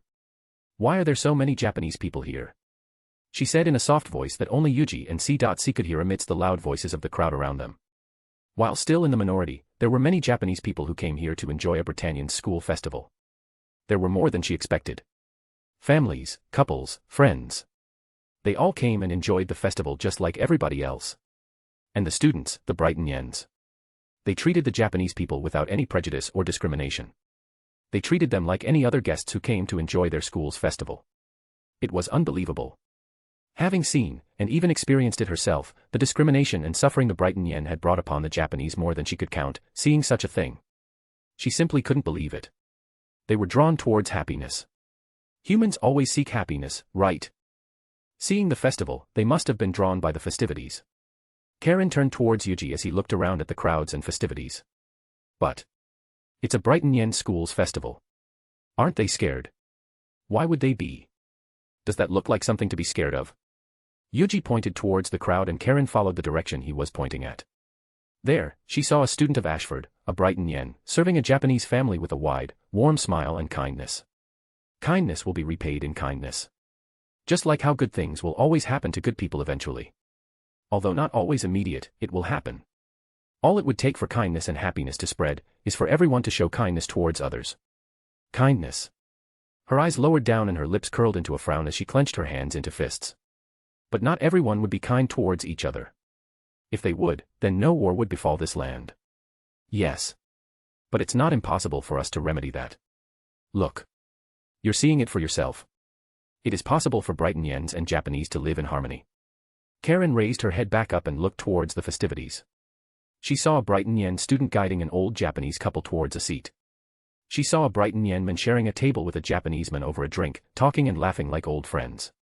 She saw a Japanese young man acting bashfully around a Brighton yen female student who was cheering for him for a game he was playing. There were many, many more proof that harmony was possible. Much more than she had ever seen in her life. And before she even knew it, a seed of hope began to sprout in her chest. Would it be possible for Brighton yens and Japanese to live in harmony with each other? Even in this war-torn world. Is it really possible? I believe so. After all, we're fighting to make it possible. Right. Karen turned towards Yuuji, and saw a soft, reassuring smile and a determined gaze on his countenance. You're right. That's why we're fighting. Her heart thumped with a renewed determination as she nodded at him. Her smile returned to her lips. And just then, the crowd began cheering as an antique, navy blue nightmare frame rose from its feet, and began tossing a massive dough into the air. Chapter 123, Chapter 121 Long-Lost Siblings. Lelouch quickly made his way back to his home within the student government building of the Ashford Academy after having received a message from his little sister. It was a vague message, which told him to come home for a bit to meet a guest he'd recognize. His mind immediately went to Yuuji, Tatsuya, Satoru, or Karen, who knew of his true identity, his relationship with Nunnally, and was close enough with her that she'd allow them in their home. However, Yuuji and Karen, he knew, were going around the festival with CC. While Tatsuya and Satoru never informed him that they'd be coming to his home. If it's not them, then who could it be? The anxiety for the safety of his sister and wonder of who could be coming to his home without him knowing made him speed up to the point of speed walking. He was supposed to meet up with Shirley soon, but this took precedence, and he told her he'll be a bit late. Upon arriving at his home, he quickly entered and heard giggles coming from his living room. He recognized one of the voices to be Nunnally's, and the other one, familiar. He turned the corner towards the living room, and froze when he saw the guest that Nunnally referred to. Euphemia. The two girls stopped and turned towards the sound of the voice upon hearing Lelouch. Ah, brother. You're back. Nunnally. He looked at his little sister in shock before turning towards Euphemia, who had stood up and directed a soft, gentle smile towards him. Isn't this a pleasant surprise, brother? I didn't expect to meet Euphemia here. Yes. This is a bit unexpected. His mind was racing. Now that he thought of it a bit more clearly, he could have easily guessed that the person Nunnally referred to was Euphemia. He knew that she would be here. He had seen her come to Ashford Academy in the anime. Even her clothes, sunglasses, and hat were exactly the ones she wore in the anime. An apologetic smile appeared on Euphemia's face as she slightly lowered her head. I apologize for coming here so suddenly. But when I saw Nunnally in the festival, I just had to meet her. Otherwise, with everything that has been, and will be going on, I don't think I'd get another chance like this again. To talk with her, and you. Euphemia had a warm, affectionate look that she directed towards Nunnally when she referred to her. But when she turned towards Lelouch, he saw a look of seriousness that didn't fit her gentle, innocent look. I see. All right. Lelouch nodded back with a small smile. Then, he moved towards Nunnally, knelt down beside her, and took her hands into his. Nunnally, can I speak with Yuffie alone for a bit? Meanwhile, can you and Sayoko reheat the tea in the kitchen? Brother. A look of surprise appeared on her face when she heard the graveness in his tone and nature of his request, and she inadvertently held his hands tighter. It's fine. I just have something to talk about in private with Yuffie, okay? It will be just for a bit. The hold she had on his hand only became tighter as he continued to reassure her. But finally, she let go of him and nodded. I understand. Then, I'll be in the kitchen with Sayoko. Thank you for understanding, Nunnally. Lelouch raised back up to his feet, called Sayoko, and had her accompany Nunnally to the kitchen after getting the teapot with them, leaving Lelouch and Euphemia alone in the kitchen. He let out a sigh, and turned towards his half-sister, the third princess of the Holy Empire of Britannia, a smile still present in his face. It's been a while. Yuffie. Lelouch. Lelouch nodded and gestured towards the chair with his hand. How about we take a seat first? Lelouch dragged a chair towards where Nunnally was while Euphemia sat back down on the chair she sat in while with Nunnally.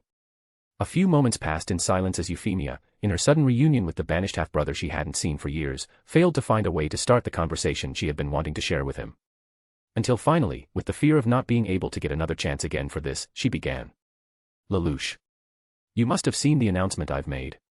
What do you think of it? Yuffie twiddled her fingers and forced herself to look Lelouch in the eyes. Her decision to establish the Special Administrative Zone of Japan. She knew it was an idealistic, controversial, and perhaps naive decision that she had made in hopes of ending the war in this land and giving both her homeland and the land she now currently stand on a favorable end in this conflict.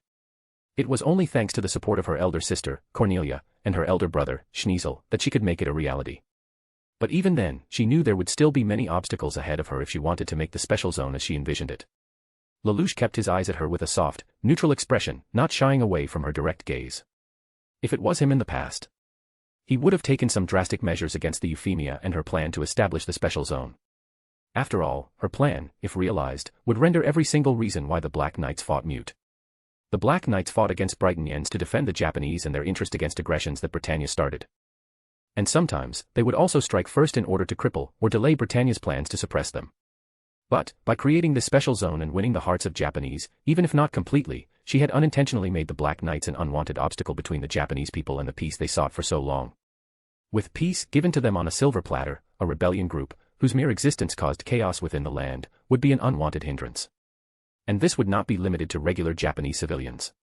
Many of its members were Japanese who sought to fight for their peace, putting their lives on the line in the name of peace and freedom. However, no one wants to risk their lives. No one wanted to live on the battlefield, where one single step in the wrong direction could mean life or death.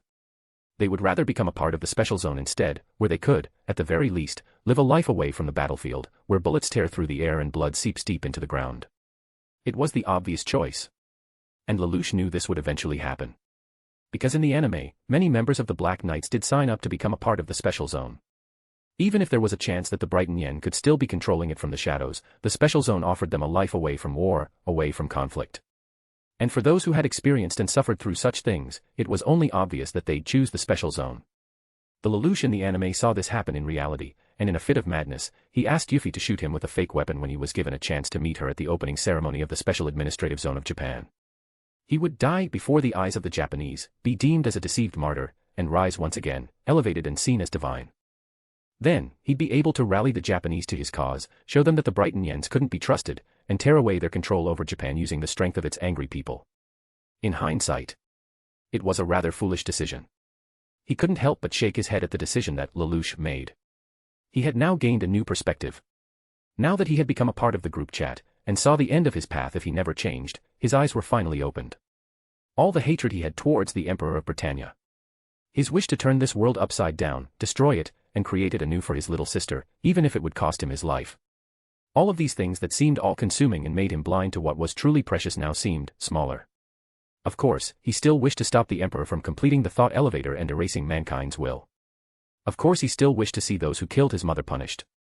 Of course he still wished to create a world where his sister could be happy. But, he now has the means and allies to accomplish them in a different way. A way in which he does not need to cause sadness to those he cared for by sacrificing himself in the process.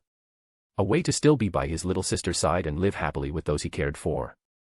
And the special zone Yuffie intended to create might be the first step towards that future. Seeing his silence, Yuffie became a bit more nervous before continuing. Lelouch, I wanted to create this zone, partly because I know you and Nunnally were here. I was hoping that this would let the two of you live in peace.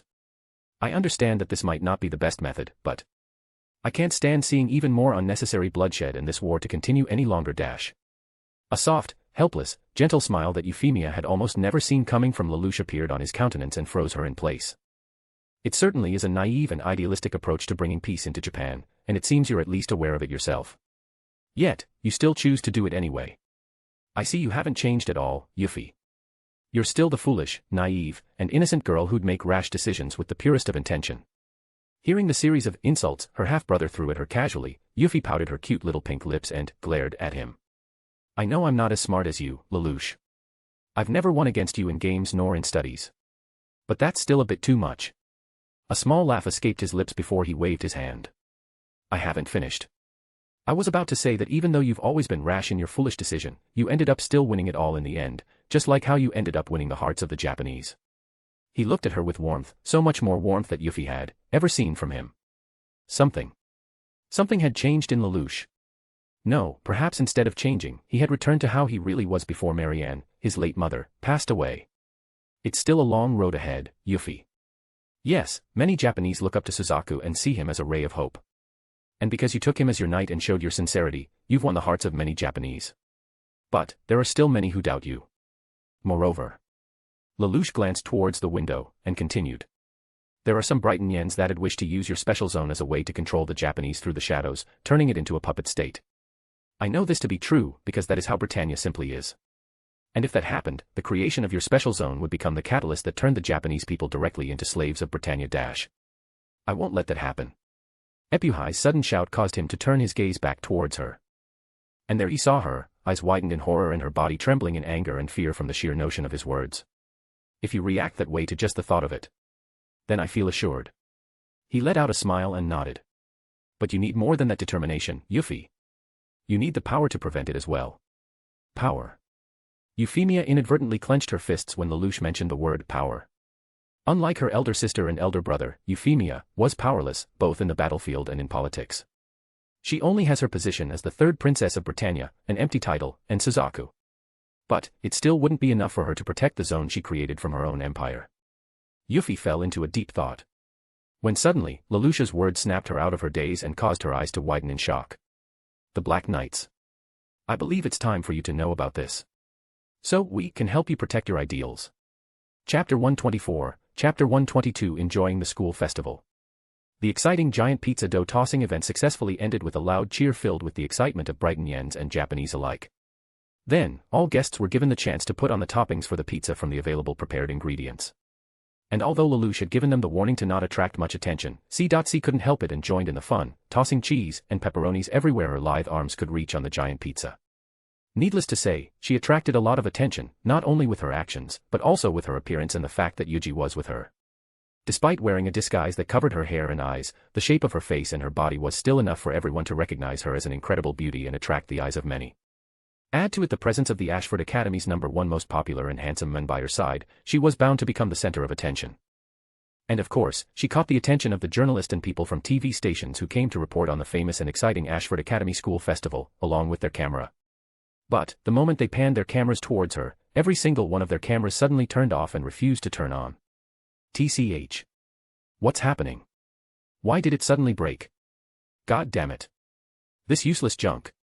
It just had to break when I got a chance for a massive scoop. I need to at least take a picture of them. Boss is going to love them. Why's my phone not turning on? As all the journalists tried to get their cameras and phone to work, Yuuji quietly pulled C. and Karen out of the crowd and escaped before they decide to approach them directly. Why Yuuji, there's not enough cheese yet. SSH. I'll buy you all the pizza you want later. Let's just get out of here before your face is caught on national TV. You'll be feeding me those later on while we continue watching Tatsuya's anime. Alright. C. pouted in indignance. But, she stopped struggling and let herself be pulled by him after he promised her a night full of pampering and pizza. Meanwhile, Karen turned to look at the journalists and TV people who were panicking over their broken devices. She then turned towards Yuuji and asked. Did you break them? Yuuji nodded and answered softly. Temporarily.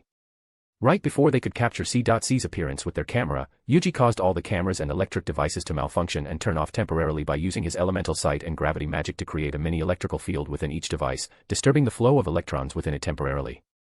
Karen looked at him half amazed and half shocked as Yuuji continued leading them into the main school building, where there would be less journalists and TV people. Although large events such as the giant pizza making and various outdoor games were set up on the courtyard outside the main school building, there were still plenty of interesting events happening inside. Each class held their own special event for the festival. There were themed restaurants, cosplay cafes, game centers, a haunted house, and various other classic high school festival events. For Yuuji and Karen, they were all classic events that, though interesting, didn't really blow them away. Of course, given the scale of the event held by the most prestigious academy in Area 11, the quality of each themed cafe, restaurants, and activities were much higher.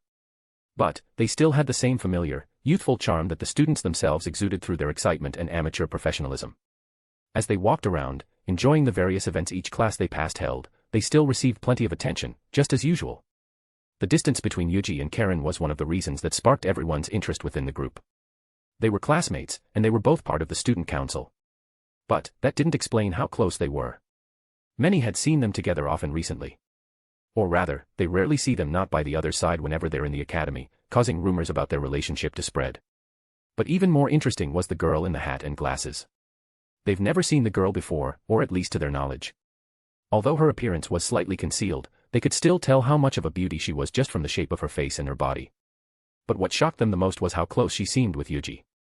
Was she his sibling that he invited for the school festival?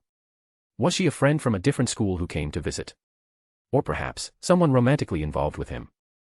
Many of the girls wanted to approach them and satisfy their curiosity by asking them the burning questions they had in their heart. And perhaps, if they were lucky, even join their group to have a chance of spending this annually held Ashford Academy Festival with Yuuji. But, most couldn't overcome their nervousness and shyness to approach Yuuji. While those brave enough were stopped by a single glance and glare from the two girls by his side. Meanwhile, the guys who were interested in approaching the girls also froze in their place. With but a single glance from Yuuji, they all suddenly felt chills going down their spines that caused their heart to drop and their knees tremble. Thus, despite attracting a lot of attention, they were able to enjoy the festival in peace. They managed to visit several cafes, played some games, and even entered the haunted house. Though, perhaps the haunted house was more of a trial for all three of them. Karen and C.C. were scared out of their minds. Although both of them put on a tough front, the moment they entered, they'd immediately wrap their arms around Yuuji, clutching onto him with their lives. And with every jump scare that happened, they would scream their lungs out while pressing their bodies onto him even more. Meanwhile, Yuuji had to endure feeling the heavenly softness of their chest and body, and the pain his little brother was causing him as it tried to free itself from the confines of his pants.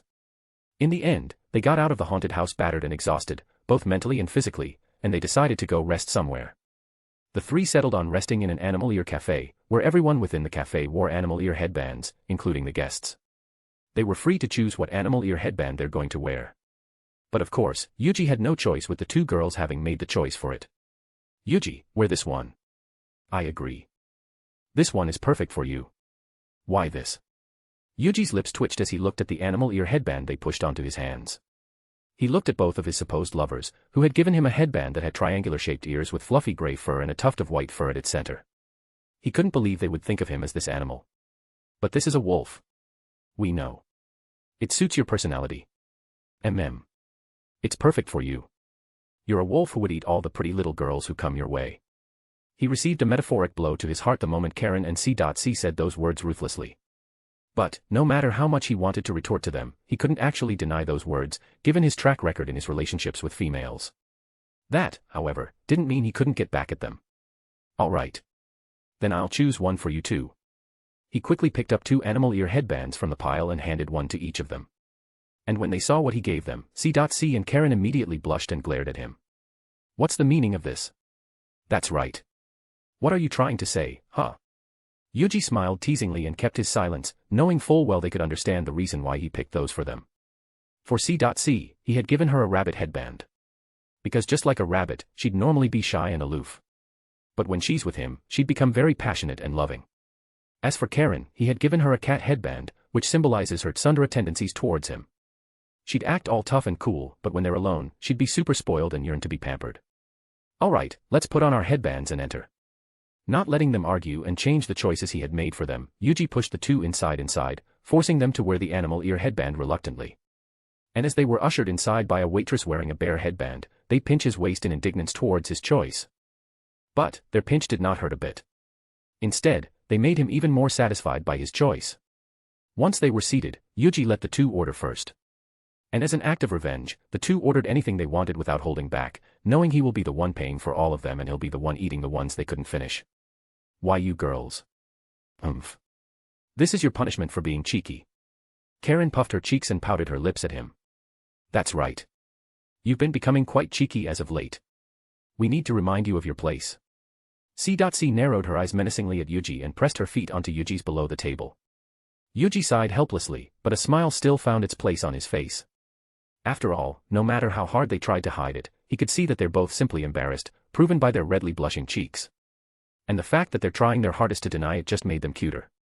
He smiled softly at them, which made them blush even more. But as he was about to apologize for teasing them, he felt his phone vibrate and heard a familiar ring coming from it. He pulled his phone from his pocket and read the message. Ah, so she's here too after all, huh? C. and Karen turned to him with confusion clear on their faces. What happened? Yuuji let out a sigh and answered the two of them. Lelouch met the princess. Just like we expected. X. With the Ashford Academy Festival ending with a resounding success, Yuuji returned home along with C. and Karen, who decided to stay over in his mansion and be with him for the night.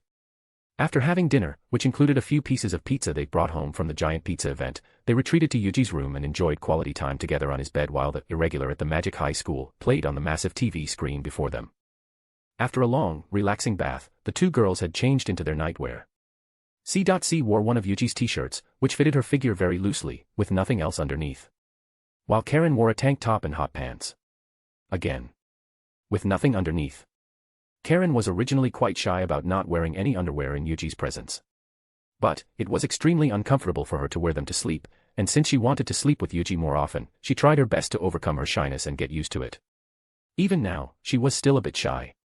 But she had gotten to the point that if the duvet was covering her, she could be comfortable enough to cuddle with him in his bed.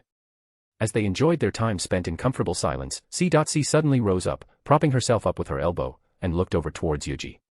Hey. I want to ask you something. What's wrong? Yuuji turned to look at C. and Karen, who was silently enjoying the movie, also turned her attention towards her instead. I want to know. What do you think would happen when the special zone opens up?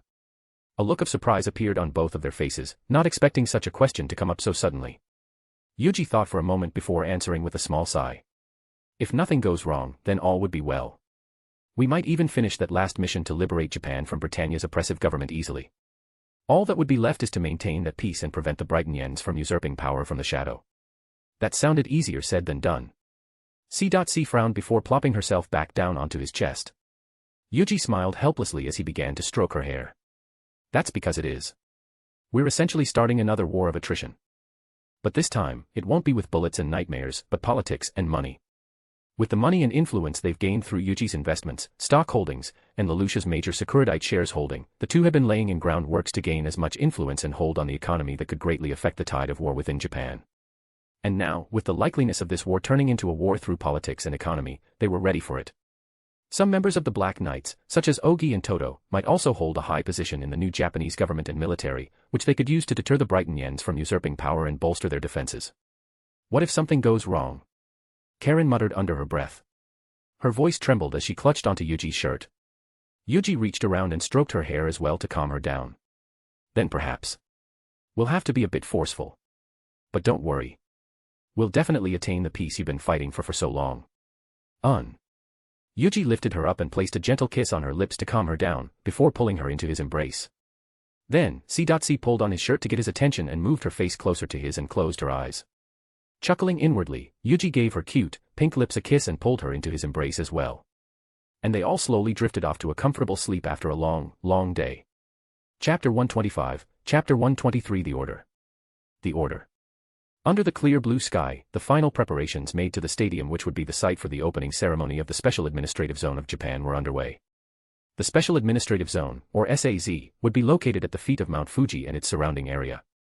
And in this space, 11s would have their name reverted back into citizens of Japan and be restored a number of rights and privileges back. It was a way to stop more blood from spilling and war from ravaging the country of the rising sun. An idea proposed by the third Princess of Britannia, Euphemia, out of her genuine desire to bring peace onto the land. But of course, the nation who sought to conquer the world had other plans to use their own princess's genuine goodwill for their own benefits. Which was why the SAZ needed a deterrent against the Brighton-yens to prevent them from doing as they wished towards the people of Japan. Invisible, cloaked by Yuji's invisibility spell, Yuji, Lelouch, Tatsuya, and Satoru looked down upon the stadium from the skies, lifted by Yuji's flight spell. Karen and C. were also with them, holding onto Yuji tightly as they slowly got over their shock of such a fantastical situation and getting used to being so high in the sky. They all watched as around, or perhaps more than, 200,000 Japanese were registering for the program. And with Yuji's keen vision, he could also confirm that members of the Black Knights were also included in this number.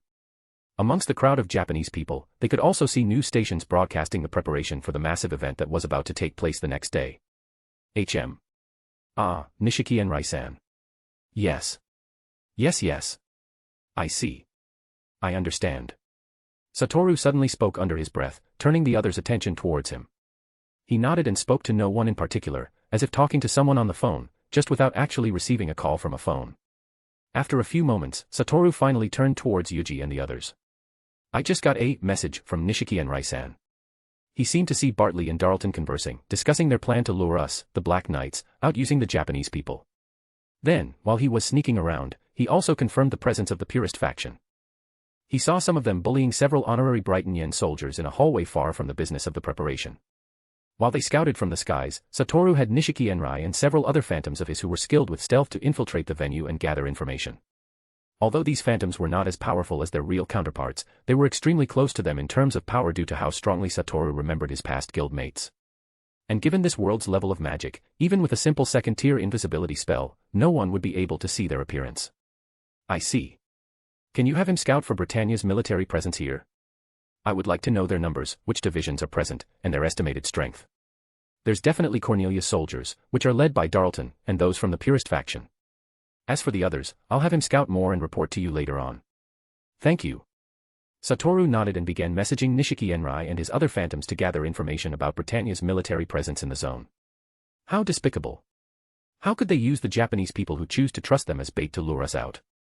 Karen clenched her hand into a fist as she scowled at the Sutherlands and Brighton Yen soldiers, maintaining order around the crowd of Japanese registering for the program. It takes time.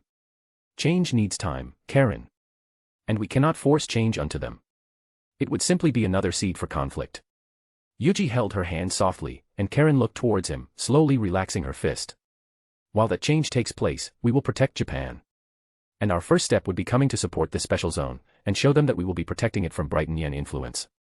Yuuji and Lelouch will come to the special zone as Mordred and Zero. They would be going to where the Brighton Yens have gathered their soldiers and military, to show them that the Black Knights do not fear them, that they would be in support of the special zone, and that they will be protecting it from their attempts to control it, even if it meant using force. Knowing the plan, a look of worry appeared on her face. But before she could say anything, Yuuji kissed the top of her head and assured her. I will be fine. There's no need for you to worry. I, myself, feel safe. After all, you'll be out there waiting for me and protecting me, won't you? A blush appeared on her face, but Karen still nodded resolutely.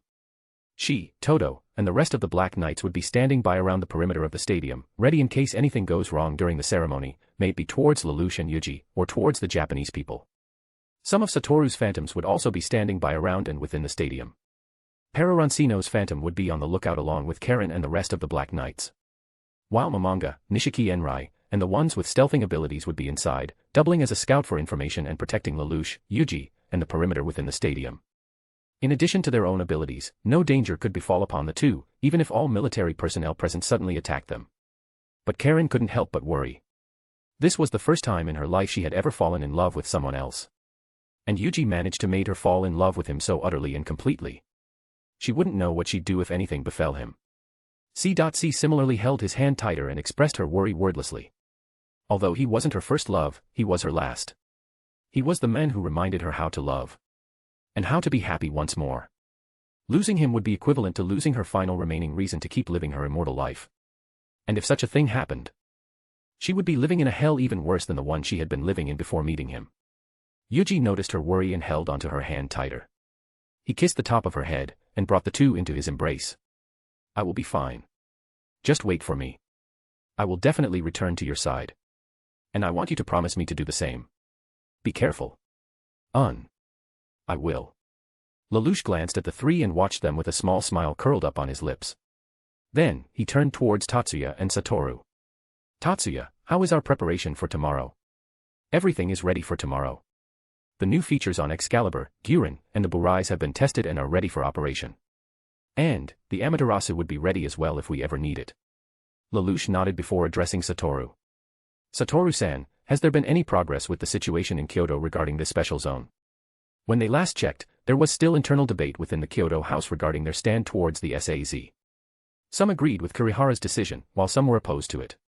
Those who were opposed to it even suspected that Kirihara agreed because he would be gaining control of the Sakuradite mines, which was promised to him by the Brighton Yens.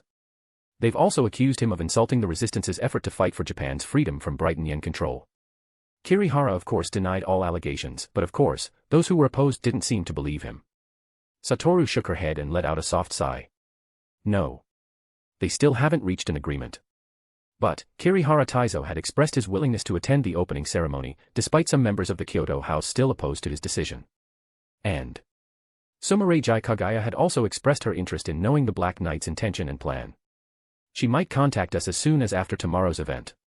At the mention of her name, Lelouch recalled the young headmistress of the Kyoto House. She was a beautiful young girl with long, straight, jet-black hair and the elegance and intelligence that belied her age. In the anime, she had great admiration for Zero and had openly expressed her desire for his hand in marriage on multiple occasions, even going so far as to consider C.C., Karen, and herself as his harem. Unfortunately, he held no such feelings towards her, and he already has someone he'd plan on marrying in the future. But perhaps. Lelouch sneaked a glance towards Yuuji, who was embracing the two girls in his arms, and saw how happy they seemed to be with him. If there's someone who'd be able to make every girl happy, it'd be him. What's wrong? Nothing. I just had a thought. Yuuji tilted his head confusedly. But before he could ask further, Lelouch had returned his gaze back into the stadium for a moment, looking at the crowd of Japanese people registering for the program, and turned back towards his friends. Let's return now. We'll go over the plan for tomorrow once more with the others as well. Then, we'll rest and get ready. Yes. After all final preparations Yuuji and Karen needed to do for the opening ceremony of the Special Administrative Zone of Japan had been completed, they returned to Yuuji's home along with CC. The girls went and took a bath together, while Yuuji quickly took a shower and began preparing dinner. They're taking quite a while. Yuuji mumbled as he began setting the plates on the dining table. Normally, they would have already come to the dining room by now. Though perhaps they were taking their time in the bath to relax and soothe their nerves for the events that might take place tomorrow. He waited patiently in the dining room, using his magic to maintain the vibration of the food molecules to keep it at its perfect temperature. Then after a few minutes, he heard two sets of footsteps approaching. Oh, you're finally here. His eyes widened in shock when she saw the two of them dressed in loosely tied bathrobes. Their hair was still slightly damped, and their cheeks were flushed. They approached him slowly. C.C. kept her stoic expression on her blushing face, while Karen fidgeted nervously, averting her face and eyes away, as she covered her chest and crotch with the bathrobe. And before he could say anything, C.C. arrived before him, placed both of her hands on his cheeks, and pressed her lips against his. Mcho. Sherlup. Chew. Mcho. She didn't hesitate to use her tongue and prod his mouth, teasing his tongue, sucking his lips, and slurping his liquid, using everything Yuuji taught her. And before he could understand why she would suddenly kiss him, Yuuji kissed her back in response, putting in as much of his own love and affection for her into the kiss. It was an automatic response that happened unconsciously for him, stemming from his desire to prove and shower his love for them. A few moments later, their lips finally separated, creating a thin, shimmering string of their mixed saliva that still connected their lips. He looked at C.C's face, and saw a look of absolute love, satisfaction, and happiness in her eyes. And before he could say anything once again, she walked away and sat on the opposite side of the table. Then after C.C., Karen also approached him with her face beet red, and her hands clenched into a tight fist as her whole body trembled nervously. Karen. Shut up. I've made my decision too. MMPH. Karen grabbed his face with both of her hands, slightly more forceful than C.C., and pressed her lips against him. Mcho. Awumchu. Schlurp, gulp ah. Mcho. She frantically tried to use her tongue and her lips, trying her best to make it pleasurable for him and show how much she loves him. Her head was spinning. At this point, she didn't know what she was doing either. All she knew was how much she wanted to show her love for him, how dear he was to her, and how much she wanted him. But then, a pair of hands suddenly held her face, snapping her out of her daze. Her eyes opened wide as she froze, looking at Yuuji in shock. Karen. Calm down. I am sorry. MMH. He kissed her softly, a chaste kiss that made her heart skip a beat, and smiled. I've received your feelings, Karen. Thank you. And I love you just as much. Her mouth fell agape as he tried to form words that were stuck in her throat. Happiness, joy, love, all those feelings just exploded within her and her embarrassment rose to maximum. Without a word, she quickly ran and sat down beside C.C., covering her redly blushing face with one hand, before she began eating quickly to hide her embarrassment. Yuuji looked at the two in both surprise and confusion as they both began to eat their dinner. He turned towards C.C., who was comparable acting calmer than Karen, though her face was similarly blushing red. CC. Just what happened? Ah. We're just deciding the order. The order. C.C. nodded and looked at him right in the eyes. Yes. The order of who you're going to make love with first tonight. Chapter 126, Chapter 124 C.C. R. With their robes thrown on the floor, the two girls pinned him down on the bed with their chest on top of his, taking turns kissing his lips. While one enjoyed his lips and tongue, the other would pepper his cheeks, ears, chin, and neck with kisses, leaving their mark on him to show other vixens who he belonged to. Their hands glide down his chest to his abs, having taken off his shirt to feel his perfectly smooth skin and hard muscles. Even Karen, who was extremely nervous, couldn't help but touch him, carving the shape of her beloved's body into her mind. MMHH. Yuuji. Kiss me too. Mcho. All right.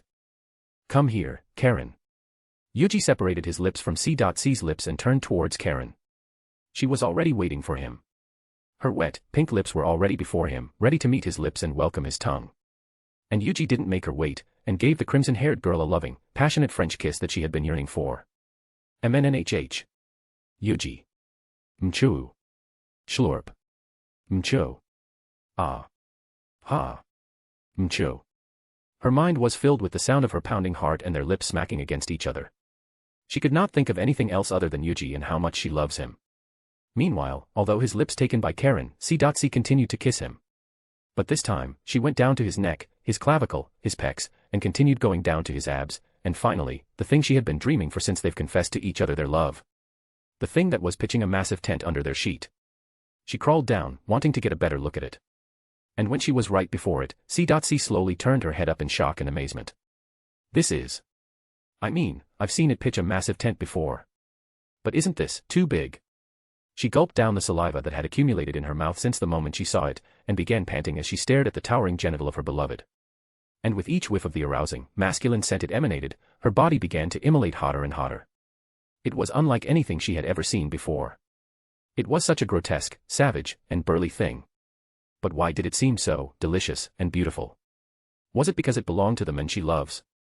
Or was it because his dick was made to enchant women with a single glance? Even though she knew it would be extremely difficult for her to receive such a massive thing inside her, she couldn't help but look forward to it. This thing might change her life forever. Just like his love. She moved her hand towards it instinctively and held the long, thick shaft of his dick with one hand, and cupped his large, full balls with the other. And C.C. couldn't help but feel amazed once more. Her fingers couldn't circle the full thickness of his shaft completely, while her other hand was full with his full, heavy balls. She began stroking and massaging them slowly. MMHH. CC. His hips shook, and she could feel his rod twitching and his balls contracting and relaxing in response to her touch. And an overwhelming sense of happiness filled her heart. She couldn't help but want to please him more and see his cute reactions. MMMHH. C.C. giggled inwardly when she heard his muffled moans the moment she put the massive head of his dick into her mouth. MMPHH. Schlurf. Poha, ha. Your dick is too big. Seriously. Just to fit the head of his dick into her mouth, she had to open her lips as much as she could. And when she lowered her head to receive more of his length into her mouth, she quickly filled her mouth before she could fit even a third of his length. Then, she began pumping her head up and down, licking, sucking, and slurping down his dick like it was the most delicious popsicle she had ever tasted. Why does it taste good? Her tongue continued to lick the head, and before long, she could taste his precum. She began lapping it up greedily. It was her beloved's essence. Even if it tasted disgusting, she would still receive it and drink it happily. She'll just complain to him later and ask him to compensate her by pampering her or giving her kisses. But contrary to her expectations, it tasted amazing. Seriously. Is this also the effect of his divine body? She was lost in a trance as she continued bobbing her head up and down his dick, tasting every single part of his dick and drinking every single drop of his essence. Then after a while, she separated herself from his dick for a moment, catching her breath while her hands continued to pump his dick and massage his balls.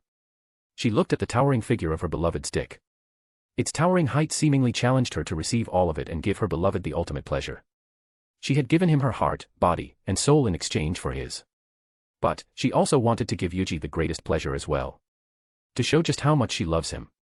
So, she readied herself, and plunged his dick deeper into her mouth. This time, she made use of all the saliva that she accumulated when she drooled on his dick, and used her tongue to spread it all around, lubricating it so it could reach deeper inside. NNGHH. CCC. His hips buckled slightly when C.C. suddenly swallowed more than a third of his dick and plunged it into her throat. A reflexive gag caused her throat to tighten before she coughed, causing her drool to flow down the entirety of his length. It was painful. But compared to all the physical pain she had suffered in her life, this was nothing.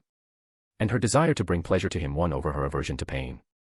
She kept his dick in her throat for a few moments, enjoying the sensation of her beloved's dick every time it twitched and pulsed in her mouth. Then, when she finally ran out of breath, she slowly raised her head back up, sucking and licking his dick as she went up, before releasing it with a loud pop. Ah. That was interesting. She let out a gasp and began to breathe heavily, catching her breath after not breathing for quite a while with his dick in her mouth. It felt so good. Are you okay, CC? That was amazing. C.C. licked her lips and smirked at the two, who had separated from their kiss and began watching her in amazement before she knew it. I'm fine. But I couldn't take it all in yet. It's fine. It already felt extremely good. C.C. looked at Yuji's towering cock and snorted. I'll try again another time. But now. C.C. slowly crawled her way up until she was face to face with Yuji, and her sacred place right above his towering rod. Yuji. Do it now. I want it. Carve your love into my very body and soul so I won't ever forget it again. His eyes widened for a moment, noticing her genuine desire and desperation in her voice. He could see it in her eyes. Her desire to be one with him, and to truly carve this moment into her life, never to be forgotten. His face melted into a loving smile as he lifted up his hand towards her face, and caressed it ever so gently. Of course. Let's make this an unforgettable moment for both of us, C.C. C.C. pressed a finger to his lips. No. Call me by my name. Not CC. Call me Cecilia. Cecilia Corrible. Yuji felt his heart skip a beat as he looked at the brightest, happiest, and most beautiful smile she had ever had. Her name. The name of his beloved rang deep in his mind, and he carved it in his heart. I love you, Cecilia. Let's be together forever. NN. Their lips meet as Yuji caressed her cheek and wrapped his other hand around her slim waist, pulling her into his embrace. Then with her hand, she held Yuji's dick and aimed it in at her pussy, before slowly lowering herself to welcome him inside her. NGGGH. Chew. It's so big. Coo. Groans of pain escaped her lips when they separated from Yuji's as she slowly sat lower and lower onto his dick. Cecilia was not a virgin. It has been too many years to count. In fact, she couldn't remember the last time she had done it with someone else. But it hardly mattered, as nothing she had ever experienced could ever prepare her for this. She felt her pussy stretch as the stinging pain began to hurt more and more. But she kept lowering herself and kept receiving him to her depths. Her desire to become one with him overwhelmed the pain she was feeling. But before long, as they continued their kiss, the pain slowly disappeared, much quicker than she anticipated. And when his large head reached her cervix and kissed the entrance of her womb, a jolt of unimaginable pleasure shot up her spine. NNNGHH. KKHHK. Aaya. Her back bent and curved up and her entire body convulsed as she squirted all over his stomach.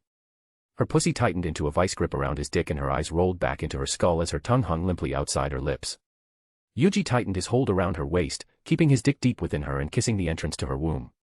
And as she convulsed uncontrollably, he continued licking and suckling on her soft, marshmallow tits and hard, pink nipples. Ngangha. Ha. Ha. You. How could you keep sucking my breast while I'm in that state? Cecilia collapsed onto his chest and panted roughly, her body convulsing once in a while in the wake of the first orgasm she experienced in decades. Your breasts are right in front of me. There's no way I could resist it. I've been dreaming of doing it for a while. Ah. That's right. You're a breast lover. Yuji wanted to retort to her words.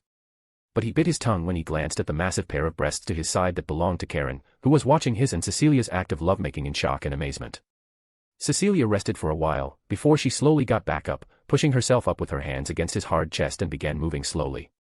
MMNNGHH. Ah. Yes. There. It feels so good. She rode him slowly.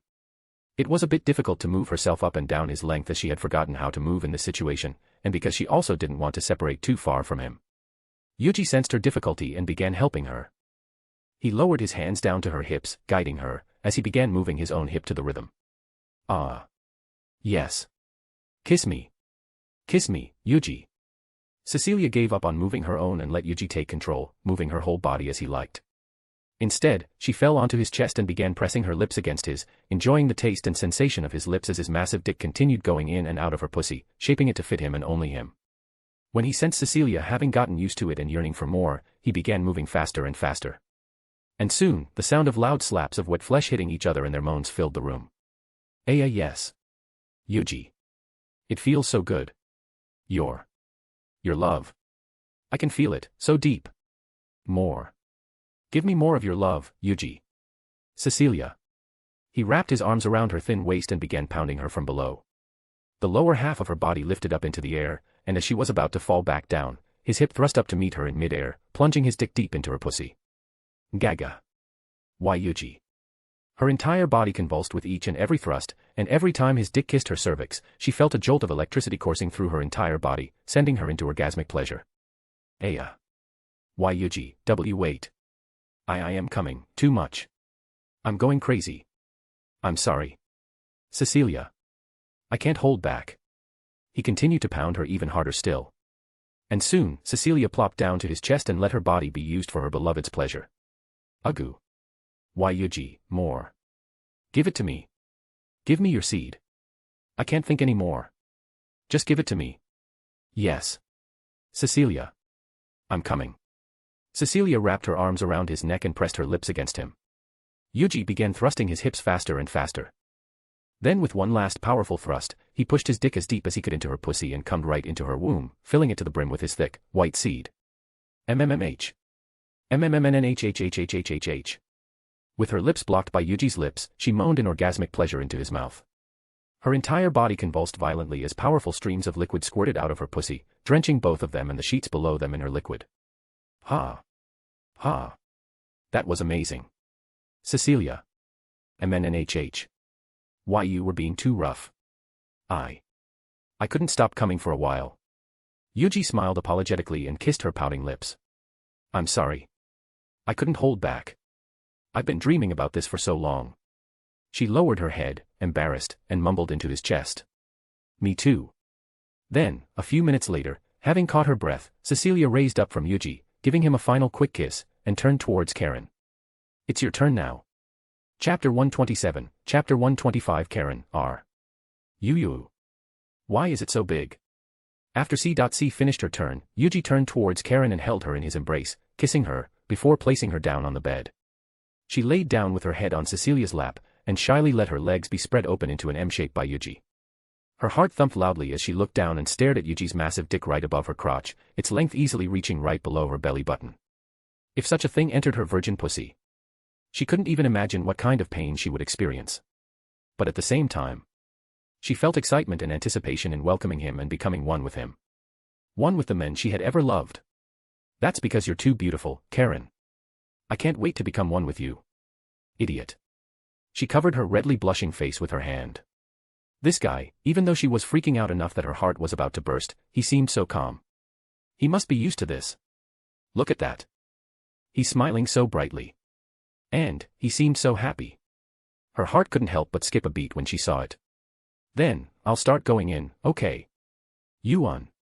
Yuuji held his dick and aimed it towards the entrance of her tight, camel-toe pussy, which had a cute little crimson fuzz above it.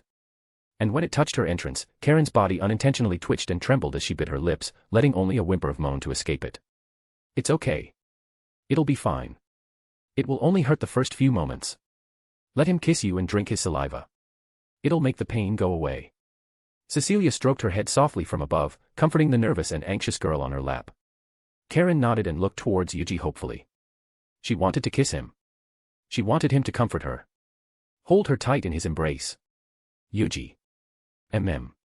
He lowered himself towards her and placed a soft, gentle kiss which slowly turned into a passionate kiss as their tongues intertwined. She wrapped her arms around his legs, and her legs unconsciously wrapped around his waist, yearning to be closer to him. Yuuji. I'm ready. Put it in. Yeah. Let's become one, Karen. Karen winced as she felt his massive, hot thing pried her closed entrance open and enter slowly into her. Cook. Why Yuuji? Menchu. Yuuji kissed her lips and let her lick his tongue as he continued to enter deeper and deeper into her. Soon, he felt his dick touch a thin barrier that marked her as a virgin. Karen. I love you. I love you too. Yuuji. They kissed once more, and with a single small push, Yuuji pierced through her hymen. It hurts. Why Yuuji? It hurts. I'm sorry, Karen. I'll stay here for a while until you get used to it. Tears fell down the corner of her eyes as her legs instinctively strengthened around Yuji's hips. But he stayed firm and didn't let himself be pulled, lest his dick would have been pushed even deeper into her, hurting her even more. Yuji kissed her softly, letting her drink his saliva to ease her pain, and held her hands tight as Cecilia continued stroking her head. Soon, the pain eased, and Karen looked at Yuji with a hint of expectation and excitement. Why, you can move now. It's getting better. All right. Yuji slowly began to push deeper into her as she winced, expecting the searing pain once more. But instead, an indescribable sensation of immense pleasure shot up her spine. And the moment his dick touched the entrance of her womb, her entire body convulsed uncontrollably. NNNHHH. What is this feeling? IIVE never felt anything like this. It's called pleasure. Now, let him do the work and just enjoy it, okay? Karen continued to wrap her arms and legs around Yuji, clinging onto him, as he began moving his hips skillfully. NNNGHH. It feels so strange. But it also feels good. There. It feels tingly there. With every thrust, Yuji slowly explored her depths to try and find her most pleasurable point. He paid attention to when her pussy would clench the hardest, and when he found it, he focused his attention on hitting it over and over. Yes. There. It feels so good there. This is so embarrassing. But I can't hold my voice. Karen tried to cover her mouth with her hands, but Yuji held them instead and pinned them on the bed. Then, with her defenseless body and bare, massive breasts with two stiff peaks before him, Yuji didn't hold back and put her stiff nipple into his mouth and began sucking. Naya. Why, you idiot. Stop sucking on my tits. NGGHH. You big baby. He let go of her hands and began fondling her chest. And despite her words, Karen held her head close to her chest, hugging it, as Yuji suckled on her nipples. Yes. That's it.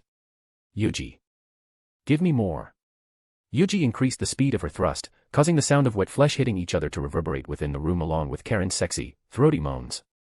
She held onto him, never once letting go of her arms and legs around him. Instead, she hugged his head even tighter and wrapped his legs around her hips even more. Yuji. Something is coming. It feels so strange. I'm getting close too. Karen. Let's come together. Yes. I'd love that. Let's come together, Yuji. Yuji immediately increased the speed of his thrust, causing her moans to become even louder. He held onto her in a tight embrace as he pounded her pussy powerfully, letting the sloppy, wet sounds of their flesh hitting each other echo throughout the room. I am coming. Yuji. Karen. I am coming. Nahaya. With one last thrust, Yuji plunged his dick deep into her pussy and burst, shooting his seed deep into her womb. And at the same time, Karen's entire body convulsed as her pussy tightened around his massive length, squirting all over his stomach and crotch. NNGHH. Karen heaved heavily as her body convulsed once in a while, still relishing in the aftershock of her first orgasm. She could still feel Yuji's dick inside of her convulsing once in a while, filling her with a warmth she had never felt so deep inside her womb. The physical manifestation of his love and his desire to mark her as his. And although there was still a bit of pain down there, she felt so fulfilled, joyful, and loved as she felt his cum in her womb and his dick in her pussy. That was amazing, Karen. Did you enjoy it? Does it still hurt? Yuji slowly raised up to look at her face. A bit. But it felt very good. I see. I'm glad. He smiled softly, and slowly lowered himself to kiss her. I love you, Karen. Yuan. I love you too. X. Karen laid limply on one side of the massive, double king-sized bed, having just finished another round of love-making with Yuji.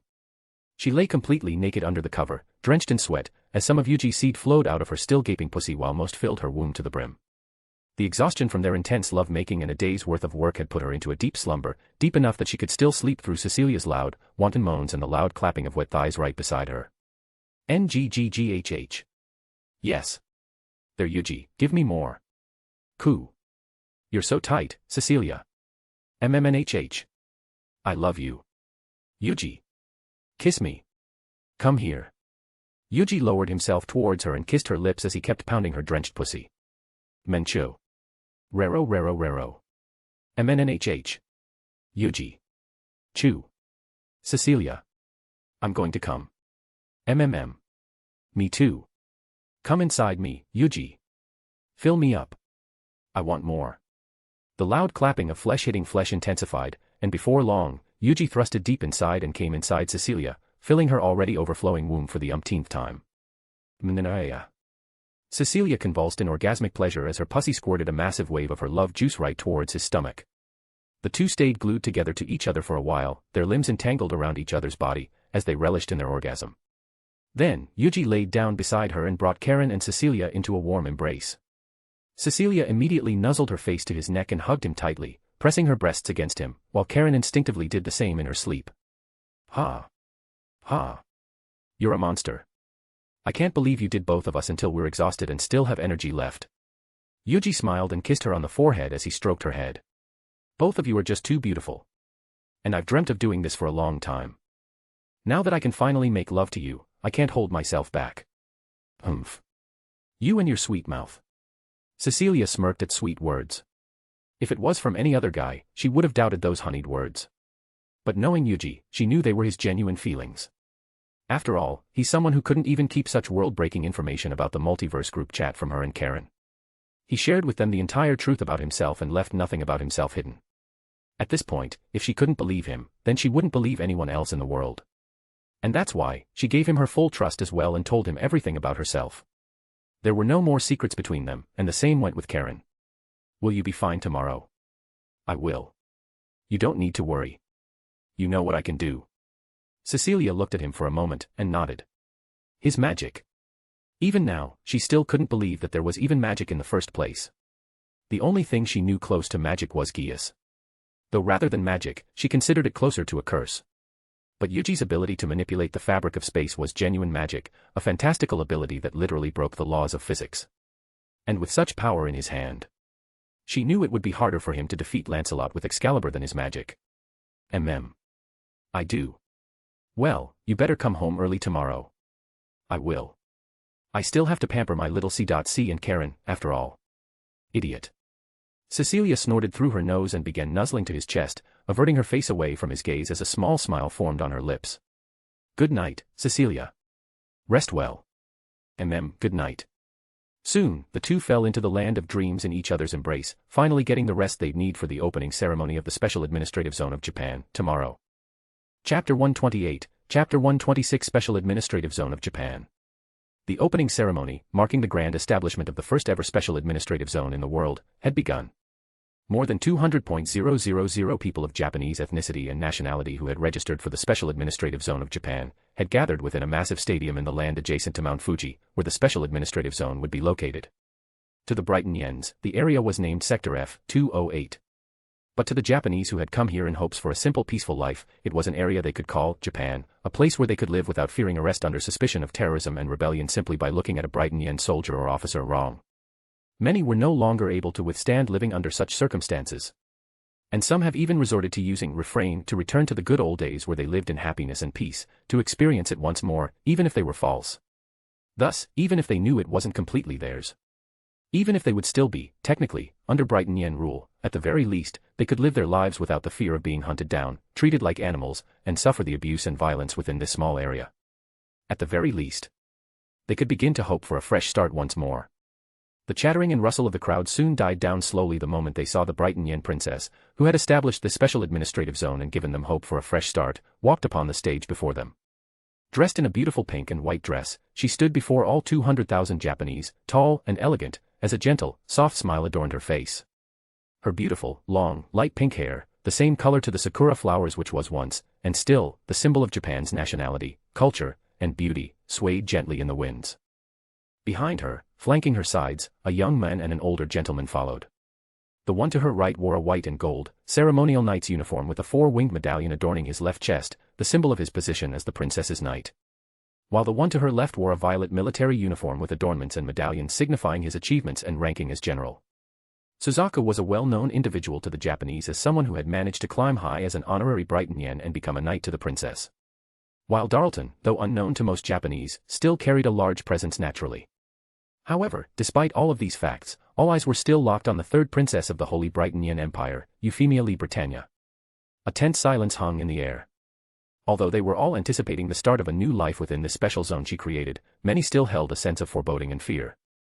The deep-seated trauma from all the years of suffering they've experienced still lingered deep in their hearts. And it would take much longer and much more than the establishment of the special zone to mend it. Even then, they would still bore the scar that won't ever heal within. Euphemia did not expect applause or cheers at her appearance on this stage, nor did she expect to gain their full trust. She understood that they would still be, rightfully, apprehensive towards her because she was a Brighton Yen, and she knew this was simply her first step and that she would still need to work even harder to make their lives better, protect them, and prove herself to be their ally. So, despite the silence, apprehension, and fear, she kept smiling a genuine, soft, gentle smile and began her opening speech. People of Japan. First and foremost, I would like to express my heartfelt gratitude for attending this opening ceremony for the Special Administrative Zone of Japan. My name is Euphemia Britannia, third princess of the Holy Brighton Empire, and I am overjoyed to see so many Japanese people have chosen to become a part of this special zone, and given me the chance to prove my genuine desire to end the conflict between my nation and yours, and begin the first step in creating a place where all Japanese people can live in peace. Since Japan's defeat against Britannia, the Japanese had lost not only their lands, their culture, but their name as well. They were no longer Japanese, and their homeland was no longer Japan. They were simply 11s, living in a country now named Area 11. They could no longer even refer to themselves as Japanese, as referring to themselves as such was enough for the Brighton Yens to arrest and subject them harsh punishment, abuse, and jail time in suspicion of being a part of a rebel group. They were guilty until proven innocent. And proving it was under the discretion of the Brighton Yens. They could only refer to themselves as Japanese behind closed doors, away from the ears of Britannia's soldiers and civilians. And some had even given up on holding on to that final piece of their Japanese nationality in fear of the consequences. But now, the word that was already considered taboo amongst the Japanese was uttered by the princess of the Holy Brighton Empire. Gasps of disbelief filled the entire stadium. No one could believe what they had just heard. But the princess continued her speech. I came to this country just a few months ago. All my life, I have never seen anything beyond the castle walls. And the things I've seen these last few months were much more than anything I've seen in my life. I've seen the Shinjuku ghetto with my own two eyes. A place I believe to once be a bustling metropolitan. I've heard many things about this beautiful nation from my dear knight, Kururoji Suzaku. A nation of beauty, culture, long heritage, and people who cared for each other. Even just from his words, I could imagine what a wonderful country this was. Tears threatened to fall down their eyes and many fists were clenched as all the Japanese present within this stadium began to reminisce. Reminiscing the peaceful days before war tore their country apart. The war that Britannia brought to their doorstep. Flames of hatred fueled by the years and decades of suffering began to light up once more within their hearts. But before anyone could raise their voice, Euphemia continued. I understand that many of you must be angered by my words. Perhaps, some of you may even think of me as a hypocrite. And I understand your sentiment. However, I would like you to know that from the bottom of my heart, I wish for peace to return to this land. I am prepared to work my hardest so that the Japanese will be able to live not only in peace, but in happiness. I shall do my best to make sure that all your rights are protected, and your culture, retained. The establishment of this special administrative zone of Japan shall be the first step I take towards that dream. And with your support, I believe that we can one day see the future in which everyone who stood in this land can live in peace and happiness. A future where our children, and their children after that, could live in laughter and happiness. In the stadium filled with hundreds of thousands of people, there was silence following the heartfelt, genuine words of the Britannia princess. But soon. 1 clap, 2 claps, 3 claps, one by one, the people of Japan began clapping their hands, and applause began to slowly resound throughout the entire stadium. Cheers in support of the princess were yelled by some before their voices were drowned by even more cheers and applause by the others. And Euphemia simply stood there, in disbelief. Her eyes watered and her lips trembled, and soon, her entire body began to shake as she covered her lips with her trembling hands. Thank you. Thank you. My princess. Tears continued flowing down her cheeks as she turned from side to side, looking at all the Japanese people who were cheering for her ideals, and her dream. Suzaku similarly teared up when he saw this sight, and turned towards her with a joyful smile. While Darlton kept a solemn expression, unfazed, yet not cold. The third princess's dream to stop them from doing the final push to completely conquer this area, and instead, return the land they've conquered back to them was something he could not agree with. The blood they've paid to get this far was not something that could just be swept away and forgotten with pretty words. However, Darlton turned towards the cheering 11s, saw the support the princess was receiving, and fell into a thought. Perhaps this would be a good way to conquer this area without spilling even more Britannia blood after all. His princess, Her Highness Cornelia, and His Highness, Prince Schneasel, might seem to be in support of Euphemia's dreams. But perhaps, they too must have seen the benefits of establishing this special zone. To conquer through means of politics and economy, instead of bullets and blood. Perhaps, if they were successful here, they could implement this strategy in other areas as well. However, the Black Knights must not stand for this. They've lost their reason to fight the moment Her Highness gave the peace they wanted on a silver platter. And their position within the hearts of the 11s had faltered when Her Highness won them. However, Darlton recalled the words his princess bestowed upon him. To keep his vigilance and watch the Black Knights in case they planned to harm the third princess and protect her. Although they told her their wish to return peace unto the land. Cornelia could not simply believe them completely. And her sister's safety, as the one who established the special zone, might be targeted. She had expressed fully how dangerous and powerful the Black Knights were. And Darlton no longer underestimated the force that had caused them defeat in the Battle of Narita and the port of Yokosuka. I need to keep my vigilance. There's no guessing what Zero and that devil might do when pushed into the corner. Just then, the radio communication within his earpiece rang. And upon hearing the message, his eyes widened in shock and he turned his gaze towards the entrance of the stadium.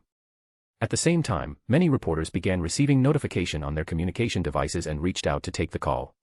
What? Zero is here. That jet black nightmare is with him too. Hurry. We need to go there and film it. The Japanese people, who had overheard their words, also began to look around in surprise and spread the word. Darlton immediately responded to the message and raised his voice. Are you sure? Do you have visual confirmation? Is Zero and the Excalibur there? Suzaku and Euphemia's eyes widened in shock upon hearing his words. Suzaku's panic was apparent in his eyes. But on the other hand, Euphemia's shock only lasted moments, and her gaze quickly shifted towards the entrance of the stadium. Why yes, my lord. We have visual confirmation. Zero is standing on the shoulders of Excalibur and is currently approaching the stadium. His face scrunched into disdain. Order the guards to arrest them at on dash. General Andreas Darlton. Darlton stopped before he slowly looked towards the third princess of Britannia, who had suddenly raised her voice, to stop him. Let them in. Your Highness. But why? The Black Knights are dangerous. Their presence could threaten your safety. Especially when the Dark Knight is also present. Please allow me to order all the knights and guards stationed to apprehend the Devil and Zero. And then what, General Darlton? Let all of these Japanese people see we apprehend their protector, their defender, and their savior after we had just promised peace and their safety. But your Highness dash. Euphemia turned her body towards him and stood straight before the general. And only now was he reminded that the one who stood before him was a member of the royal family. Even though she was young, naive, and innocent, Euphemia was still the princess of the Holy Brighton Yen Empire. And the presence she exudes reflected her station. It would be unwise to apprehend Zero and incite even more distrust and anger from the Japanese people who had gathered here. Let them in, General Darlton. I will be fine. We have plenty of troops protecting this area, and I have my knight, Suzaku, and the Lancelot, with me. And I believe they will not do such a foolish thing as to attack me, someone who had sworn to give these Japanese people peace, and incite war with so many of them present. Darlton clenched his fists and teeth in silence. Then soon, he finally relented with a sigh and commanded his subordinates. Let them in, and escort them. Yes, my lord. Soon, the figure of a jet-black nightmare frame with a familiar masked man standing on its shoulder could be seen entering the stadium. And behind them, flanking their sides, were two Sutherlands, both aiming their rifles at them as they escorted them inside. The moment they entered, hushed whispers and gasps filled the stadium as confusion, surprise, and anxiety began to spread. Why were the Black Knights here? Why was it just the two of them? Were they trying to talk with the princess? There's no way they would cause a fight with just the two of them here, right? Were the rest of the Black Knights outside too? Questions began to fill each and every single person within the stadium as Zero and the Excalibur began getting closer and closer towards the princess. Euphemia stood before them with her hands elegantly placed before her, and her back straight, befitting her royal birth. The Excalibur came closer and closer, and just as Darlton was about to tell them to halt, it stopped on its own, just a few meters before the third princess. It held his hand onto his shoulder, letting Zero walk onto it, and slowly set him down on the ground. Then, the cockpit opened and a figure in jet black, armored suit appeared from within.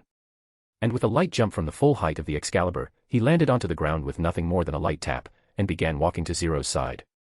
Darlton and Suzaku felt their heart clenched upon witnessing the devilish visage of the rumored monster who piloted the jet-black nightmare that went on a rampage in multiple fronts against them. They were able to finally put a face, or a mask to the rumor, and they couldn't help but feel a sense of trepidation in his overwhelming presence. Euphemia also flinched when she saw the devilish visage of Mordred. Although Lelouch had told her that he was his trusted friend and ally, this Mordred still exuded an oppressing air around him. But, her attention quickly shifted back towards Zero. There was silence as Zero and Euphemia exchanged gazes between each other, until one broke their silence. "It is an honor to finally meet you, Your Highness." Chapter 129, Chapter 127 Behind the Masks. "It is an honor to finally meet you, Your Highness." Suzaku and Darlton immediately rushed to stand before the princess, putting themselves between her and Zero in a protective fashion. But Euphemia spread her arms and held them back, before placing them in front of her stomach once more and addressed Zero. "Likewise. I've heard much of your activities. You've made quite the name for yourself. And I am sure the general was quite enthusiastic to apprehend us at sight due to our history. But it seems I have you to thank for being here. And with escorts, no less." Both Darlton and Suzaku narrowed their eyes dangerously at Zero, ready to pull their gun from their chest holster hidden beneath their blazer. Seeing their reaction, Zero simply smiled, though his expressions were unseen from outside perspective, and shook his head. "I jest. Thank you for letting us in." Euphemia shook her head in response. "The general was simply worried for my safety. And after he assessed that you would not simply come to endanger anyone here, Brighton Yens and Japanese alike, he told his men to stand down and lead you to me. Isn't that right, General?" Euphemia turned towards Darlton as he and Zero stared at each other in silence. "I see. Then, I extend my gratitude to the general as well." Darlton kept his silence and did not respond to Zero's words or his nod. His eyes were still filled with vigilance, suspicion, anger, and frustration. Needless to say, Zero noticed those emotions, but he did not mind it and simply turned his gaze back to the princess. "I have come here to discuss the special administrative zone of Japan you have established. Specifically, the stance in which the Black Knights shall take in regards to its establishment and the role it shall take henceforth." Zero purposefully worded himself to be ambiguous in how the Black Knights would react to the establishment of this special zone and what their actions would be following it. Many Japanese still held suspicion, for good reason, towards the Britannians' intention with the special zone. Although the third princess's words and intentions seemed genuine, none of them knew what exactly the Holy Brighton Yen Empire intended to do. Perhaps, some had already begun their preparations to take control of the special zone itself and steal the Japanese's right to rule themselves once more. Thus, Zero worded himself this way to turn the Black Knights into an arbiter who would judge the Britannians' intention towards the special zone and protect the Japanese. If the Brighton Yens had any intentions to harm the Japanese with the special zone, then the Black Knights will be there to protect them. And if the Brighton Yens didn't have any intentions to harm them with this special zone, then the Black Knights will be there to keep it as such. Zero had just announced the Black Knight's intention of protecting the Japanese and threatening the Brighton Yens by saying a few ambiguous words about his intention for meeting the princess. Suzaku still kept his vigilance and suspicions towards Zero, and did not notice yet the meaning behind Zero's words. To him, his words simply confirmed that there was still a chance that the Black Knights could turn and harm his princess. On the other hand, Darlton stopped and widened his eyes in surprise. He, who was assured of Zero's intention for coming to this ceremony to be that of harming the princess and Britannia, came to a realization that he was mistaken. Zero did not come here to harm the princess. It was obvious to him that Princess Euphemia genuinely wanted to end the conflict between Britannia and Area 11, give the 11s the right to call themselves Japanese once more, and let them live in this zone free of Brighton Yen influence. And Zero must have known this as well. The reason why he said those words, they were meant to be a threat. A threat not to the princess, but to the Brighton Yens who wish to usurp control from the Japanese in this special zone. If you dare turn this special zone into a puppet state for Britannia and harm the Japanese in any way, the Black Knights will not simply stand idle.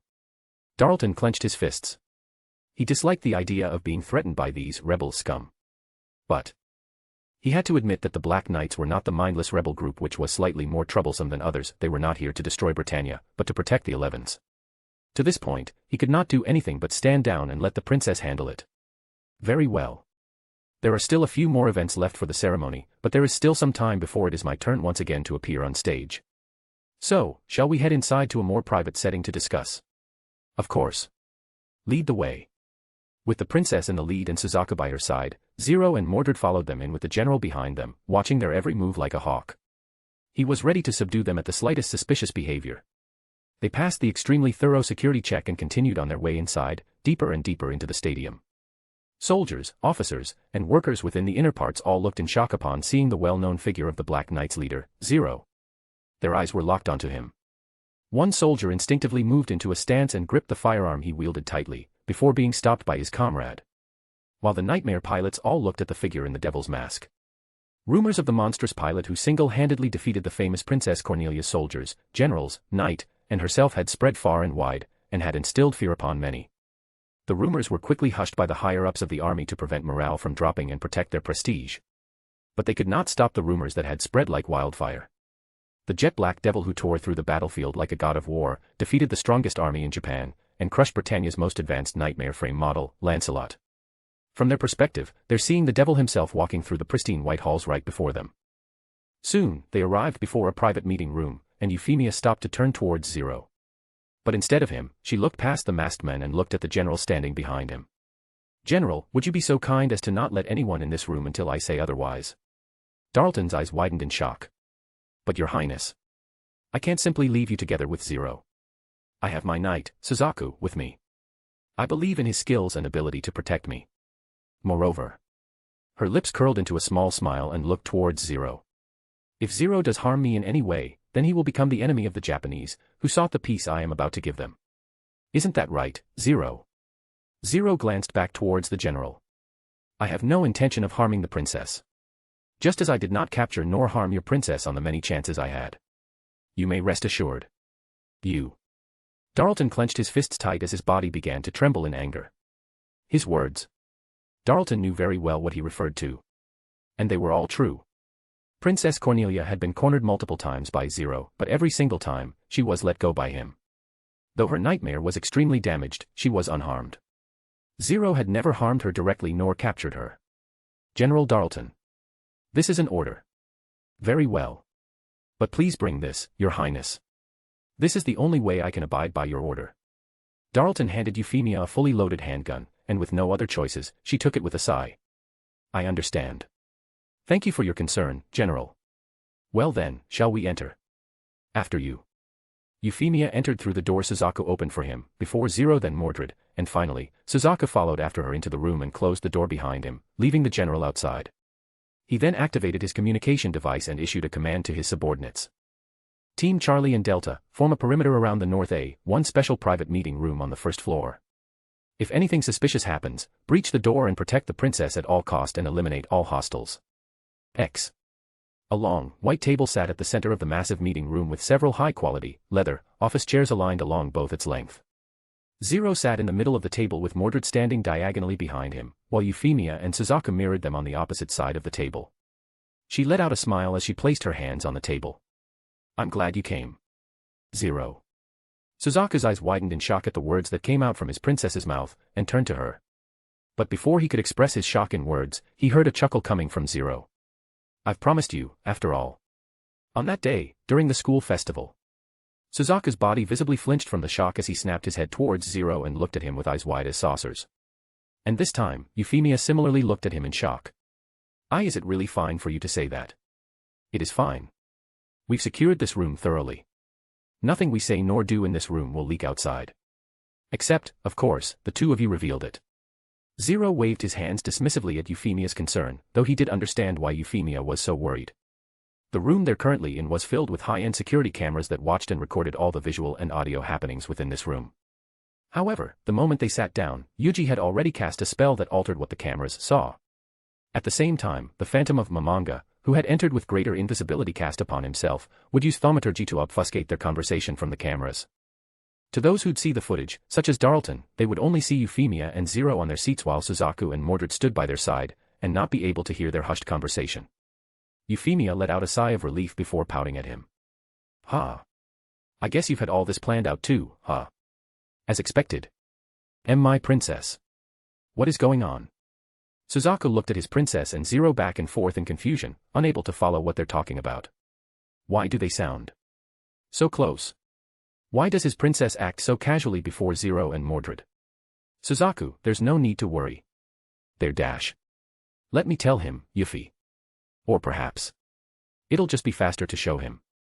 Zero reached for his mask and a clicking sound resounded before the back of his helm receded inside. Then, he took it off, revealing the face that Suzaku least expected. No way.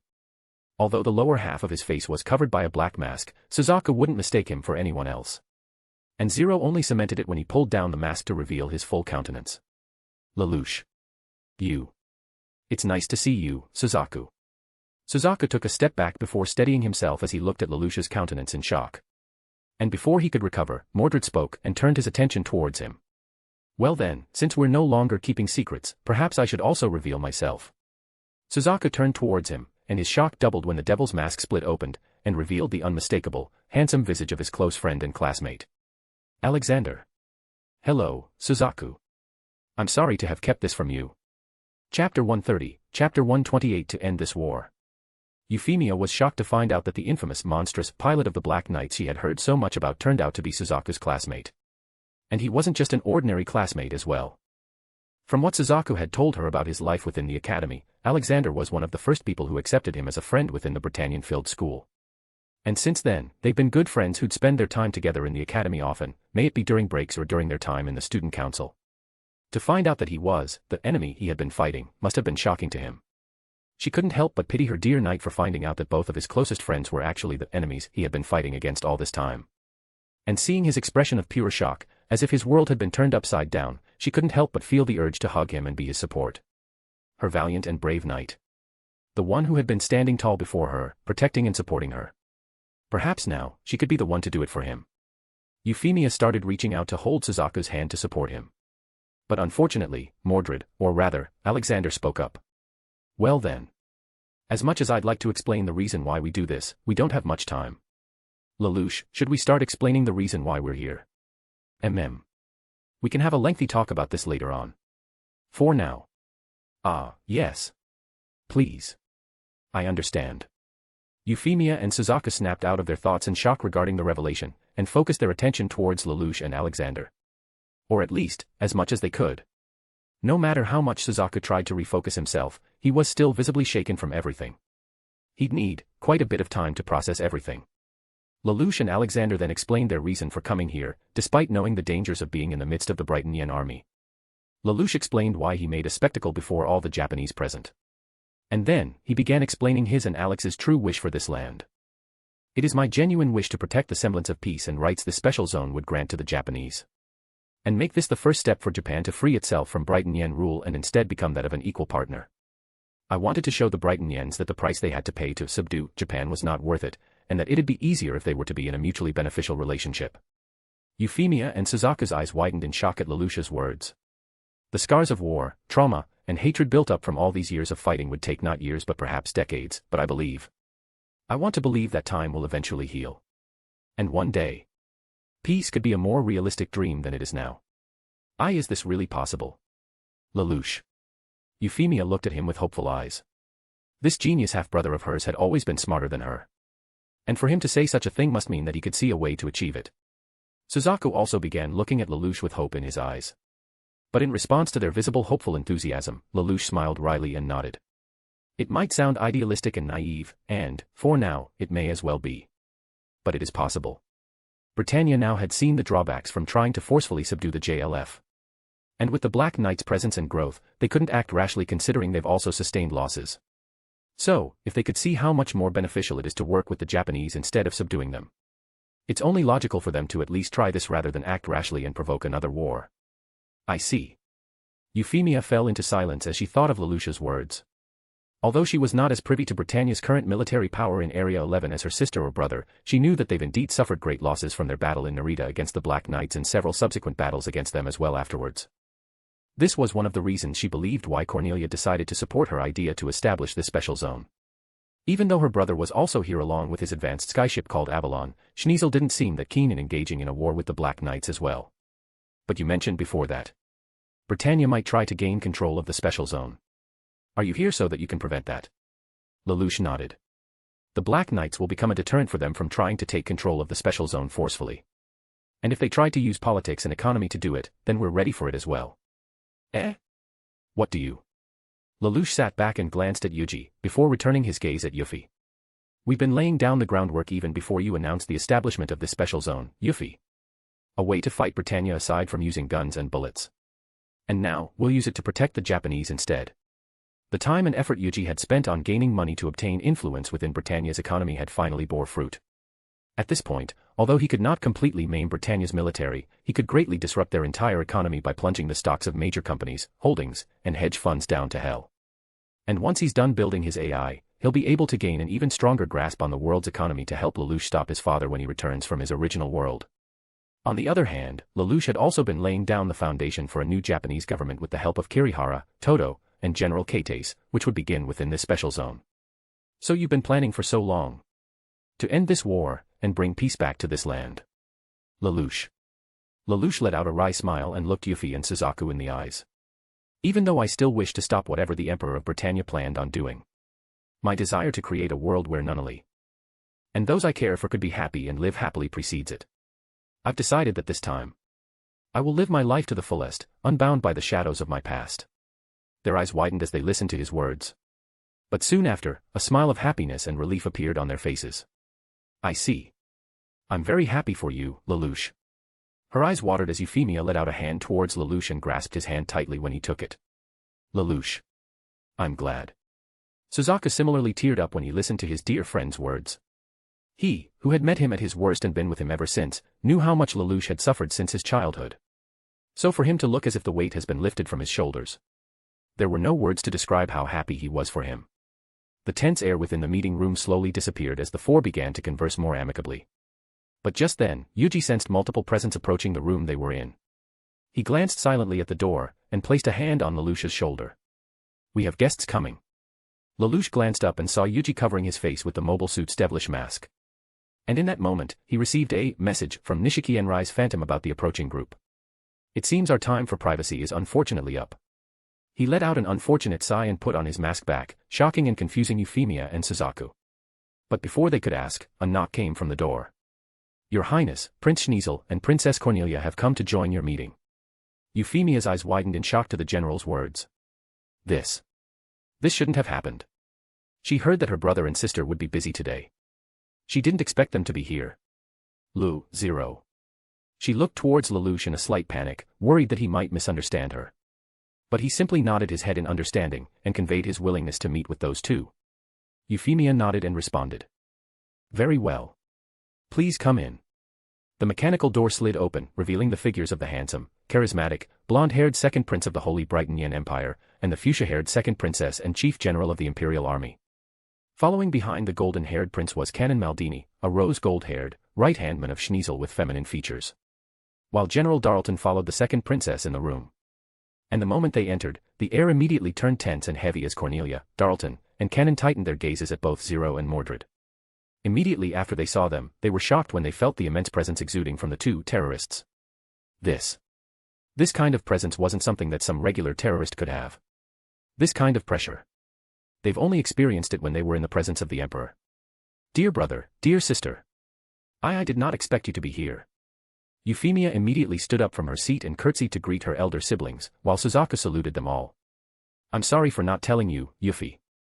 We were truly busy, but after hearing that Zero and Mordred had come here to talk to you, well, I simply couldn't miss this chance to exchange a few words with them. Schneasel answered his dear little sister with a soft, gentle smile, and with the same expression, he turned and addressed Zero and Mordred. The second prince and second princess of the Holy Brighton Empire. I have to say, I am delightfully surprised by your presence. I would say the same to your appearance here, Zero. I hope my little sister was accommodating to you on this fair day. She is. And we had a pleasant conversation. Until you come.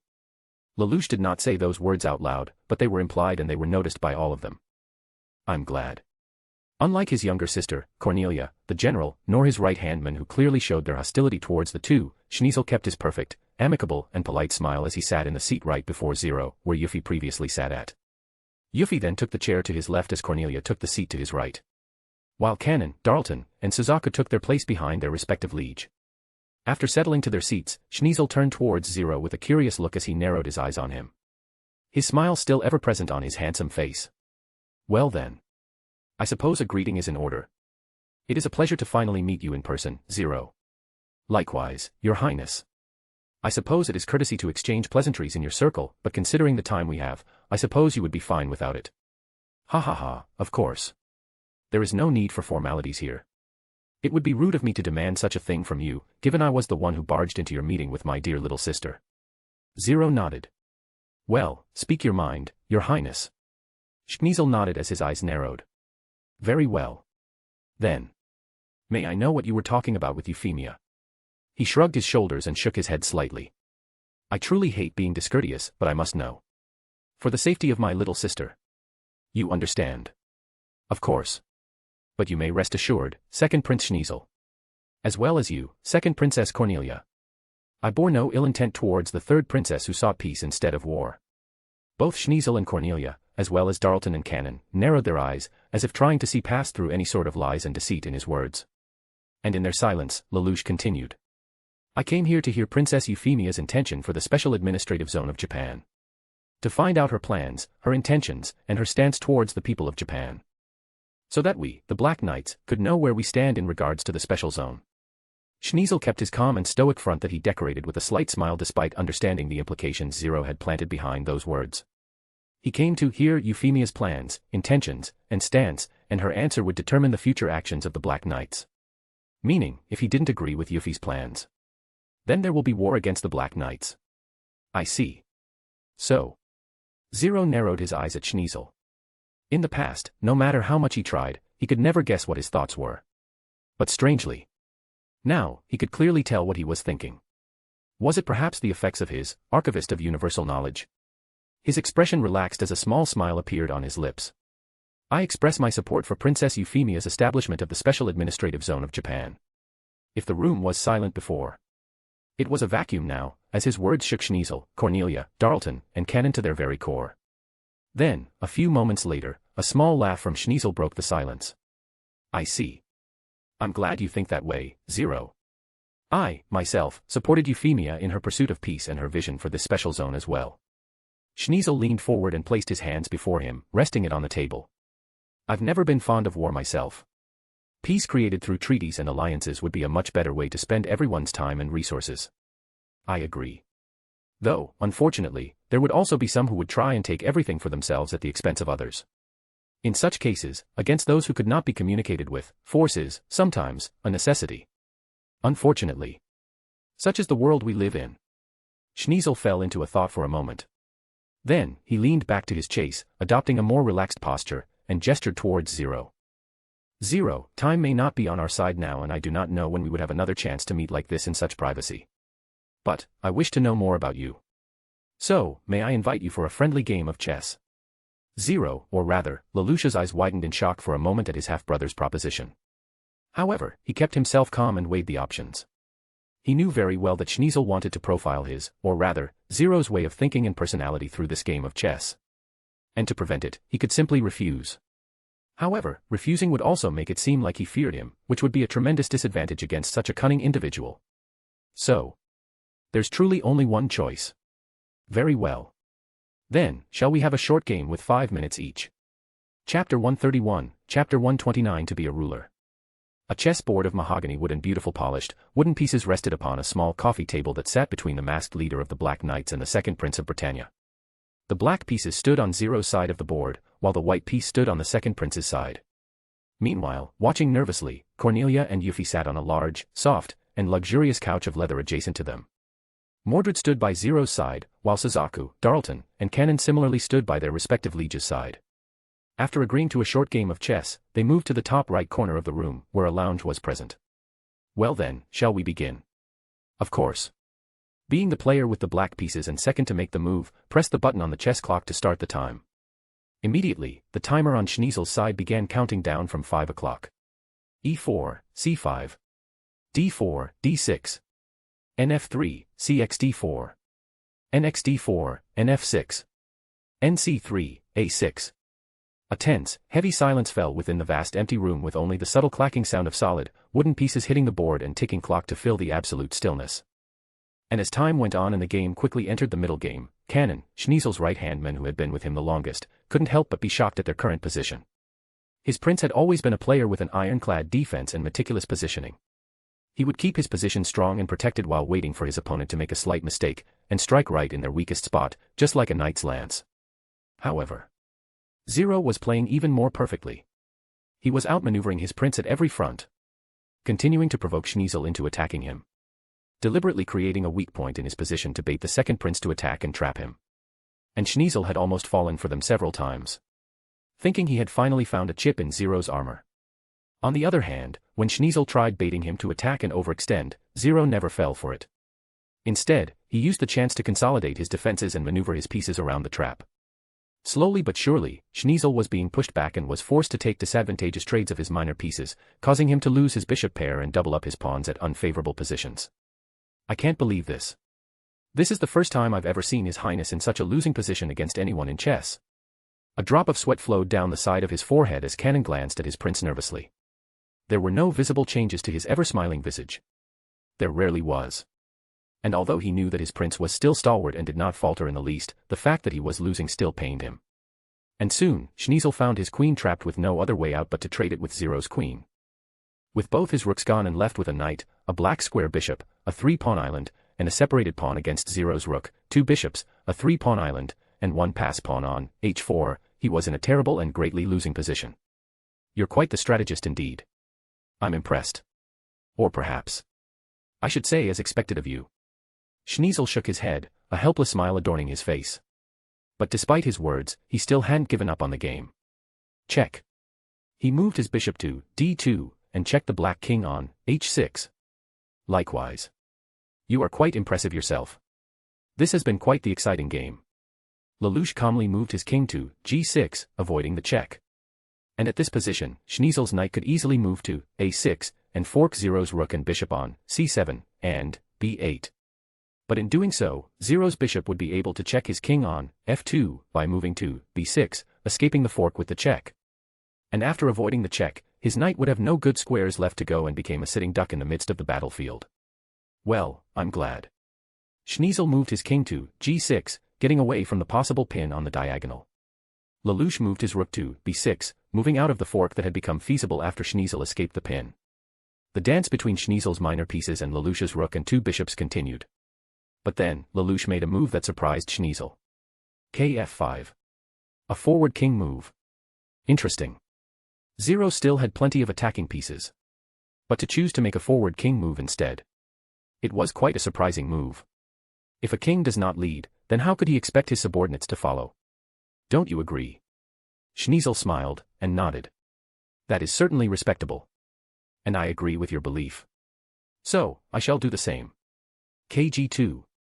Zero then traded his bishop with Schneasel's, using his king to recapture, and threatened to take his pawn. And a few moves later, Schneasel's king stood before Zero's king and passed a pawn on the other side of the board, away from Schneasel's remaining knight and pawns. There was no time for him to maneuver his knight to the defense of his king. Even if there was, he simply could not win against a rook and a bishop. And soon, Schneasel's king had nowhere to run. With Zero's king blocking his way forward and his other pieces threatening checkmate in a few moves, his loss was almost certain. Well, it has certainly been fun. It certainly has. His clock continued to tick with less than 30 seconds remaining, and in such a dire situation. Schneasel knew he had lost. However. Kg4. Checkmate. Schneasel placed his king right before Zero's, and gasps of surprise filled the room. Brother, what are you? Dear brother. Your Highness. Cornelia, Euphemia, and Cannon all turned towards Schneasel with visible shock apparent on their faces. Even though they may not understand chess as much as the two playing, they understood the rules well enough to know that Schneasel had just made an illegal move that would cause his king to be taken. Did he just lose on purpose by making an illegal move? Even if checkmate was almost certain. Why would he make such a move, instead of resigning? What is the meaning of this? Are you simply handing me the victory? What do you mean? Victory is already in your grasp. I simply gave it to you earlier. Zero clenched his fists as his eyes glared furiously at Schneasel from beneath his mask. With his enhanced intelligence and mind clarity as the archivist of universal knowledge, playing against Schneasel, who he had never won against in chess before, was simple. Since the late early game, Lelouch knew that his victory was all but guaranteed. However, he simply couldn't believe that Schneasel would do such a thing, just like he did in the Code Geass anime. And what made things worse? He was in the same position once more. If he took it, then he'll simply be playing into Schneasel's hand. Moreover, the Emperor would have taken it without hesitation. He recalled Schneasel's words from the anime. And the thought of being similar to that man simply disgusted him. His chest heaved under the pressure as he began raising his hand slowly and hovered over his own king, instead of Schneasel's. But just then, another hand clad in black took Schneasel's white king and placed the pawn beside Zero's king on its square. All eyes immediately turned towards Mordred, who held the white king in his hands. Their eyes wide as saucers. Even Schneasel showed a rare look of pure shock. Well, that has certainly been quite the game, has it not? And I believe you've also achieved your purpose of learning Zero's character from the clear hesitation he showed just now. Am I right, Your Highness? You. For the first time ever, Cornelia, Yuffie, Kanon, and Darlton saw a look they've never seen their brother and prince made before. A look of pure shock, confusion, and disbelief as he stared at Mordred, who had the White King in his fingers, spinning it. Forgive me for interfering. However, Zero would have retreated his king, and the decision would not be something he would have done if not for your cheap provocations. I'm sure you could have guessed it as well, given his hesitance of not seizing the victory you handed to him immediately. From it, you've guessed what kind of person he is, have you not? Mordred. Zero mumbled his name as Schneasel stared at the men in the devil's mask. With just this one action, Schneasel's impression of Mordred had turned from him simply being an extremely skilled nightmare pilot, into something entirely different. This man before him. He might be even more dangerous than Zero. Ha! It is as you say. The Emperor would have taken it without hesitation. But he didn't. It's certainly interesting to know that the leader of the Black Knights was someone who wouldn't take the victory if it was handed to him. The strangely pleasant sound of a giggle that Schneasel nor anyone else in this room aside from Zero would have expected from the men known as the Devil within their ranks resounded. His magnetic voice was alluring, welcoming, and soothing, just like the Devil's whispers. Even if they were on different sides in the war, they couldn't help but admit the fact. However, hearing his giggle, that almost seemed so normal and even, bright, was extremely surprising, especially when juxtaposed by his devilish mask. It was as if they're hearing someone laugh from teasing their close friend. Well, smart as he is, he certainly still has his flaws, but that is where we come in. Mordred placed a hand on Zero's shoulder before turning his gaze towards the golden-haired prince. And this is where the two of you differ, Your Highness. What do you mean? Mordred stopped spinning the White King in his fingers and looked down to it. Your Highness. I must say, from my observation of your character thus far, I can confidently state that you are a natural-born ruler. Schneasel narrowed his eyes to his praise. You are destined to reign over your subjects. Perhaps, from the moment you were born, everything and everyone around you were destined to be pieces on your game board for you to control. Mordred raised the White King in his hand up for all to see, and continued. You are not bound by rules. For you are the rule. And so, you have no qualms of breaking the rules made by others, and you would not hesitate to lead even you, king, to its death. After all, if that is what it takes to achieve your goal, then they're justified. How dare you dash? Schneasel raised his hand, stopping Kanon from berating Mordred for having, essentially, insinuated Schneasel daring to go against the Emperor for his own gain. Unperturbed by the femboy-looking aid of Schneasel, Mordred continued. And you might have achieved your goal if Zero were to be alone. After all, genius and logical as he might be, he's still someone quite driven by his emotions. Mordred looked towards Zero and smiled within his mask. His bright, soothing voice that belied his current appearance resounded once more as he patted Zero's shoulder. But that's fine. Because he's not alone. Not anymore. Lelouch felt the warmth of his dear friend's words in his heart. Thanks to his interference, he was able to snap out of his tunnel vision and disarrayed thoughts, and recalled his comrades in the group chat. His closest and most trusted friends and comrades. The ones who had given him the warmth of a family, and hope for the future. The ones who had changed his life for the better, forever. Yuuji then gazed into the eyes of Darlton, Cornelia, Kanon, Euphemia, and Suzaku one by one, before returning his eyes towards Schneasel. You have generals, knights, and armies at your disposal. Even the members of the Holy Brighton Yen Empire's royal family would follow your words. All willing to move at your behest. You are one of the few people in the world with the power to change the world with your words alone. You stand at the top. But, has there ever been anyone who stood by your side? Mordred placed the White King piece onto the table, to the side of the board. And it gazed up at the Black King and the pawn by its side from below. Schneasel's eyes looked at the White King he had just put before returning his gaze towards Mordred. Of course, I do. While they might stand behind me, in reality, all of my trusted friends, comrades, and family stood by my side, lending me their advice and their counsel, and I heeded them and took them to heart. Yet, no one tried to prevent you from making such a rash move just then. Mordred glanced at Cornelia and Euphemia, his younger sisters and family, before landing his gaze at his aide and right-hand man, who was glaring at him as if he was his mortal enemy. Of course. It was but a simple game. It was not something that should be taken seriously. But it still reflects the reality of the people around you. Pray tell, Your Highness, has anyone ever dared to actually stop you from enacting the decision you have made? Mordred took his eyes off Kanon, as if losing interest in him, and turned his attention towards Schneasel once more. You may consider their advice deeply, but in the end, you are still alone in your decision. No one was by your side to stop you from enacting your decision, even if it was a foolish one. The Earl and right-hand man of Schneasel clenched his teeth tightly as he glared at Mordred, who began putting the chess pieces back to its place on the board. Respectfully. As I've said before, you are born to be a ruler, Your Highness. You are gifted with intelligence, charisma, and iron will, an extremely rare but incredible mix of character and personality that would make for a perfect ruler. But unfortunately, because you are a ruler, you have no one who would and could stop you once you've made your decision.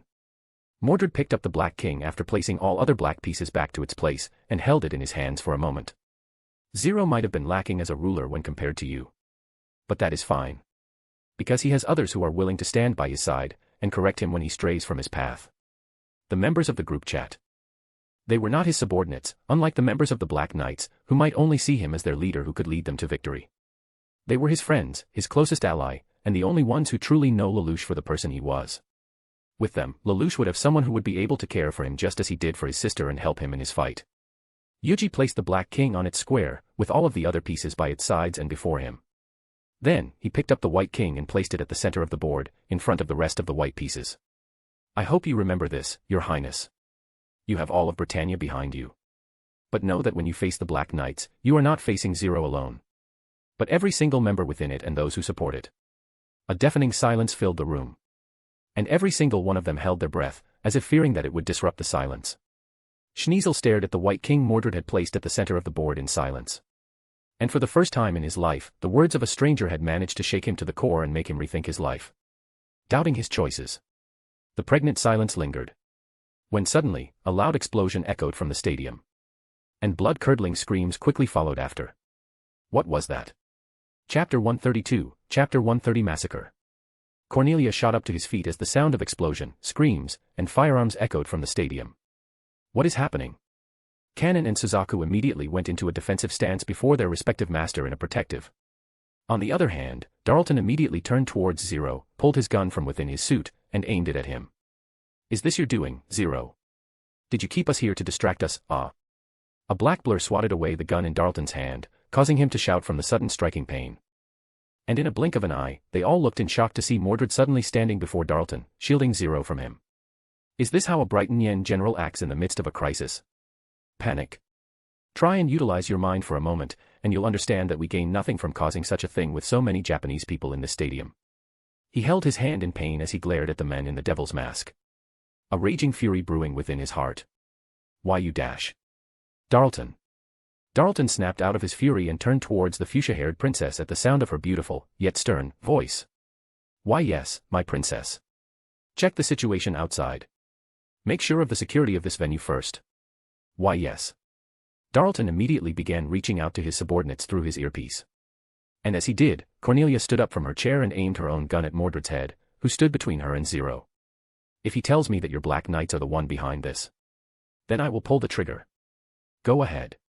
Cornelia narrowed her eyes and instinctively clenched onto her gun tighter, taken aback by the confidence Mordred exuded even before her muzzle. And soon, Darlton received some answers, and his usually stern, scarred face, ashened. What? Are you serious? But why?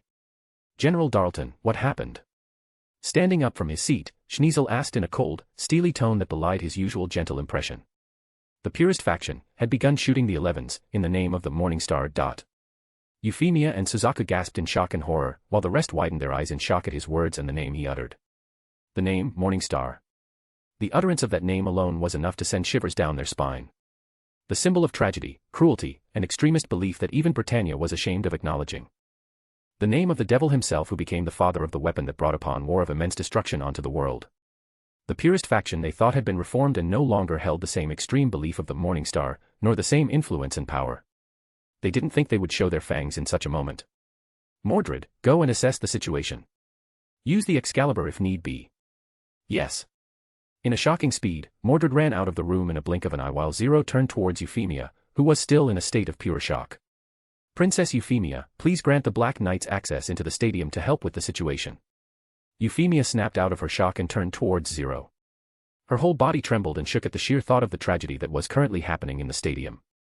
But despite the fear, she steeled her heart and raised up from her seat. Granted. General Darlton, inform your subordinates to not attack members of the Black Knights. Focus on neutralizing the purest faction and prevent them from harming the people of Japan. Darlton looked at the pink-haired princess for a moment, and glanced at his princess and the prince. Do it. Do not let the purest faction harm the citizens of the special zone. Both of them nodded at him, and the general salute to the third princess. Yes, your highness. Darlton immediately ran out of the meeting room and began taking charge in the field, while Zero used his communication device to issue his orders to the Black Knights. Toto. Q1. There has been a situation. Protect the Japanese people from the purest faction. The Brighton Yens will be assisting us. Remember, only target the ones who are trying to harm the Japanese. We've already sortied. And thank you for the warning. Or else, we would have massacred all the Brighton Yens in this stadium. Zero nodded at Toto's response and turned towards the 3 Brighton Yen royal family members. I will be heading out to assess the situation as well. So do I. I will have my army protect the citizens of the special zone. Cornelia stepped forward, her hands clenched into a tight fist. She didn't expect such a thing to happen. Not from Britannia. Those extremist fools. Suzaku. Go and protect the Japanese people too. Yes, my princess. The moment he was given permission, Suzaku saluted and immediately ran out of the room. And as Zero and Cornelia were about to follow, Schniezel's voice stopped them in their tracks. Zero. I apologize for this mishap. Zero glanced back at the second prince. He could see the genuine shock and disbelief in his eyes. And a look of pure horror at the thought of what could be happening outside right now. As someone who preferred things to be settled through politics instead of a bloody war, Lelouch could imagine the sheer turmoil his half-elder brother must be feeling now. Save your apologies for later, your highness. Though depending on the scale of this attack, we might be on different sides of the battlefield once more. I hope you understand. Zero turned around once more and left. Cornelia stood frozen as the implication of this tragedy set in. She clenched her hands, and walked out of the room as well to command her army, leaving Prince Schniezel and his aide alone. The automatic door opened and closed as the chief commander of the Brighton Yen army and princess left the room. And immediately, a loud, heavy bang echoed throughout the room as Schniezel slammed his fist onto the table. Damn it. My prince. Cannon came closer to his prince, worried. This was the first time he had ever seen such anger coming from the calm, gentle, ever-smiling prince. And certainly the first time he had ever seen him slam a table that hard. Find out who's responsible for this. And execute all of them under the crime of killing innocent citizens, endangering multiple members of the royal family, going against the direct command of the royal family, provoking war, and any other crime you can pin them for. No matter their background. Yes, your highness. X. Yuuji ran to his Excalibur as fast as he could. And immediately upon entering into the open space of the stadium field, a scene of absolute carnage welcomed him. Crimson-red blood colored the green grass and lifeless bodies, all strewn about the field. There were some Brighton Yen soldiers who had fallen by stray bullets and became part of collateral damage. But almost every single dead body was the Japanese, who came in hopes of starting over and living peacefully. Those who chose to trust the princess and Britannia to live a life of peace and happiness that they stole from them. And now, these people, who simply yearned for peace, were mowed down by the merciless gunshots of the Brighton Yen nightmare frames. Damn it all. 2 Sutherlands, who noticed a figure in black running at shocking speed, immediately turned towards him, and readied their rifles. Ha! There he is. The filthy devil who protected the scums. Taste these bullets, you filthy 11. In the name of Morningstar, die. A hail of massive, piercing bullets designed to pierce through steel armor rained upon Yuuji. But, with an immense speed that shocked them, the black figure weaved and dodged through the hail of bullets, letting it pierce the ground, creating tiny craters in its wake. What the dash? Don't stop shooting. They continued to press the trigger, but not a single one managed to hit Mordred. And when they finally emptied their magazine, Mordred had passed through them and reached the Excalibur. Reload. Quick. The 2 pilots of the purest faction began fumbling as panic began to eat away at their hearts. They had never expected the lowly 11 to do such a ridiculous thing as to avoid every single bullet they sprayed onto him. And although they looked down upon him, they had seen the jet-black nightmare tore through even the most elite pilots under Princess Cornelia. They knew they would not stand a chance once he got into the Excalibur. Yuuji leaped up onto the knees of the kneeling Excalibur, then to its shoulder, and into the cockpit. And the moment he entered, he activated the Excalibur, and lights began alight around him. The terrible scene of carnage appeared on all of his monitors as it displayed the outside world in real time. The sharp details of bloody corpses, lifeless, pained expressions of the dead, and the despair of those who still lived yet stand before death were too clearly displayed. It was at moments like this that he hated the fact that the Excalibur was extremely technologically advanced. Yes. It finally worked. Now time to, The two purist pilots finally managed to reload their guns. But the moment they looked up to shoot, they saw the jet-black figure of the infamous devil right in front of them, before disappearing just as quickly. They both froze in sheer fear and shock. Was it just their imagination? Were they scared enough to the point that they began hallucinating? No. That's just ridiculous. There's no way they'd be this scared of an 11. But just then, four crashing sounds snapped them out of their daze. Crash, crash, crash, crash. Huh. What happened? They looked down through their Sutherlands, and saw both of their arms on the ground, disconnected from their torso. They could see the inner machineries on the shoulder part of their arms on the ground. But it shouldn't look like that. This looks more like a cross-section of what they're supposed to be. It was as if they were cut so perfectly. Then, they felt their nightmare moving. But they weren't moving it themselves. And in the next moment, the world began to spin and the sky quickly filled their monitors before a heavy crash rocked their entire body. Arg. Coo. The torso of the two Sutherlands crashed onto the ground, having slid off their legs that remained standing on the ground before them. And before they could process what just happened, they saw the jet-black night above them, looking down right at them. It raised its legs, letting it see the underneath of its foot, before all their screen went dark, and their cockpit alight with red, warning lights. Yuuji smashed both of the Sutherlands' heads and cut both of their Harkins. And after finishing them off, Yuuji immediately rushed to hunt down the rest of the purist faction within the stadium. I swear I will not let a single one of you go. He vowed with a growl under his breath as anger and guilt gnawed at his heart. He truly didn't expect that the background the group chat gave him would lead to such a tragedy. Chapter 133, Chapter 131 Tragedy. All members of the purist faction. In the name of Euphemia Lee Britannia, I command you. Lay down your weapons and stop this atrocity immediately. I repeat. Lay down your weapons and stop this atrocity. Yuuji sped through the chaos of the massacre, using his elemental sight and senses beyond human limits to hunt the ones engaging the Japanese people most first. He could hear Euphemia's desperate plea over the speaker that resounded loud and clear throughout the entirety of the stadium grounds. But her words fell upon deaf ears and no members of the purist faction stopped pulling their triggers and killing the Japanese. So, he continued to hunt. With one swing of his crimson-red sword, a Sutherland of a purist lost both arms in an instant. And with another, their torso slid off their legs the next moment. Jet-black, dagger-like Harkins pierced through the air and destroyed the rifles and heads of the purists' nightmare frames. Many only saw a jet-black blur before everything went dark. While those who were shooting down the Japanese saw it appear before them suddenly. Their bullets rained down upon it. But no matter how much they shoot, a light green barrier protected it from every single one of their bullets as it stood still. Even when multiple of them shoot at it from all directions, a nigh-unbreakable shield seemed to encompass it in its entirety. In the next moment, it disappeared from their view, just like a ghost. And before they knew it, their Sutherlands had lost their arms and legs, before finally, their heads as everything went dark. For the first time since hearing about Cecilia's past, Yuji's eyes shone in a cold light. The desire to erase, kill, and destroy all that only sought to harm all he cared for. Truly. He was tired of this. Why can't we just live in peace? Fortunately, although he truly yearned to just erase these scums that had no good reason to live from existence, he was able to retain some of his conscience. Or perhaps, he had thought of something that would fit these trash more. Rather than letting them die a martyr for their beliefs. A better punishment for these kinds of people would be letting them live in humiliation, their pride shattered, and their dreams drown in mud. He'll make them regret this moment and suffer for the rest of their lives. Just then, a familiar voice resounded within his mind through the message spell, snapping him out of his daze. Yuuji.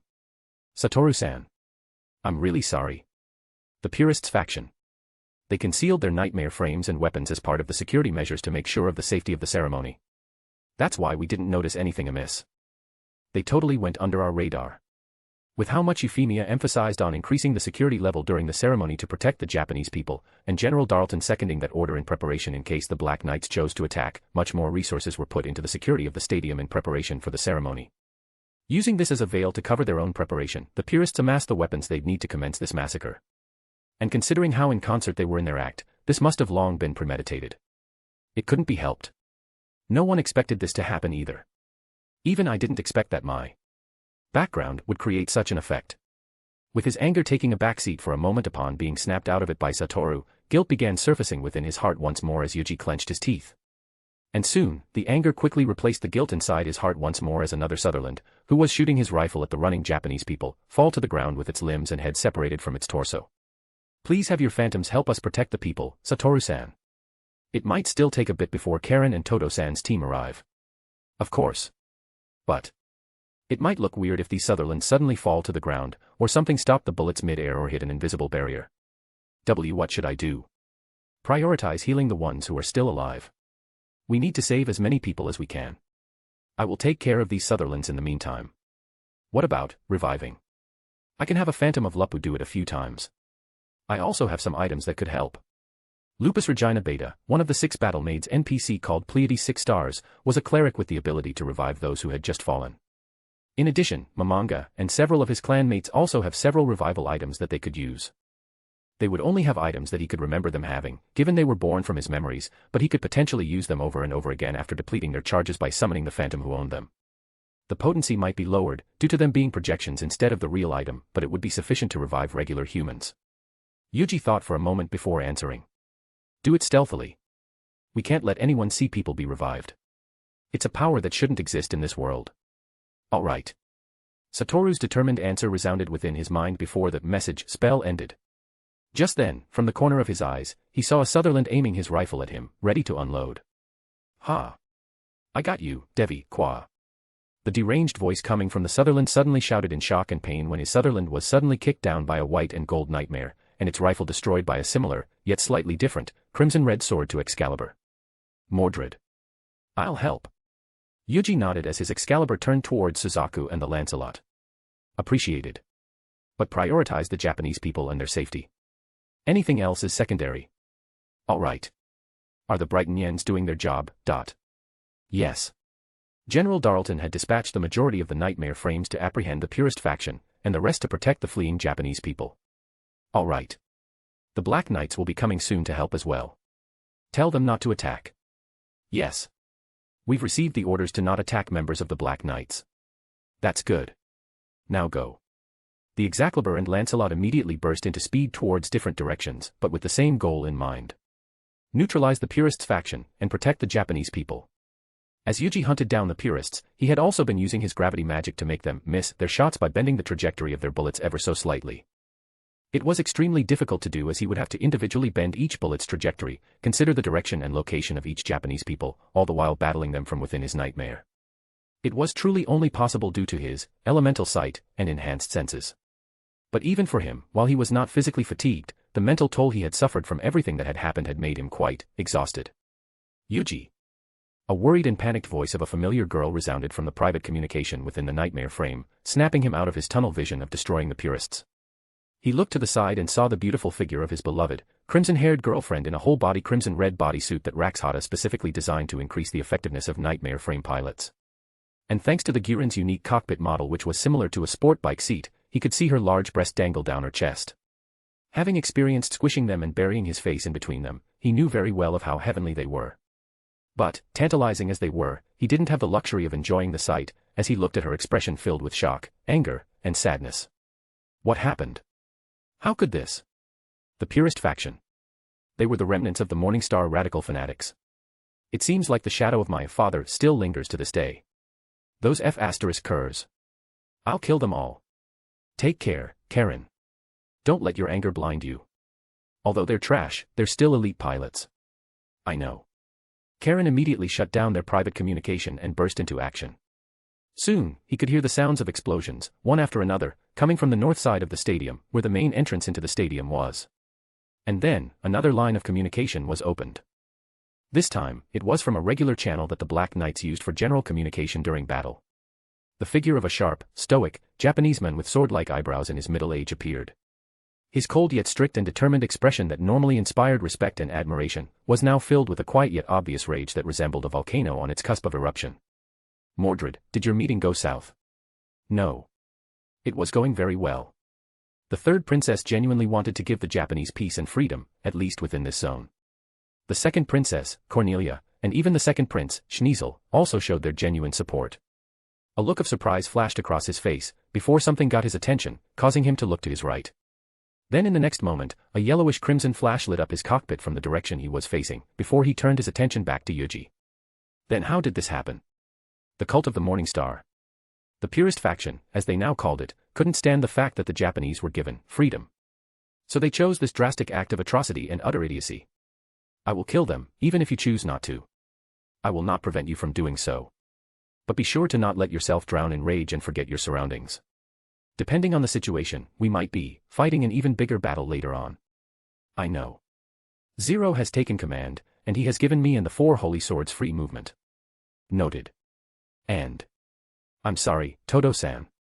There is nothing for you to apologize for. Then, I shall talk to you later. Yes. As soon as the communication line was cut, Yuuji let out a deep sigh. I hope there aren't too many casualties from this ridiculousness. Chapter 134, Chapter 132 Spilled Blood. News of the tragedy that occurred within the special zone during its opening ceremony spread far and wide throughout Japan in an instant. The tragedy that killed more than 2,000 Japanese and injured thousands more had once again reignited the conflict between Japan and Britannia. The Black Knights, who came to support the Third Princess and protect the Japanese and Britannian soldiers under the command of the Third Princess, fought and neutralized the radical and extremist purist faction, who had planned and caused the massacre. They had purposely acted on their sinister plan during the opening ceremony of the Special Administrative Zone, knowing the Japanese people who had registered for the program would be gathered in one place on that day. It was the perfect time to eradicate as many scum that dirtied the world in one fell swoop. Fortunately, their carefully laid plans were quickly ruined and all members of the purist faction were dispatched and arrested by the Black Knights and the Third Princess of Britannia, before more Japanese fell victim to their atrocity. However, too much Japanese blood had been spilled, and their rage would not be so easily quelled. The heartfelt and tearful apology from the Third Princess of the Holy Britannian Empire, and the execution of every single member of the purist faction who took part in the atrocity, were akin to a drop of water trying to quell a burning building. Hundreds upon thousands of Japanese, many, who previously chose to simply try and adapt to the life of being under the Britannians, had realized that their lives and the lives of their loved ones would not be safe if the Britannians were to continue to stand on the land they called home. Tens of thousands have decided to join the Japan Liberation Front and take up arms to protect their homeland and the lives of their family and loved ones. And in addition to the increase of support from the Kyoto family in light of the tragedy, the JLF began recovering their strength rapidly. Similarly, thousands have also decided to join the Black Knights, most of whom were present at the site of the tragedy and saw how valiantly the Jet Black Nightmare and the other members of the Black Knights fought and protected the Japanese. With this influx of people willing and eager to fight for their freedom, and anger towards Britannia, conflict seemed to be unavoidable. All of Japan had united in one spirit and one goal, to no longer let Britannia spill a single more blood of their people in this land. Days quickly turned into weeks as the chaos from the aftermath of the tragedy remained, causing multiple outbreaks of conflicts to occur in various parts throughout Japan. The JLF prepared for an upcoming major offensive on the Britannians to force them out of Japan, taking advantage of the chaos that currently took place within their ranks. While the Kyoto House exerted pressure politically and economically through the Sakuradite mining businesses and various businesses and exports onto the Britannians. And the Black Knights, who could be considered the tip of the spear of Japan's counterattack, were similarly preparing to get their revenge for the lives lost in the tragedy. A cold, night's breeze blew through a darkened, abandoned warehouse near the coast of the Tokyo Bay. Columns of moonlight shone through the holes from the rooftops, lighting up the old, dilapidated interior of the warehouse. The stale, freezing air within the warehouse seemed to sparkle dully on occasion, as the moonlight hit the dust particles that were picked up by the wind and danced in the air, and reflected off them. A heavy, cold silence that could only be felt from a long, abandoned space filled the compound. When suddenly, a pair of footsteps broke the heavy silence that had persevered for too long and resounded within the warehouse. Heavy, dragging footsteps echoed throughout the emptied, long-abandoned warehouse. A man, dressed in a dark shirt and pants underneath and a black cloak to cover his countenance and figure, entered and made his way deeper and deeper into the compound. Step, step. His footsteps soon came to a halt, and the figure looked up to the hole in the ceiling. The hood of his cloak fell down and he basked in the light of the moon. His brown hair shone with a glimmer from the moonlight, while his green, emerald eyes that would normally shine in determination and optimism, seemed to look at the dark night sky dully as dark bags hung below them. How did it come to this? A heavy sigh escaped his lips as his hand clutched onto the four-winged medal he had been holding on thus far. Memories of the tragedy flashed across his mind, and with every second, the guilt and pain he felt gnawed at his heart more and more. Tears would have given him a sweet release. But it seemed, even his own tears had decided to punish him by not giving him the release he wanted from the pain in his heart. Just then, another set of footsteps echoed throughout the abandoned warehouse. This time, there were two pairs. Suzaku looked down from the sky and turned towards the direction of the sound, and saw Zero and Mordred approaching him, their faces uncovered. A look of melancholy pained their expression, a far cry from the smile they would have shared while they were in the academy. But now, those carefree days seemed so far away. Though they were not gone, those memories seemed to be just far away enough to be unattainable and become a reminder. A reminder of what they could have experienced if nothing had happened during the opening ceremony. The two stopped a few meters away from Suzaku. their figures shone upon by the moonlight that came through another hold on the ceiling above them. You look exhausted, Suzaku. Lelik pulled down his cloth mask that covered the lower half of his face, and showed a small, melancholic smile as he looked his childhood best friend in the eyes. Even in this low light, Suzaku's complexion was obvious to everyone. He could see dark bags under his eyes. His face looked a bit pale, and the air he exuded couldn't be more far from how he would seem in the academy. Suzaku's lips curled into a helpless, exhausted smile as he responded. I am. But Yuffie is suffering even more than I am right now. And I need to be strong for her. The tragedy had affected him even more than he could imagine. The powerlessness he felt. The guilt of being unable to protect the people he was fighting for. Even in his sleep, he could see lifeless bodies strewn about on the bloodied grass field, their faces, eyes devoid of life, their screams. It was truly a nightmare. A nightmare that he couldn't simply wake up from and that continuously raked on his heart. But Yuffie had been suffering even more than him. Ever since the tragedy happened, there rarely comes a time when Euphemia wasn't bursting into tears and cried her apologies to the Japanese people who had decided to give her their trust and lost their lives because of it.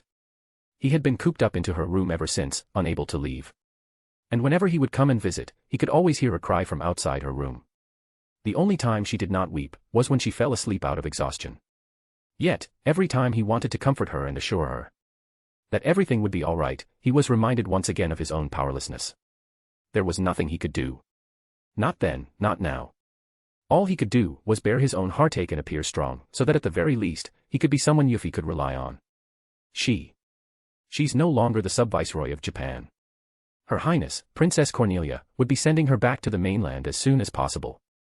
And I will be joining her. I see.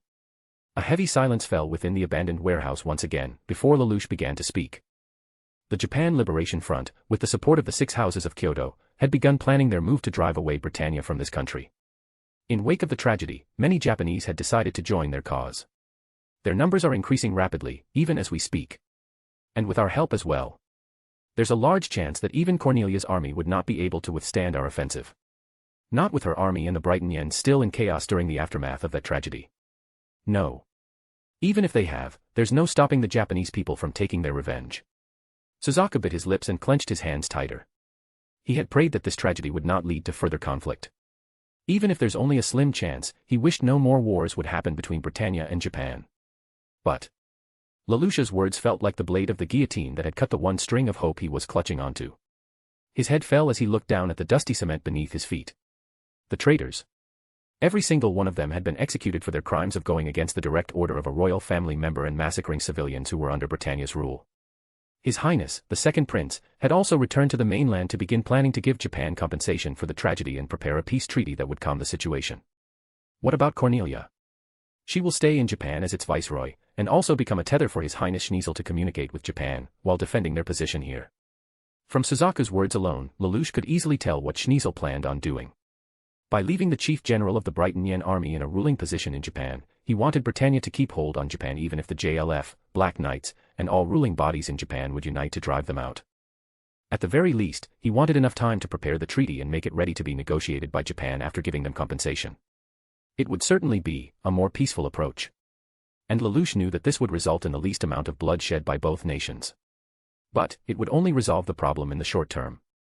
Suzaku, have Cornelia return to the mainland as well. Because this time, the Black Knights won't be holding back. Suzaku clenched his teeth and lowered his head to Lelouch and Yuuji in a deep bow. Lelouch, Alexander, please. I beg you, please help return peace to Japan. I may be powerless to do so, but the two of you. You can. So please. At last, a drop of tear managed to drop down from the corner of his eyes. But for some reason, he could not feel the comfort of release when he finally cried. Instead, he felt his heart constrict even more as he cried out of desperation. The sound of footsteps echoed once more as Lelouch stepped forward and approached Suzaku. Yuffie. She still wants to try and make peace with Japan and apologize to them. I will also try to help her and the second prince to make it come true, no matter how little. So please. Lelouch placed his hand onto his shoulder and raised him from his bow. His eyes looked at the crying visage of his childhood best friend with sadness. We will. But showing weakness here and acquiescing to everything Britannia does will not end well in the future for Japan. We will be known as a nation that could not do anything, even when other countries kill our own people, if we don't retaliate now. Schneizel's plan will only stop the fighting in the short term. But in the future, Britannia might try to take over Japan once more, and war would start anew.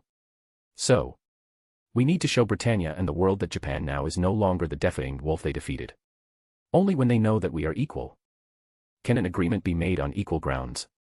If Japan showed weakness here and did not retaliate, Britannia would see it as them still fearing the military might of their empire.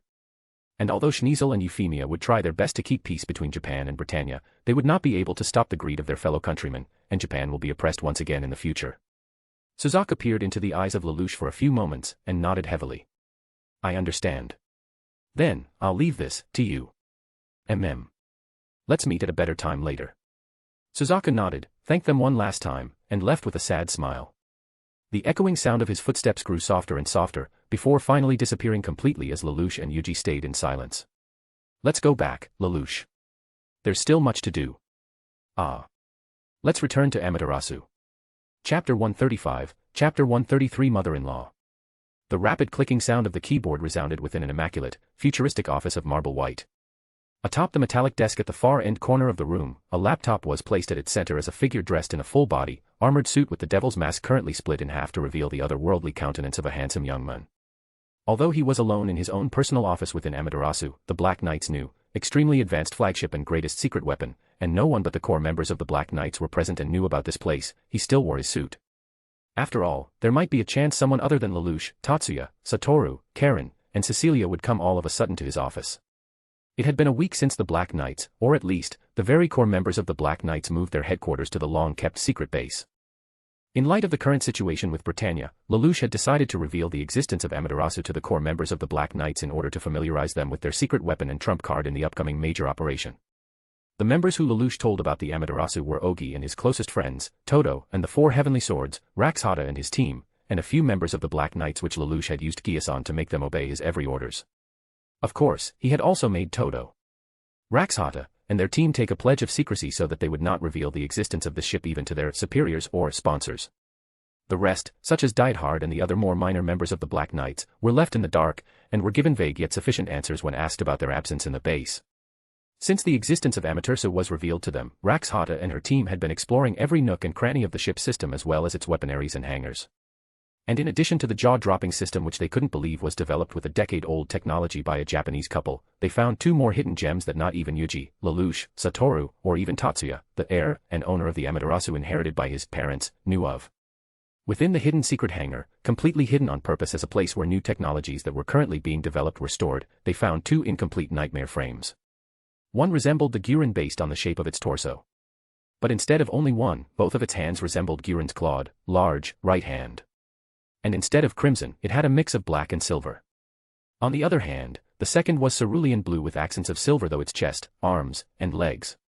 And instead of large, clawed hands, arm guards and leg guards resembling that of a samurai protected its arms and legs. 2 sharp/harkins rested beneath its arm guards and another 2 on either side of its hips. While its left hand, it held within it a long, massive, samurai sword that stood even taller than the nightmare itself, a weapon resembling that of a Japanese traditional samurai sword, the Nodachi. They were named Tsukuyomi and Susanoo, and Rakshida's team and Tatsuya had a field day playing with it at any free time they had.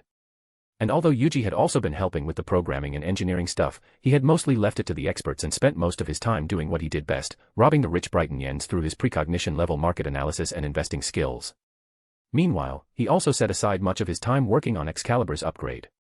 And he did not forget to spend his free time with Karen and Cecilia, or Lelouch, Tatsuya, and Satoru as well when they're free. In conclusion, his stay in Amaterasu had been quite peaceful and silent.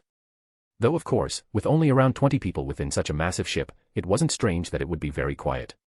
But just then, he sensed a presence approaching his office along with the small sound of footsteps that he was only able to hear due to his enhanced senses. But just as he was about to put his mask back on, he recognized the presence after seeing through the walls with his elemental sight. Soon, a knock came to his door as a familiar voice resounded from behind it. Hey, Mordred. Can you come with me for a bit? It was the familiar voice of Karen, which he had already expected. But something bothered him. Unlike her usual tone, her voice seemed nervous, worried, and down. Karen. What's wrong? He opened the door using a button on the edge of his desk to let her in. And when the metallic door slid open, his eyes widened slightly when he saw her standing there with a nervous look. Worry immediately began to surface in his heart. Did something happen with her preparation? The Gyurin, even with all the new features Raxhata and Tatsuya added at the last minute, should be all ready for battle. He, himself, had made sure of it after he finished with his Excalibur. So, there shouldn't be a problem with it. All that was left was for her to get used to the movement controls, which were quite different from what she was used to. And for this, she had been training all day using a simulator. But this shouldn't affect her this much. She had been doing amazing in her simulation and he had been praising her every night. Ah, or perhaps. Was she nervous about the upcoming, major offensive operation? He stood up from his seat and approached her as she entered, letting the door slide back close behind her. Yuuji immediately took her hands into his and held them tightly. Karen, what's wrong? Why, Yuuji? There's something I need to ask you for. A favor. A favor. Karen nodded as she fidgeted nervously. Seeing this, Yuuji pulled to the other end of the massive office room, towards the small lounge area with couches. It's all right. You don't need to hold back with me, you know. What is it? Yuuji sat her down on the couch before he sat down beside her, keeping his hold on her hands. He could feel her hands becoming damp with sweat, and he became increasingly concerned. He comforted her for a few moments, and after taking a few breaths, Karen finally composed herself enough to tell him what she had been holding onto for a while. Yuuji. I know we're extremely busy right now with the upcoming operation. But I need your help. Of course. What is it, Karen? I want to take my mom out of that hospital. His eyes widened in surprise as Karen continued to speak. With everything that happened, I don't want her to stay in a hospital operated by the Brighton Yens. I'm afraid that she won't be given the care she needs while she's still recovering from the aftereffect of refrain. Her needs might even be neglected. Conflicts, riots, and skirmishes have occurred in various places all throughout Japan. Some were between the Brighton Yen Army and the Japan Liberation Front, as they tried to poke and prod on each other's positions and gain intel on each other's movement. While many others were started by Japanese citizens who were rioting, attacking random properties owned by Brighton Yens with a frequency that was increasing by the day. It was utter chaos. A fitting yet unfortunate prelude to the upcoming massive battle. The same thing had been happening in Britannia-run hospitals as well. Many hospital workers, nurses, and doctors have been hurt, and some had left the hospital to avoid the many Japanese people who had started attacking and pillaging it as well, leaving behind many of their patients. In light of such chaos, the JLF and the Black Knights have tried to prevent as many of these conflicts and riots from happening. But with their preparation for the upcoming battle and the sheer number of these riots happening, they couldn't stop all of them. That's why Karen wanted to take her mother out of the hospital she's currently in. I see. Yuuji held Karen's trembling hands tighter as she continued. That's why. Please help me bring her here. We have a very nice health bay here with tons of great facilities and advanced medical equipment. We can have her stay here for the time being so she can be comfortable and safe. Though, it might be a bit dangerous when we start the operation and go to battle. Yuuji placed his hand on her back and began patting it as he smiled softly. All right. Let's move your mother to the medical bay in Amaterasu. I'll ask Lelouch to secure some medical professionals who could take care of her. And when we go to battle, we'll have her stay in our home and bring all the necessary medical equipment there.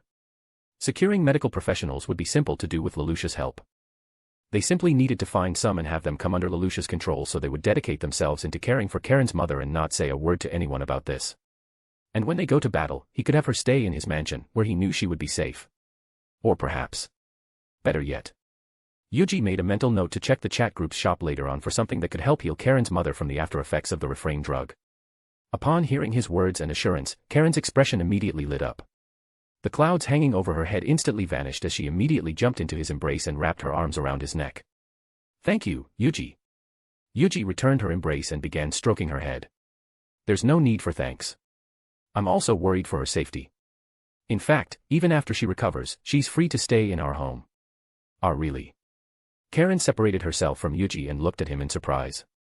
Of course. I don't think living together with your stepmother would be comfortable for her. And since you're staying over a lot, it'd be better for her to just stay there, where it's safe. Yes. Yes, that'll be amazing. If she agrees to stay there, I'll also move in. This was the best possible outcome for her. She could feel at ease knowing her mother is safe within Yuuji's mansion, and she'll also be able to live together with her mother, free from her stepmother's influence, and also be with Yuuji always. Great. Then, it's decided. So, when would you like for us to go to the hospital? It's getting pretty late now. How about tomorrow morning? Sure. Let's go together tomorrow morning. Yes. Thank you. You're welcome. The two hugged once more before they began sharing a kiss. And the rest of the night, they would stay in Yuji's private quarters within the Amaterasu, and cuddle after making love till the dead of night. Karen and Yuji headed to the hospital the very next morning. And the moment they arrived, he could already see why Karen didn't want her mother to stay within the hospital any longer. There were multiple security guards and Brighton police forces stationed around the hospital. Though, from what Yuji could see, they were quite few in numbers, enough to barely guard the perimeter. Perhaps there were more inside, but from where he was, he could see many of them. They arrived before the entrance gate, and Yuji could notice dents and scratch marks all over the metal gates itself. A clear sign of the struggle and riot it had to face and prevent from entering the premise. 2 guards guarding the entrance, equipped fully with armed weapons and bulletproof armor, immediately approached them with clear vigilance. IDs and reason for visit. I am Colin Stadfeld. Here to visit my maid, who had been hospitalized a few days ago. I am Alexander Kyrie Light. Here to accompany her visit. Karen and Yuji immediately gave them her school ID, and after checking it, they were immediately let in. It seemed that as long as they were not Japanese, they would be let in easily, as Yuji noticed their vigilance immediately plummeting down when they mentioned their Britannianesque name. They entered the hospital, and after giving their names to the receptionist, Karen immediately headed to her mother's room, having remembered the way to it by heart. Yuji held her hand all the way, knowing she was nervous for essentially introducing him to her mother for the first time. And for what's to come. After telling her his plan, Karen was overjoyed and hugged him tightly. But soon, her joy was clouded by nervousness. To be with her mother once more. And truly be with her this time, after all the years she had done to her as she kept enduring the pain and suffering. She didn't know how to face her. It'll be fine, Karen. I promise you. Why, Yuji? Yuji smiled softly and kissed her forehead. She's your mother, who stayed by your side even through all the pain she had to endure. She loves you very dearly. I assure you, everything will be fine. Yuan. Thank you. Karen held his hand tighter as they walked, and they soon arrived before her mother's room. Karen opened the door and entered with Yuji following her closely behind. And the moment they entered, they could see a beautiful, yet somehow withered, mature lady with brown hair cascading down to her middle back, sitting on the hospital bed. Her eyes, dull and unfocused, gazed down to the hands on her lap as she stared at it dazedly, unmoving. Mom. The moment she saw the state of her mother, tears immediately pooled on the corner of her eyes, threatening to stream down the side of her face. She came closer, pulled a chair towards the side of her bed, and sat down, holding her mother's hand tightly. Mom. I'm here. Everything will be fine, okay? Miss Kazuki slightly turned her head towards Karen, noticing the voice. But her eyes was still unfocused, as if looking past her own daughter. Mom.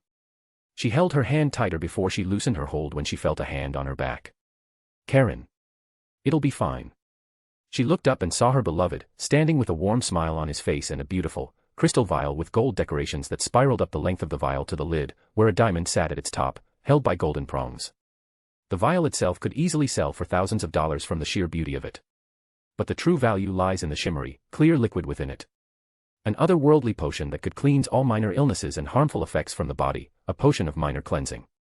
It was a rare-ranked item that Yuji bought from the group chat's shop for 1000 GCP. Its effect was extremely potent to a regular person, capable of cleansing all matter of ailments and healing any disease that a person might suffer from, in addition to cleansing all impurities on the body. It was only minor when compared to other otherworldly items sold within the group chat shop. Yuji handed the vial to Karen and placed his hand on top of hers. Karen. Are you ready? Karen nodded, holding his hand tighter. All right. Then, go on. Yuji let go of her hands and Karen opened the cap to the vial. She looked at her mother for a moment, took a deep breath, and placed the opening of the vial to her lips, and tilted her head back. The clear, shimmering liquid flowed from the vial into her chapped, pale lips. And Miss Kazuki, despite dazed from the after effects of the refrained drug, gulped down the liquid. A few seconds passed as time seemed to slow down for Karen. And before long, her mother's eyes regained its shine as she blinked a few times confusedly. She turned towards Karen, and her eyes widened in shock to see her dear daughter by her side, with tears and expression she hadn't seen for years. Karen. Chapter 136, Chapter 134 A Dream. Karen. Mom. Tears quickly streamed down her cheeks as Karen leaped towards her mother, wrapping her arms around her waist. Cries and sobbing filled the hospital room as Karen hugged her mother tightly for the first time in years. Streams of apologies accompanied her sobs as she buried her face to her mother's stomach, like a child clinging onto her mother in tears. Mom. I'm sorry. I'm sorry for treating you so badly. Even though I know how hard it must have been. I'm so sorry. Karen. Karen's mother lifted up her arms, about to wrap her arms around her. But she froze midway. Ah. Is this a dream? Am I hallucinating again? A sense of disappointment, apprehension, and sadness filled her heart. If she were to hold her, would she realize that it was all a hallucination? Would her arms go through her daughter? Or would she disappear and wake her up from this dream? She was afraid. She was genuinely afraid of waking up from this dream. It felt so real. So vivid. She could even feel her dear daughter's warmth. It was the realest dream she had ever had. Even refrain couldn't give her such vivid dreams. What if she woke up from such a wonderful dream and returned to her painful reality? Her heart raced in fear. Her breath became heavy and labored. She didn't want to return to reality now. She did not want to part with her daughter. But in the end, she gave in. She had missed her daughter too much to not hold her in her arms. If it was a dream, at least give her a fraction of a second to feel her daughter's warmth in her hand. If she could, it would give her the energy and will to live on a little longer and watch over her. Slowly, and shakingly, she wrapped her arms around her daughter, pulling her into her embrace. And with a heavy sigh, relief filled her heart when she could feel her warmth and not wake up from this wonderful dream. Ah. It feels so real. Truly. What a wonderful and incredible dream. It felt even more realistic than how she fantasized hugging her grown-up daughter would be. The last time she had embraced her, it was when she was still just a little thing. And since then, she had been imagining how it would feel like to hug her daughter in her arms when she had grown up as she watched her from afar. She had grown into such a beautiful, young woman. A strong, independent woman she couldn't be more proud of. It was an unfamiliar sensation. But it felt right. Finally, even if this was a dream, she could embrace her dear daughter in her arms. For so many years, she had only been able to watch her from afar. Praying she would lead a happy, plentiful life. Praying she would find a man who would love her dearly. Praying she would live a life unlike hers. As long as she could watch her precious little daughter live in happiness, she was content. Even if she had to depend on a drug-like refrain to keep her sanity for just a bit longer. It was all worth it. All she hoped for was that her body and mind would hold on at least until she could see her daughter walk down the aisle with an amazing man who loved her and treasured her even half as much as she does. And perhaps, even live to see her grandchild. She wouldn't dare hope for something more like walking her down the aisle as her mother or holding her grandchild. After all, the pain and disappointment of even hoping for such an impossible dream would most likely push her over the edge. But now, even if it was a dream, her daughter was here. In her embrace. Her arms, which she thought could only be useful to make sure her daughter could live in a clean room comfortably, were now embracing her, just like how she used to. Tears slowly fell down the corner of her eyes. And it continued flowing down into a never-ending stream. At this moment, for the first time in years, Akane Kazuki burst into tears before her daughter. Ah. Thank you. Her trembling lips curled into a smile as she leaned down and rested her face on Karen's head, kissing it and rubbing her head, just like how she used to every night to help her sleep. The scent of her hair, of her dear daughter, entered her nose, and the nostalgia brought her into tears even more. It was really Karen. Her dear daughter. Thank you. Thank you for showing me this dream. Thank you. The tears she had only shed when she was alone in the small, dark, servant chamber within the Stadfeld mansion at night. All the pain and sadness she had endured ever since her son's death, her separation from her husband, and the living hell she suffered under Mrs. Stadfeld. All just to be by her daughter's side. Everything simply burst through the dam she had built painstakingly in her heart to protect herself from the harshness of reality. For the first time in so long, Akane Kazuki could finally hold her dear daughter tightly, using every ounce of strength she could muster from within her feeble arms to hold onto her dearly, as if it was the last time she could hold her. God. Please. Just a little more. Just give me a bit more time. I know I need to wake up early to start doing the laundry. But please. God. Just a little more. Please. Don't let me wake up from this dream. Mom. I'm sorry. I'm sorry. Karen hugged her mother tightly before pushing herself away from her mother's embrace and held her shoulders, looking her straight in the eyes, and shook her awake. This is not a dream, Mom. I'm here. I'm sorry. I'm sorry for ignoring you. I'm sorry for all the cruel things I've done to you. I love you. Mom. Karen. Akane froze in shock as her eyes now finally focused on the crying figure of her daughter before her. Her hand slowly lifted up towards Karen's face, trembling. And when she cupped her face, Karen placed her hand on top of hers and leaned on her mother's hands. It's you. Is this real? This warmth. This sensation of her daughter's smooth skin on her rough, calloused hands. This was real. Yes. I'm really here. Mom. I'm here. I'm home. And I will never leave your side, ever again. Karen wrapped her arms around her mother once more and held her tightly. And slowly, Akane began wrapping her arms around her daughter as well. Ah. Karen. The fear of this bliss being a dream and waking up to the harsh reality had not disappeared completely. After all, this was simply too good to be true. However, if this was real, then she wouldn't want to miss this chance. Akane held her dear daughter tightly, even more tightly now, and said the words she had been yearning to tell her. Ah. My dear daughter. I've missed you. So much. You've grown up so well. You're so beautiful. I'm so proud of you. If this was reality, then the heavens must have finally rewarded her for enduring all the hell she had to suffer all these years. I'm sorry for not being able to be a good mother to you. I did my best, Karen. But all I can do was watch over you from afar. I've missed you. I've missed you so much. I love you, Karen. Mom. I've missed you too. I love you too, Mom. She will not let her go ever again. Not now after she had finally had her in her embrace once again. This time, they will not let anyone separate them from each other ever again. Yuuji watched silently with a smile gracing his lips as the mother and daughter, who had been separated for years by the death of a loved one and circumstances, finally reunited in each other's arms.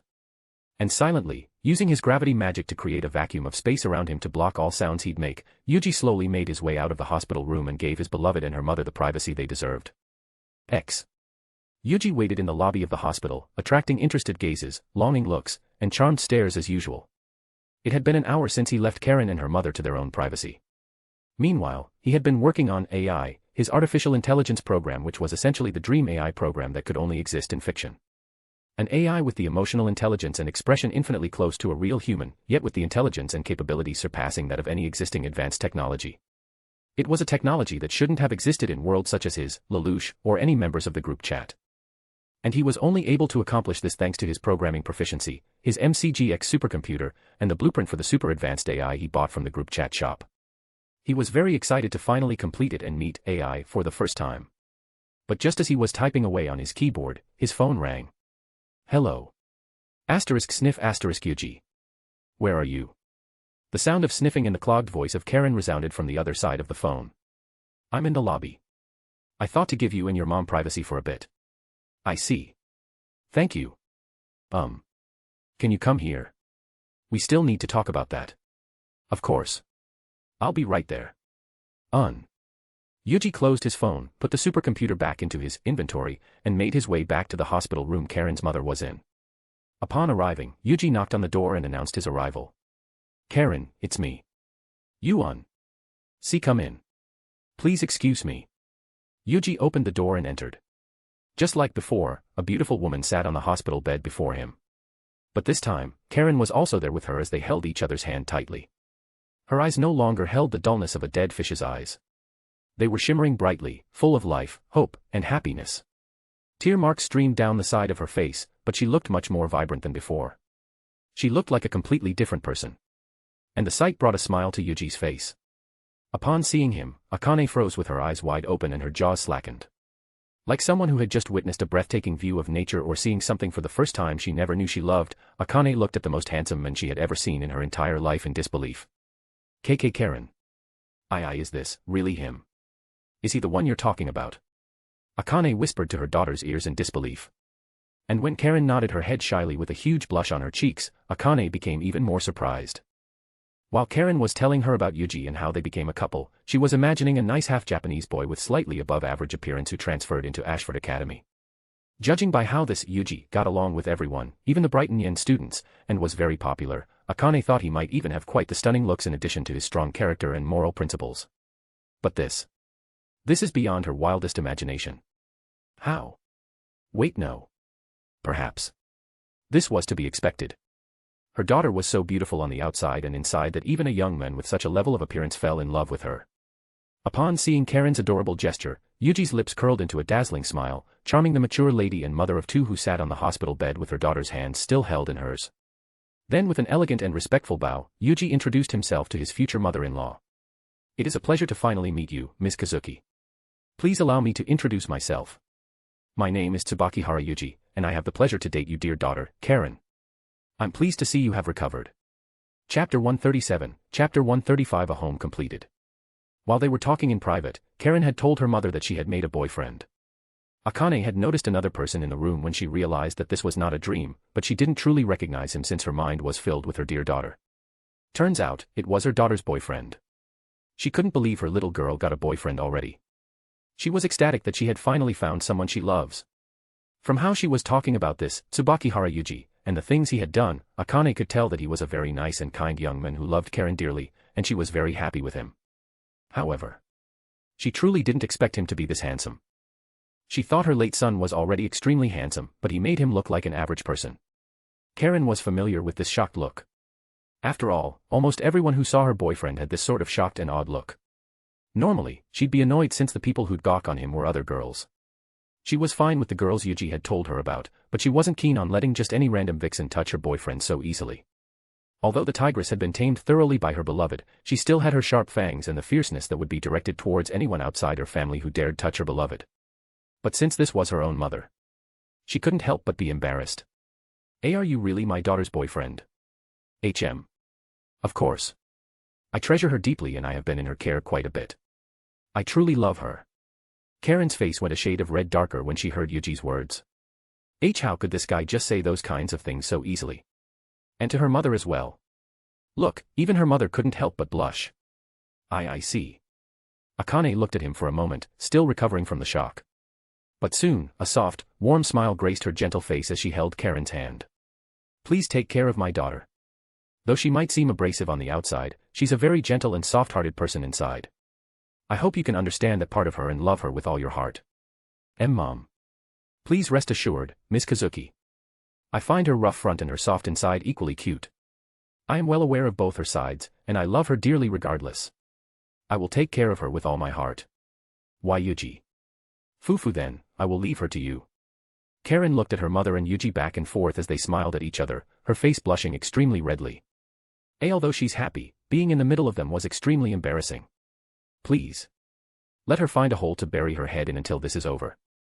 She can't stand this. Soon, Akane began asking Yuuji about how he and Karen met. But Karen had told her about it when they're having their private chat just now. Why was she asking Yuuji again? Fufu, of course I'd want to ask Yuuji-kun as well, I'd like to hear it from his side. And with her insistence, Karen had no choice but to endure the humiliation and embarrassment of her boyfriend telling his and her romantic life to her mother. Meanwhile, Yuuji was enjoying Karen's cute embarrassed reactions, so he decided to tell his mother-in-law everything, except about their involvement with the Black Knights. We met, on my first day transferring into the Ashford Academy. She was the one who was assigned to lead me to my class, given we would be in the same one. Though, she was quite cold at first. You Fufu. Karen glared at him and pouted her lips as Akane giggled. She had purposefully glossed over that detail so that her mother wouldn't find out about how distant she had been treating others. But, this guy just had to tell her that. But, after spending more and more time together in class and in the student council, we grow closer and closer every day. And before I knew it, I fell in love with her. Karen felt her heart skip a beat the moment Yuuji turned towards her and uttered those words of love. But, she quickly averted her face away in embarrassment. Oh my Fufu, how sweet. Akane giggled as she watched her daughter being all embarrassed. But then, her eyes widened in sudden realization and she quickly turned towards Yuuji. Wait. Yuuji-kun, you're full-blooded Japanese, right? Yuuji nodded. Yes I am. Then how can you attend Ashford Academy? While Ashford would welcome students of any ethnicity and background, it was extremely difficult for a Japanese student to actually enter. First and foremost, the tuition fee for Ashford Academy was something that most Japanese could not afford, given their economical condition under Brighton Yen rule. Even Suzaku's own tuition didn't come from his own pocket, but rather from the government subsidy. It was one of the benefits he gained by becoming an honorary Brighton Yen and a part of their military.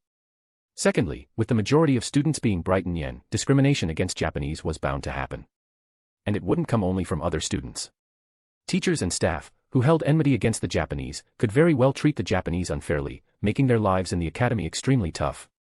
Even trying to be accepted into the academy would be extremely difficult, no matter how much they excel in their studies. Well. I was actually raised by Brighton Yen parents, and they gave me a Brighton Yen identity. They passed away when I was little, so I've been growing up alone ever since. And circumstances lead me to this academy. Ah. I'm very sorry, Yuji-kun. Yuji shook his head and smiled softly at his future mother-in-law. Please don't be, Miss Kazuki. It is a thing of the past. And now, I'm very happy with my life. Akane smiled gratefully. And seeing his soft, melancholic smile, an urge welled up deep within her chest to embrace the boy and pull his head to her chest to comfort him. Fortunately, she managed to hold the urge back thanks to her daughter's presence. I'm glad. But how about your tuition, Yuji-kun? Are you working as well? Or did you get a scholarship? Yuji smiled softly, touched by her concern. But before he could answer, Karen jumped in and answered in his stead. Mom, money is actually the one thing he's not lacking in this world. If he wanted to, he could even buy this hospital in a blink of an eye. Yuji-kun, is that true? Ahahaha. Karen is exaggerating, but I am living quite comfortably. And please rest assured, I am fully capable of taking care of Karen and you in the future. Upon hearing those words, Akane's heart couldn't help but skip a beat as her face blushed redly. As she understood well that he meant he could take care of her as well when he marries Karen. But, as she just couldn't help but think of it as him marrying her and taking care of Karen as his stepdaughter. Was the effective refrain still messing with her mind right now? How could she think of such a thing? Mom. Mom. Are you listening? Mom. Why yes. Akane snapped out of her daze after she felt her daughter shaking her. She quickly paid attention to her daughter, trying to brush off her embarrassment for even thinking of such things. Yuji has a house, no, a mansion. He has a very big house, and there's plenty of room there. And now that you've recovered, I don't want you to return to that house and be under the same roof as that woman. So let's move to Yuji's home together. Her eyes widened in shock at her daughter's words. But. In truth, she also couldn't stand living under the same roof as her anymore. The only reason why she stayed and worked as a servant there was so she could be with Karen. And if she's moving, then she won't have any more reason to stay. But. Akane hesitated and glanced towards Yuji. I would be happy to welcome the both of you. As Karen said, there's plenty of room there. And although I have 2 friends staying there with me as well, I'm sure they won't mind your presence. In fact, they rarely stay there, so it has actually been a bit lonely. Akane thought for a moment. And looked at Yuji once more with hesitance in her eyes.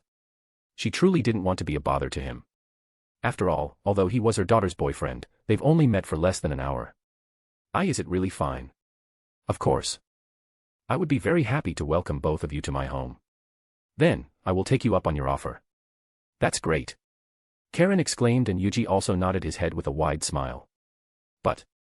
I cannot simply stay there freely. Please let me work there as your housekeeper. Yuji's eyes widened in surprise as he looked at Akane. He wanted to refuse her and tell her that there was no need for her to work in exchange for staying in his home. But, seeing the insistence in her eyes, he knew she wouldn't take no for an answer. Seems like I found out where Karen got her unyieldingness from. He sighed and nodded. Very well. But, since you'll be working, you will be compensated monthly for your assistance in keeping the house. But dash. Ms. Kazuki. Please. Before Yuji's insistence, Akane couldn't utter any words in rejection.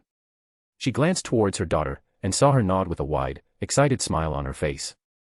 And finally, with a heavy sigh, she relented. I understand. Thank you very much, Yuji-kun. It's my pleasure. Then, shall we move in now? And, I hope you guys enjoy this chapter. Please comment your thoughts. I would love to hear what you think about it. Or buy me a coffee at buymeacoffee.com/verglax. Thank you. Chapter 138, Chapter 136 A Lifetime. Karen. Is this really it? Yeah. I know how you feel, Mom. Standing in awe before the massive, grand, luxurious mansion that spanned even wider than her field of view, Akane froze as her eyes widened and her mouth opened into the shape of an O. She stood before a massive gate of gold that more than doubled her height with tall walls on either side. Through it, she could see a glimpse of what seemed to be only a small part of a massive garden and courtyard, which had already encompassed an area more massive than her childhood home, with a beautiful, shimmering, ever-flowing fountain in the distance. She snapped out of her daze when the gate suddenly opened, and Yuji stepped before her, leading her in. And when she entered, the full appearance of the fantastical garden and beautiful, grand mansion finally came into view. With Yuji in front and her daughter by her side, holding her hand, Akane looked around in odd shock, walking through a beautiful, straight, path made of various kinds and shapes of stones while pulling a medium-sized suitcase with her other hand, filled with everything she owned. To her sides were beautiful bushes of flowers and vibrant greeneries, and as she continued to enter deeper and deeper, she couldn't help but felt like she was walking into a fantastical world with a grand mansion unlike anything she had ever seen slowly coming towards her. Before she knew it, she had stopped before a massive, mahogany double door of intricate design, and she could no longer see the entire span of the mansion anymore. "Mom, are you ready to see the home we'll be living in now?" Karen asked from her side, excited to show her mother around. She couldn't wait to enjoy all the things they have in their home. And the first, she decided, would be the hot springs bath which she knew her mother would love. "Yuan. I am sorry, this is just so much to take in." "It's fine, Miss Kazuki. You have all the time in the world to get used to this, since this will be the home where you and Karen will be living now," Yuuji said as he smiled from her other side. "Yes." Akane responded in a daze. She still couldn't believe that she'll actually be living in such a massive mansion. This mansion was at least 2 times the size of the Stadfeld mansion she worked in. She looked at the boy before her. And a feeling of awe and gratefulness filled her heart. Karen found someone amazing. "I'm glad." A soft smile graced her face as she turned towards Karen and held her hand tighter. Karen noticed her gaze and her hold, and turned towards her with a similar smile on her face. She was extremely happy to be living with her again. This time, as a true mother and daughter. "Well then, let's enter." Yuuji opened the door and led the two into the foyer. The moment they entered, Akane was stunned once again. This mansion. It seemed to come straight from some fantasy world. It was beautiful beyond words. Much more beautiful than the Stadfeld mansion. The foyer alone was enough to make her gasp with the beautiful marble floor and soft, pure white, for slippers placed within a beautiful, intricately carved, mahogany cupboard to the side for guests. She could also see into the massive living room where a massive chandelier of various colored crystals hung down from the high ceiling at its center as well as couches and a marble coffee table of intricate make right below it. And on the other side of the living room, she could see a massive swimming pool that shimmered under the sunlight through the massive glass windows. This is even more beautiful than you expected. Akane's heart skipped a beat when she heard a beautiful voice of a woman finishing her thoughts for her. She turned and saw a young woman dressed in form-fitting white dress with long, silky, emerald green hair cascading down below her slim waist, jade white skin, a pair of piercing golden eyes that seemed to be capable of seeing through her very soul, and a perfectly shaped figure walking towards her. Upon her arrival, even Yuuji was shocked. She didn't expect Cecilia to come out of their room and even approach Karen's mother the moment they arrived. "Ah. You are." Yuuji immediately felt like a small child who was caught doing something wrong. Although his relationship with Cecilia and Karen was not something he would hide and would care less about how other people think of it, he could not deny that people might find this kind of relationship a bit unusual. And since this was Karen's mother, he'd naturally be nervous. What if she didn't support her relationship with him? Even worse, what if she was against it? Such a thing. He couldn't simply break up with Karen, but he also didn't wish to get in between the newly reunited mother and daughter. Just as Yuji's mind ran at full speed to try and get an answer for this situation, Akane's next words snapped him out of it. "Miss C. Yuuji and Cecilia's eyes both widened in shock the moment her name came out of Akane's lips.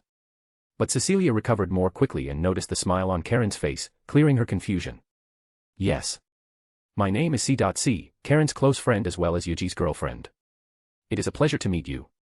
"Ah, yes. It is a pleasure to meet you as well. I've heard a bit about you from Karen. Thank you very much for taking care of her." "Likewise. She had been taking care of me as well. Please, come in and put down your luggage in your room. I believe the one next to Karen's would be fine." "Yes. Thank you." C. helped Akane change from her outdoor shoes into a pair of slippers and entered, leaving the stunned Yuuji at the foyer with Karen. Surprised. Yuuji looked at Karen in shock, and let out a deep sigh of relief, realizing what she had done. "Ha. Extremely so. Did you tell her about us?" Karen nodded. "Of course I did. I told her our relationship right after I told her about you." "I see. What did she think?" "Well, she was naturally shocked and asked me if I'm alright with it. She seemed quite against it at first knowing, her own marriage. But after I told her about you, Cecilia, and our relationship, she told me she'd hold her judgment until she met you." Yuuji turned to see Akane and Cecilia walking towards the left wing of the mansion, towards where Karen's room was. "I hope she accepts this. She won't be here if she doesn't. She said that as long as you can take care of us and love me, she'll respect my decision to stay with you." "Karen." Yuuji looked at her with widened eyes and his heart, skipping a beat. An urge to embrace the cute, blushing girl that belied her usual tough, confident, brave appearance filled his heart. But just as he was about to pull her into his embrace and lean in for a kiss, Karen held onto his arm and began dragging him in. "And now, let's go in already. There's a lot of stuff I want to show her."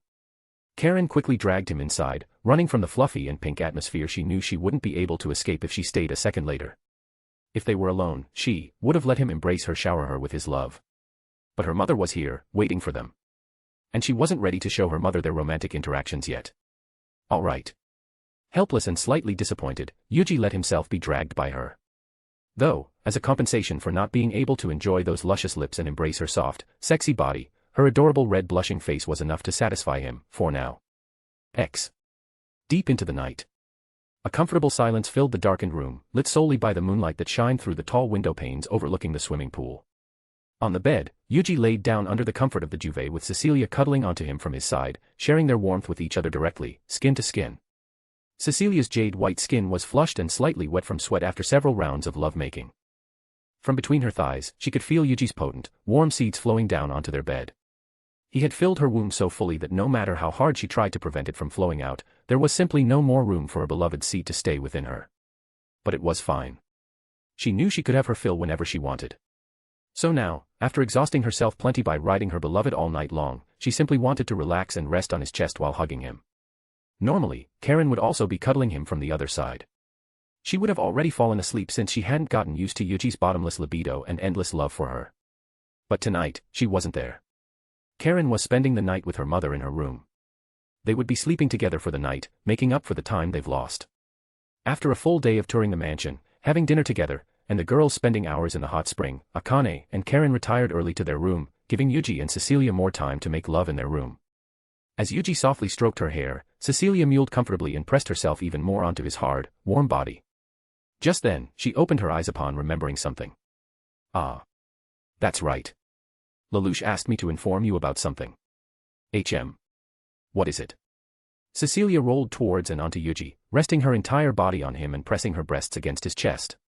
Her arms slithered around his neck and she looked up to him as Yuuji wrapped his arms around her to prevent her from rolling over. "He plans on meeting Cornelia to convince her to leave Japan." "I see.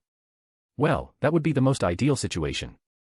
If Cornelia, the cornerstone of Britannia's military presence within Japan, left, then their operation to unseat the current oppressive Brighton Yen government would go much more smoothly. In addition, Lelouch also wouldn't need to fight against his half-siblings. He wants you to carve a path for him." The tone of Cecilia's voice quickly turned gloomy. The nature of Lelouch's request. That would mean that Yuuji would need to face all the danger and carve a path for him to reach the most dangerous and heavily guarded place within the enemy lines, where Cornelia was. She clenched her hands tightly and pursed her lips. After having lost everything for so long, now that she had regained the one thing she so dearly treasured, there was no way she could simply stand watching it disappear once more. She truly didn't want Yuuji to be in such danger. No matter how powerful he was or how skilled he was as a nightmare frame pilot, there was still a chance that he could lose his life in the battlefield. Even if it was less than a fraction of a fraction of a fraction of a small percentage, it was a risk she was unwilling to take if it meant losing him. The look of worry and unwillingness she showed in her eyes and expression was obvious to see, especially to Yuuji. He embraced her closer, leaning in towards her lips, and kissed her. "Thank you for worrying about me. I will be careful. And I will return to your side. I promise you." He wouldn't tell her to not worry. Since telling her that would mean telling her to kill her own emotions and suppress her love for his own peace of mind. It would be too selfish of him. Instead, he made a promise. To be careful. And to return to her side. No matter what. Cecilia frowned and lowered her head, nuzzling into his neck, knowing there was nothing she could say that would stop him from doing it. If something happens, don't hesitate to use your powers. You don't need to worry about anything. Strange things can happen when there are Geas users. So. Please. Return to me. Yuuji nodded and kissed her head. "I promise. After all, I haven't taken you to see my family and the many worlds we'll be visiting together. And even then, we still have a lifetime to spend together." A lifetime. Yes. For the first time. Cecilia thought that being an immortal wasn't so bad after all. And I hope you guys enjoy this chapter. Please comment your thoughts. I would love to hear what you think about it. Or buy me a coffee at buymeacoffee.com/verglax. Thank you. Chapter 139, Chapter 137 Black Rebellion. Princess. Here are the set of reports regarding the attacks on the military outpost in the southeastern side of the Tokyo settlement last night. Ha. Yet another one, ha. Cornelia let out a deep sigh as she sat in her office within the Viceroy Palace at the center of Tokyo settlement. To his side, his knight, Guilford, had just given her a file with several pages of documents, detailed reports regarding the attack and the damages they suffered. These kinds of attacks, may it be caused by the JLFs, rioters, or rebel groups, had been happening throughout Japan, with areas around Tokyo settlement being the most frequent. With their internal mobilization strategy and advantages in numbers, weapons, and logistics, they were able to fend off the attacks. But not without suffering their own losses. And with the frequency in which they're being attacked, some parts of their forces have slowly begun to show some wear and tear. Princess. We know this must be the plot of the Japan Liberation Force and the Black Knights to thin out our numbers. Would it not be best for us to simply launch an assault directly to their base? We are still unable to confirm if those bases we found are the real ones. If we send our main forces there, our headquarters will be vulnerable to surprise attacks. After everything that happened, we only have enough forces to defend against the growing JLF and Black Knights forces. Then, perhaps we can simply detach an elite task force of the Royal Guards to strike their base and leave immediately. The Glaston Knights who had just arrived could dash. And what if they encounter that jet Black Knight, the Crimson Red one, or the pilot who managed to stand toe-to-toe with you? That is. Guilford lowered his head, stepped back, and reflected on his words. I hate to say it. But those three could easily overwhelm even the Glaston Knights. And if they were to fall, we'd truly be unable to hold our position here. He clenched his fists at his princess's words, frustrated by the truth of it and how he couldn't see it before running his mouth. If he simply thought of it for a moment longer or thought with a clear mind like he normally would, he would have been able to point out the flaws in his suggestions easily. However, seeing the distressed figure of his princess, the clear exhaustion and stress in her eyes, he simply wanted to find a solution that could perhaps alleviate her burden slightly. But perhaps the toll on his mind caused by all that has been happening ever since the Special Administrative Zone tragedy had dulled his judgment slightly. Please forgive me, Princess. Cornelia let out a sigh and leaned back to her seat, letting her arms fall down to her armrest. Don't mind it. We are all tired. But we simply need to buy some time until my brother manages to convince the Japanese that. My princess, forgive me for saying this, but is that even an option anymore after that tragedy? I'm not sure myself, Guilford. With the rise of their military prowess, economy, and unity, and our current situation, it'd be unlikely that they'll willingly accept my brother's terms and be satisfied with just sharing the land. Then Cornelia glanced at the reports on her desk. The ever-increasing number of skirmishes. The loss of several important logistic routes. The decreasing number of nightmare frames at their disposal. And their loosening grips on the various economic structures and influence on the Japanese. These seemingly natural chain of events that happened due to the tragedy, she knew, were all caused by the JLF, the Kyoto House, and the Black Knights in reality. But even though she had tried to mitigate the damage, she still couldn't stop every single one. Especially all the losses Britannia had suffered in the stock market and business section since then. Slowly but surely. It felt as if the ground beneath her feet was disintegrating to dust. My princess. Well, that's enough of that. There's still lots to do. How is the mustering of Darlton's army going? Your Highness. Just then, a loud voice that belonged to a familiar knight resounded from behind the door. What is it? Cornelia asked in a stern, yet slightly annoyed, tone from the rudeness the speaker had shown her. But soon, her annoyance turned into shock when she saw a blonde-haired young man, Alfred G. Darlton, the adopted son of Andreas Darlton and member of the Glaston Knights who had just come from the mainland to reinforce Cornelia, came with a clear agitation in his eyes. Your Highness. We have just received word from the scouts on the southeastern part of the outer Tokyo settlement area. They saw a massive number of Japanese liberation forces there, marching in this direction. And there were also new types of nightmare frames within their ranks we've never seen before. So it is time. Zero spoke under his breath as he stared at the massive screen before him. Mordred, C.C., Karen, Silver, Ains, Raxhata, Ogi, and all members of the Black Knights Corps members had gathered within the bridge of the ship as they flew above the dark clouds. To fly above the clouds in such an impressive warship that was far more advanced than anything other military technology in this world was something that would have taken all of their attention and excitement. Or perhaps, to some, flying in the midst of such dark, stormy clouds might evoke a sense of fear and nervousness. Even though they knew that the dark clouds were actually a gift from the heavens that allowed them to conceal their presence, it would still be quite scary to fly in a thunderstorm, no matter how strong the ship was. However, at this moment, all eyes were locked onto the massive screen at the forefront of the bridge. Even Rakshita's team, Ogi, Naomi, Yoshitaka, Kento, and Tatsuya, who were sitting behind the control panels that controlled Amaterasu's various weaponaries and movement systems and preparing for their launch, stopped and watched as the scene unfolded before them. There were only a few minutes left before the start of the JLF's assault on the southeastern part of the Tokyo settlement. And on the screen, they could see the main force of the JLF's army preparing to sortie. Though the sky was dark with storm clouds looming over the entire Tokyo settlement, 4 white, nightmare frames with crimson-red accents through its body shined with iridescent light as they stood before an army of thousands of foot soldiers, hundreds of tanks and heavy weaponaries, and hundreds of JLF burais in the new type nightmare frame, Gekka, a nightmare frame first developed by the Black Knights and later mass-produced by the JLFs with the help of Kyoto House. The 4 white nightmare frames named Akatsuki slightly resembled the Guren in terms of appearance, which it was based on along with its technologies. However, it didn't have Guren's large right hand. Instead, they were all equipped with 2 shoulder-mounted machine guns, a revolving blade sword, arm-mounted radiation wave missiles, and an arm-mounted, 2-barreled handguns in addition to a Hien Suga type/Harken. While standing before the 4 Akatsuki was a cerulean blue nightmare frame with silver linings across its chest, arms, and legs that glimmered under the light of the sun. In its left hand, it held a massive, long samurai sword, a nodachi, that surpassed even its height and towered over all the other nightmare frames. It was the newly fixed and completed nightmare frame that Rakshida's team found within the depths of the amateur's secret hangar. The Susanoo, currently piloted by Toto to spearhead the JLF's attack force against Britannia. They all watched in bated silence, and soon, war ensued. The JLF launched their offensive with Toto and the 4 Holy Sword as their spearhead against Britannia's fortification and reinforcement. However, soon, they could clearly see that the war had quickly turned into a one-sided annihilation in favor of the JLFs. With Toto's skill and the Susanoo, along with the Akatsukis and Gekkas, the Brighton Yens were now tasting how the Japanese felt when they were facing enemies with far more advanced weaponries in the past. But, it was still far from over. The Brighton Yens, who had been holding on to their grounds by being defensive, managed to buy time for reinforcements to come. 0. Britannia's main forces are coming as reinforcements. It seems like Darlton and the rumored Glaston Knights came to defend it, as expected.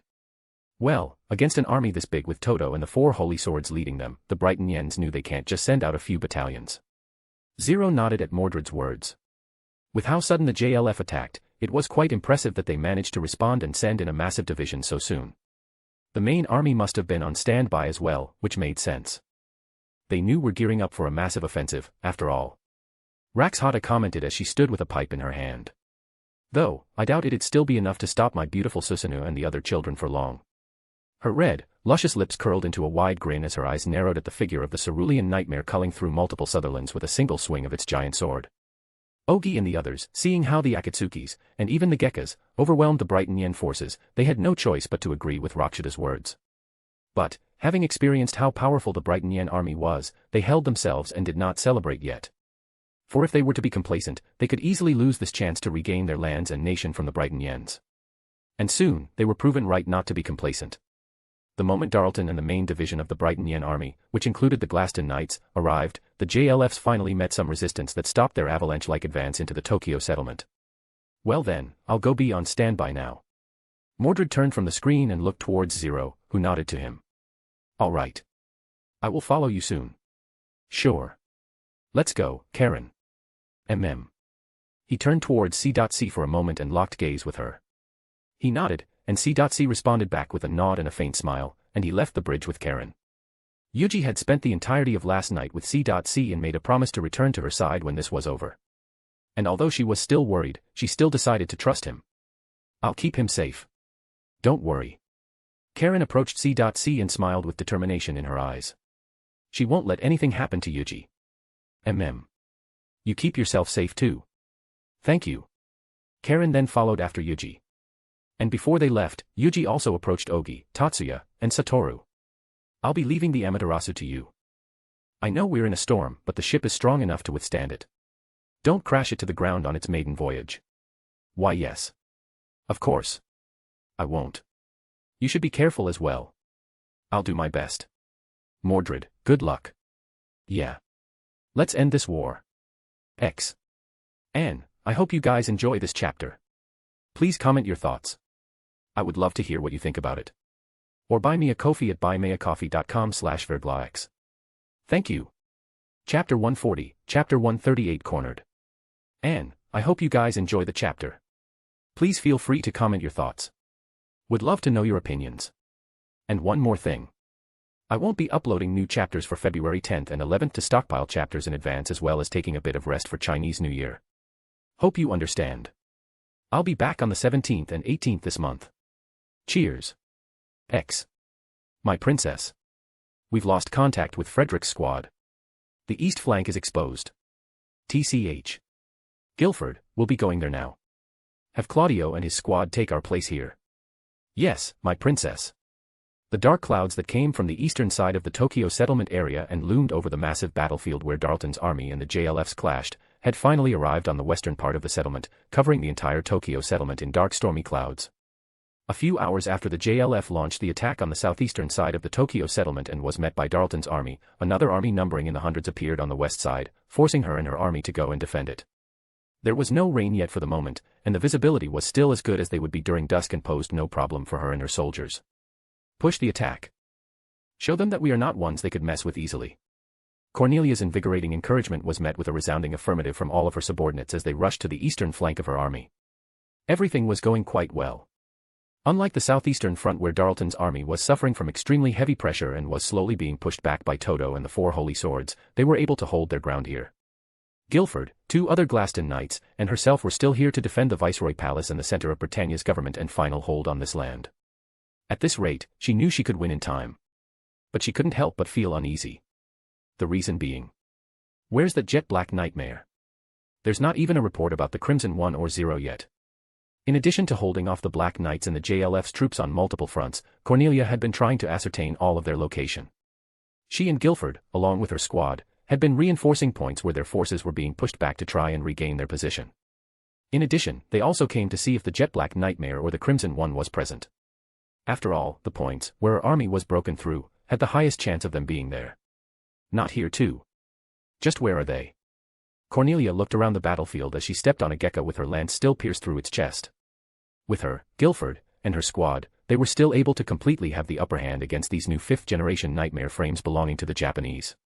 Even against the Akatsuki, which seemed to be a 7th-generation nightmare based on what she saw from the footage of Darleton's army, she was still confident that she could stand her ground against them.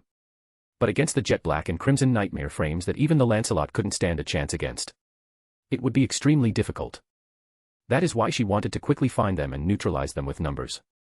Guilford, have you heard reports about their positions? No. Unfortunately not, my princess. Just then, a blinding flash of lightning followed by a deafening crash of thunder echoed throughout the land, and the two looked up to the sky at the same time from within their nightmare frame. It's about to rain. What a day. A heavy sigh escaped her lips as she closed her eyes and shook her head, exhausted. My princess, perhaps after this, you should dash. Another blinding flash of lightning and a crash of thunder filled the area. What did you say, Guilford?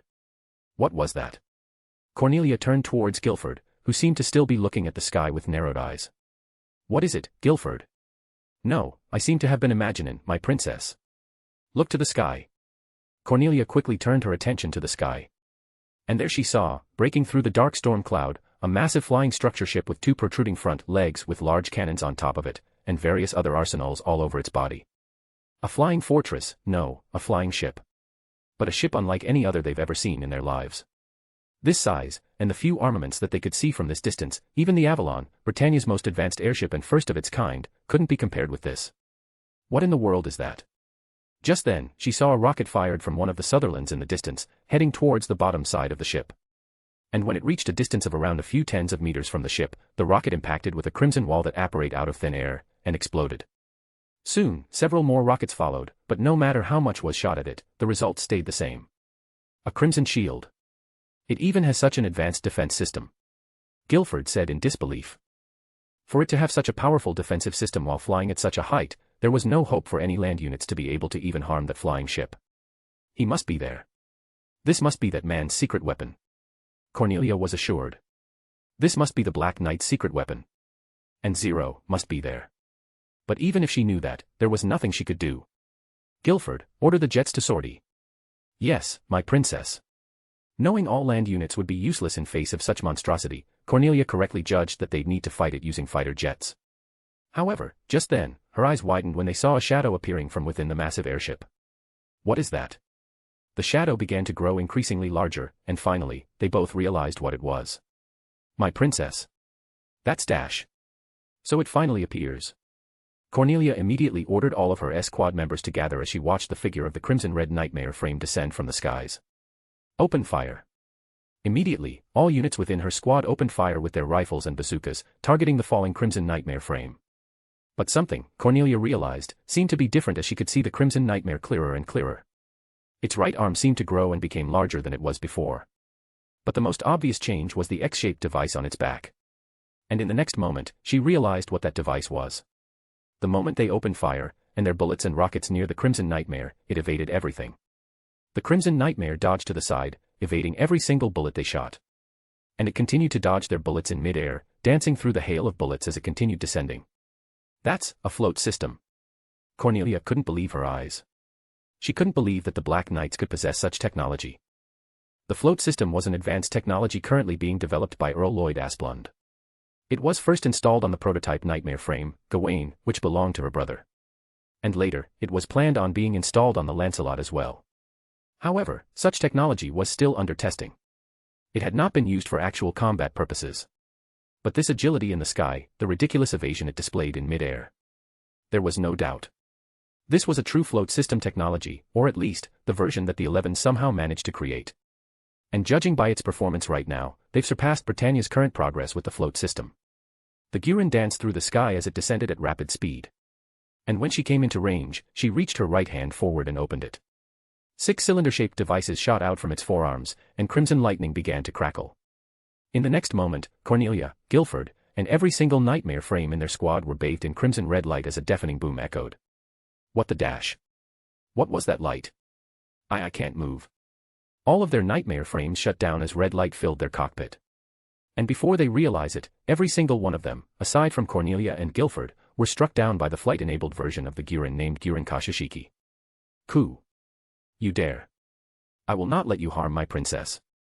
The moment Guilford could finally move his Nightmare, he immediately aimed his rifle at the Gurin just as it had just finished the last member of his princess's elite guards, and shot. But to his shock, with an uncanny reaction speed, the Gurin noticed his attack and jumped back, evading it, before taking to the sky once more. I won't let you run. He aimed his rifle up towards Gurin as it flew to the air. But just as he was about to pull the trigger, a dark shadow streaked down before him. What the? When did you appear? Before him, the jet-black Nightmare landed on the ground with his crimson swords in hand. On its back was a similar X-shaped device which he recognized as being the same float system as the one on the Gurin. His rifle split into two and fell to the ground. And just as he was about to strike with his golden lance, the Black Nightmare rushed towards him and disappeared. In a blink of an eye, he noticed that his lance had been cut in two, his arms and legs had separated from his torso, and his slash harkins pierced and broken. Dread filled his heart as he watched the figure of the Black Nightmare stood before a princess. My princess. Run. Against an enemy that could take to the skies. You know it's useless to run, my knight. But I appreciate the thought. Cornelia took a stance with her lance as she faced the jet-black Nightmare frame that managed to take out her knight in a blink of an eye. She knew she could not possibly win. And she could not run. But it did not matter. She was Cornelia Lee Britannia.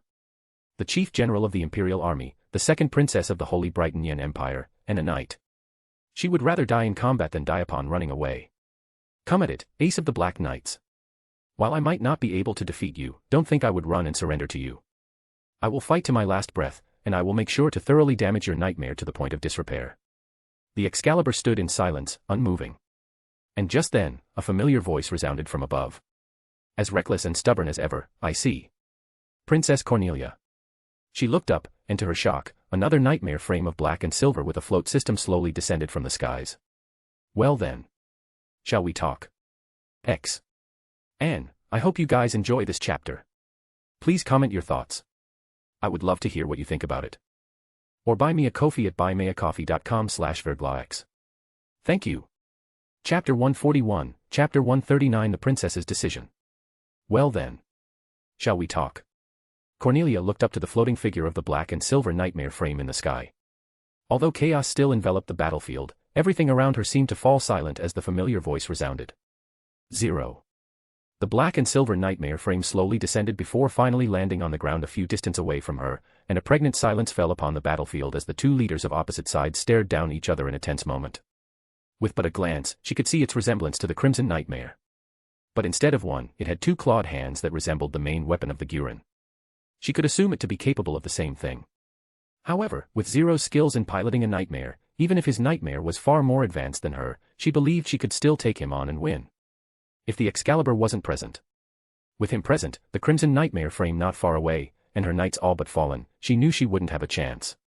Despite knowing this, the warrior princess of the Holy Brighton Yen Empire still raised her rifle and aimed it right towards Zero. Do you think such a thing could harm me? Do you think your bullets could reach my body before he cut you down? With the Tsukuyomi's advanced defense system utilizing the radiant wave shielding technology to automatically block attacks from any direction, Zero knew Cornelia had little to no chance of actually harming him. And the moment she even tried, he knew Yuuji would immediately neutralize her by removing all of her weapons. And Cornelia knew that the Black Knight could easily achieve such a thing as well. She glanced towards Excalibur, who was standing absolutely still with both swords still in hand. He stood quite a few distance away from her, but she had no doubt he could reach her in a blink of an eye, considering everything she had seen that demon do. They may not. But I'd rather die trying than concede or flee. Her words were firm and determined, and spoken in a grave tone that displayed her resoluteness, despite standing before death itself in the form of the jet-black, grim reaper of the battlefield. I will never concede. Zero remained silent for a moment and stared at his proud, brave, yet foolish half-sister in silence. But, he soon let out a quiet sigh, knowing this was simply just the kind of person she was. So you would rather die miserably in this foreign land? Then return to your home and protect your little sister, who is currently suffering alone. Cornelia flinched and her body instantly froze as Zero's words struck her deeply in her heart. Her hands trembled, before she quickly clenched onto the control handles of her nightmare frame to prevent it from shaking even more. Do you think the young, kind, and gentle princess could hold on if she lost even you? You. Sadness, anger, worry, desperation, anxiety. His words evoked the emotions she had been trying her best to conceal and bury deep within her heart. No matter how hard she tried, her heart simply wouldn't listen to her as she stared at Zero while images of a broken and crying Yuffie flashed across her mind. Leave this land, foreign princess. Return to your home, and help that elder brother of yours establish a better relationship between Japan and Britannia. Her trembling hands stopped as shock quickly replaced all the emotions she felt in her heart upon hearing his words. Her eyes widened, staring at Zero in disbelief. Whatever Schneizel is planning to do, whatever he will try to offer this land as recompensation, Japan will not agree to it until Britannia leaves this land and returns it to them. Not after all the Japanese blood spilled on the land that you promised to be that of peace. Cornelia clenched her teeth in frustration. The land of peace her precious little sister dreamed of having and almost succeeded in creating. All but marred by the blood of the people she had promised peace and prosperity to. The tears of pain, anger, sadness, and despair she shed as Cornelia watched her take off in her plane ride home. The heartbreaking cries she heard on the nights leading to her departure. If Japan had no power, then they might be able to easily disregard this tragedy and use force to quell any riots and uproar. But in reality, they couldn't. With the strength Japan has now thanks to the Black Knights and the recovering Japan Liberation Force, nothing Schneizel could offer to compensate and apologize for the tragedy would be satisfactory to the Japanese. Princess Cornelia. Let this be the last war fought between Japan and Britannia. And let's start this over from zero. Silence fell as Cornelia mulled over his words. Deep inside, she knew what he said was the only choice she has now. Ever since the tragedy, Britannia had been struggling to hold any sort of influence and control over Area 11, even the areas around Tokyo settlement. The 11s, who were previously just trying to live through every day, trying to live through the discrimination, and holding back their urge to simply end it all themselves and break. The tragedy lit up the anger they thought they'd lost. Riots, assault, and chaos began happening all over Area 11. And with the JLF and Black Knights absorbing them into their forces and supporting them, she knew that Britannia was slowly being overwhelmed. And now, in this battle, even if Darlton's army somehow won their side of the war, it would be for naught. They won't be able to face the Black Knights, not with such difference in firepower. And even if they could, they would be too late by the time they arrived here. What a mess. With the Black Knights, Japan was now capable of defending itself. And in all honesty, it wouldn't be worth it to try and conquer it now. The price they'd have to pay would be too much, and there wasn't even a guarantee they'd be able to win even if they poured their entire resources here. At best, Britannia would win after suffering irreversible damages. May it be to their economy, their military, the royal family, the people, or all of them. And at worst, she and the ruling members of the royal family might be killed off by the many enemies Britannia had created over the years of conquering after their collapse, and Britannia would only be a nation in name. As it stands now, seeing as the Black Knights were willing to seek peace between them, it'd be more beneficial for Britannia to somehow reach a mutual cooperation with Japan. Cornelia lowered her rifle and spoke to Zero from within her nightmare frame. Having pushed me this far into the corner, why don't you just take my head and end it yourself now? With me gone, you'll be free to take this land back from Britannia. My princess. Guilford shouted in shock and panic upon hearing his princess's words. But he was unable to move due to Excalibur still looming above him. Because killing you would not result in peace. Zero responded. It would simply plunge everything deeper and deeper into the cycle of hatred, war, death, and revenge once again. What we all wish for is peace. Silence fell between the two once again as Cornelia fell into a deep thought once again. Images of Euphemia's look of hope, determination, and conviction when she proposed to her the plan for the special administrative zone. The figure of the naive, innocent, little princess working day and night to make sure she could realize her dream of creating a place where everyone can be happy and live in peace. Her smile. Her wish. Her dream. Cornelia could not help but let out a sigh before making her decision. Arriving at the hangar within Amaterasu, Yuuji leaped down the cockpit of Excalibur after parking it in its space and headed towards the Guren, who had just arrived. And when she exited her cockpit, Yuuji welcomed her with open arms and caught her as she leaped into his embrace. They shared a brief, yet passionate kiss before separating. Good work. Are you hurt? Karen shook her and smiled softly at him, her heart feeling warm and fuzzy from his worry and care. No. I'm fine. How about you? I'm fine as well. It went much smoother than I expected. I thought we'd fight against more of them, but it seems like the rest of the troops were doing a good job pinning most of Cornelia's soldiers down elsewhere. With the newly developed and mass-produced nightmare frames and the surprise attack they launched, most of Britannia's troops were successfully surrounded and pressured by the combined forces of the Black Knights and the JLFs, preventing them from circumventing and making their way to protect the princess. Lelouch's strategy went well.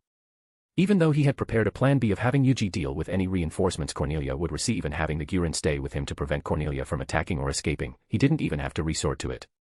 Well, I'm glad this is over. Yeah. With this, we can finally regain our land. And be free from Britannia's rule. Tears began to pool in the corner of her eyes before Karen went and embraced her beloved once more, burying her face in his chest. Thank you. Thanks to you, and everyone, we can finally live in peace. And you helped make it happen, Karen. It's your victory too. Yuuji returned her embrace, and she wrapped her arms around him even tighter. He had truly, utterly changed her life. From helping her with her fight, brightening her dull daily life in the academy, supporting her in her lowest point, reuniting her with her mother, and loving her when she needed it the most. The love of her life. It was truly a miracle that they could meet each other. Or perhaps it was fate. Either way, now that he's here with her, she would never let him go. Just then, they heard a series of footsteps rapidly approaching them. They separated slightly and looked at the source, and they saw Cecilia running towards them and leaping into Yuji's embrace. She hugged him tightly, wordlessly, before she began patting him all over. Are you hurt? Yuuji smiled softly and pulled her into his embrace once more. I'm fine. And I've returned to you. As promised. Yuuji kissed her head and stroked her beautiful, long, light green hair. And then, they heard another set of footsteps coming from behind them.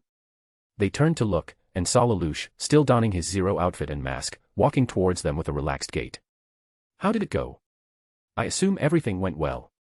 C. looked at Zero and asked him as she stayed in Yuji's embrace. And to her question, Lelouch simply nodded. Everything went well. We managed to convince Cornelia, and she had given her troops the order to retreat. I'll be informing Todo, General Kates, and the Kyoto House of Cornelia's decision later so they can begin the next phase of the plan. The three nodded in unison. With this, all that was left was to clean up the aftermath of the battle, re-establish the government and military, and begin building back Japan from the ground up with the Black Knights supporting it. It would take years, perhaps even decades. But it was the first time the Japanese had ever received this chance to recover and rebuild their home in more than a decade of war and suffering. Well, you guys can go ahead and rest for now. We can leave the aftermath of the battle to the JLF and the Kyoto House for now. Yuuji nodded. Then, we'll go back to our home. Contact me if you need any help. Also, don't forget about Shirley. I know. Thank you. Zero walked away and made his way to the bridge, leaving Yuuji, Karen, and Cecilia by themselves. Well then, let's go to the celebratory party I'm sure they'll hold, and return home. Cecilia and Karen nodded before wrapping their arms around Yuuji's, and followed after Zero slowly, enjoying the walk there. Anne, I hope you guys enjoy this chapter. Please comment your thoughts. I would love to hear what you think about it. Or buy me a coffee at buymeacoffee.com/verglax. Thank you. Chapter 142, Chapter 140 AI. Sitting on the couch within his room in the mansion, Yuuji typed away on the holographic keyboard of the MCGX supercomputer as he gazed at the floating, holographic screens.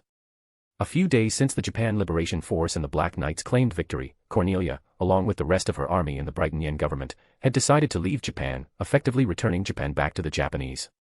The newly founded Japanese government, built by the Kyoto House with Taizo Kirihara as the head and Sumeragi Kagaya as the headmistress, took over the various Brighton Yen industries and infrastructures, including the Ashford Academy, and kept it running.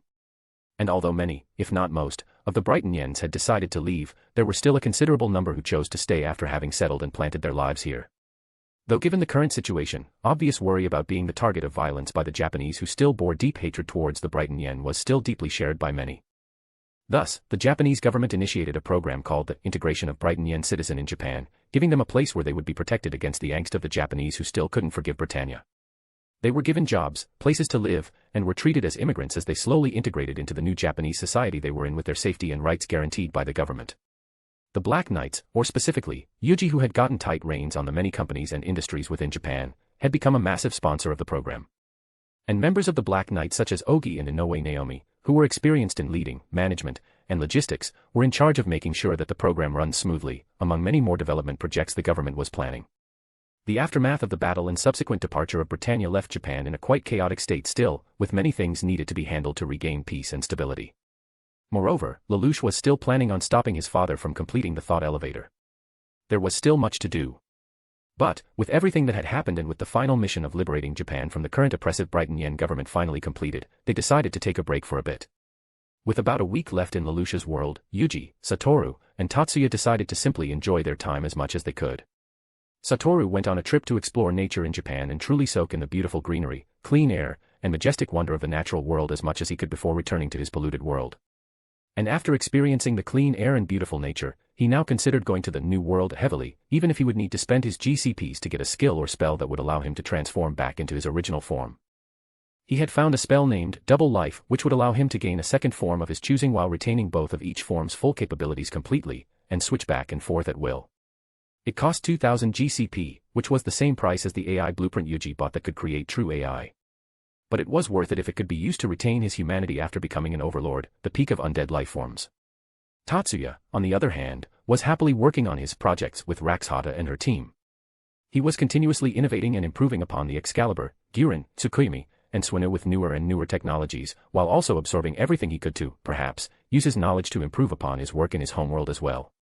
Meanwhile, Yuuji spent the rest of his time with Cecilia, Karen, and Akane. Though they couldn't really go outside with the current situation, they were still able to enjoy their time in the mansion with the numerous facilities and entertainment they have. And to his surprise, Karen and Cecilia picked up cooking as a hobby. With Akane as their teacher, the two had been learning and working hard to improve their cooking skills in hopes of surprising and impressing Yuuji. Because of this, Yuuji had found himself with an abundance of free time alone. Just like right now. He had used this alone time to make some more money by robbing some Brighton Yen conglomerates in the stock market, playing around with Alice and Arya, and working on his AI project. And today, he had finally done it. A true AI with capabilities and intelligence beyond any regular AI in even Tatsuya's world and emotional intelligence just like a human. Yuuji quickly installed it on his phone. His heart pounded in excitement and nervousness as he waited for it to install. And soon, he would see his creation for the first time. Knowing about the extent of this AI's intelligence from the group chat's description on the blueprint, and actually spending the time to create it from nothing, the AI had become something akin to a child for him. His child. And he couldn't help but feel nervous and excited at the same time, like a dad who would be seeing his daughter for the first time. Soon. A small gasp escaped his lips when he saw a beautiful little girl with long, platinum white hair that seemed to reflect all the colors of the rainbow in a pure white room on the screen. She was dressed in a pure white one-piece dress. Above her head, a circle of beautiful, multicolored crystals floated, and behind her, many more shimmering crystals formed a pair of wings on her back, floating and swaying softly in the air. She slowly opened her eyes, and just like the crystals, her eyes shone with all colors of the rainbow that seemed to glitter under the light. And her gaze met his for the first time, and an adorable look of both awe and curiosity immediately appeared on her cute face as her small, pink lips formed an O. Her expression immediately pierced Yuji's heart like an arrow, which he reacted to physically, before a fawning smile and loving gaze of a father graced his expression. Hello, AI. Can you hear me? Can you see me? Her beautiful eyes widened slightly, shocked. But in the next moment, her lips curled into a wide smile as her entire expression changed into a look of pure happiness. Ah. Yes. I can hear you. I can see you too. Are you my papa? Guac. Yuuji could feel himself physically reacting as his heart skipped a beat from the sheer cuteness of his daughter.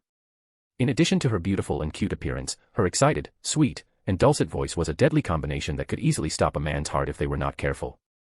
And I imagine her voice to be younger and similar to Hayami Saori, the voices of Shiba Miyuki, Yaforger, Kocha Shinobu, Kamisato Ayaka, and many more. AI. Who Yuuji had decided to name Tsubakihara AI from now on, looked at her papa confusedly and tilted her head to the side when he suddenly clenched his chest with his hand and seemed like he was in pain despite smiling widely. Judging from his complexion, his heartbeat that she felt from his hand touching the phone, and his perspiration level, he was perfectly healthy and seemed to simply be excited. But he acted like he was in pain. She couldn't really understand it. Perhaps she'll ask why her papa did that later. Yes. I am Tsubakihara Yuuji. It's nice to finally meet you, AI. Yes. It's nice to meet you too, Papa. At that moment. The moment when Yuuji saw AI's pure smile of happiness as she put her hands together in front of her chest, Yuuji immediately decided. He'll search for an advanced android body which AI could enter and be physically with him from the group chat store. Alright. Now then, I'm sure you're curious about, well, everything. So you can go ahead and explore my phone, the group chat, the supercomputer, and even the internet. But, remember to not go on the darker side of the internet, okay? Although you are impervious to any virus and cyber attacks, I don't want your mind to be tainted by them. I'm sure you're mature enough to know which I'm talking about, right? Although AI appeared and acted like a small 10-year-old girl, the blueprint from the group chat that Yuuji used to create her also included a feature that matched her morals with her creator. Thus, with this feature, AI now possessed Yuuji's moral standards and mentality. So, there really was no need for him to remind her this way. He was simply being a doting father worried for his daughter. Still, AI enthusiastically raised her hand high, just like a child in class, and nodded in excitement. Yes, Papa. I'll go and accumulate all the knowledge so I can help you. You can also try to find things that you're interested in. And you can decorate your room however you like it. Yes. AI's eyes sparkled even more when she was given the permission to decorate her room, and she couldn't wait another second to find things she'd like in this world. Good. Then go have fun. Yes. See you, Papa. AI waved her hands towards her dear father, and with a flourish of glitter and blinding light, she disappeared, leaving behind a crystal lily, floating gently at the center of his screen. And immediately, Yuuji felt a loneliness he hadn't felt in a long time. Was this the feeling a father would experience as they looked at their daughter go off and go to live their own lives? This emptiness. He really turned into a doting father so quickly, or perhaps, this was a side of him that has always been present, yet hidden deep inside since he didn't have any children yet. If it wasn't for the fact that I built her to be impervious to viruses and things that would taint her innocence, I would have never let her go out and explore the internet, no matter how much it'd benefit me. Yuuji shook his head and leaned back on the couch. He just hoped AI would still be the same AI he had just met before when she returned. But still. The anxiety is killing me. He thought. Just like a dad who had just let his daughter go on a candy store run alone. Just then, a knock came from his door, before a beautiful, mature woman dressed in a one-piece dress and apron entered. Yuuji-kun, dinner is ready.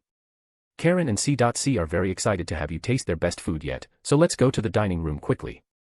Since she drank the potion of minor cleansing, Akane's complexion had become much better.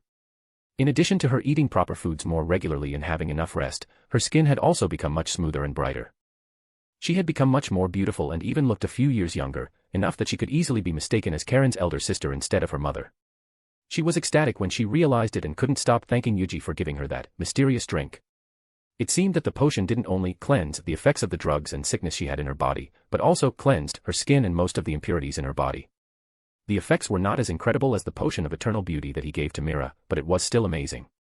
Akane-san. Thank you for informing me. I will be there soon. Yes. She smiled and left the room as Yuuji began returning his supercomputer to his inventory, and sat up. Just then, the necklace he wore on his neck turned into two adorable white and black slime, who immediately jumped onto his shoulders. The beautiful, white and rainbow-colored slime, Alice, immediately jumped up and down and rubbed herself against Yuuji's neck. While the shimmering, black, starry slime, Arya, silently got closer to him until she touched his neck, and stayed there, glued to him. Are you too excited for their meals too? Alice jumped up and down in affirmative, while Arya simply rolled forward and back to nod at his words. Then, let's go. Yuuji began petting the two slimes on his shoulders and occasionally rubbed his cheeks against them as they began heading to the dining hall. Ever since attaining them, there hasn't been a time when Yuuji wasn't with the twins. With the two capable of turning into the necklace Mira bought for his birthday, they would stay in that form and be with him every day, no matter where he went. And Yuuji also never took off the necklace. Not even once. And when they're alone, the two slime girls would morph back into their true form as the adorable slimes and hang out with him. Naturally, with time, their bonds deepened, and the slimes were now even more in love with Yuuji than they already were. In addition, with the effects of eternal bond, they've undergone an evolution not long ago. SSR, Yin-Yang Slimes. A pair of twin slimes with unlimited potential. Capable of consuming and absorbing nutrients from anything, gaining its property, and the ability to shapeshift into them. Instant regeneration. Eternal bond, level 2. Inherits all proficiencies, skills, and spells under SSR rank from their partner. Ethereal connection. Connects the minds of the Yin-Yang slimes and their partner. Establishes a telepathy network between the three to share their thoughts and emotions. Each time their bond deepens, the Yin-Yang slimes will undergo evolution, gaining new capabilities and skills, in addition to one SR ranked skill/spell each. With Yuuji receiving the Geas by participating in this mission in Lelouch's homeworld, the girls have also received the same Geas, giving them the ability to cancel all activation and effects of Geas in their field of vision. In addition, they've also gained one SR ranked skills/spells. Alice had gained the spell Clairvoyance, allowing her to see glimpses into the future. While Arya had gained the skill Shikuchi, allowing her to move swiftly towards a location with nigh unperceivable movement. And, the two had been having quite a bit of fun with their new abilities. Alice, for one, had been informing Yuuji of some of the future she saw, giving him the ability to be steps ahead of that incoming future. She had been very helpful in preventing him from walking into awkward situations such as walking into Akane's room while she was changing. Of course, that means he saw Akane in her underwear through those visions. But at least, she didn't know about it and it didn't truly happen in reality. While Arya. She had become such an adorable and spoiled little girl. Whenever she had to go somewhere for a bit, she'd always use her Shikuchi skill to go there as quickly as possible and return to Yuuji as fast as she could. Or when she'd stay with Karen or Cecilia for a moment, she'd immediately Shikuchi back to his side when he returned. For him. It was extremely adorable and endearing. But Cecilia and Karen had expressed their jealousy multiple times. But all in all, it had been quite the peaceful days, considering what was happening everywhere else within Japan. And with his return back to his homeworld coming soon, he simply wanted to spend as much time as he could with them. It has really been a long mission, huh? He mused as he quickly arrived at the dining room and spent the rest of the night with his family. And I hope you guys enjoy this chapter. Please comment your thoughts. I would love to hear what you think about it. Or buy me a coffee at buymeacoffee.com/verglax. Thank you. Chapter 143, Chapter 141 Return and New Member. The Day of Return. Standing before the grand entrance of the mansion, Yuuji, Satoru, and Tatsuya stood with their luggages on the ground along with Lelouch, Cecilia, Karen, and Akane. I'll miss you a lot. I'll do my best to come back frequently. And don't hesitate to use the messaging app we installed on your phones to contact me, alright? Yuuji hugged Cecilia and Karen tightly, wrapping his arms around their waist, as the two hugged him as well. Yeah. Karen responded softly as she gripped her phone tightly with a look of reluctance. She had been dreading this day for a long time. She knew that it was inevitable. She had been told that he would need to return to his homeworld after he finished his missions. And although he could return anytime he wanted, she understood that he had to live in his own world as well. No matter how much they both wanted to, it'll be impossible for him to stay in this world with her all the time. She understood it. However, let's talk and chat a lot, okay? Whenever you feel lonely, just message me. I'll message you as often as I can as well. Suddenly, she felt a soft, loving kiss on her head, snapping her out of her daze. And when she looked up, her face quickly went red when she saw his smile. I am not going to get lonely that easily. But if you insist.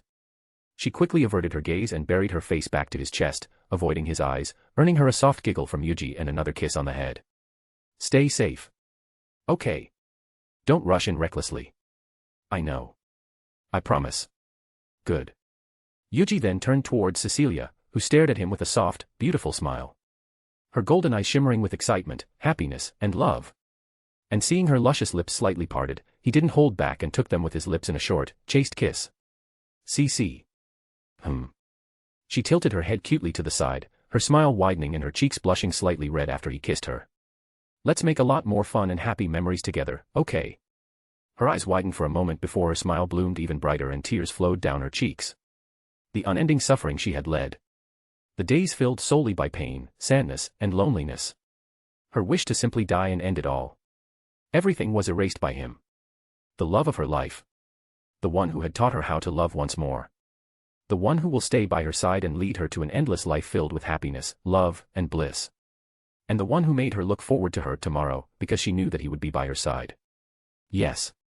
I'll be looking forward to it. Her beloved Yuuji. Now that she was by his side, she even felt slightly thankful for the life she had led. For it led her to his side. As the three hugged in a tight embrace, Akane watched from the side silently. A soft smile adorning her now youthful, beautiful face. Although this relationship was abnormal, after observing them, she could see how much they truly loved each other. And as long as her daughter was happy with this, and Yuuji truly loved the both of them from the bottom of his heart, she'll gladly support her daughter and watch over them from the side. Meanwhile, Tatsuya and Satoru was conversing with Lelouch on the side. I hope you don't mind if I were to visit this world often. There are still a lot of things I'd like to learn and projects I'd like to work on along with Raxhata and her team. Lelouch nodded with a smile.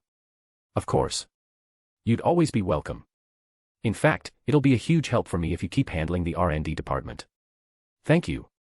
I'll come and help out as much as I can. Lelouch then turned towards Satoru, who was standing with a slight reluctance and sadness on his face.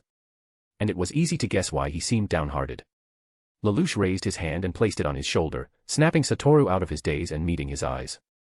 Satoru-san. You're always welcomed here anytime you want. So whenever you want to breathe in some fresh air, don't hesitate and give me a call. His eyes widened in shock, before a wry, tired laugh escaped his lips as he rubbed the back of his head. Ha. I was that obvious, huh? Thank you, Lelouch-san. Then. I'll be taking you up on your offer. Please excuse me for visiting when. I can't stand the air in my world. Of course. Lelouch nodded. He knew how much Satoru had been enjoying the clean air and beautiful nature in this world. Also marred by war, this place was still more than 100 times better than his own world, where simply stepping outside a heavily sterilized and closed building could mean suffering an inevitable yet slow, painful death. And for him to be forced to return to such a world. He couldn't help but pity the kind, middle-aged men. Satoru-san. Have you been considering going to the new world? Satoru's eyes widened briefly, before letting out a tired sigh. After experiencing this world, the thought of returning to my own world was appalling. It's harder to return to a dark, smog-filled room after knowing how liberating and beautiful the outside world was, than to not know it at all. So.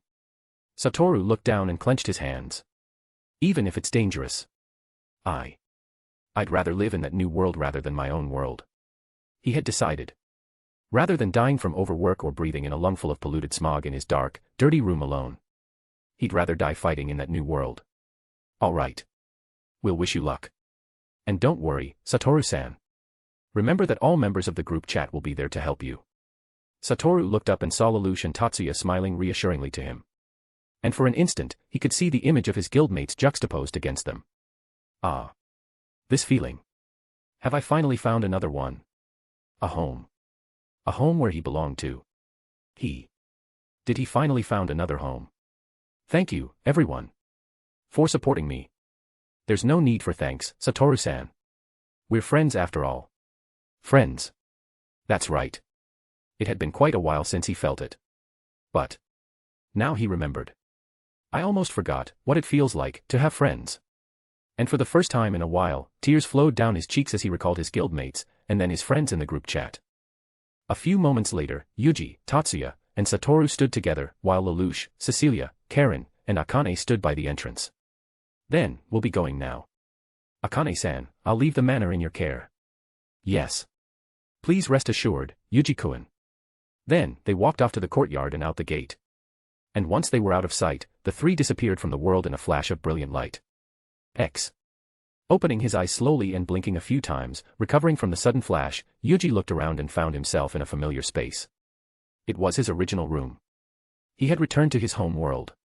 The twin slime girls immediately changed back into their original, adorable, slime forms and rested on his shoulder, nuzzling themselves to his neck. Ah, we're back. It's been a while, huh? Yuuji smiled softly and began petting the two slimes on his shoulders. He then looked down to his phone and saw a notification from the group chat. Congratulations for completing the mission. World, Code Geass. Missions. Achieve victory in the Battle of Narita. Protect C.C from Geass user, Mao. Protect the life of the Brighton Yen Princess, Euphemia Britannia. Defeat the Brighton Yen Nightmare, Lancelot and its pilot, Kuroji Suzuka using the Nightmare frame from the Multiverse Chat group. Defeat the Purists faction in battle. Liberate Japan from the current oppressive Brighton Yen government. For completing all 5 missions, you have been awarded 6,000 group chat points and a free 10+1x draw gacha ticket. The power you have received during this mission will also be permanently available to you when you return. Good work. Please await your next mission. His smile widened as he read the message. Then soon, several more notifications popped up on his screen. They were all descriptions about his Geas, the Excalibur, and Amaterasu. His Geas was now called the Eyes of Anti-Magic, and instead of only other Geas, it denied the activation of any magical spells or effects, as well as erasing ongoing magical effects in its effective range equal to his vision. And with his enhanced vision and elemental sight, virtually no magic could be activated in his presence without his permission. Meanwhile, there were also some changes to the Excalibur and Amaterasu. Since they were rewards from the group chat that the members could use, it has been changed so that it could be powered using magic power as well. This is amazing. In addition to the 6,000 GCP he got, bringing his total to 10,000 GCP, as well as the 10+1x draw gacha ticket, the rewards he received from just completing the missions were incredible. He was now, essentially, impervious to magic, along with his 2 adorable slime girls who also inherited this ability. And the group chat now has 2 extremely powerful weapons they could use to help with their mission as long as they have magic power. It was a massive haul. Hee, I can't wait to see what I get from the gacha. With his lucky trait, which increases his luck massively and gives him a chance to redraw his gacha pull, Yuuji couldn't help but look forward to what kind of amazing items he could get this time. Perhaps there would be some that would suit Mira, Yuna, Nina, and Aika, or something that could help protect them. But, just as he was about to go to the gacha menu, a message notification came to the group chat. Witch of Immortality, hello. It is nice to meet you. My name is CC. I believe this is the Multiverse Group Chat Yuuji is talking about. The Witch of Immortality. In other words, C.C. had finally sent her first message in the group chat, marking the start of a whole new adventure for her. And I hope you guys enjoy this chapter. Please comment your thoughts. I would love to hear what you think about it. Or buy me a coffee at buymeacoffee.com/verglax. Thank you.